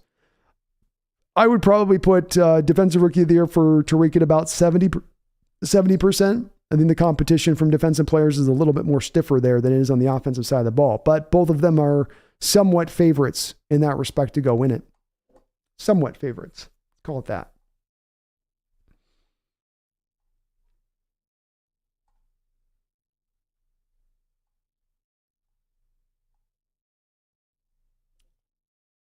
Alex says, Geno's not a Super Bowl quarterback. Anybody who thinks this is smoking something? I don't think anybody's been thinking it necessarily. But I mean, I don't know, man. Alec, there's a lot of guys that have won Super Bowls in history that people probably would have said that same thing. There's no way that's a Super Bowl guy. Would anybody look at Nick Foles and say that guy's going to win a Super Bowl at some point? No. I think there's a little bit of a misnomer attached to saying this quarterback's a Super Bowl quarterback or not. I don't know about that. I don't know about that. I think that sort of throws away how you've built out the rest of the team. And if you're trying to build a process like this team's trying to build this process in the future, which is build the super team around a game manager quarterback or a very good game manager quarterback, I think Geno Smith can be that. And Alec, there's been teams that have won Super Bowls in the past as game manager quarterbacks. Nobody looked at Trent Dilfer and ever said that's a Super Bowl winning quarterback right there. Won a Super Bowl with the Baltimore Ravens. Nobody looked at Brad Johnson when he was playing with the Vikings with that long ass neck and said, oh, that's a guy that's going to win a Super Bowl at some point. Guess what? Won a Super Bowl with the Tampa Bay Buccaneers. So really, I don't know that there's really that much of a tag I would put under a quarterback of, is he a Super Bowl quarterback or not? There's other things that factor into that really beyond. And how do you measure that? How do you measure a Super Bowl quarterback? Like what is the statistical measurement? Does he have to win a certain amount of games? Is it just eye test? Is it gut feel? Hard on that one for me. C-Fam, nod, keep Geno in, bro. Look at stats. Geno is MVP. Question. Sorry, you respond to him there. Sam the Great says, no need for ad hominem arguments. I like to air everyone's opinion. Me too, Sam. Me too. And I think it's important as much as ever in this day and age because we do live at times in this world in echo chambers and where people want to just hear the things that reinforces their own opinion. I think a difference of opinion is much better, and you don't get to a state of a truth unless you're really challenged on what you believe and what your opinions are. Alec Johnson, why waste Drew Lock's prime when we all know Geno has only been a backup? Geno's having an awesome year, Alec. I don't know how you're looking at right now as a time to knock Geno Smith. He's playing the position at least a top 10 level in this sport, which nobody saw coming this offseason. We don't know whether or not Drew Lock can play at a top 10 place in this sport. And you know what, Alec? Those guys both had a chance to fight off in the preseason. Those both had a chance to fight off in training camp. Let the best man win, and the best man won. If Drew Lock was better, he would have won the job. He wasn't, didn't win the job. Turned the ball over 4 times in the preseason to Geno's 0.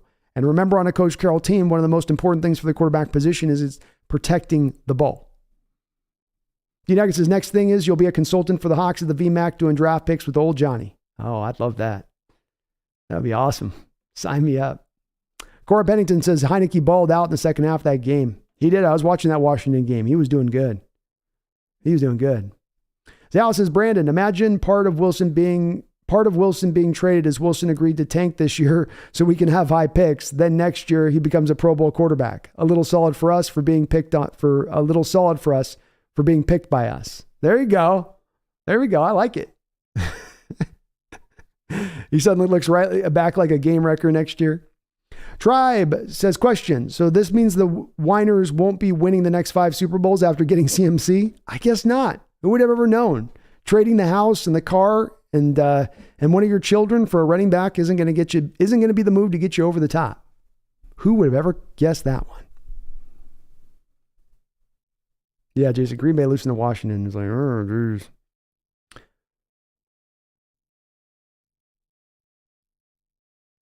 The United says, I hope we win so much we get one full game garbage to throw to my man Drew Lock. That'd be great.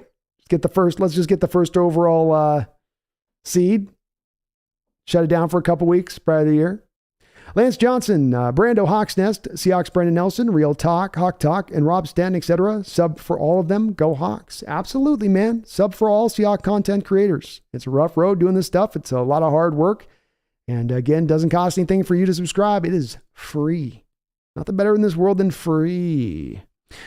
Adrian X with a $2 donation. Thank you, Adrian X. I'm sorry, a little late on acknowledging this dono.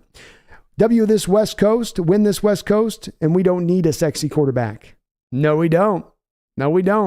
We were building this team through another method, another way, another venue. There's different ways to slay this dragon. There's not just simply have to be one path to get there.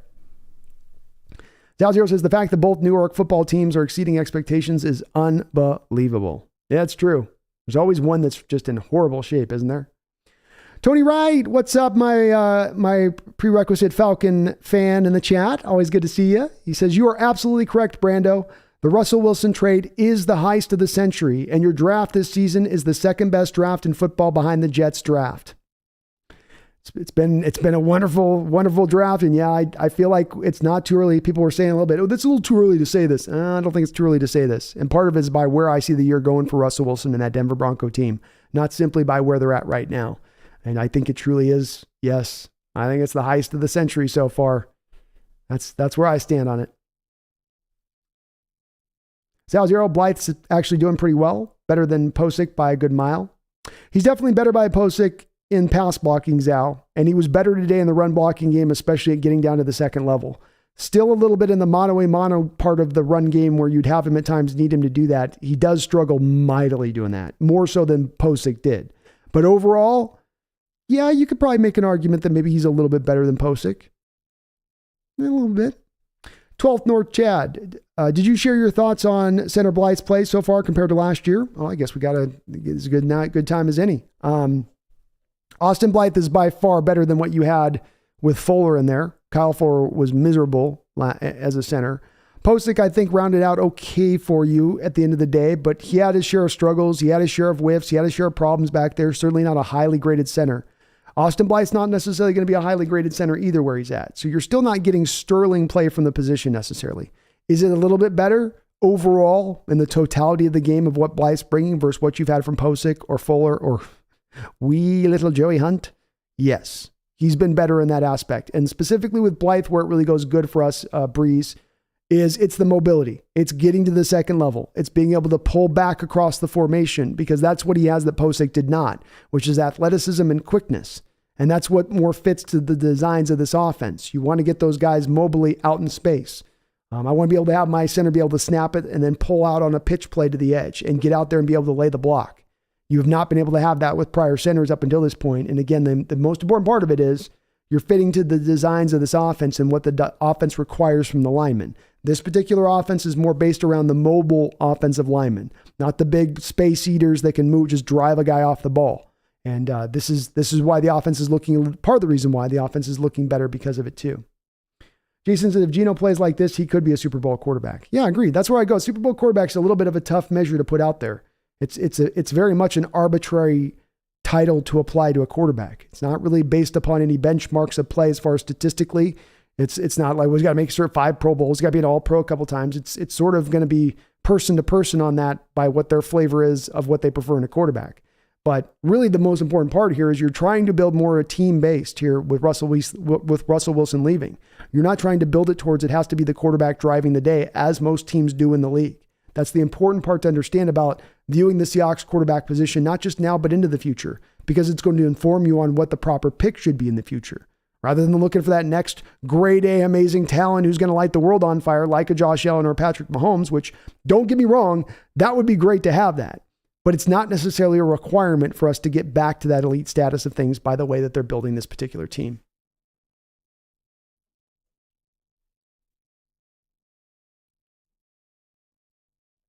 Jeffrey says, well, the Steelers and Dolphins game was a game, I guess. Oh, Lordy. Geno Smith is playing like, Tony Wright says, Geno Smith is playing just like his junior season at West Virginia when his name was put on the map and he was talked about for the Heisman. Agreed. Hasn't played this well since back then. No doubt about it. Oh, we got Seahawks. Jose Rodriguez in the house. What's up? One of my mods in the place. He says, I was at the game. Great game today. Oh, I know Jose was in there making some noise. You know Jose was making some noise. That must have been an awesome game to go see in person, Jose. Is the stadium as cool as everyone says? I hear it's awesome. The stadium too. Sam the Great says people forget that Geno sat behind good quarterbacks leading the game. Yeah. Definitely he was sitting behind some good guys. That's part of when people tell me, Sam, that, well, he's a backup. So how can he be any good with the Seahawks this year?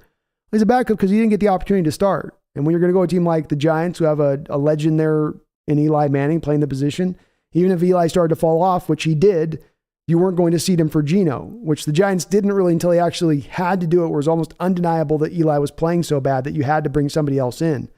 But that doesn't mean that he got a real true second chance at that point. Adrian X, you owe me $2, laughing out loud, never replied to my super chat. I just took too long. I took a long time to reply to it. That's all. It took a long time. W this West Coast, we don't need a sexy QB. I don't quite understand what you're saying there, Adrian X. So you got to tell me what you meant by that. I think you're just meaning we don't have to go get the big time quarterback, which is kind of what I was saying too. And I agree with that. We are on the same page there. Tony Wright says right tackle Abraham Lucas might make the Pro Bowl this season. He might, Tony. It's tough in the NFC because you do have Lance Johnson out there who's looked at as sort of the preeminent best right tackle in the sport. But is there a really great right tackle right now in the conference aside from that? I mean, maybe Tristan Wirfs would get in over him, maybe. But Lucas has got a claim on it, to your point. Sam the Great, people forget that Geno sat behind good quarter. Oh, sorry. ADL, if Geno keeps playing smart with the ball, the running game stays good, we could win a Super Bowl. Kind of depends on the defense. Kind of depends on if the defense steps up. Agreed. Agreed. R. Malky, I was at today's game and had to go to see Geno in person. Saw so many fellow 12s, felt like home. Go Hawks. I love to hear that we're taking that stadium over in a game like that. You know the Chargers fans aren't feeling it. They're not going to drive up from San Diego. But the Hawks fans will fly down from Seattle. Just a little difference in fan bases, just a bit. Just a little bit. Jeffrey says you can't gift memberships to specific people in the chat. I wanted to get one for Geno. Oh, gee. Wu-Tang Financial, look at the Broncos' upcoming schedule. They don't have many games I'd favor them in. Laughing out loud, top 5 isn't unlikely. No, it's not.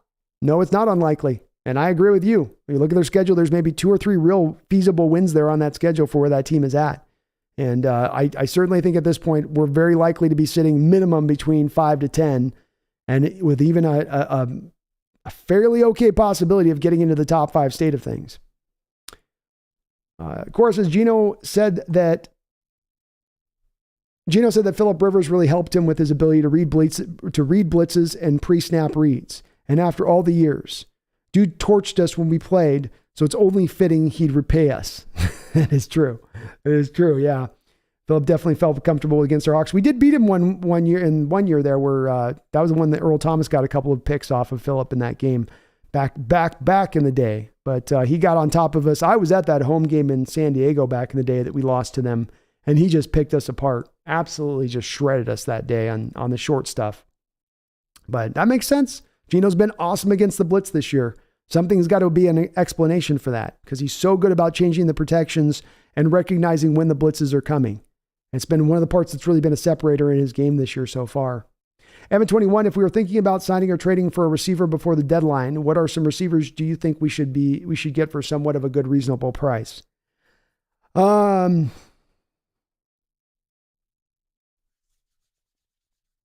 You could be looking at a couple of receivers to be looking at here would be, Elijah Moore with the Jets, if he would be available, because he's asked for a trade. He's pissed off there. He's not happy. That's a possibility, I guess you could look at theoretically. Brandon Cooks of the Texans could be a guy that you could take a look at. When I was just kind of looking at this near the chat a few minutes ago, there's not a lot of teams right now in sell mode. And of those teams that are in more of a sell mode, being that they'll be sellers at the trade deadline, there's not a lot of them that necessarily have good wide receivers that stand out to you as far as obvious targets. Carolina, for instance, has DJ Moore, but they're not going to look to move DJ Moore. So who's the other guy you look at there on that team from the receiver position? There really isn't that guy there. There's only about 4 or 5 teams really truly in a sell mode, and this is going to make it hard to be 3 or 4 or 5, 6 real feasible receivers you could look to target. Lance Johnson says, is it my imagination but does our run game roll when Curhan is in? Well, he's a run blocker first and foremost, Lance. That's certainly his forte. And that run went over the right side with the Walker at the end for 76 yards, and that right side was over on Jay Curhan's side of the ball. On his side of he was over on that right side. So certainly he helped to spring Walker in that respect. And yes, I think he's a very good run blocker. I think Lance, he does have some worries and concerns with him in pass protection, but as a run blocker, it's kind of undeniable in that respect. He's been good in every game he's gone out there. And I do think he's probably at the end of the day, Lance, at his best as a tackle. I think guard's kind of not the right position for him. Tom Eden says the only real issue with Blythe is at least once a game he completely ghosts out on a block. I mean, beat bad, and it usually costs us. Yeah, you're talking, of course, about the safety in this game where Sebastian Joseph Day flies right past him, and he just whiffs on the block completely, and that's at a part of the field you can't whiff because that's a safety at that point because he did that. Yeah, he has a couple of those. He has at least 1 or 2 of those a game. Jeffrey Thistle says if the Yankees get swept, the Yankee fans are going to lose their collective S tomorrow in sports media. Astros are leading. Tough on the Yankees if that goes down like that. Yeah, they ever thought this was their year, and boy, oh boy. It's a tough Astro team, though. We dealt with them. That ain't an easy crew to go up against. Adrian XA says, didn't we run the West Coast offense with Mike Holmgren? Yes, we did. 100%, Adrian X. It's a very good offense. I like it.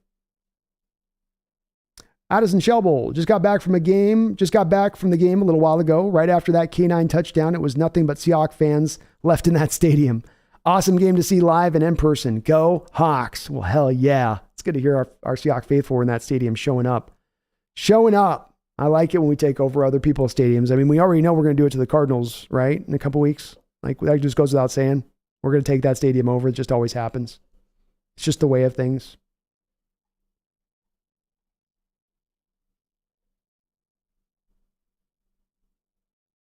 Nigel Rock says it's amazing watching the best teams in the NFC fall. It is. NFL is a league of a parity. You go up, you go down. You go up, you go down. It's a tough league to stay consistently at a prime level, at an elite level. And even when you're at that elite level for a couple of years, you're going to have a dip on a given season when things go really wrong. Christian Attiliano says it was a pretty equal game in my opinion. I mean, it was close throughout most of it for the most part. But boy, by the end, Christian, I mean, you were up, you beat them by 2 touchdowns. They had to go get kind of a garbage time touchdown just to bring it down to 2 touchdowns. You kind of got well out in front of them on this one. For most of the game, I'll give you, it was fairly well fought and fairly close, but down the stretch, you really did separate yourself. Jeffrey, I still don't like Mahomes. The dude is too much of a priss for my taste. Always thinks he's going to do a little spin after he prances out onto the field.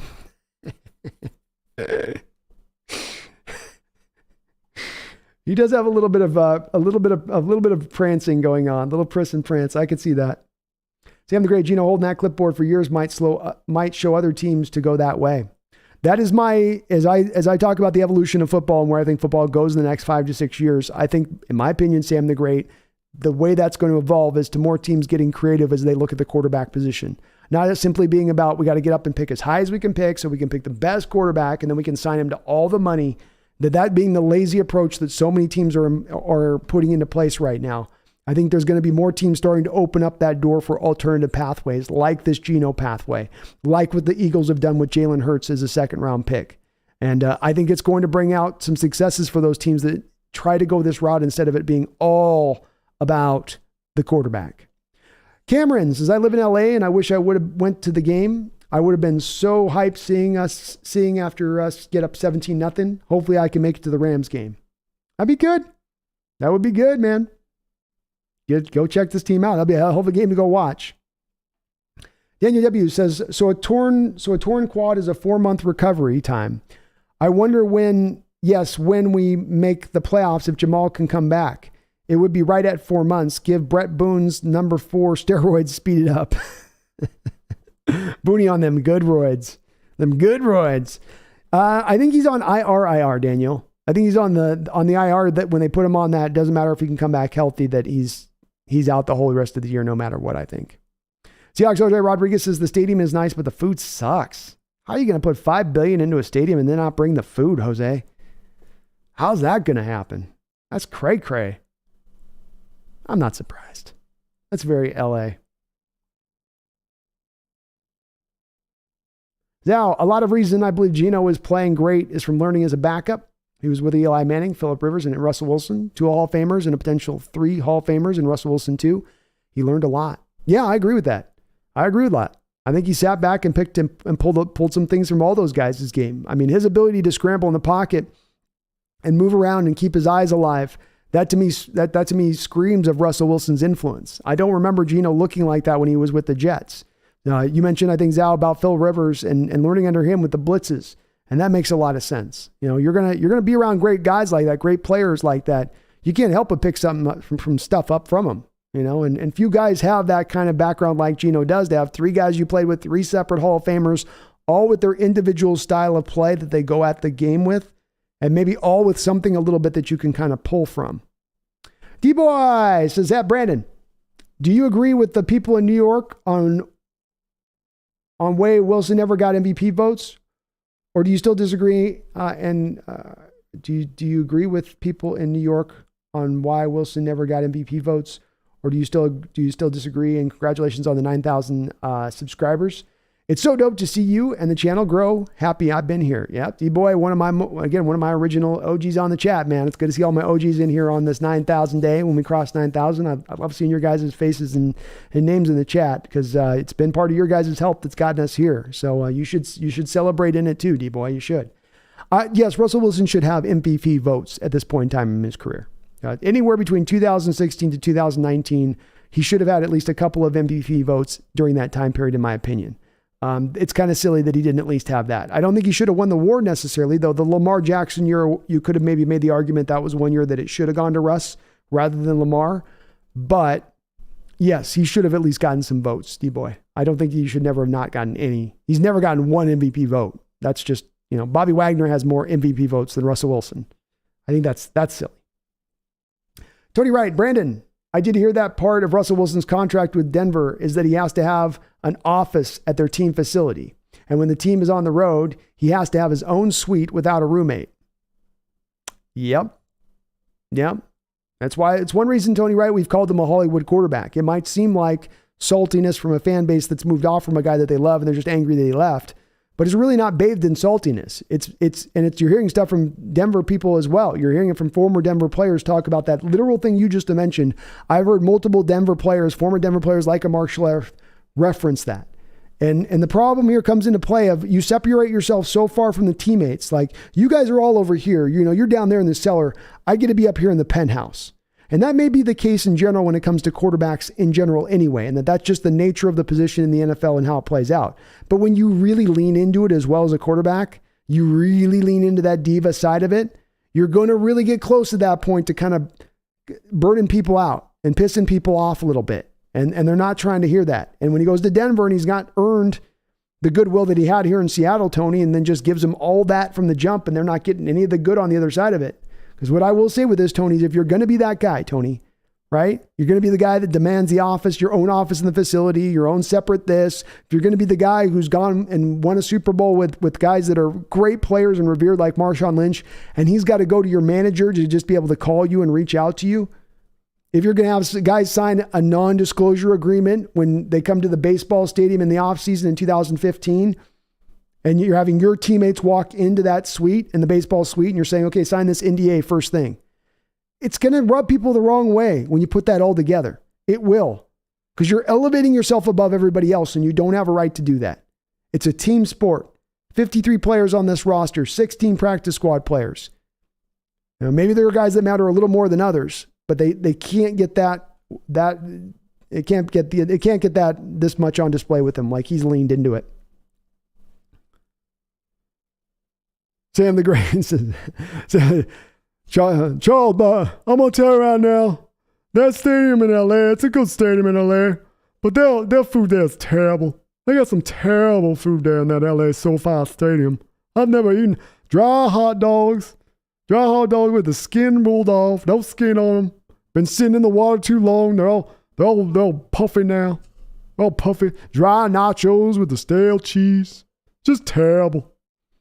They gotta go back there to San Antonio. Get some of them San Antonio women. Get them big old San Antonio women there to show them how to cook down there in LA. Oh, my Charles is off.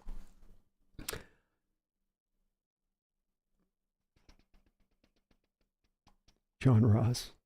Getting some John Ross love in the chat.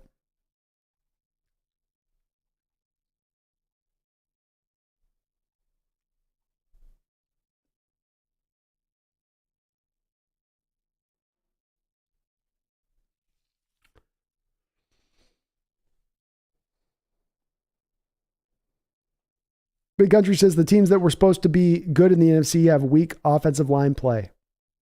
Yep. Tampa Bay losing 3 guys at one point this year. I think Niners have had some injuries on their line. Inside their line's not as good. The Rams with their tackle problems. Yeah, well put. Well put. Line's been a big issue for those teams that people thought were going to be good that aren't. I don't know if I can say the same about the Packers. I haven't watched them as closely, but it could be the truth there too.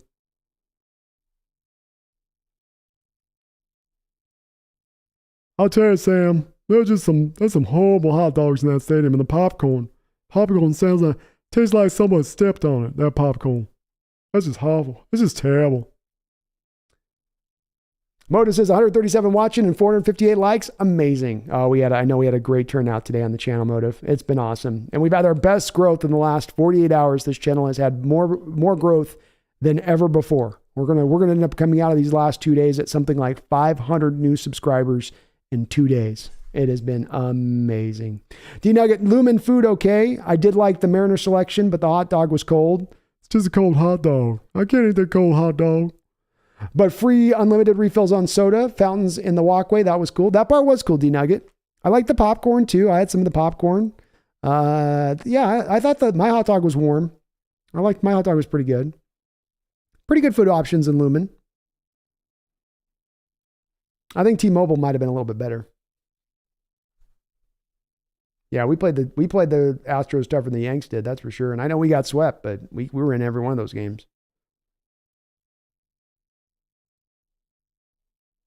D-Boy says the garlic fries are overrated. T-Mobile, I agree.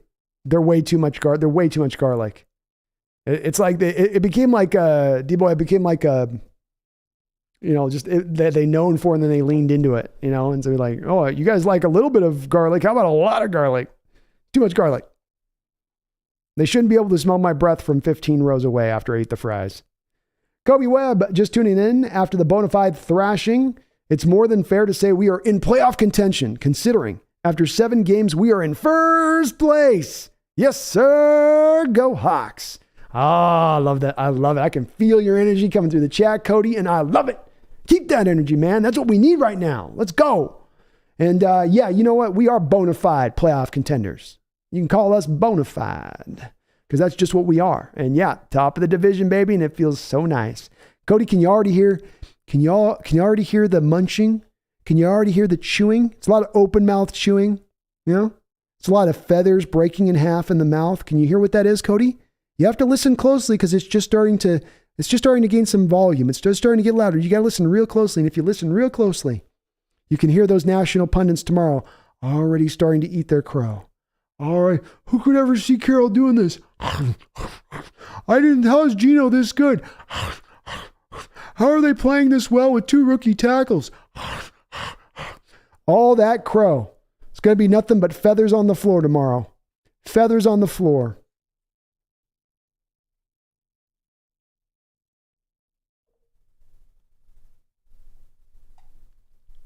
Matthias23451 says, if we get a top 5 pick, would you want to select and what positions would you focus on? I would want to pick Matthias. I am open to moving back about 5-6 picks if I'm going to get an extra first round pick. So if somebody's just willing to offer me everything to move up and it's just a silly deal to turn down, I'll do it at that point. Absent that, I'm just going to go ahead and pick the best player at that point. I think best player available. Hey, what are you doing? Best player available is really the lane that I would like to lean in, Matthias. If I get to that selection, I mean, obviously I couldn't do that for like tackles. Our tackles are set. There's some positions where I can't do this, but if I'm at the 5th pick, let's say I have a cornerback who's a 95 rating, or I can go get a middle linebacker that's an 87 as far as my projection chart goes with them. Well, I'm going to go with the corner. I want the best player you can possibly get with that 5th pick if that's where you're sitting and picking. Sam the Great says, we are winning the NFC West and getting a top 10 pick. Thank you, Pete and John. Hey, nothing more prettier, huh, Sam? A division title and how about a top 5 pick and a division title? Will you take that, Sam? Final offer. Jackie Treehorn, random, but I'd like it more if the announcers say Geno instead of Smith. There's always at least 3 Smiths on any given field. Me too, man.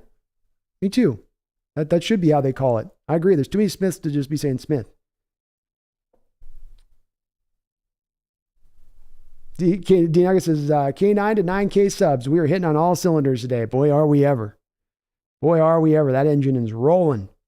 DJ, there's a lot of football left to be played. I pray we remain healthy throughout. Me too, DJ. And it's important to take note of that, as that has been a problem in some years, especially recent years, of having times where you were sometimes the most injured team in the entire NFL.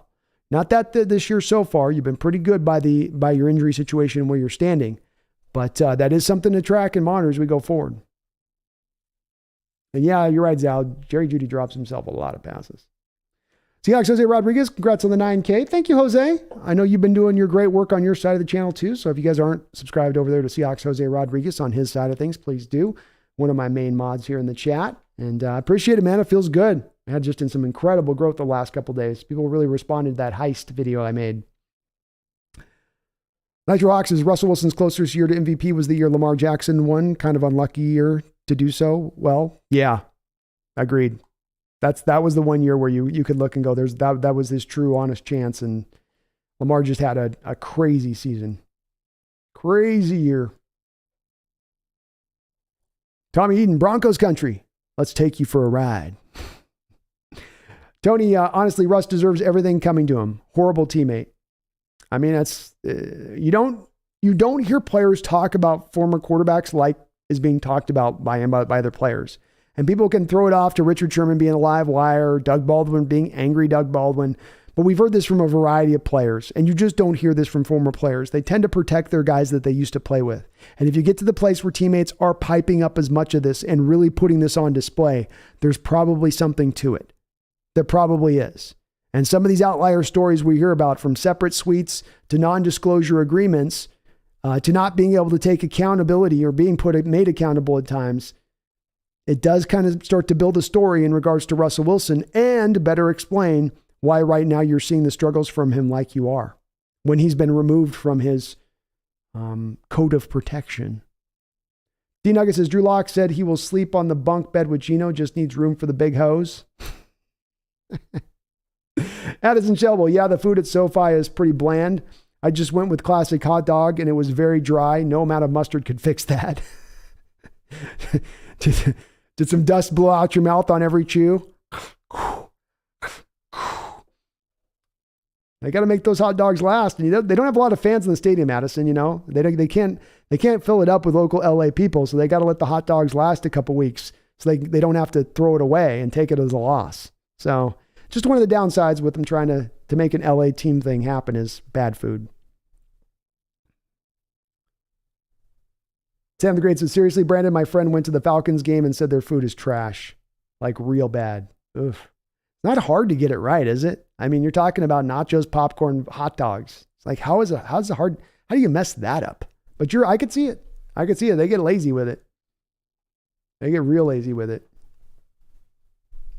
Tony Wright, I totally agree with you on that, Brandon. That type of behavior shouldn't be tolerated. And if this is true, the Broncos should have never agreed to it. This is a team sport and that hurts camaraderie. It does. I just, and I think with Russell Wilson, it's one of those things where you have a line and you draw a line and then you say, okay, don't cross this line. He steps across the line and then you draw another line and say, okay, don't step across this line. And then he steps across that line. And he goes another line and he steps across that line. You go, stop, cross lines. And then you look 10 years after all the line crossing and he's come quite a long way towards being a bad teammate. Didn't start out there, but just the progression over time, becoming a Hollywood quarterback, thinking more about his brand than the team. This is what happens. And it gets beyond this, Tony. I mean, Tony, go read Brady Henderson had a story that he wrote just before the start of the year that it was obviously that the front office had kind of put out there and wanted it placed out there prior to the season for their own reasons. But it didn't mean it was wrong or it was a lie or fake. It was the truth. And that is there's times and moments in games with Russell where you'd watch him trying to hit the deep throw rather than just trying to scramble to get a first down or just take the easy throw. And again, it comes back over and over again to him wanting to see his star shining ever so brightly. He wants the MVP awards. He wants the personal acclaim. But guess what? Like to your point on this, Tony, he's not playing golf. He's not playing tennis. If you want to go have that track and that mindset, go play those sports. You're playing a team-based sport that relies on other guys for your success, not just you simply being amazing. I do think Russell has lost a little bit of that thread, even just to a degree. D-Boy says, hey, everyone, if Brandon did a watch in person or go on Zoom, would you guys show up? Please press 1. If yes, press 2 if no. A watch in person? Oh, like people could join? I've done some StreamYard ones before, D-Boy. We'll probably do a call-in show again. SoFi parking was $100, Adrian X. $100 to park? Oh. At what point is that robbery? Sam the Great says, but I like the Barkley impression. I'm working on the Barkley. It's in a tough spot right now. It's not the best right now. And I just have to keep saying the word terrible and talking about big San Antonio women. I just keep having to do that to get it right. But I'm going to work on it. It's going to get better. I'll tell you this, though. That San Diego team, they're not terrible at all. They're in Los Angeles now, but they're not terrible. It'll come along eventually. D-Nugget says, Brandon needs to revive Discord. It's still going. I just forget to put the link. I think I just got to put a stagnant link in my chat and stuff. The other thing is I just hear about so many people doing Discord channels, and then the Discord channels just turn toxic as F. And I really like the fact that we don't have a toxic community here, and I'm worried by that a little bit if it doesn't grow toxicity a little bit in those Discord chats to a degree. But I've been thinking about it. I could just post in the static deal on it. Mohammed Al-Shafari says, Seahawks will have a hard time signing these rookies if this keeps up at their awesome developmental pace. That's going to be an issue down the road, Mohammed. The good news is, of course, you've got the 3 years built in where they can't sign a contract extension in the first 3 years. So you do have some time to prepare for that eventuality down the road. But it's also, I would say, Mohammed, a good problem to have. Those are the kinds of issues that you want to have to deal with. Wu-Jang says they could cut the garlic to like 1/3 and it would still be more than enough. Yes, 100%. It's overpowering. It's like you feel like you're going to have a flamethrower going out of your mouth when you take a bite. Sam the Great says Charles Barkley rant on San Antonio was the greatest of all time. Oh, I was. You gotta watch out. I don't know what are they feeding them women down there in San Antonio. That's some big old women down there in San Antonio just eating them churros 2 at a time. 2 at a time with them churros. Just one churro after another. One churro after another.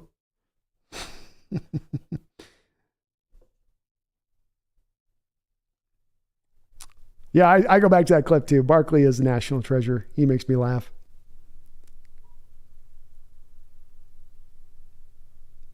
And D-Boy, I'll do another call-in show, man. We'll do it. I think you're talking about like a call-in show, right? So I'll definitely do a call-in show again. We're about time. It's about due to do one. We're about due. Mr. Allo, Mike Robb, Seahawks legend on NFL Network, is the only one I heard preseason saying, don't write us off or Geno off. No. KJ Wright was with that too, though. KJ and guys like Sherman and Bobby Wagner, they definitely thought, and I know a lot of that's like, well, he's their former teammates, they're going to do that. But I think they were on board with it too. Randy Wagner, congratulations to the Hawks Nest. Another win, baby. Another win today. Thank you, Randy Wagner. Crossing over 9,000 subscribers. It feels good. Feels good. 9 just looks so much better than 8. It's the churros, Ernie. It's them churros. I just eating too many of them. Gotta have them churros put down. Gabriel Alec, thank you for subscribing. Gabriel to the Hawks Nest. Welcome aboard. I'm a little late in acknowledging that. MJ Seahawk with a $5 donation says, coaches coach for 40 years. Players play for 15 at best. Let's fly, Hawks. Well said. Well said. Unless you get a coach like Coach Carroll, hell, he'll go 50, 60 years with him when it's all said and done. And that's right. It's a sport that turns over. It's a sport that turns over fast. The average NFL career is 3 or 4 years. To me, that's part of the draw of this sport is things turn so fast. They don't ever really stay in a stagnant state. You can't always predict preseason what's going to happen into the postseason. Things get wildly into a fluctuating state. That draws me into the sport as much as anything else. Cora Pennington with a $5 donation, and MJ Seahawk, thank you so much. Cora, thank you for the 5. Says, I'm sure Russ will have plenty of time to play tennis this January and February. It'll be a bit of tennis some in the first half of the day, and it'll be golf in the back half of the day, Cora, because he's a task-based guy. Wherever the people will just do a tennis game, and that'll be it, and they'll go home and chill. He's going to do tennis and golf because he doubles up on everything. Tony Wright says, if your division, it'll be a 2-team race, Seattle and San Francisco. The Rams are overhyped and overrated with Matthew Golden Boy Stafford leading the way by throwing picks. That's what he does. I could see it, Tony. And we do know it's very hard for those teams to get back to the Super Bowl after you got there the prior year. I mean, it is very tough to build all that back up again. And indeed, their team does not look in the same state as they were in last year. I think their tackle issue is really going to be their undoing, Tony. And Stafford might be dealing with a little bit of an elbow issue right now as well, which I think is impacting him. Sam the Great says, there was skinny women down there in San Antonio when you guys did that segment, but you just transferred them in from Dallas. That's all you did. They don't live there. Seahawks Blue Green says Darrell Taylor made an impact. Who would have thought? Hey, how about that, Seahawks Blue Green? And as much as he struggled against the run, and as much as he struggled to give you consistent pass rush, something that he's kind of brought out a little bit here in recent weeks is that strip sack as he's kind of flying past the quarterback in the pocket. Just as the tackle's trying to basically throw him out the back of the club, he's coming in with that long arm back in through the door and knocking the ball out of the quarterback's hand. He's done it twice already with Mariota in today's game, and he just missed last week as well in that game getting a hand on the ball with Kyler Murray. So it's starting to maybe come around here for Darrell Taylor. Just a little bit. Randy says, my wife told me that she really likes your chat, Brandon, and she's not even a football fan.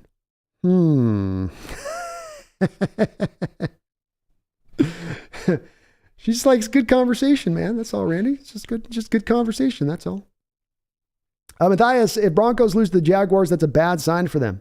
I think Russ took this game off knowing it would be a loss. That would be very bad for them. Because again, that's one of maybe 2 games on the schedule that you look at as really true blue wins. It's the wheels are starting to fall off the bus at that point. If it gets to that point, if they've not already started to slip off of the axle. Tony Wright, yeah, Brandon, my Falcons also. I said all summer the mainstream media will eat crow saying that the Falcons have the second worst roster in the football. We will compete for the NFC South. You guys are in it, man. Tony, you guys are in it right now. It's really with you guys just finding the consistency. You've shown the flashes of the type of team you can be and how hard you can be to play. It's just now having it all round back into shape a little bit. And offensively with Arthur Smith, he's done some really creative things with that team. He's got them playing a really good, clean brand of football, especially offensively, Tony, especially offensively. And the guy you like, I know you liked Arnold Ebiketie a lot. I liked him too as well. Boy, is he sure coming along for you guys. And it's good to see Grady Jarrett having a career resurgence season this season, where he kind of got quiet with the scheme change and new coaching change there last year, coming really back on strong, Tony, which is good to see because he's such a good player. But yeah, you guys are on the path and look into the future there, Tony, with where that division ranks up, with the Saints giving up their first round pick this last offseason and where they're at, and Tampa Bay once Brady goes. You guys could be, and Carolina, say nothing to them. You move into next year, your team could be far and away the potentially favorites to win that division, depending on where Tampa goes with their quarterback position. Matthias 33451 says, what's your defensive breakdown on the improvements recently? Taylor has played better. The main thing you've done is on early downs, do away with those weird 4-man fronts, or really they were 2-man fronts with 2 outside linebackers on the edges. So they weren't even really technically 4-man fronts. You've done away with that on all the early downs. That's first and foremost. So that's helped out. It looks to me a little bit more like you're having the defensive linemen do more of the shooting the gaps and trying to get penetration on plays as opposed to just having them 2-gap all the time and just sit on their spot and sort of let the play come to them. They're now more attacking, getting downhill. So that's also been a big part of it. Staying more into the 3-4 defense that they tried to bring along this offseason has helped, especially in stopping the run game, Matthias. That's been a part of it. They've cleaned up some of the missed tackles. However, they've gotten about to do that. They're not as bad as missed tackles as they were to start the year. So I'd put that all together.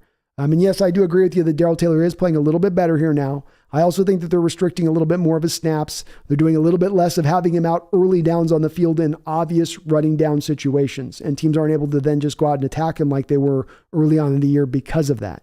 So it's all kind of come together, I think. Tom Eaton says, I think the year Cam won the MVP, Russ had a shot at it too. Yes. Yeah. 2015, I believe. And you could sign me up for that. I could be talked into that also being the case there. Snail says, when Mike Robb and KJ say there is a problem, there is a problem. Yeah. Those guys don't just talk for the sake of talking. And they usually have their pulse on what's happening pretty good. Cora says, I always find it funny when national media is saying Sherman is just taking cheap shots while Russ is struggling, when it's Baldwin, KJ, and even now linemen like Dwayne Brown. Yeah. There's been too many people that have spoken up about this on this, and it's not just been Sherman. And you're right. Media would maybe like to paint this as just Sherman's hate and him being bitter about this, but that is not it. That may exist in Sherman's heart, but there's more to this story than just simply other teammates being jealous, which is what a lot of people tried to tell us for a while. No, Richard Wilson's a great teammate. It's just jealousy of these teammates. It's just their jealousy of him. I don't know if it's as much that anymore. I think there's a problem with Russell as a teammate here. And I don't think it's getting better anytime soon, until maybe he accepts that there is a problem with the way he's gone about his business a little bit here. 12th North Chad, did Hackett choose to play Rippon over Russell, even if Russell Wilson was ready to play with a hamstring injury? Yes, 12th North Chad. You know, Wilson, if he can walk on the field, he's going to play. Hamstring injury is not going to keep him out. But I think Hackett saw where he was playing in practice, saw the fact that he's not been doing good even as healthy, and probably thought, why not? What do I got to lose? I already know what's going to happen if I keep running Wilson out here the rest of this year. Let's at least try something. Can't blame him in that respect. He's in a desperate state. Desperate men going to do desperate things. Chase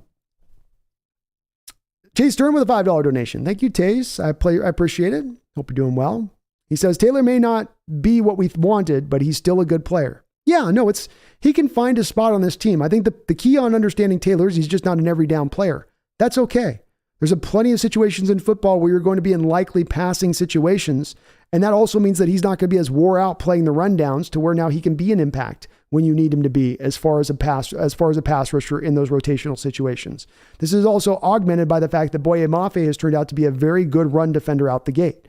So it's maybe Mafe's not the pass rusher Taylor quite is at this point, but he can hold up in the run game. And between the two of them, you can kind of create a really good player between the two of them as an amalgamation, so to speak.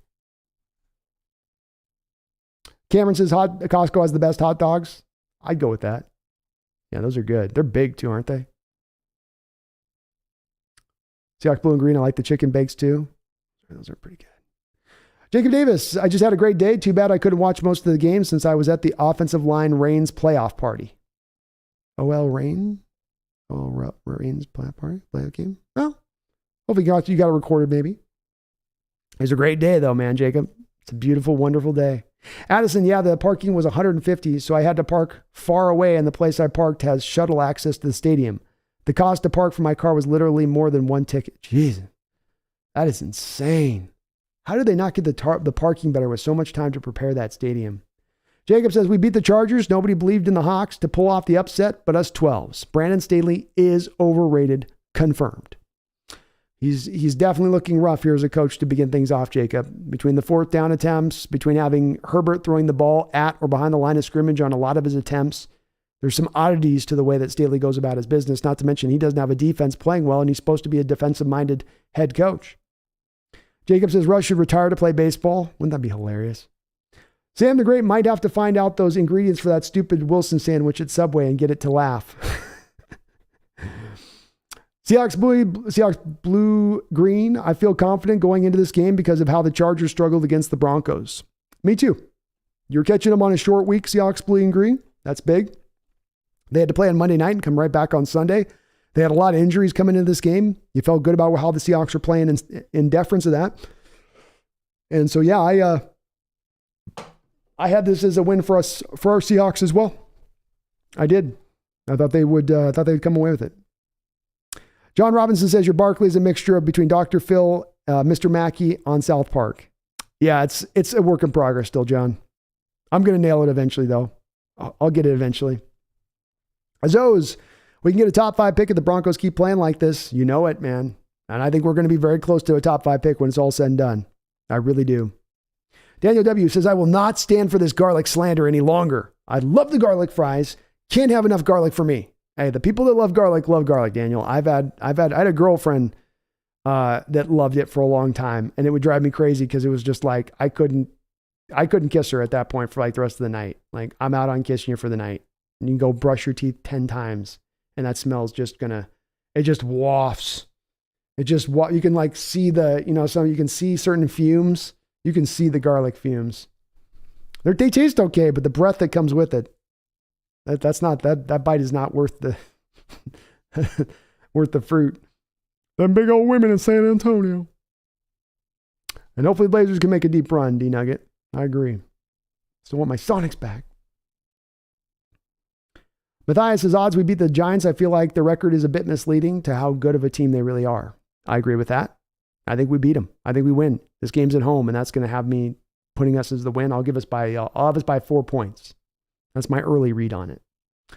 Empower Code takeaways. Geno is still above average. Darrell Taylor has turned a corner. K9 is legit. Get Barton off the field. Wide receiver depth is a concern. Eskridge, yeah. I still have Creed Humphrey fantasies. Yeah, me too, man.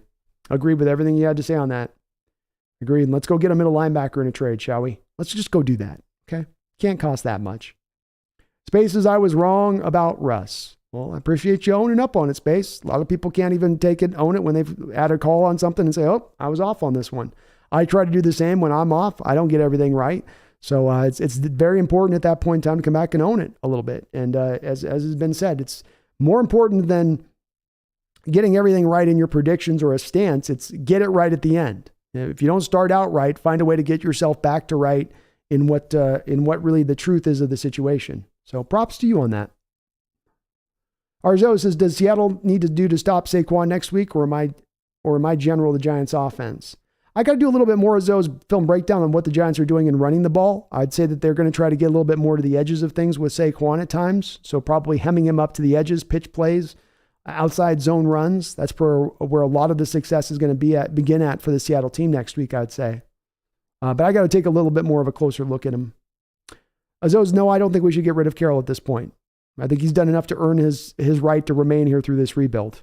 I don't think there was really a big chance that was going to happen anyway, but he's certainly, I think, earned the opportunity to say, no, I get to remain.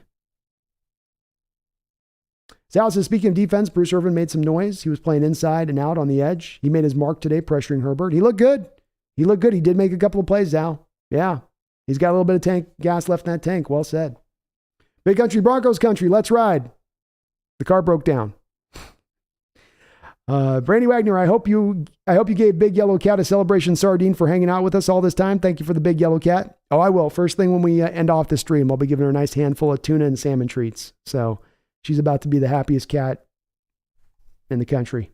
Daniel, how bad are the Niners? They might not even make the playoffs and have the next to no draft picks. If they don't make it, I think Kyle and John might get fired. Might be the nail in the coffin. I could certainly see John being fired. I think Kyle's still a little bit more safer being there, Daniel, with the success that he's had. I think they're still going to be a very good team throughout the course of this year. They do have a couple of things that are problems, that are issues they're going to have to overcome, but I think that they are going to be a playoff team when it's all said and done. I can't see them missing the playoffs. D-Boy, you have a good night, man. Appreciate you. And thank you. Please do hit the like button. If you haven't had a chance to do that yet, folks, I do really appreciate it. Seahawks Blue and Green. See how Kenneth Walker showed us how important those high draft picks can be on a roster. He did indeed. He did indeed. Weston Baylor, I didn't see what Dwayne Brown said, so I'll have to go look it up and see what he might have put out there. But yeah, Blue and Green, high draft picks matter. They do. Getting difference makers at a variety of positions versus where you've been in the past matters. Addison, those Charger fans were very rude. Probably had something to do with us taking over their stadium. As I was walking out of the stadium, one of them walked up to my buddy and told him, F Seattle. I had the same problem with me and Megan last week leaving the Seahawks stadium. There was a Cardinal fan just completely angry and just cussing out Seahawks fans. And then a couple of Seahawks, and it's in the streets. So this is outside the stadium where it's just kind of people milling about. And then a couple of the Seahawks fans heard him and it's kind of like, hey, what was that? What would you say? And the guy starts hauling butt up the street real quick. But it just said it was like, when he said it, it was like an emotional thing that just spilled out of his mouth. I wonder if the same thing happened to you, Addison. I mean, that's how badly we're shocking people. We're shocking people so bad they're just dropping F-bombs at random Seahawks fans because they're so blown away. And you just can't blame them for it. They're in an emotional state right now, okay?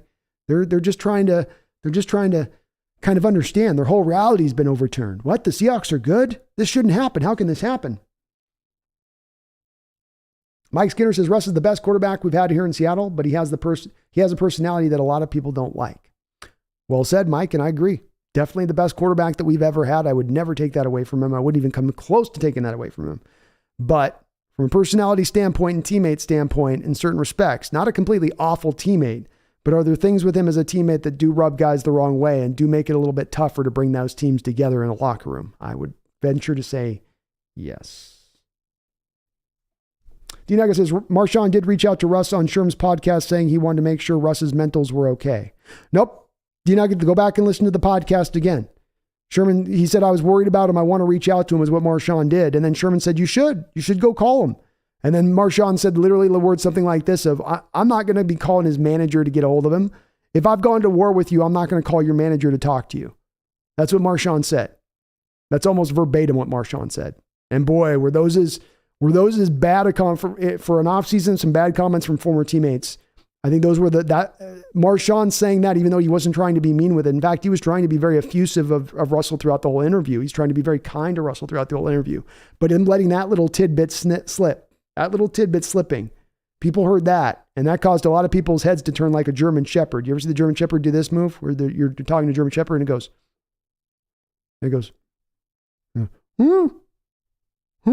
like, what are they doing? Why is he turning his head?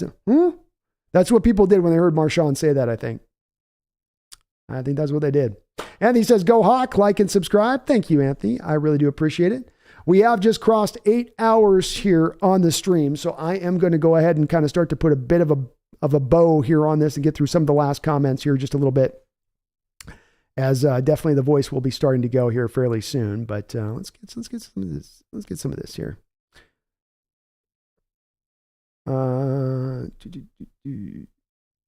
Wu-Tang says Beast Mode's just a good dude. It's impossible not to love him. Yeah, agreed.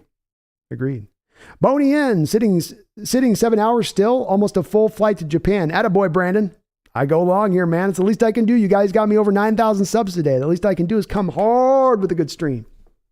Daniel says there's only one place. There is only one IR. The stipulations are as follows: once placed on player must stay on it for 4 games. 2, only 8 players can come off in a season. If Jamal can go into the playoffs, we can call. That'd be cool how great would that be able to get Jamal back? if he could be ready to go. That'd be awesome. Thank you, though, Daniel. I didn't know it that way, so I appreciate you kind of educating me on that a little bit. Jacob, I don't own a TV. I couldn't record the game. I watched the first quarter on your channel. The play-by-play you do is the best way I can enjoy our away games. Offensive line reign is Seattle Pro Women's Soccer. Oh, okay. It wasn't ringing any bells for me, man. So sorry, I was just totally blanking on that one. But hey, appreciate it, Jacob. I'm loving doing this play-by-play stuff since I started doing it a year ago. It's just been awesome. It's helping the channel grow, but people are really responding to it well as well. And I'm going to keep trying to get better and better and better at it. Seahawks Jose Rodriguez says Darrell Taylor equals Chris Clemens. I can kind of see some of that, Jose. He does got to get a little bit better against the run because Chris was a good overall player all the way around. But they've got similar builds. Voodoo, damn, you're still going strong? You going to hit 10Ks tonight? No, we ain't going that hard tonight. I'm just wrapping it up. So I was having fun talking with you guys, though. Zal, I still believe in Irvin will help Taylor with his pass rush. Taylor needs a real defensive vet to learn from. Al Woods and Harris are the other vets, but they are both defensive tackles, so it might be better. It might get better with the season. It could. And Irvin's a good guy to teach him on that respect, Zal, because Irvin was just like Darrell Taylor. Lightning fast, very quick, very fast, gets to his bend, wants to kind of just round the edge as much as anything. He's going to help maybe in the one respect of the place I think he could really help Taylor is flatten your route to the quarterback. You get around the bend of the edge, and sometimes Taylor can struggle to have that bend just get a little bit too bendy. Flatten it, straight line it. Find the way to pace yourself as you bend that corner to get the straight line to the quarterback and finish the deal, seal the deal.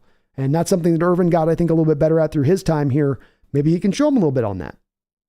And Power Code, my one highlight from the stream, them big old women in San Antonio with them churros. They like them churros down there in San Diego. San Antonio, San Diego, Los Angeles, they all like them churros. Island Johnny, imagine if Kanon wins the Offensive Rookie of the Year and Avatar wins the Defensive Rookie of the Year. Puts a nice stamp, Island Johnny, doesn't it, on this draft class? Puts the nice proper stamp on this draft class. Seahawks Blue Green, I think Penny's gone after what Walker has shown. Potentially, I think the injury potentially opens the door for Penny to come back because you could bring him back on a one-year deal for $2 or $3 million if you wanted to. I think that's a very, very real potential there. As you have had your running back stable get beaten down over the years, you haven't always had good number one frontline guys available. You've gotten pretty deep into the depth chart.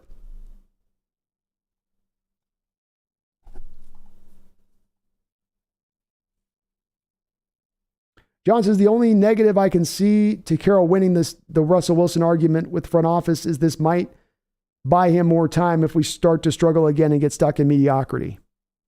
Yeah, it could. Part of that too, John, is a little bit of that, is there an impending sale at some point down the road? And does it really build him enough safety at that point to where Jody Allen's not going to move off for him to have to go hire another new coach? I tend to think that's a little bit of the deal there with that. Bash Gordon, 135 people in the chat, only 39.3 likes. Come on, guys. Yes, please do hit that like button in the chat if you could for me. It does help me out tremendously. Jacob Davis, wow, the Astros are 7-0 in the postseason. As a fan of a division rival, I hate it. But I got to admire the sheer talent on display. I don't like them or the Phillies, but Verlander deserves ring number 2. He's great, man. He's great. You can't deny the Astros. I'm not going to say this is a year cheating with them. They did it right. They did it proper. They've earned it. Julian Garcia, I'll really want Will Anderson. Could be the real wrecker we need. Sign me up, Julian. He's awesome. And he's really the one difference maker from the defensive standpoint this year in this draft, who's really on his own level of things, I think. John says, I kind of like what Rob Stanton said about Geno for his contract going forward, even though he was arguing against it. 3 years, $40 million guaranteed with backloading. Yeah, I think, John, we got to start having more of that conversation the more games he starts to stack up. And it's a good debate. It's a good debate about where those numbers should lie. I think there's a point where they go too high, but there's also a point where it makes sense to make that kind of move. And if they can structure it in a certain way where it makes it smart for them to do so, I'm in favor of it, man. I'm not totally against it, John. Randy Wagner, thumbs up. Keep up the great work, Hawks Nest. Go Seahawks. Good night. 20 minutes after midnight. Well, thank you. You have a great night too. I do appreciate it. Cameron says, congrats on 9K. You'll be at 10K in no time. Well, thank you, Cameron. We're running along, man. We've already gotten up to like 9,020 or something like that. So it's we're already moving. Already moving. Warrior of God, we'll see you guys in the playoffs for a rematch. Some confidence there from a Saints fan. Okay.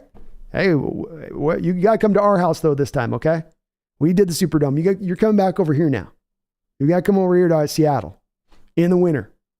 John, it just goes to show with the right system, right playmakers, the right work, quarterbacks overlooked by the experts can succeed. So there might be guys in the current draft under the radar who can be great.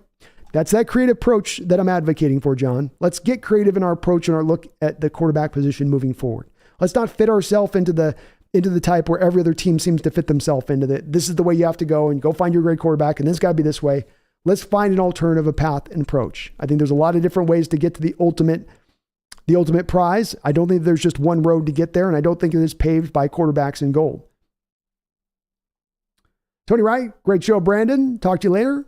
Later, Hawks Nest. Thank you, Tony. Best of luck to your Falcons team as well, my man. John Robinson says, Irvin really couldn't bend at all. What do you think of the rings of power, Brando? Irvin had bend. That's something Irvin did have. He didn't have anything as far as a counter move. He didn't spin. He didn't use his hands particularly well, but he had great first step quickness and he could get around a corner. That was kind of all he had of that. I think he got pushed out of the pocket a lot of times, John, but that was as much just because he was a one-trick pony for a lot of times as a pass rusher. John, everything that I've heard of the rings of power have been that it bastardizes Tolkien's work. I read the original Lord of the Rings back in high school. I love those books quite a bit. I know that Tolkien had a lot of thoughts about the ways his story should go going forward if there were people that were going to write about his stuff. For instance, his hate of allegories. Yet a lot of the Rings of Power, as far as I understand it, has a lot of allegory in it. That would not be Tolkien. I also have no use and no time for the mystery box BS of J.J. Abrams or everyone who farts out of his anus to go make movies or shows. What's in the box? What's in the box? I don't know. There's nothing in the box. Let me skip to the thing. There's never anything in the box. That's why all of those guys' movies suck. Because there's never anything in it. It's all this lead up to the build up. It's like, oh, there's this thing. It's going to be this thing. It's like a monster movie where you never see the monster. And then you get to the end of the monster movie and then they open the door and it's a little girl in pigtails. I'm like, what? Huh? Randy Wagner, Warrior of God. This is the country's #1 jet. Well, a Warrior of God, at least the Saints playing a quarterback with broken backup, 2 tight ends. Bucks put up 0 points against the Panthers. Now the Saints put up 33 a game. Bucks can't stop that. If they had Dalton play versus the Bucks, the Saints will win. Love the confidence, man. Best of luck to you guys today, and through the rest of the year, Warrior. Green Earth, hopefully Waldron will be willing to wait to take over this team. Hopefully so, man. Hopefully so. Big country, Astro is going to be a problem for a while still. Yeah. Maybe Verlander retires after this year and something else happens. I don't know. That's why we got to stack up this offseason, though, big country. Rundaz, I feel bad for Russ. He doesn't deserve all the hate. I mean, kind of. You know, I mean, some of the things that he's done, there's been reasons why the hate's coming his way, and I don't think it's him just being an innocent little bunny rabbit out in the, I'm just out here just eating grass, and people are hitting me all the time. I think there's things Russ does that brings along this hate towards him. And I don't think that he really adjusts off of it or changes his way when he hears it. And that, you know, maybe that's for good and bad. But, you know, as I've said with this Rundaz, you don't have a quarterback ever. Go show me a quarterback who's been a great quarterback in this sport over the last 30 years, who has as many former teammates and you hear as much former scuttlebutt about him not being necessarily a great teammate. You just don't hear these kind of stories come out from these players. And when they're telling it, when straight coming from the horse's mouth from them, I think you got to give it a little bit more weight than just to say it's people hating. You know, it's the reality of it. It's pertinent to what's going on. It explains a little bit, Rundaz, why he's having the struggles that he's having right now. David Pugh with a $10 donation. Thank you, David Pugh. Says, national media wrote us off. Not a single one of us wrote them mother effers back. Let's effing go. All love from a Seahawks fan down in Texas. Us against the world, just how we like it. Hey, David, we all we got, but we all we need. We all we got, but we all we need. And you let them talk their noise. You let them keep holding us up as an underdog. As I said, we're best as an underdog. We're best when they can't see us coming. We're best when we suddenly come up out of the shadows and overtake everything. I love that role. I love this spot, David. And let's just keep reveling all the way through. Let's keep watching those pundits and those national experts and those talking heads have to chew on their crow. As I said, I can already hear, David, I can already hear the munching. I can already hear the munching on the beaks, on the feather. It's got a certain kind of pop, a certain type of snap to it. When you're hearing that munching happening, oh boy, are they already starting to get it started here for Monday morning. And it is wonderful, wonderful to see, David. Thank you for the $10 donation. Very kind of you. Roxanne rolled with a $5 donation. Thank you, Roxanne. Says, is it that time I must depart? Mr. Kane, great play-by-play and post-chat. Keep the content coming. Never to falter. Go Hawks. Well, Roxanne Roll, I think you brought us up to a great spot to put this as a stop. Thank you for hanging in through the chat. One of my longtime supporters and OGs in the chat as well. I really do appreciate you a ton. We have passed well into 8 hours here on the stream now, so I will go ahead and kind of wrap this up. But David Pugh, Roxanne, thank you for the donations. Cora Pennington, Chase Stern, Random McDaniel, Adrian X, Ariel Aguilar, Garth Knight, Daniel Bailey. So many folks donated the chat today. What an awesome day. One of the funnest days I've had here on this channel doing this. Crossing 9,000 subscribers, getting to watch my Seahawks shock the nation with the win in Los Angeles. We've got the Broncos losing, so we're going to get a great pick on the other side of it. Outside of winning Super Bowls or playoff games, it doesn't get quite much better than this. Being able to have this much good news. Just one bit after another, and it does feel amazing. I want to thank all the new folks who have come in and jumped aboard the Hawks Nest and subscribed. We've had well over, I think, 500 new subscribers here over just simply the last 48 hours. You guys are tremendous for jumping aboard the Hawks Nest. Thank you for all the support in the chat today with all of the donations. Do me a favor on your way out the door here today. Just hit that like button if you could for me, even if you're listening to this on replay. It does help the channel out, helps me show up on other people's searches for Seahawks channels, helps us get moving our way up to 10,000 because now we got 10,000 right in the crosshairs. I can see it. I can see it. I can see it. So let's see if we can get there. I really do appreciate you guys. A couple last thoughts. Robert Jorgensen, that draft turned out pretty good, didn't it? It did indeed. Yes, it did. Empower Code, you have a great night. Jacob Davis, you have a good one as well. It's going to be a great battle against the Giants next week. No doubt about it. Drunk Squiddard. I love Barkley as a player. He's a beast. He's awesome. And when he's at full health, he is an awesome, awesome player. Cora Pennington, you have a good night. I do appreciate it. Daniel says, a week from Tuesday is the trade deadline. What would you be willing to give up for Roquan? I wouldn't do anything higher than a third. I'd do a Jordan Brooks and a third myself. I'd rather hold on to Jordan Brooks and not move him as part of the package there, but I would look to do a Roquan Smith and I'd go third. I'd go third and maybe a fifth on that, Daniel. So I would throw in a kicker on the end of the draft if that's what it took to get it done. But I do thirds as low as I'd go. I don't go any further than that. That's as much. That's as much. I can't do more than that. So no, can't do it. Jamoy Michael, you have a great night as well. Thank you so much to you guys. I really, again, just want to say, I know I say it over and over again, but I feel like I got to give you guys your just credit. Thank you for everything you guys do to help this channel be exactly what it is, with your support, not only in donations, but being so lively in the chat, being respectful in chat, keeping me thinking as well, keeping me on my toes, keeping me laugh. It's part of, again, why I say I have my favorite time of the week when I get to go come and be live here with you guys and just chop it up, talk our Seahawks. And isn't it all the much more better when they happen to be really good or playing good like they are this year, and when the future is as well looking very, very, very bright. My name is Brandon Kane. This is the Hawks Nest. I wish you a great night. My cat Pumpkin wishes you a great night. As she is, look at that happy face. Look at those eyes. Look at those eyes. Look at how happy those are victory eyes. Those are Seahawks victory eyes right there. No doubt about it. But I thank you guys so much, and I do appreciate you. We will be back at it this week on Tuesday with Brendan as he comes back onto the channel with the B&B show here on Tuesday. But until then, and I don't think I have to remind you, when everything's working out so well, when everything's coming up so much all roses, I shouldn't have to remind you, but you know I'm going to do it anyway. You know I'm going to do it anyway. I just can't help myself. I can't help myself. I got to let you guys know, especially when I am celebratory as much as I am today. We just got through 9,000 subs. My team just wins, and Denver's picks looking mighty, mighty juicy. Mighty juicy. So don't you forget, Seahawks fans. The future may look bright, but it's going to be even brighter because I'm not going to let you forget. And that is, go Hawks.